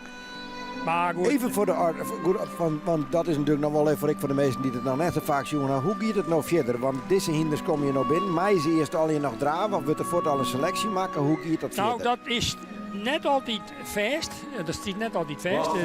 Dat kan wisselen. Maar ik zou mij voorstellen kennen dat zo'n de kwaliteit van de groep, dat de jury ze nou even roestapelen en dat ze toch allegaar even 1 keer allegaar in draaf roem gaan. Dat zoek eigenlijk ik terug te vinden, want als je op basis van een wat mindere stap nou direct al uitstuurt was, dan ontneemt ik wat van de glans die je van de morgen eigenlijk verdienen heeft. Laten we een roep op u doen, zodanig dames en heren, als ik de namen noem van de hengsten in dit kampioenschap. Ze is eerst wel even opstellen, dan worden ze normaal wij altijd voorsteld. Ja, ik weet net dat Bert dat nog ik dacht, zo kennen, maar ja, ze ben ik al weinig geïntroduceerd. Maar alle ins en outs die erbij hebben, sportprestaties, afstammingen, neem het maar op. Ja, maar dat ik het dan meestal in het kwart heb, dan krijgen we de naam van de finalisten, krijgen we weer even te jaren, dan rent er bij langs. Ja. En dan weten we weer wat er is. En dan is het de vraag als ze een rondje rennen eerst, of dat er een bepaalde groep al er eerst uit maakt en dat er dan rondes rond worden. Dat nou even een afwachtje. Er zit wel eens een liets beetje variatie in de wijze van aanpakken. Hengsten worden opgesteld. Zet. Fans moeten van zich laten horen. Dames en heren, kampioenskeuring. Hier is Jasper 366. Hij er weer bij. 24 hier. Beert 411. Ligt direct naar om 20 hier. Pier 448. Charles 454. En een oud kampioen. 2016. Uldrik 457. Imposant, Joert. Alwin 469. Al jaren een publieksfavoriet. Vliegen die kampioen bij de ouderen. 474. Wat is dat? Hinder wat het altijd 4 brengt, Epke. Al jaren. Ja.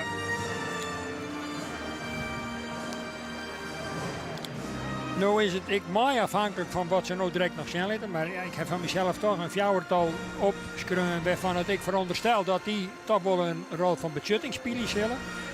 Dat zal voor mij de kampioen ik uitkomen, waarbij het ik tjallen op basis van het feit dat er hier het zo glorieus eerd wordt is met zijn preferentschap.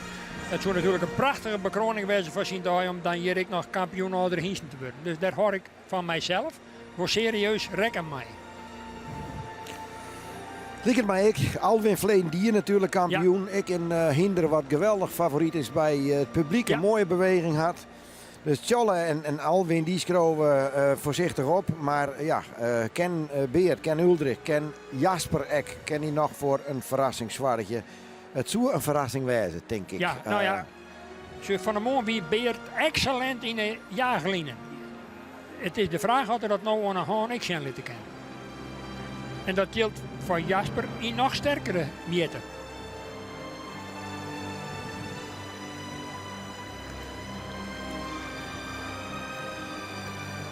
Ik heb toch wel het idee dat we ingaan op een eerste selectie, Henk. Ooit winnen ze natuurlijk nou de ring inbracht en dan winnen de Hinders 1 voor 1 kwam. Dus we krijgen een stapronde, denk ik. En dan gaan we achter richting de hoek en dan wil ik toch de eerste Hinders eruit filteren, denk ik. Ik weet het net. Ik verwacht ze dat eerlijk zijn net. Maar ik zou ze voor de bühne toch wel een keer hun moment van glorie in deze kampioensronde nog gunnen. Maar ja, ik bepaal de gang van zaken hier.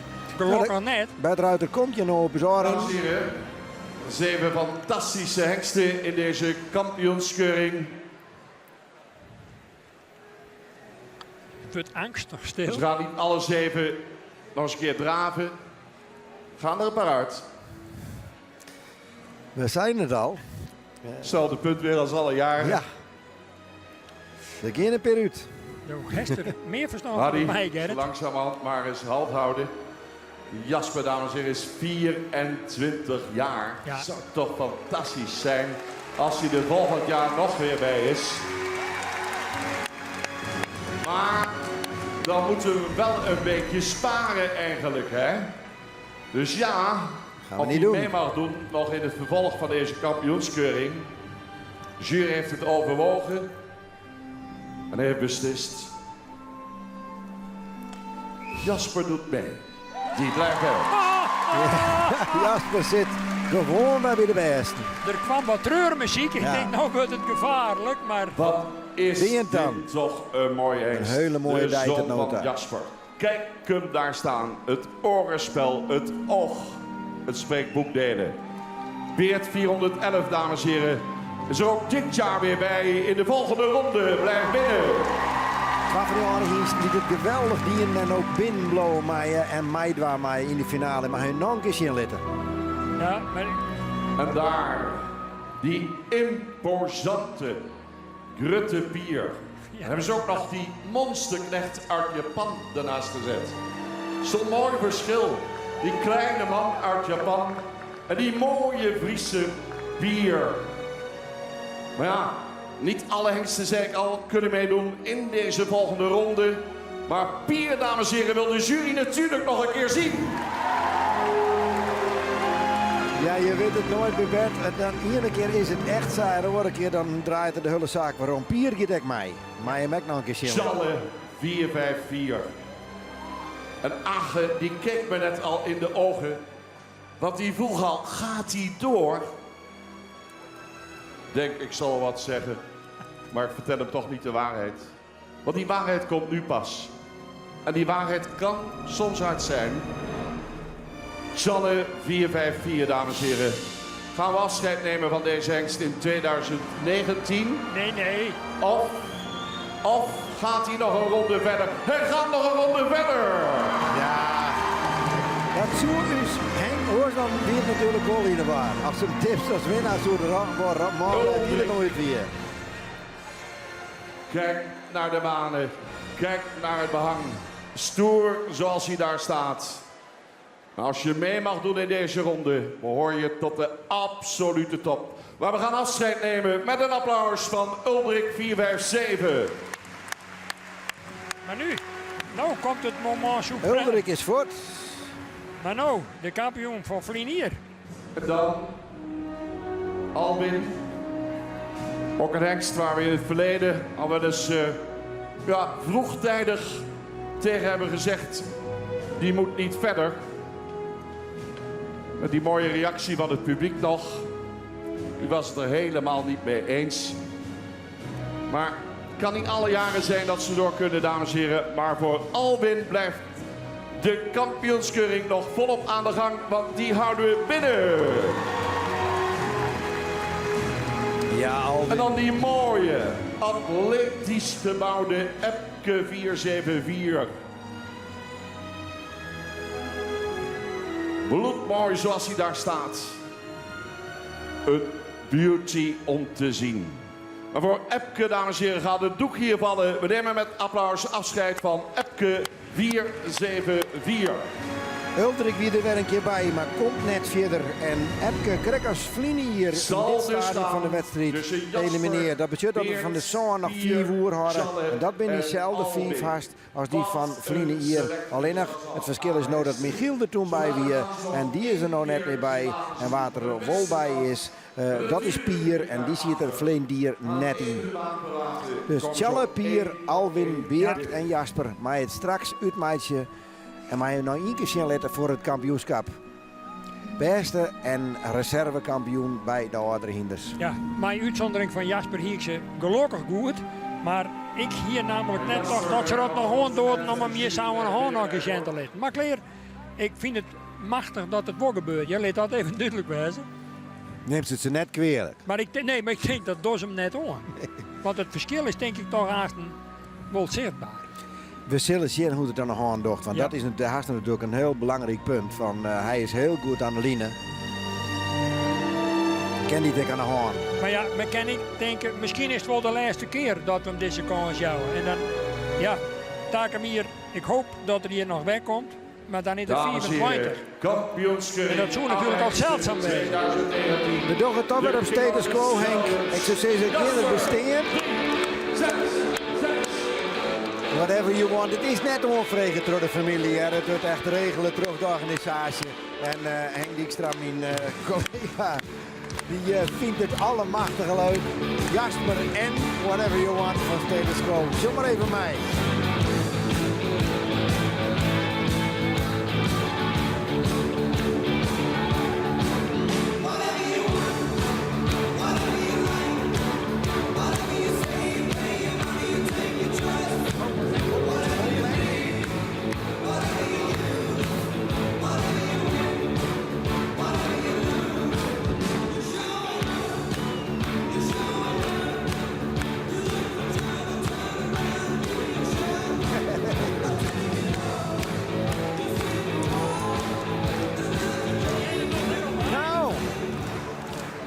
Henk, hast er alleen maar bij staan, maar hast ik wat zien? Hij had het netjes die. Ik dacht het ik. Ja. Hij bleef mooi in het ritme. Ja. Iets minder expressief. Ja, helemaal gelijk. Ja. Daar ben ik het helemaal mee eens. En dat is correct dat verschil. Ja. Nou bloemen ze. Beert. Vleen die hier aan de hand moet eigenlijk net. Nee. Maar toen voel ik hem maas ik minder. Hè? Hij wie van hem aan uitzonderlijk goed. Het moet toch ik voor zo'n voorbrengteam een feest wezen om in zijn entourage en in zijn ambiance op te treden. Dat wist Ik en hier natuurlijk maar een respectabele leeftijd te staan gewoon. Hè? 20 hier, ik me net vergis, 21, wat is er nou? 20. 20. Er kan geen dopingtje in op, joh. Je hebt het helemaal.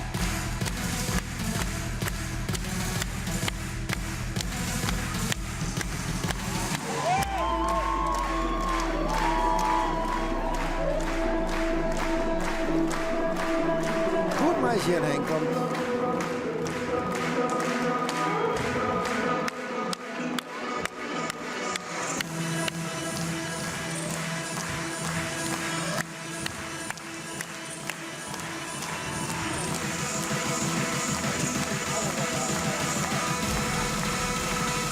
ietsje minder achter dan van de morgen. Zou eerlijk mijn week wezen om dat vijf te staan. Beter nog, maar ik krijg als Jasper, krijg justjes minder explosief en expressief. maar wel volle betrek weer. Als Ja, dat klopt. Ja. De presenteren, dames en heren. Nou. Ook veel aanhang. Veel fans. Dat zult alweer wel komen, denk ik. Ja, of bier.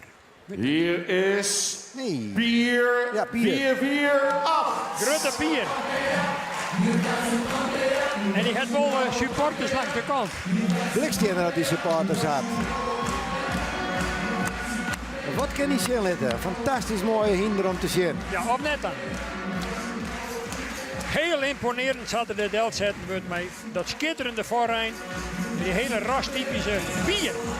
Hij mag het wel in donker doen, want de maan hing je helemaal voor heden. Ja.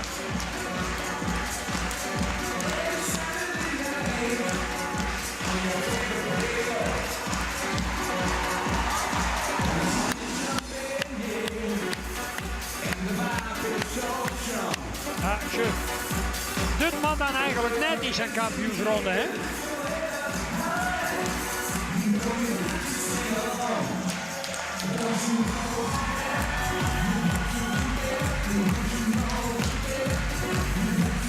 Nog wel een mooi slot, denk ik. Ja, maar hij bloedt voor mij net. Nee. Finalist. Pier zetten we maar potleden streep erop. Ik vond hem achter. Ik toch duidelijk minder dan van hem. Is binnen. Dames en heren. Charles 4-5-4. Ja. En als het nou praat over jeugd in een hinder, dan is het een voorbeeld. Hè? Dat hinderbloed, ondanks zijn leeftijd, geweldig jeugdig eruit zet.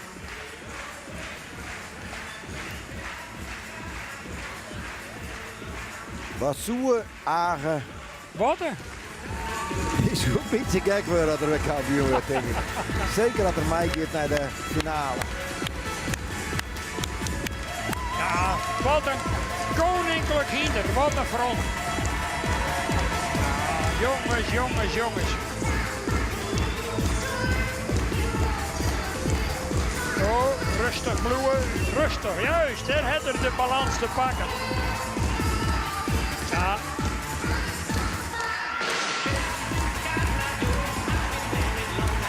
Hij had de draf uit het boekje, hè? Ja, dit is... Subliem. Een klimt erin.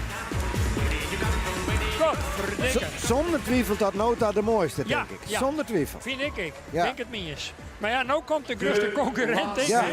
Ja, Alwin. Het hindert mij de voorbenen, vind ik het een beetje. Ja. Staat hij de voorbenen uitslaat soms. Ja. Alwin 4-6-9. Imponerend zat er dan toch ik bij binnenkomt bij dat front, hè? Ah, formidabel.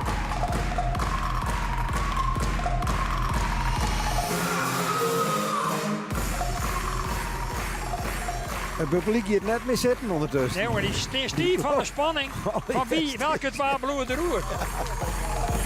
Nou, kom op.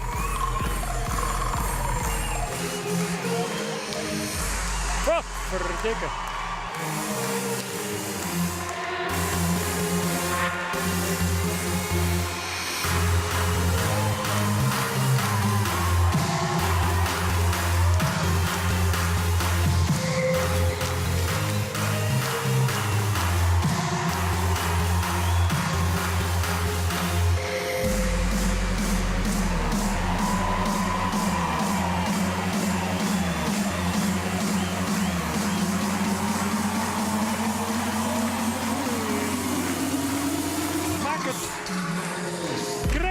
voor de jury even een lietsfout zien. Maar verder is het toch wel heel imponerend. Hoe wordt het hem dat onrekken? Ja, precies. Maar ja, even iets uit misschien weer omzien, want er zie je wel een heel mooie expressie in de voorbenen, denk ik, bij Alwin. En ja, dan brekt er even. Misschien kunnen we dat nog correct even weer omzien, maar ja, we kunnen alvast even delibereren wie we daar op wachtje. Waard hier nou toch in, want hier is Alwin nog even te zien. Ja. Ze moesten zien hoe rond dat die hier op dit moment ontwikkelt. En beter dat achter ben je bijhelt en dan toch enorm ik onderbrengt. Als je dat mist er even de balans en die is goed. En dan weet ik net hoe zwier dat waagt voor de balhotsjes. Of we er heel op zetten, maar dat Tjal en Alwin? Dat toch ik wel. Maar wat daarnaast aan de volgorde wordt. Dan zou ik misschien kiezen voor de jeugdigheid van Tjalle. En ik zou de schitterende bekroning vinden van zijn optreden Hewitt. Ja. Maar goed. Het in dezelfde twee die verleden hier natuurlijk reservekampioen en kampioen winnen. Wat dat betreft zou het geen verrassing wijzen. Het zou een verrassing wijzen dat er hier van oren bij ziet. Ja, maar je kan het je haast net voorstellen. Nee, ik verwacht het net, maar goed. Ik zit er wel eens vaker naast, dus...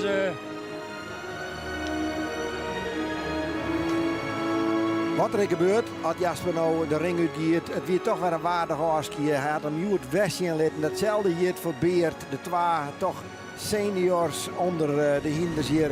Jasper natuurlijk voorop met zijn 24 en Beert met zijn 20 hier. Ja, respectabele leeftijd voor Hinsen. Een hulprotte binnen er dan net eerst meer bij. Zij binnen er alle keren weer en liet het ik zien en kom ik tot de finale aan ta. Nee, alle respect hier en ik waardering.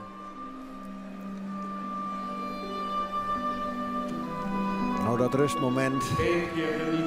Waar mij de blauwe, waar mij de net blauwe. Ik denk dat het publiek het ik voor Grutpad wel uitmaken had. Dat denk ik Alwin. Ook hier komt een verder selectiemoment. Maar ja, wordt dat breken, krijg op dat moment, wordt dat Alwin onrekkenen, ja of nee? Dat is natuurlijk dan wel altijd even de vraag. Ja, maar aan de andere kant, als jurylid bent en de worst dan wat ziet je best... Ja, dat klinkt wat negatief, maar zo bedoel ik het uiteraard net op oudstraffen wordt. Ja, dan pakt Sox misschien krijgt bij de kop om te zeggen, ja, hij wie net helemaal 100%, het wie 98. En wij willen in de kampioensring 100% zijn, ja. Dan kan het zin die beginnen te werken. Ja. Is het beste van het beste op het gebied van oude hengsten. Maar qua expressie denk ik dat hij toch krijgt wat meer zien hier dan bijvoorbeeld een Beert en een Jasper. Hè? Ja, dat wel. Zal al gezegd worden. En ik als Pier. We gaan selecteren. Sorry, we gaan hand houden hier. Jasper was als al eerste. Mighty Blower, of net? Kampioen in het verleden van de hengstenkeuring. En is de meest populaire hengst binnen het KFPS. Hij heeft de titel The King of the Stallions. En hij liet zich vandaag op 24-jarige leeftijd weer geweldig zien. Maar we hebben straks een kampioen en we hebben een reservekampioen. Moeten we 2 hengsten overhouden. Dames en heren, met een daverend applaus gaan we afscheid nemen van Jasper 366, de King of the Stallions.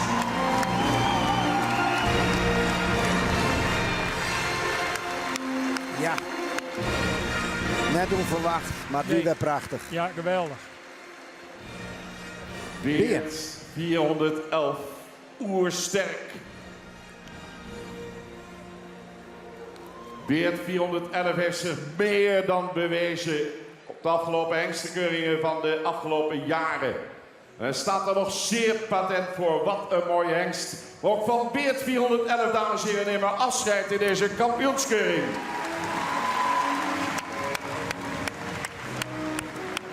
En ook komt het kritieke moment, denk ik. En dat Pier er nog een keer, dan weten we het. Imponerend. Alleen al die gestalte, alleen al dat statuur. Ja, geweldig. Het prachtige behang.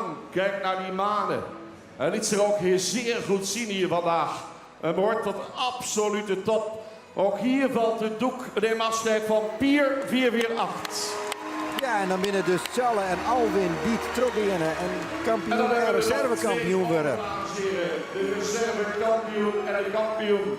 Het zal ook dit jaar weer gaan tussen Tjalle 4-5-4 en Alwin 4-6-9. Nou Henk, die eerder die bij de Hinders bleun de roer. Gaan ze opstellen, en waar wordt dan de kampioen? Die gaat het ons vertellen. Ja, voor mij is het een beetje een optelsom, maar dat mij eigenlijk net. Ik zou het Agen en Tjalle verschrikkelijk gunnen. Ik gun het de familie Volmer en Alwin lieke goed, maar op basis van zien jeugdigiet kies ik voor Tjalle. En muziek. En dan nog regelmatig lopen en niet over je theewater lopen. We hebben de goede momenten meegenomen. En ook het feit dat hij een moderne fokkerij heeft voortgebracht. De stap was ook bij de individuele rondlopen goed. Reservekampioen is Tjalle. Ja, toch Alwin weer. Alwin flikt het voor de tweede keer op brieven om kampioen te worden bij de oudere Hinders. En dan is automatisch 4,69 Alwin kampioen geworden.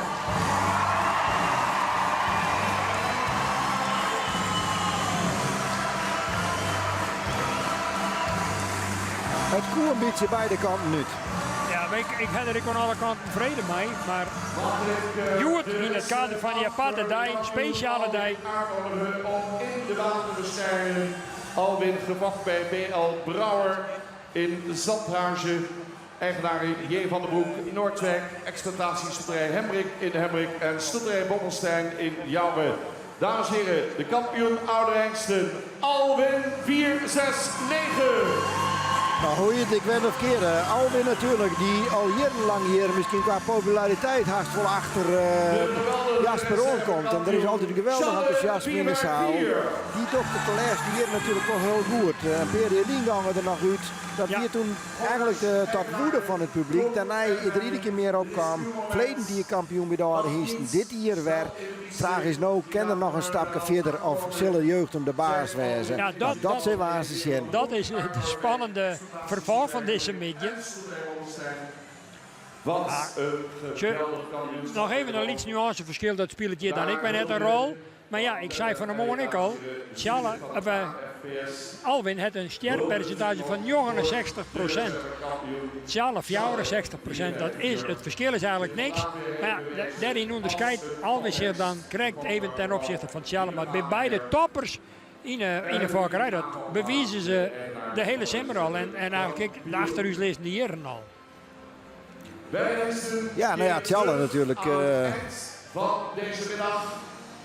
Preferent verklaren, Joert. Ja, ik een geweldige kroon op het werk van Hagen en Marieke. Hè? Ik denk toch dat er wat teleursteld is. Ja, dat snap ik. Maar ja. dat kenmerkt ik de sportman, denk ik, die Hagen is. En het karakter wat er heeft. Hagen Joterin, eigenlijk hier voor het hoogste. Denk altijd van, ik heb hem in handen. En toch de smoor in, op het moment dat dat dan weer werd. Zandhuizen. En trots eigenaar J. van der Broek, exploitatiesstoeterij Hemrik en nou, voor Jaap van der Meulen, ik een prachtig moment als mooie eigenaar van deze hier die daarnaast ziet. De Grutteman, om elk misverstand te voorkomen. Had ik even sukkelen met de Soens, maar is toch weer heel aardig opknapt en begint weer op oude Jaap te lieken. Een man met een enorme humor en een oprechte liefhebber van uw Frieske Hinders. Nummer 2. Maar ook de fokkerstokje in de baan verschijnen.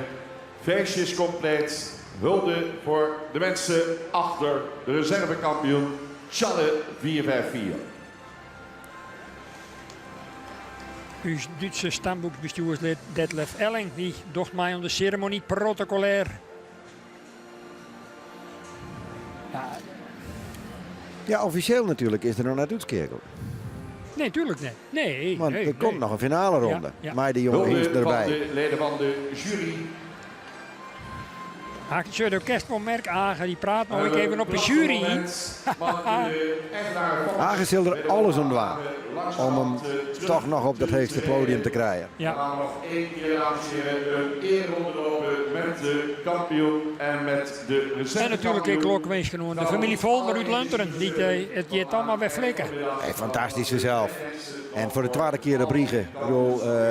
Daar mij ook Grieske Grutskop wijzen. En ik zei, stekker er zelf een geweldig productief werk in. Dat geldt overigens voor iedereen die bij de Hieters dwaande is. Geen misverstaan hoor. Maar ik vind destijds in eind 60 begin 70 geleden wel de eerste die boeten Friesland met een Hiestenstation begonnen. En Jan die zit hier achter u. Het je zelf 3 keer kampioen geweest. Mijn Hiest met Lamme 260.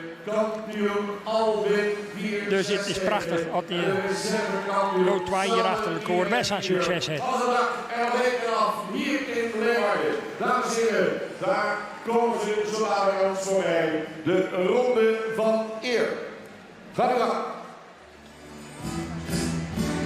De eerste ronde en dan gaan we natuurlijk aan zijn gauw naar de jonge hinders staan. Maar eerst is de eerste ronde voor Alwin en Sjalle. En het warme applaus wat ze van het publiek krijgen.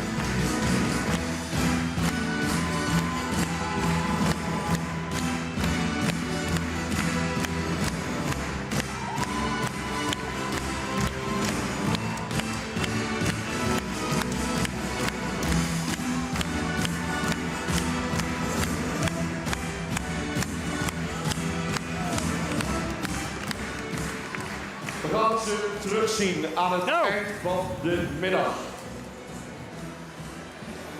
Die Pools wordt wat regelmatig, Gerrit, van de spanning. Of net?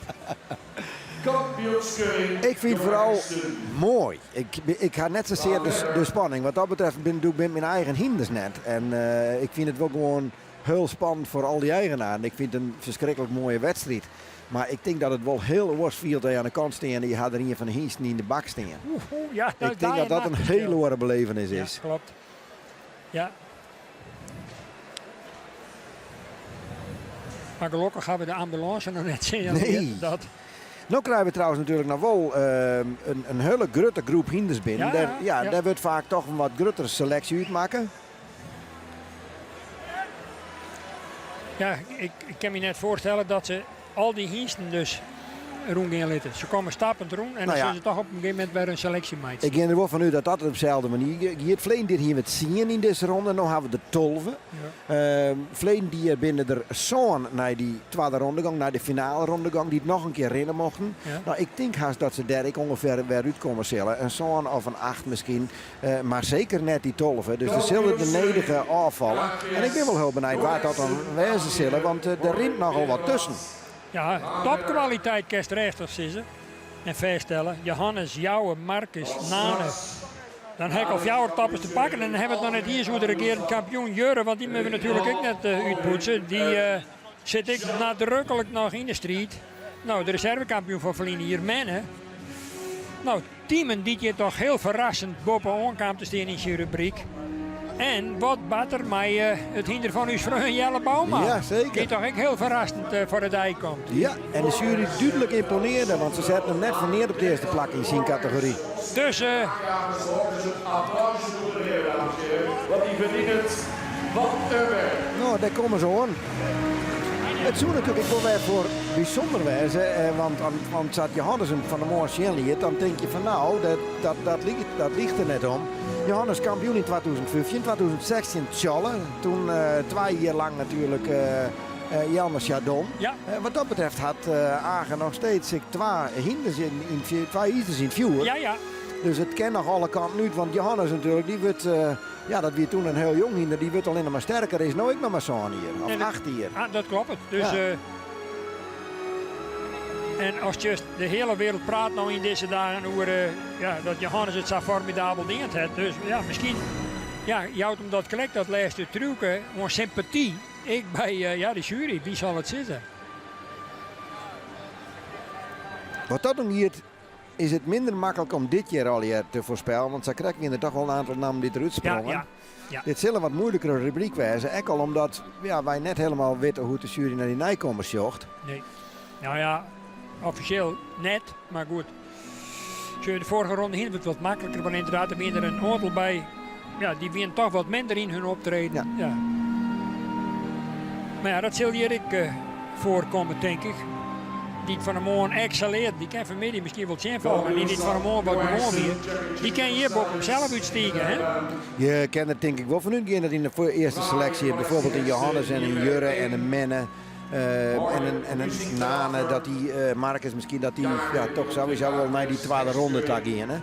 En dan het zich zien laten maaien. Daar ging ik eigenlijk ook van u, ja? De spanning, het spat. Plus dan die teamen en eventueel die Wardi die dan net van het Bob onpleest waren. Nou, dan hebben wij al een beetje een roeve selectie maken. En dan slaan we eigenlijk die twee sportdiensten door. Maar is dat terecht? Dat is even de vraag. Ja, nou, dat weer verleden keer ik was. Het is natuurlijk uiteindelijk wel zo, want daar hebben we in en ik wel proto praat. Dat ze het ik het zien laten maken. En daar gaat deze hinders toch wel het meeste moeite mee. Je ziet dat ze prachtig mooi bewegen kennen. Maar juist dat simpele stappen en het draf aan de haan. Wat hier toch echt het belangrijkste is. Ja, dat kennen zij minder. Dat zou eerlijk moeten ik wijzen om dat vast te stellen. En dat doet niks aan de supercarrière die hij niet de sport deadline had. Ik weet net trouwens, van de Takamir is het vanzelf bij Tokio. Gaat Elias weer op voor de Olympische Spelen? Ja, dat is de vraag, maar dat moet er natuurlijk geselecteerd worden. Ja. En het is de vraag, en dat zal toch via de waai van de KNS moeten. En ja, die contact die binnen op dit moment, voor zover dat mij bekend is, nog net van die aard. Dat is van nou, dat is een piece of cake, dat is samen kleer. Nee, dat is nog zeer de vraag. Ik zou het wel geweldig vinden. Ik gun het Mark-Peter Spaning van harte. Want ik weet wat er al even docht en misschien ik wel van lid. Maar het zou natuurlijk de kroon op zijn werk wijzen als er daar optreden mij. En dan jij er, zou eerlijk mijn week wijzen. Sint de Warmbloed misschien net tot de favorieten voor de medaille. Maar alleen nog al daar op dat podium op te treden. Is het al eerder bad eigenlijk? Nee. Nee, we gaan nog nooit een Fries op de Olympische Spelen gehad. Nee. Nou, we gaan eens even bij de L. Ik wil maar rustig even mij luisteren. We gaan ze al neemt.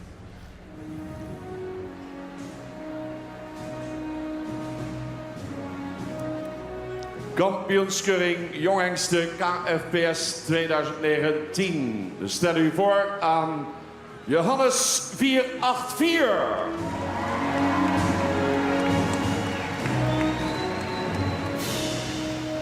Jouwe 485. Walt 487. Marcus 491. Nane 492. Elias 494. Jurre 495. Menne 496. Tjebbe 500. Tiemen 503. Mathies 504. En Wardi 509. Nou, is dat. Die laatste maak altijd aan Peugeot, denk ik. Ik weet het ik net. Ik sta hier mooi. Maar die rare cijfers. Zodra ik hier komen, gaat de hele rest uit. Bertrandje voeten dadelijk hinnen. Hij staat nu al in de hoeken en ben benieuwd hoe vlug het dat gaat. Als we naar tijdschema's joggen, dan ben we natuurlijk richting 5 uur. We hopen hier altijd een kwartier voor 6 kleer te wijzen. Ja, dat willen we wel eens invloed houden op het tempo waarin de hinders de bak verlitten moeten. Ja. Het is wel duidelijk dat Bert op dit stuit al wit water uitgaan, ja of nee. Want hij houdt net meer weer om naar het centrum om bij de jury te lezen. Het stiert al op zijn list. Ja, hij neemt nou denk ik degene op die trommaaien met een bepaald spul en wat spanning opvieren. En ja, dan ben er een paar die zullen de piste verlitten. Daar gaat hij. Johannes, daar komt hij aan.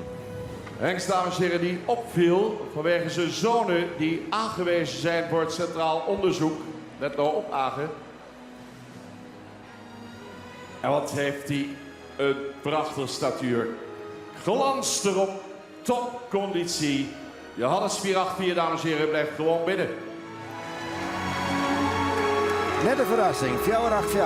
Johannes, de kampioen van 2015. Ja hoor, Mei van het kampioenschap. Die aangewezen zijn voor het Centraal Onderzoek. En dus nemen we Jouwe 485 gewoon mee. Jouwe 484, loopt ik binnen. Die kreeg ik bij. Hengst die top is in de dressuur. Ja, liet ze vandaag ook zeer goed zien. Maar we gaan afscheid nemen van Walt 487 met een daverend applaus van het publiek. Walt, je verrassing. 491. Ik zal kort zijn. Het doek gaat niet vallen, die blijft binnen. Dan Nane 492. Stoer hè?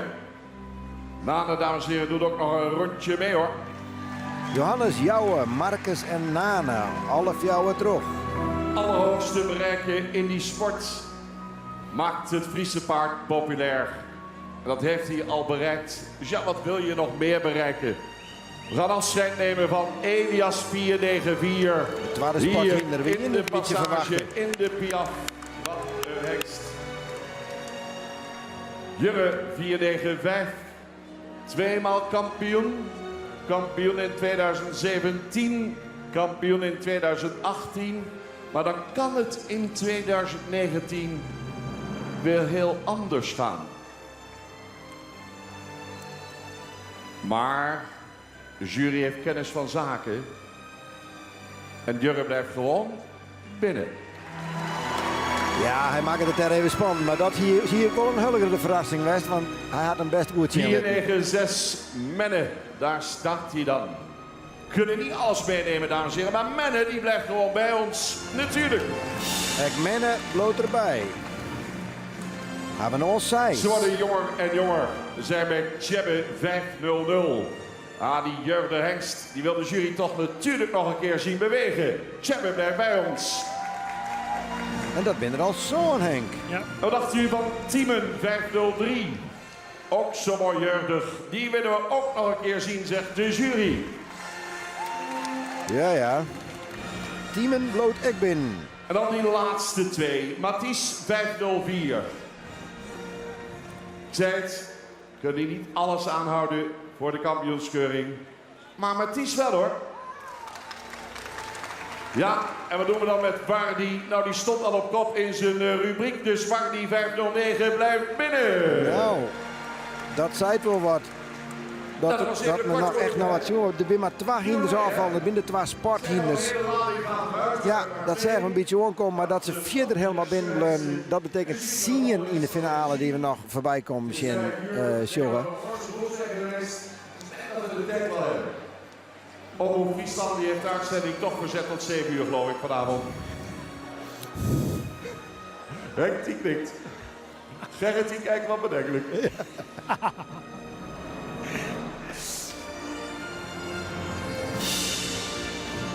Nou, het is wel zo dat wij er net uitgaan. Wij proberen altijd om 6 uur kleer te wijzen, maar als de keuring teruggeeft, dan maken we de keuring vanzelf al. Ja.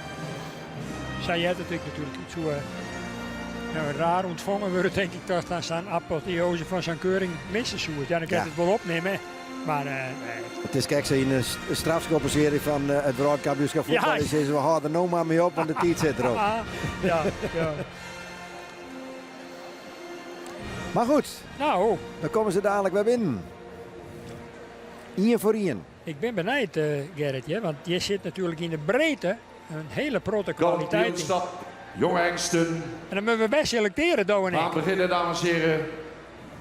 Een eerste hengst kan binnenkomen. Een breed vak hebben. Ja, maar wel verhip mooi vak. Geweldig mooi om hier en boeiend. bij te wijzen. Ja. Als eerste. Hier is Johannes 484. Johannes. De tweede troep van A. Hokkema.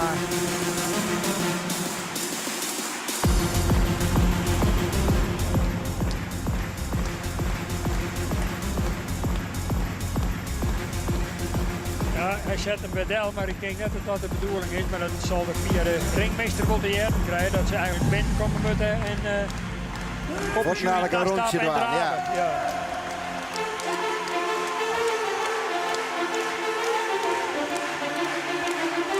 Hier ronde meestal maar en dan is het gebeurd in de finale. Oh.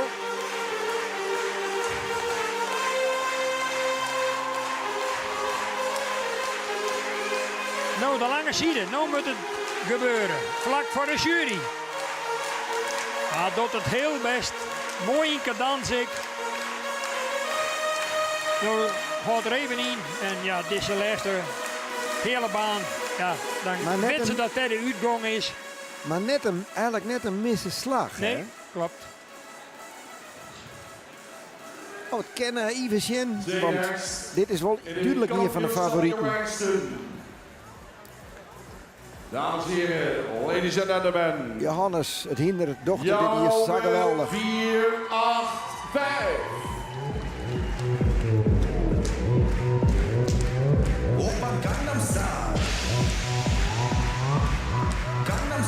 Jouwe.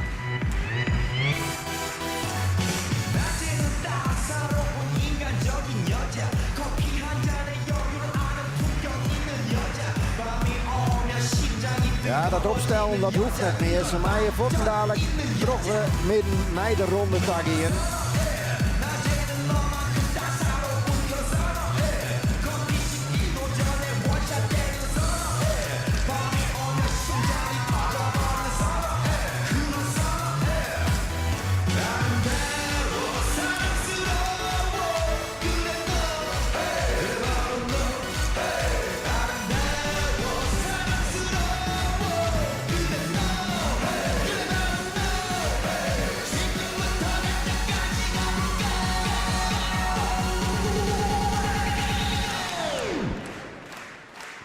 Gangnam Style.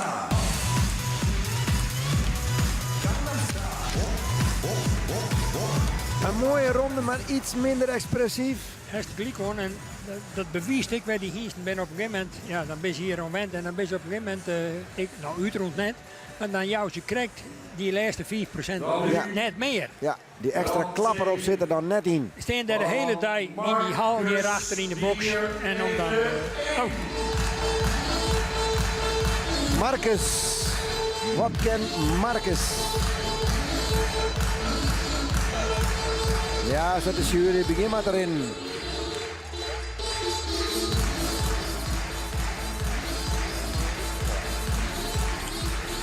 Dat sting dat lopen ze wel, Henk.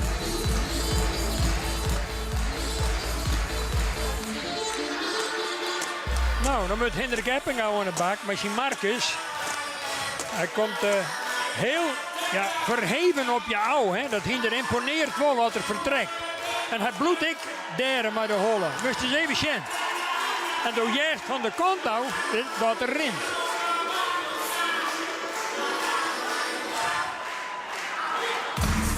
Oh, ja, oh. Ach, maar Gamey, Hendrik jammer.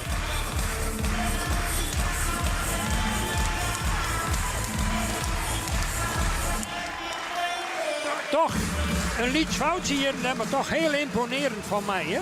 Geweldig. Ik ben heel benieuwd, want ben dat nou te volle foutjes? Hij had het toch een nachtje inletten. Moeilijk. Hier, dames en heren, is Nane 492. Nane 492. Nou.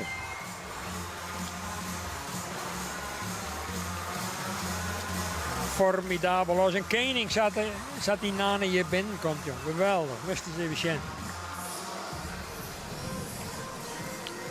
Zo, die stapt de meest vlot rond naar de hoek en huppakee, in draf. Ze krijgt in de gaten. Maar hij... Scholling en Germ Heijsen liet eens even wat zien. Maar dat zien dat hij hem onder controle krijgt. Ja, maar hij beheerst hem heel best op dit moment, want hij maakt het eigenlijk ontnood aan nog geen fout. Ja. En dat schitterende front. Jongen. Blikskater. Formidabel, zat hij hier optreden. uit het boekje. Henk.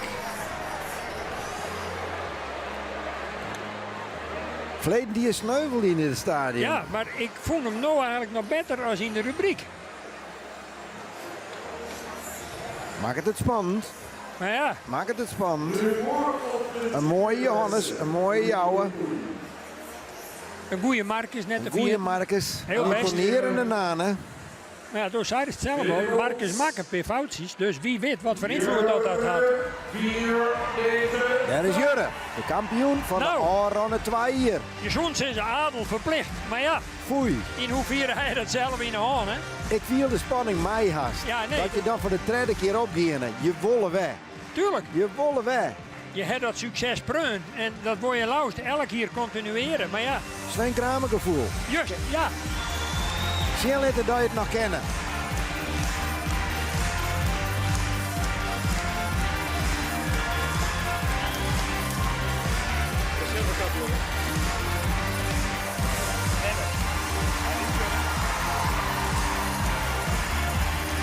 Oh, Tim. Even Sjen op het beeld.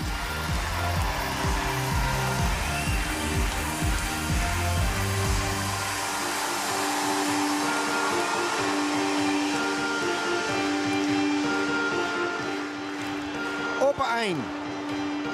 Rek het haast een voorbrengen Ja. hier bij de uitgang voor de wereld. Op een eind ging het even mis, maar imponerend. Ja. Maar, ik zeg hem maar. Beetje minder imponerend als Verlini van mij. 4-9-6. We zullen zien wat het werk is. Menne, Fjouwer en Jochen Seijs. Verleden die de reservekampioen. Laten we het net vergeten. Nee. Algeheel reservekampioen. Dat zei het wat. Dit is natuurlijk de crème de la crème die we hier nou oer hadden. En dan zijn de verschillen gewoon verhipte lieds. Zo simpel is het ik weer.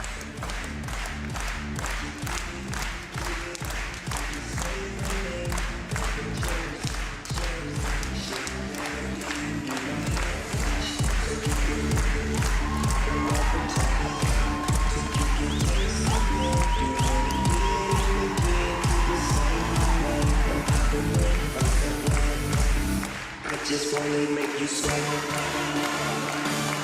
I wanna make you sweat. I just wanna make you sweat. I wanna make you sweat. Sweat. I just wanna In de bewegingen heel best. Ik zou toch wat meer verheven niet in de voor en in het front zijn willen. Maar aan alle kanten weer is hartstikke best. Behalve Marcus trouwens sowieso wel goede ronde zeg. Ja. Dat Ja. regelmaat Volgende zichtbaar is. in de kampioensking. Hier is Tjabbe 5-0. Tjibba 5-0-0. Ja, verleden die er ook al bij. Ken hij nog een stapje heger? Ja, ik denk dat we haast weer op jouw roer gaan. Hè. Die daar nog een keer moeten. Ik denk net dat ze nou na deze ronde van al die... Maar 2 uitpakken. Nog ja, dat denk ik net, maar wie ben ik? Dus ik maar krijg hoe het maar de tijd zit. Nou ja, dat Ik zo- waar het net echt is. En ik denk dat uiteindelijk de jury dan zei van wij willen het zeker weten. Als wij fjouwer hebben willen, dan willen we fjouwer Ja, hebben. 10 ja, of oh ja. geen 10. Ja.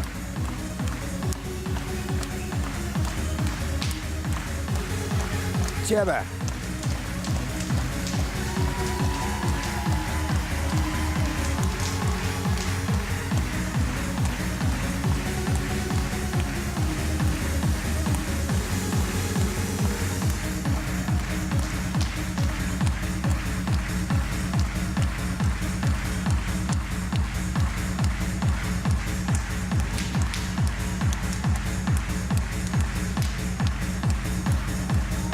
Ik werd een prachtige regelmaat. Ja. Maar het giet krijg om die liedse dingetjes, hè? Hoe heug die Dat, rollen. dat extra. Ja. Tjebbe. En in de kampioenstap. Volgens die binnenkomt. De Van Maans, Teamen 5-0-3. de Van Maans had maar druk. Nou, zit in oeroeren, denk ik. Ja. Zij jongen, ik drink het meer, denk ik. Ze moeten vol aan de bak. Ja. Ja, met deze man die leven bij de garage van de Hienstensport. Nou, Timon.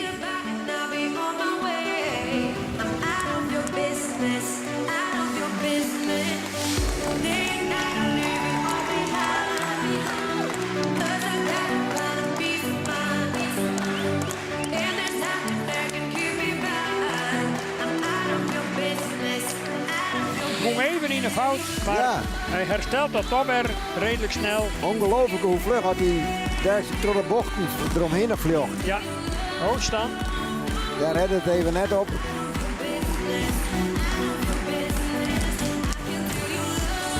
Ja, hoe de voet, dat wel heel best. Dreig om in toom te horen. Timon? Ja, maak het voor mij nog wel kans, maar het wordt wat meer puntjes op rond in deze ronde, denk ik. 5-0-4. Nou, de twee jongsten, tenminste de twee nijsten, want Mathies is net de jongste. Nee. Die meid op weer op status quo aan. Ze rijdt hier door de muziek heen en ze volle hinders krijgen in de arena. Dus dan komt deze maar weer. Nou, Mathies, kan ze die wel onder controle houden? Kan die chillen? Want ja, voor de eerste keer in San Arena, spannend. Ja, maar dit hinder het op het concours rond, dus die is wel bekend, wat dat onbelangrijk. Dus Ja, die zou je roer kennen maken. Maar dan spelen ze geen status quo en nog een toerist mensen in de zaal. Nee. Tje. Hoe juist het al, hè?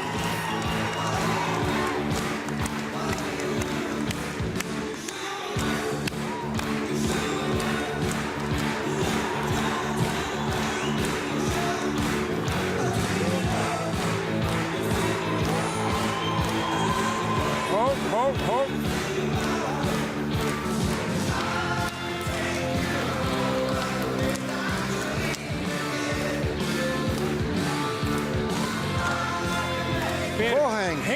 Hele aparte momenten erbij, hè? Ja.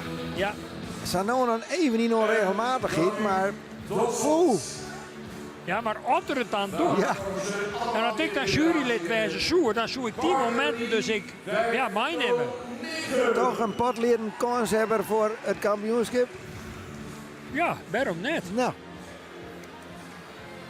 Daarvoor zitten we hier ook nog om ze nou dan even flink aan te keren. Ja, juist, ja. Ja, hindert ik niks. Maar ja, aan de andere kant, ze hebben op dit stuit nog alle keer kans. Ja, absoluut. Nou, en dan hebben we de laatste Wardi. Nou, Nederland, ga er maar voor zitten. Ja.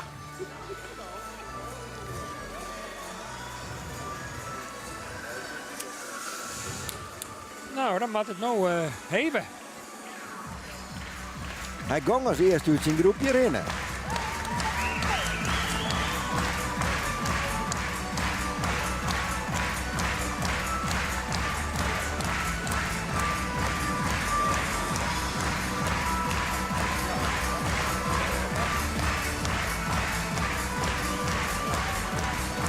En Gastelon vanzelf in spanning. Team Eppinga.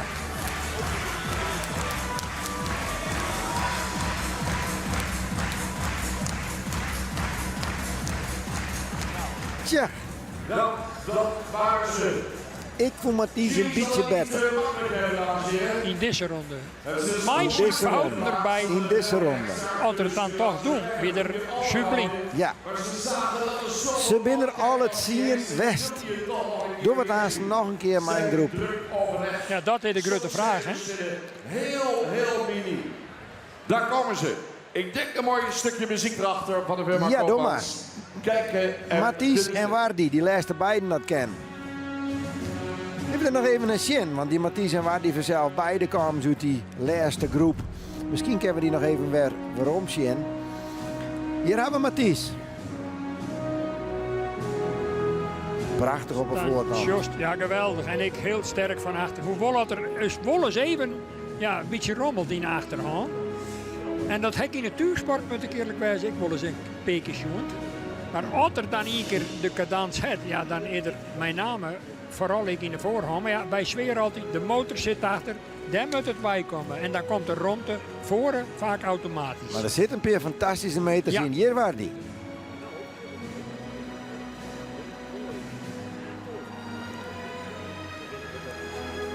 Ja, toch ongelooflijk wegen.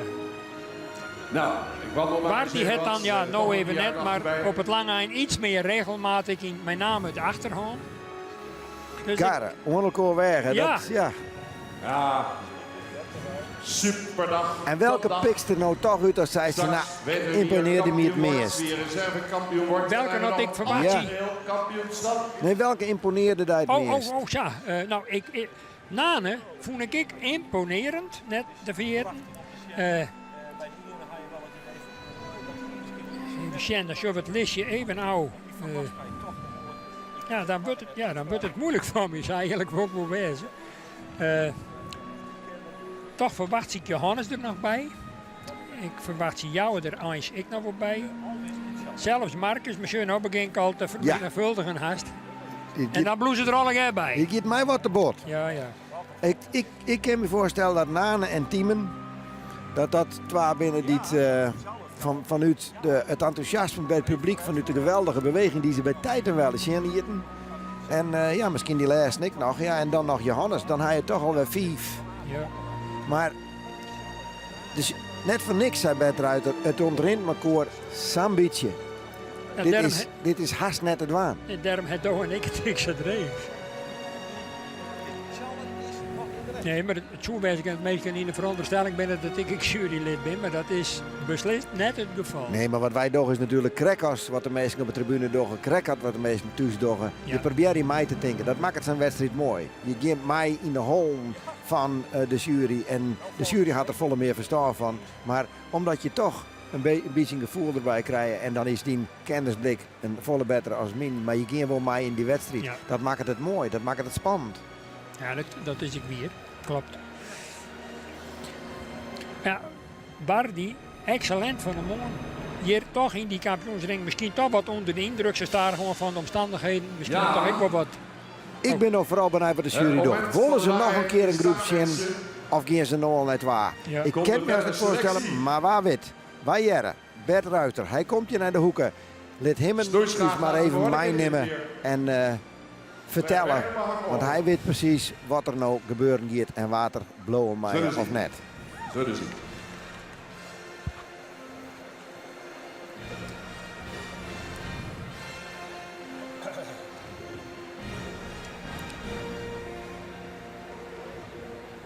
Johannes voorop, die zal als eerste hier bij Ruiter stilstaan blowen. Gaan halt houden, dames en heren. En gaan afscheid nemen van een aantal hengsten uit deze kampioenskeuring. En nog maar gezegd te hebben, dames en heren, dat hier één en al kwaliteit voor ons staat. Het beste van het beste op het gebied van jonge hengsten binnen het KFPS. Het zijn al beroemdheden op zich als ze hier in deze ronde meelopen. Dat mag gezegd worden. Johannes 484 maakte hier op de hengstenkeuring een geweldige indruk met zijn zonen. Had een recordinzending, dames en heren, aan zonen. 9 gaan door naar het Centraal Onderzoek. Op dit moment gaan we afscheid nemen van Johannes 484 in deze kampioenskeuring. Johannes luidt eruit. Ja. Het ziet er een beetje aan te komen. Jouwe 485, ook al 4 zonen door. Hengst temperamentvol, vol vuur, met statuur, met behang. Op dit moment nemen we afscheid van Jouwe 485. Je sneuvelt alweer in, Gerrit. Johannes en jou.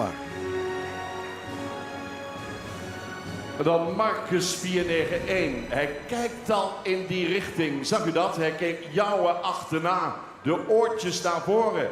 En die Marcus die denkt, als ik daar naartoe ga, dan mag ik in de stal. Dan ben ik er van af, van al die herrie, dat lawaai hier in Leeuwarden. Met dat publiek erbij. Maar de jury vindt het anders. Die vindt dat hij binnen moet blijven. Marcus 491. Marcus, mij blowen. Ja. En dan Nane 492. Liet zich natuurlijk geweldig zien zo even. Rust het publiek is hier, hè? Het publiek is wel duidelijk. Het mij ik En dan imponeert, hè? denk je weer terug aan die momenten van Alwin. Daar moet ik toch een beetje aan denken. Een paar jaar geleden. Weet u nog? Want we gaan afscheid nemen van Nane, dames en heren. Ja. Dat vindt het publiek net leuk. Nee. En dat zag ik al bij Alwin toen ik een publieksfavoriet. Alwin, ik voorspelde het al en ik ben helemaal geen familie van Jomanda of zoiets. Helemaal niet. Jurre 495. De kampioen 2017. Kampioen van 2018. Maar in het leven kan het verkeren. Kan het anders gaan. Zo ben je kampioen 2 keer achter elkaar. En dan is het afwachten of het volgende jaar dan weer lukt. Nou, misschien gaat het wel lukken, want die blijft binnen, dames en heren. Ja, ja. Ja, ja. Marcus en Jurre. 2. Komen er meer bij? Menne 496 komen toch langzamerhand alweer bij de jongere lichting. Mooie, moderne hengst binnen het KFPS, die Menne 496. Liet zich ook geweldig zien. Maar ja, wat doen ze ermee, die juryleden? Hè? En die hebben ervoor geleerd, die hebben kennis, die hebben ervaring. En die zeggen dat Menne gewoon binnen moet blijven, dames en heren. Ja, ja. De reservekampioen van Vleen die je bloot erbij. 500. Super jeugdig, prachtig modern. Veel uitstraling, veel ras, veel kwaliteit. Maar we nemen afscheid van Jebbe 500.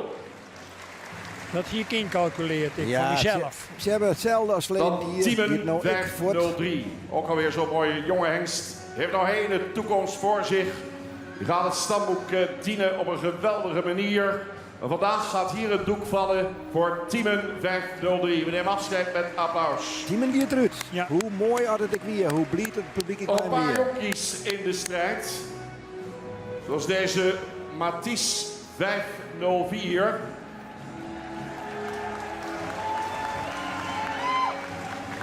Mooi evenredig gebouwd. Veel front. Mathies 504. We hebben het allemaal gezien zo even. Liet zich toch weer heel goed zien en dat vond de jury ook. Dus die blijft binnen. Nou, Mathies. Wardy. En de laatste is Wardy 509. Mooi hè? Zorro zit er Hij nog weet net het. niet op. Hendrik misschien. Wardy 509 had een topdag en op kop geplaatst. Maar het doek gaat vallen voor Wardy 509. We nemen met applaus afscheid. En dan hebben we nog 4 hengsten net en in de houden we baan. nog fjouwer Die staan oer. er op die AC-lijn. En die mij natuurlijk Eén nog een daarvan keer is de winnen. reservekampioen. 1 daarvan wordt de kampioen. En Louise Hoppe, die gaat het ons vertellen. We krijgen voortaan dadelijk toch de kampioen te jaren. Dus lid we naar de jury jaren. Die gaat er ondertussen al oer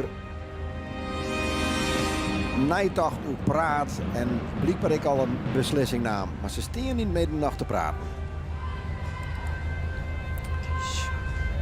Waar wordt de kampioen van dit jaar? Wordt het toch weer Jurre? Of wordt het Noorden?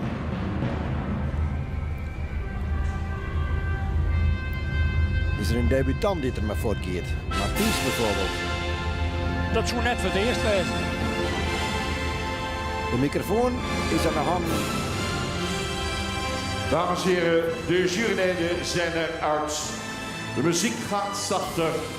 We gaan luisteren naar Louise Hoppe. En de temperatuur stijgt. Ja, wat een mooie groep hengsten hebben wij gezien. En wat hebben we 4 schitterende paarden overgehouden. Er moet natuurlijk verschil zijn, maar de verschillen waren klein. En dat is een goed teken, want dan is er veel kwaliteit en dan valt er veel te kiezen. Wij vonden onze nieuwkomer Matthijs 504 een schitterend paard met goede beweging en elasticiteit. Zou iets meer over de rug mogen gaan. Dan hebben we 496 Menne. Wat heeft hij een sterk achterbeen. En wat liet hij zo goed zien.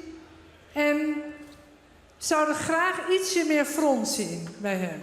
En ietsje meer ruggebruik. Sluit ik me bij aan. En dan hebben we 4,91 Marcus. Wat een mooie statuur. En wat heeft hij zich goed bewezen. En heeft hij ook een constante goede beweging laten zien. Marcus, 4,91 is reservekampioen. Ja, dan hebben we toch Jurre, die het voor de tredde hier op Riegen flikt bij de jongere Hinders. Dat is wel zeker. Ja. En je zou zeggen, kan er nou niet eens een ander paard kampioen worden? Maar alles wat goed is, moet je behouden. Paard nummer 495, Jurre, is opnieuw kampioen geworden.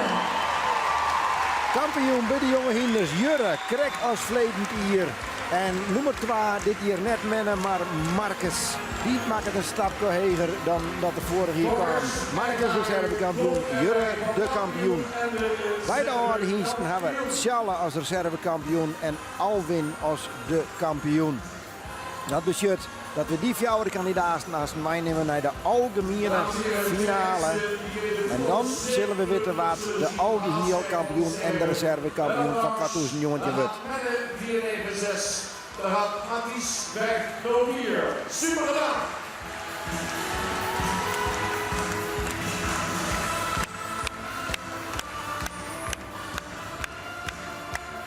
Kampioen Jurre 495. Och, de liedje Chardon zie ik al de pies 10. Men en Matthijs, voort, maar mooi dien. Ja, super. Ja, heel best. En die Matthijs, die zullen we nog wel eens een keer wegzien. Die wieren maar voor het eerst. Zij zit. Krijgt taak hem hier een herkansing. Hans-Jürgen Niemeyer aus Bremen, Duitsland. We gratuleren. Grootste verrassing toch een beetje dat Nane net teruggaat naar deze laatste 4 Ja, op basis van zijn optreden in die finale ronde. En moest ik aan het publiek merken. En die ben eigenlijk echt teleurgesteld dat het eruit stuurd was. Maar ja, dat kan alle keer in zo'n heksenketel voorkomen. Hè? En de tegenstand van Sjalle en Alwin. Jongen, wat wordt dat zo dadelijk spannend. En daarom de reservekampioen Marcus 94. Nou is we zelf heel nieuwsgierig geweest naar de algehele finale gaan. En hoe liet dat die verschil maken in de holle van de jury is. Daar kennen wij net in zien. Geweldig achterbeen zien hier. Ja, in potentie kan het nog ruilen worden. Ze zullen al hier nog een keer te zien wezen. En als de verschillen net zo groot binnen, dan is de kans dat er nog een wisseling plaatsvindt. Je kent het nou nog net zeggen, die wordt de kampioen. Nee, maar het wordt inderdaad hartstikke spannend. Inderdaad, de confrontatie haast succes willen. Maar Alwin erbij. En Jurre, want daar komt het denk ik uiteindelijk een op deel. Ja, wie pakt dan hier nou zonder rol gaan opdraaid worden? Dat zou kennen natuurlijk, hè?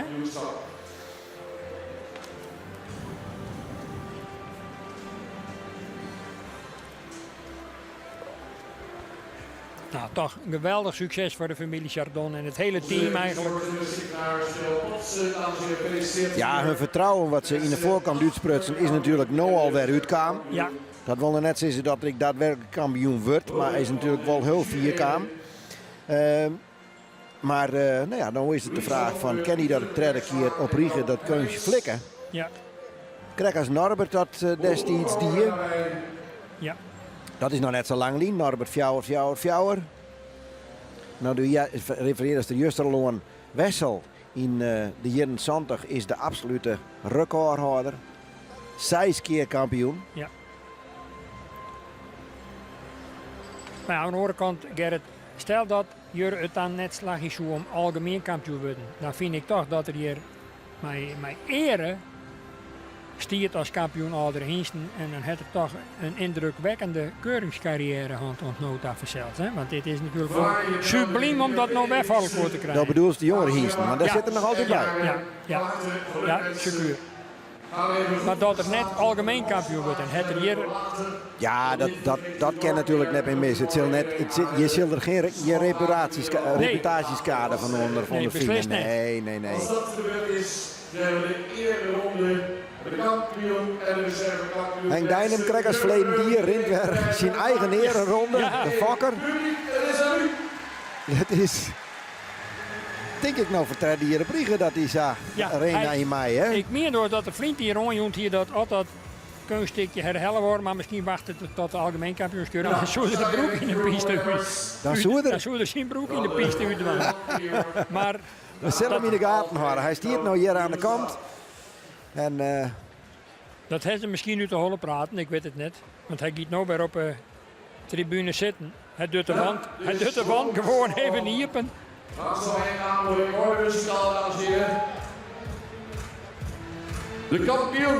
De kampioen van 2019, jonge hengsten. Hij zit daar op de tribune. Jurre, 4, 9, 5.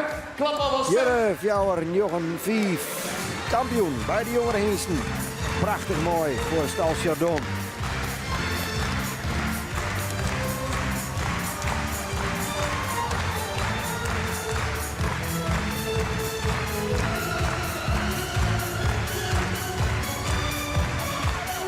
Nou excelleert er toch weer extra heen die ereronde. Die krijgt alweer de spanning er een beetje uit. Hij verliest zelfs zijn kampioensrocet op Erescherp. Maar dat mag de pret niet drukken, denk ik. En voor Hendrik Eppinger natuurlijk een groot succes, hè? Algeheel kampioenschap. Ja, het is altijd apotheose en apotheose eigenlijk, zo staat er gewoon. Want dat is natuurlijk wel zo.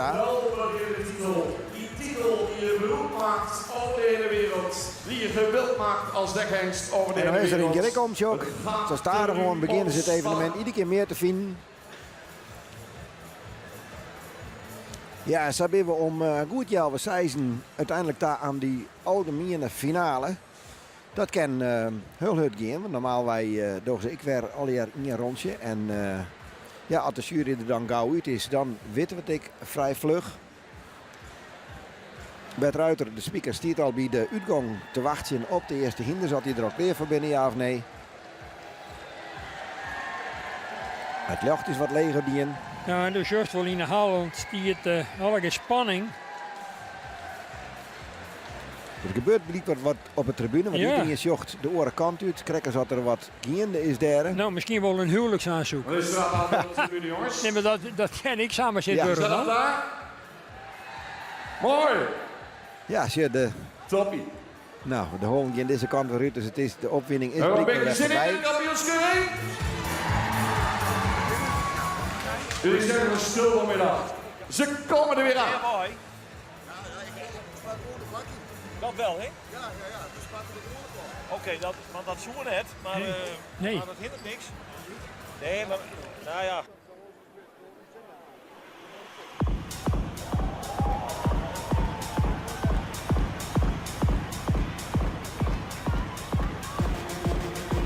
Ja, maar de NOS direct de film, dan moet ik me in ieder geval. Ze komen binnen, dames en heren. Challe 454, Alwin 469, Marcus 491 en Jurre 495. De Fjouwer kandidaten voor de titel algeheel kampioen. En dan ben je Fries kampioen, Nederlands kampioen en wereldkampioen. Ben je de beste hings van de wereld en die titel mag je een jaar lang meenemen. Jurre Fjouwer, 9-5, had dat 2 jaar achter elkaar dien. Tjolle, die ook in de finale stiert, had dat 1 keer dien. De oren bij de hinders nog nooit. Maar ja, waar wit is het? Is dit wel hun hier? Marcus en Alwin.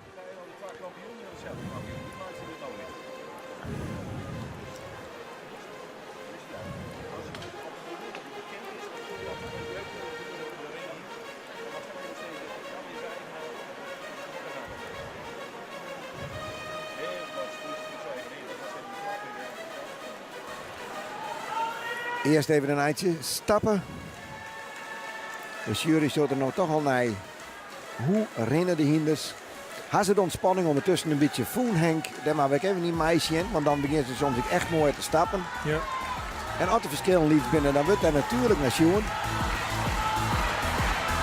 Als je aange begint het publiek aan wat te bespelen. Prachtig. Ja, het staat er over zelf. Alwin, we weten dat hij een enorme schare fans had. Het publiek wil graag Alwin al eindelijk een keer op dat heegste podium hebben. Mensen, de jury die heeft de hengsten allemaal gezien. Die kan zeggen, ach, we laten ze niet meer lopen. We gaan nu kiezen. Het is misschien nog mooi om ze nog 1 keer te laten draven. Even kijken wat u ervan vindt. Moeten ze nog 1 keer draven? Ja, dat doe je net tevreden. Mooi. We zijn zo democratisch als de pest. Jullie beslissen. Nou, 1 voor 1 dan maar. Ja, alleen nog 1 keer. Ja, dat doe je het publiek net tevreden. Die wil het wel graag nog een keer zien. Daar giet ik net niet in voort.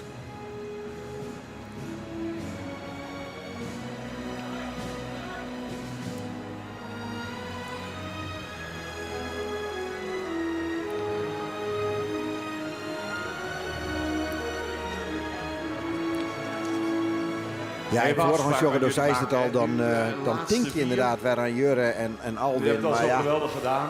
het zilkrek Morgen wijze zal dat het weer stil zijn, mensen. 10 hinder de prachtige mooiste laatste ronde rint. En dan kan krek Deze 4 kanjers dat muntje de kant uitvallen. Ja. Dak eraf. We zijn toch aan het... Aanhakken maar, mij eerst, mij het Sint-Jalle. Tjalle! 4, 5, 4. Waar zijn de fans van Tjalle? Ja, maar het moet omheen zetten, aanhakken maar. Ik hoor jullie niet.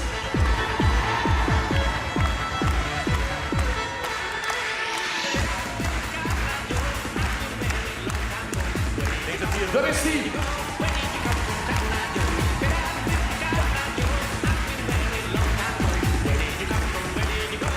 Oei. Ken je Nou. de rust vinden? Ken je de Shall we regelmaat vinden? De holle mooi heet. Hij liet hem toch wel heel best zien.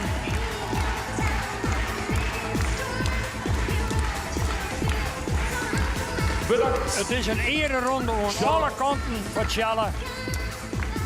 Benijd Jammer. dat er een rol spelen kan aan het eind daar. Is het toch de voorbenen die hem een beetje nekken? Dat het krek net heet genoeg, krek net 4 genoeg is. Zo uit het feit dat er ik in zijn rubriek al in zijn klasse net kampioen wordt.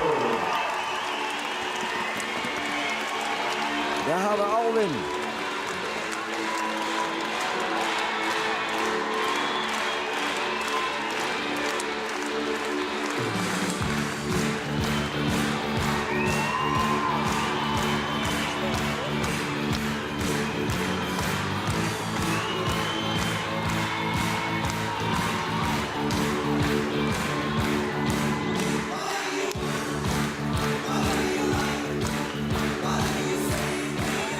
Ja, het is niet een rondje. Het weer weg goed. Ja. Ken je net omheen? Imponerend. De meer fans krijgt op de tribunes en op de loges. Komt nu binnen. Dat is Marcus 491.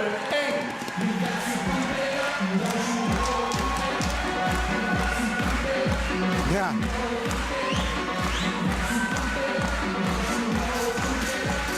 Prachtig hoe die begeleiding hier. Ja. En Jelte Gerritsen, de broer van Hendrik, die beweegt in de cadans van Hindermooi. Oh, Hendrik, even geduld. Marcus kent het. Toch minder spectaculair, maar wel rondvolwaardig. Maar dat is opvallend, want hij gaat vol terug naar deze lijsten en naar de laatste fjouwer. En toen zijn we al van, hij is wat onregelmatig. Ja. Dat gevoel is er nou weg. Nou, onregelmatig wordt het nou net, ja, maar wel minder expressief als dat we wel zoen hadden. Maar ik net echt lekker in de cadans geweest. Daar komt Jurre. Nou.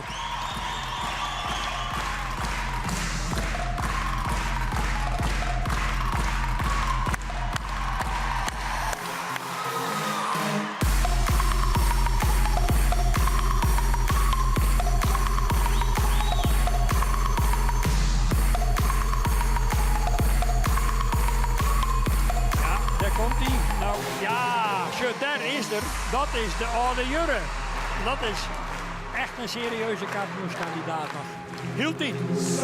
Ja, Hij bewaart het beste voor het laatste. Ja, daar zit er toch weer, behalve één hapering, Ja, maar toch weer heel dat mooi. Ja. Fantastisch om te zien. Ja.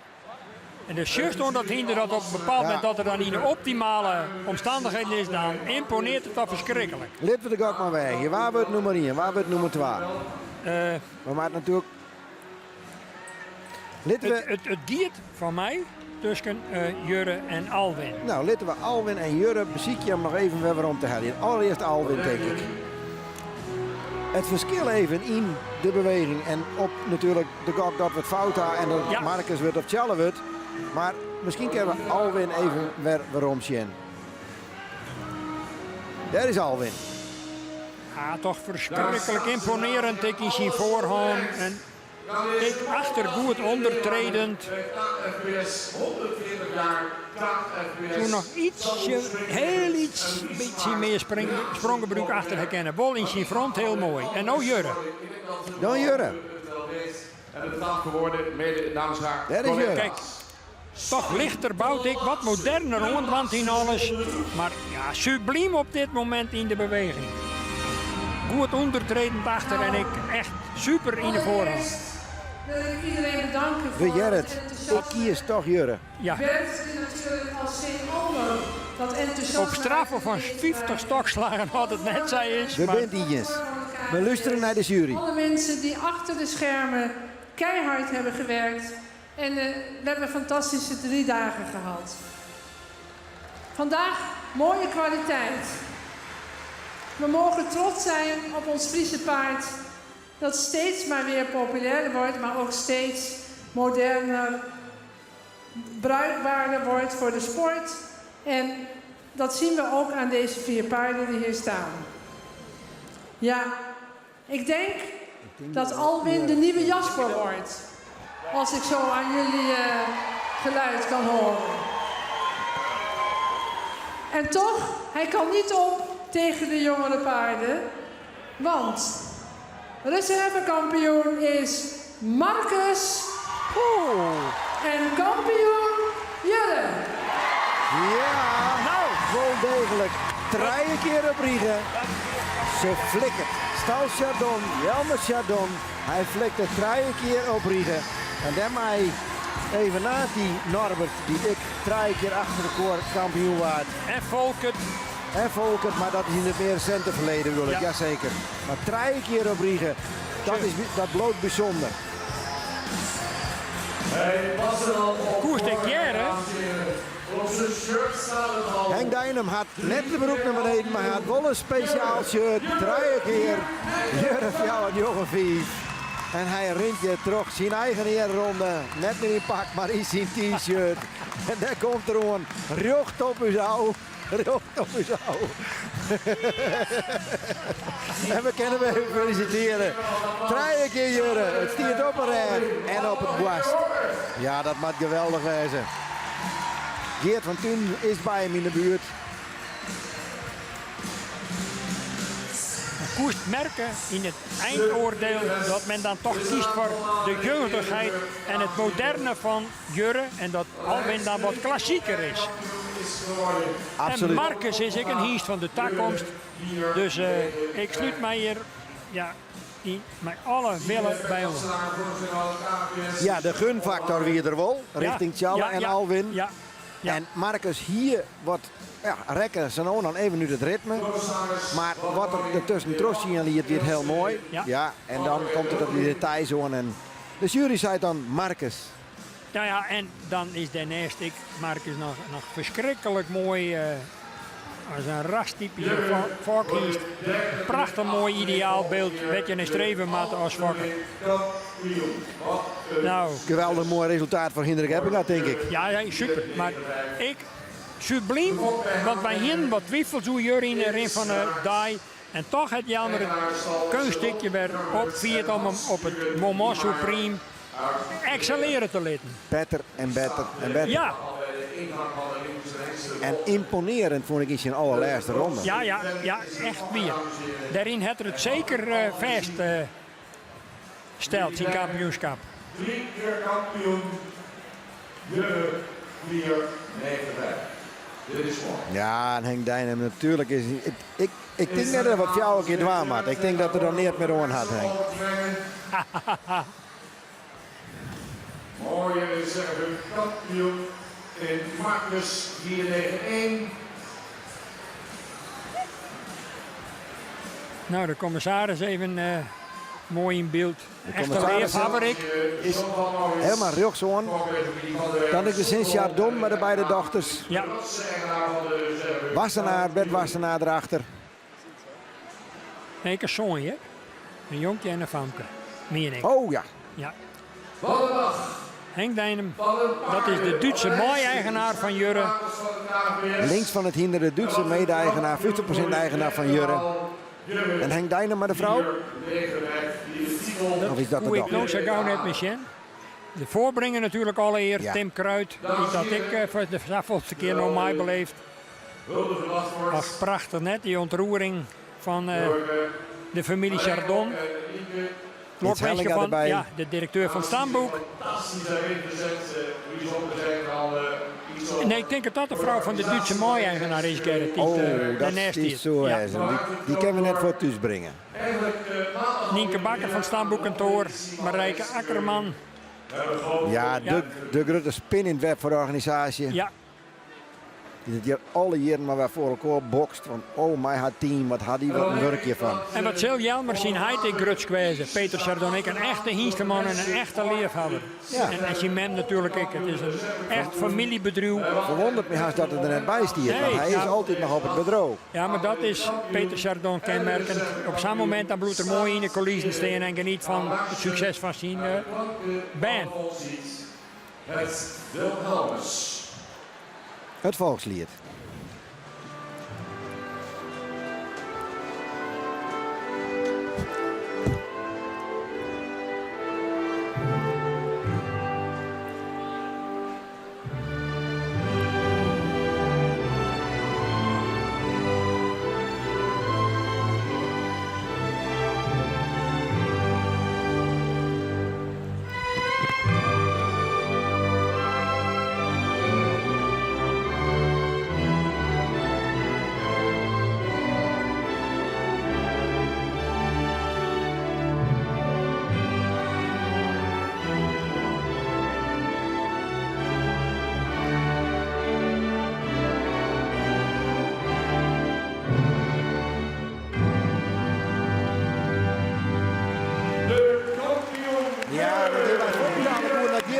Want die had de winnaar van Joert bij de microfoon staan. En dan kunnen we praten met de winnaar, nou, het Wilhelmus. En we binnen met zo brutaal. Jelmer Chardon.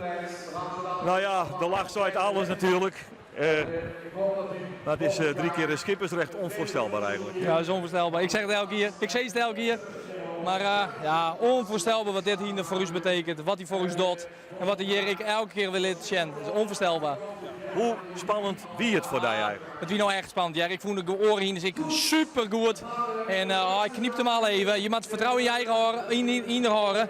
Maar de oren vind ik super. En dat zou misschien ik wel nog meer hoe de kwaliteit van dit hinder. Want dat die heeg, de algemene kwaliteit in die finale, die is super heeg. Hè? Ja, echt heeg. Ja. Ja. Maar ja, de heeft hem, Jelmer.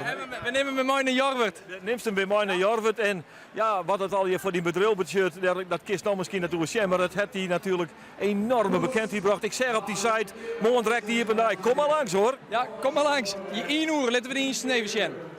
Ja. En wordt er dan nog feest vierd in Huizen Chardon, of begint het toch een beetje gewoon te worden? Ah, morgen is druk en hebben een soort mensen hier even een biertje drinken. En dan gewoon genieten. Genieten? Ja. Gefeliciteerd. We gaan weer aan de gang, dankjewel. Dankjewel jong. Nou, dat die prachtige reactie van Jelmer Chardon. Hij is dus majeur voor de tweede achtereenvolgende keer de kampioen. Ja, dat is typerend. Ik bedoel, het werk houdt nooit op. Morgen weer een drukke dag, jippendij op het bureau van Jelmer Chardon. Dan komen de meesten nog weer te zien. En ja, eventjes kalm, maar daarna gaan ze gewoon weer verder met de training. Er wordt net zo lang feest viert. Het genot zit vooral van binnen. Het is de voldoening van al het harde werk wat je uiteindelijk dit soort kampioenschappen opsmiet. En net voor niks zei Jelmer verleden weekend als je mij, ach, dat we nou de vakantie gaan. Ach jongen, we houden ons altijd vakantie. Wat een mooi leven hebben we als Hienste Fokker en als trainer. En ik denk dat dat gevoel wel begrepen krijgt, Henk. Dat onderschroef ik volslijn, dat weet ik uit eigen ervaring. Dit is een manier van leven, zoals ze kennen. En dat beleeft hij als geen oor. Een leven als Hiensteman is een prachtig leven. Een hele grote mensen zeggen dat. We zorgen nog even naar hoe de winnaars in de eerste ronde hier maken.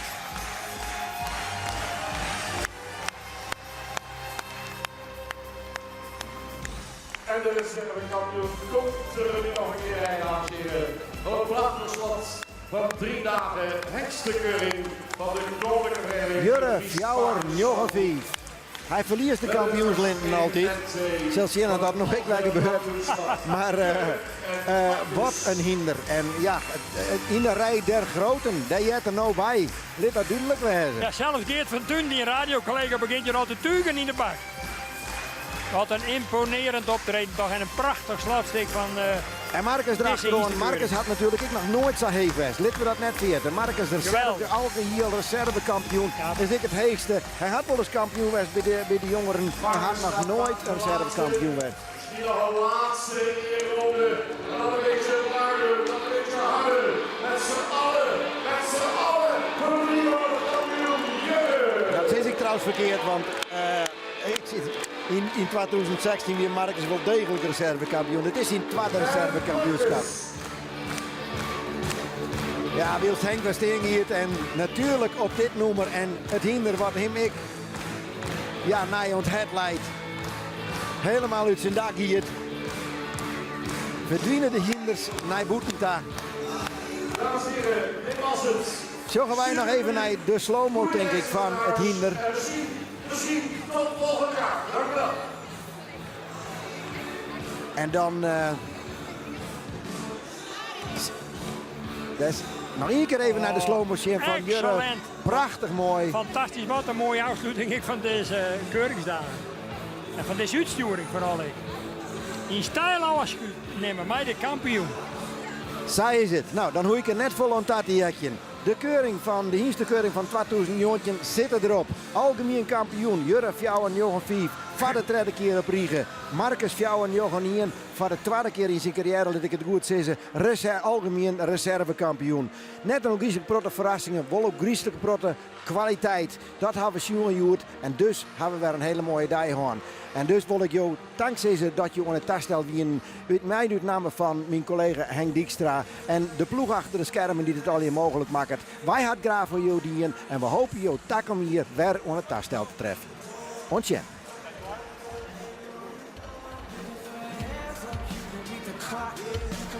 Dit programma waar mij mogelijk maken door Alraco ramen, deuren en kozijnen, Horses to Fly en de Peugeot dealers Haima en Hielkema. Antoinette de Jong, Europees kampioene allround. Dadelijks in Friesland Youth.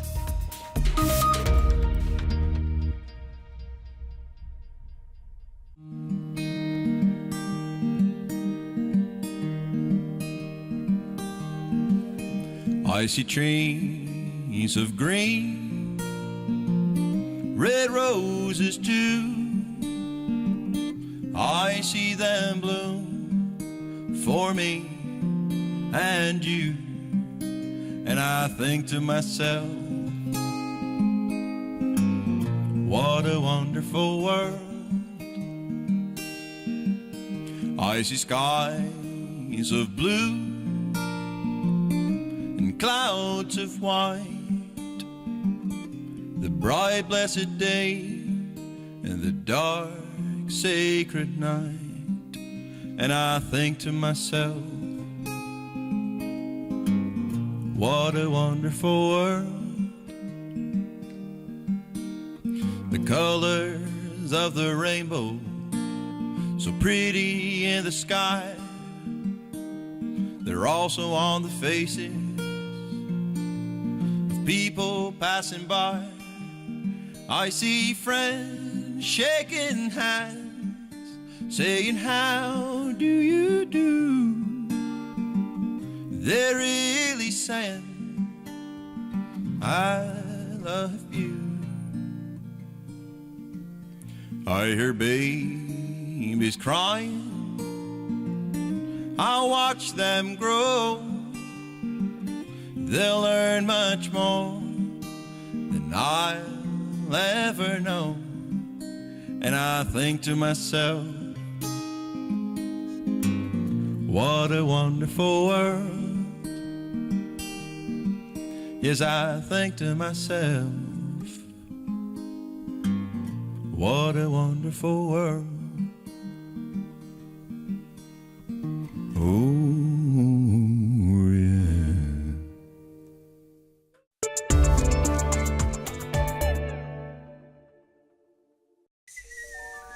Ik heb hartfalen. Ik dacht het is logisch dat ik slecht slaap en dat ik overdag snel moe ben. Logisch dat mijn voeten opzwellen en ik van traplopen buiten adem raak. Tot ik het mijn cardioloog vertelde. Die vond de ongemakken helemaal niet logisch voor mij. Nu we dit besproken hebben, heb ik weer zin om naar hartelust te leven. Ongemakken bij hartfalen zijn niet altijd logisch. Praat erover met uw cardioloog. Vraag het informatiepakket aan.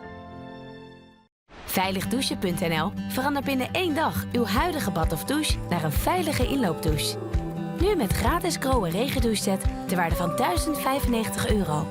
Ga naar veiligdouchen.nl of bel gratis voor een advies op maat.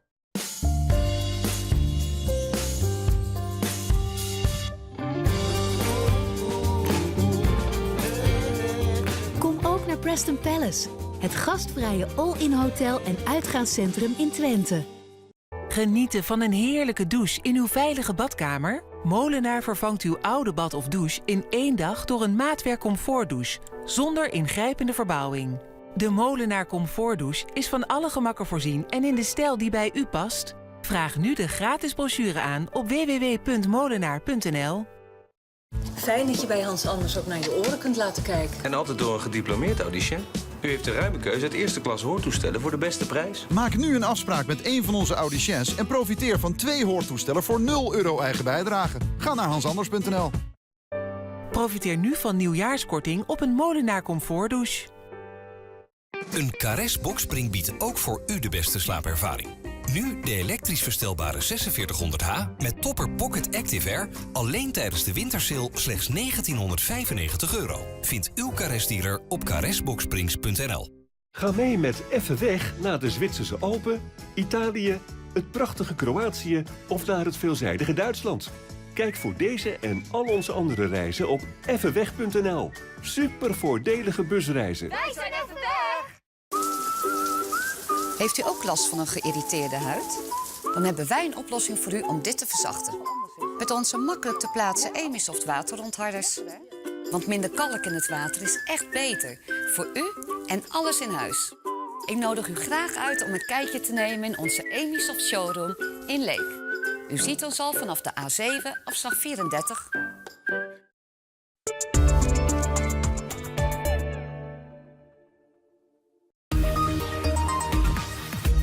Antoinette de Jong voor het eerst Europees kampioen allround.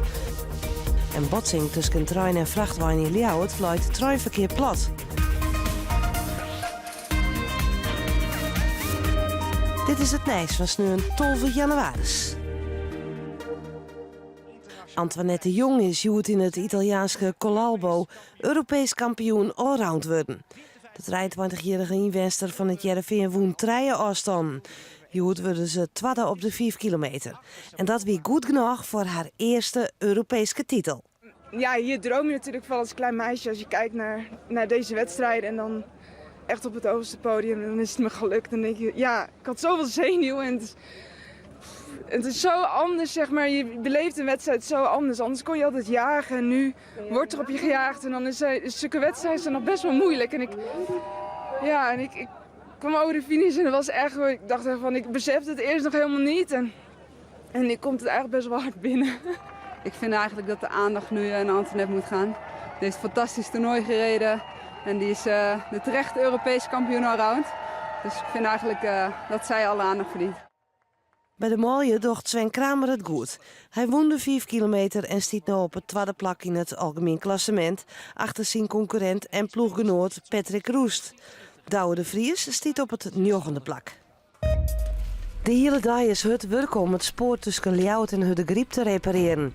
De oergong bij Achter de Hoven in Ljouwert wie dicht na een ongeluk dat er juist rioen badde. Een trein kwam op het terrein van Friesland Campina in botsing met een vrachtauto die het met een lading onderwijs weer naar het melkfabriek. Nou, er zijn 6 mensen, 4 passagiers en de machinist en de chauffeur die hele lichte verwondingen hebben. Dus die zijn ook alweer verder gegaan. Uiteraard wordt er nog onderzoek gedaan met de chauffeur en de machinist over wat er nou precies is gebeurd. En de schade is dus vooral materieel, omdat beide voertuigen zijn beschadigd. En er wordt nu onderzocht hoe snel het treinverkeer weer kan worden hervat. Want ja, er ligt natuurlijk rommel en misschien wat met elektrische voorzieningen. Maar daar komen later mededelingen over. Wat ligt hier allemaal? Wat is het?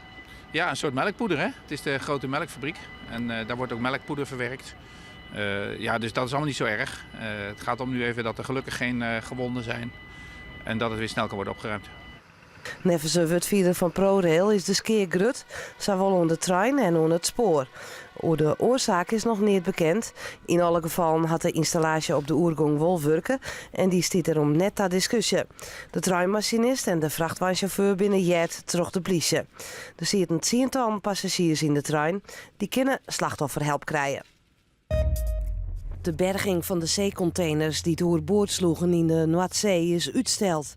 In alle gevallen ontman die. Dat meldt Rijkswaterstaat. De waarsomstandigheden litten een berging net aan. Het is net veilig om nou te beginnen. Snijn wordt er ik nog net werken.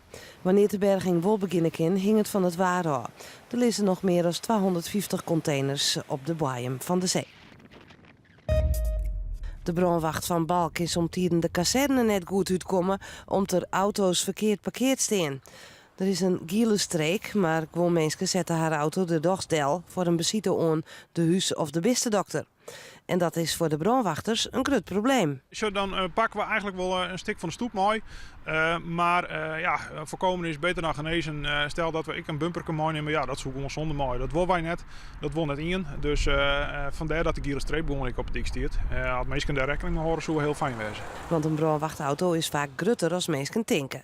Onze brandweerauto kiest voor vergelijking met een gemiddelde lengte van een vrachtauto. En de dik is, Sasjenk is net heel erg breed. Vooral als ik net nog een parkeerde auto stiert. Wij rukken uit met de boord, dus dan ben we nog een keer langer.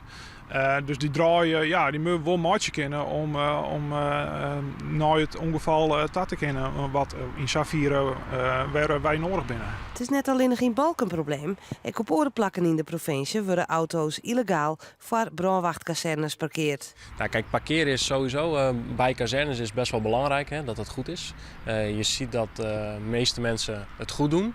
Maar als het fout gaat, hè, dan zorgt het er wel voor dat de hulpdiensten minder snel uit kunnen rukken. Dus daarom is het wel een belangrijk iets. En we zien dat wel bij meerdere kazernes gebeuren.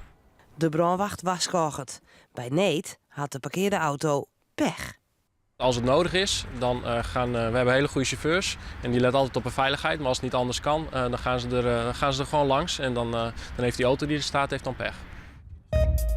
De graafwerkzaamheden in Bolzert binnen hastkleer en dus mochten belangstellende jood een keer meezien met de archeologen.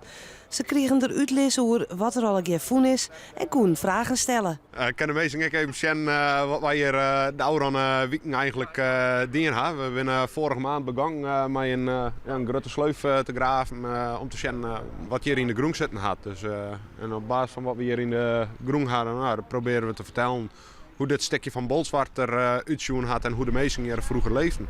Een soort mensen kwamen te zien wat er nou eens al een keer uit de groenhelle is in Harrenstedt. Je wil weten wat er vroeger was en hoe het vroeger ging. Ik vind het heel interessant om te zien hoe het hier vroeger al je west had. In een rond de naaiste groeven wie een soort vonk wordt uitstald. Mensen konden er jaren wat voor geword het al een keer is. Ze hadden deze potten, die hadden ze boven op de slaapkamer staan. En de pisten ze in. En alle gaan in diezelfde pot. Wist dat nog wel? Ze lieten hem potjes zien. Ja. En wat doen ze dan maar? Nou, dat weten ze zien. Oh ja. Ja, daar had er ik wel weggelijk in. Het graafwerk rint nou aan. Oer een week is alles klaar en dan kan er begonnen worden met de bouw van het nieuwe historische centrum Westergo dat op dat plak komt. Suzanne Schulting van de 10 jaar had Joet in Dordrecht een gouden medaille pakt op de 1500 meter van het EK Shorttrack. Het is de eerste Europese titel voor de 21-jarige Schulting. Suzanne Schulting, zo. Ja, ik ben echt super trots en ik kwam bij Jeroen en we zeiden allebei, ja, deze is voor Shinky, dus Shink, deze is voor jou. Hij is toch ook voor jezelf?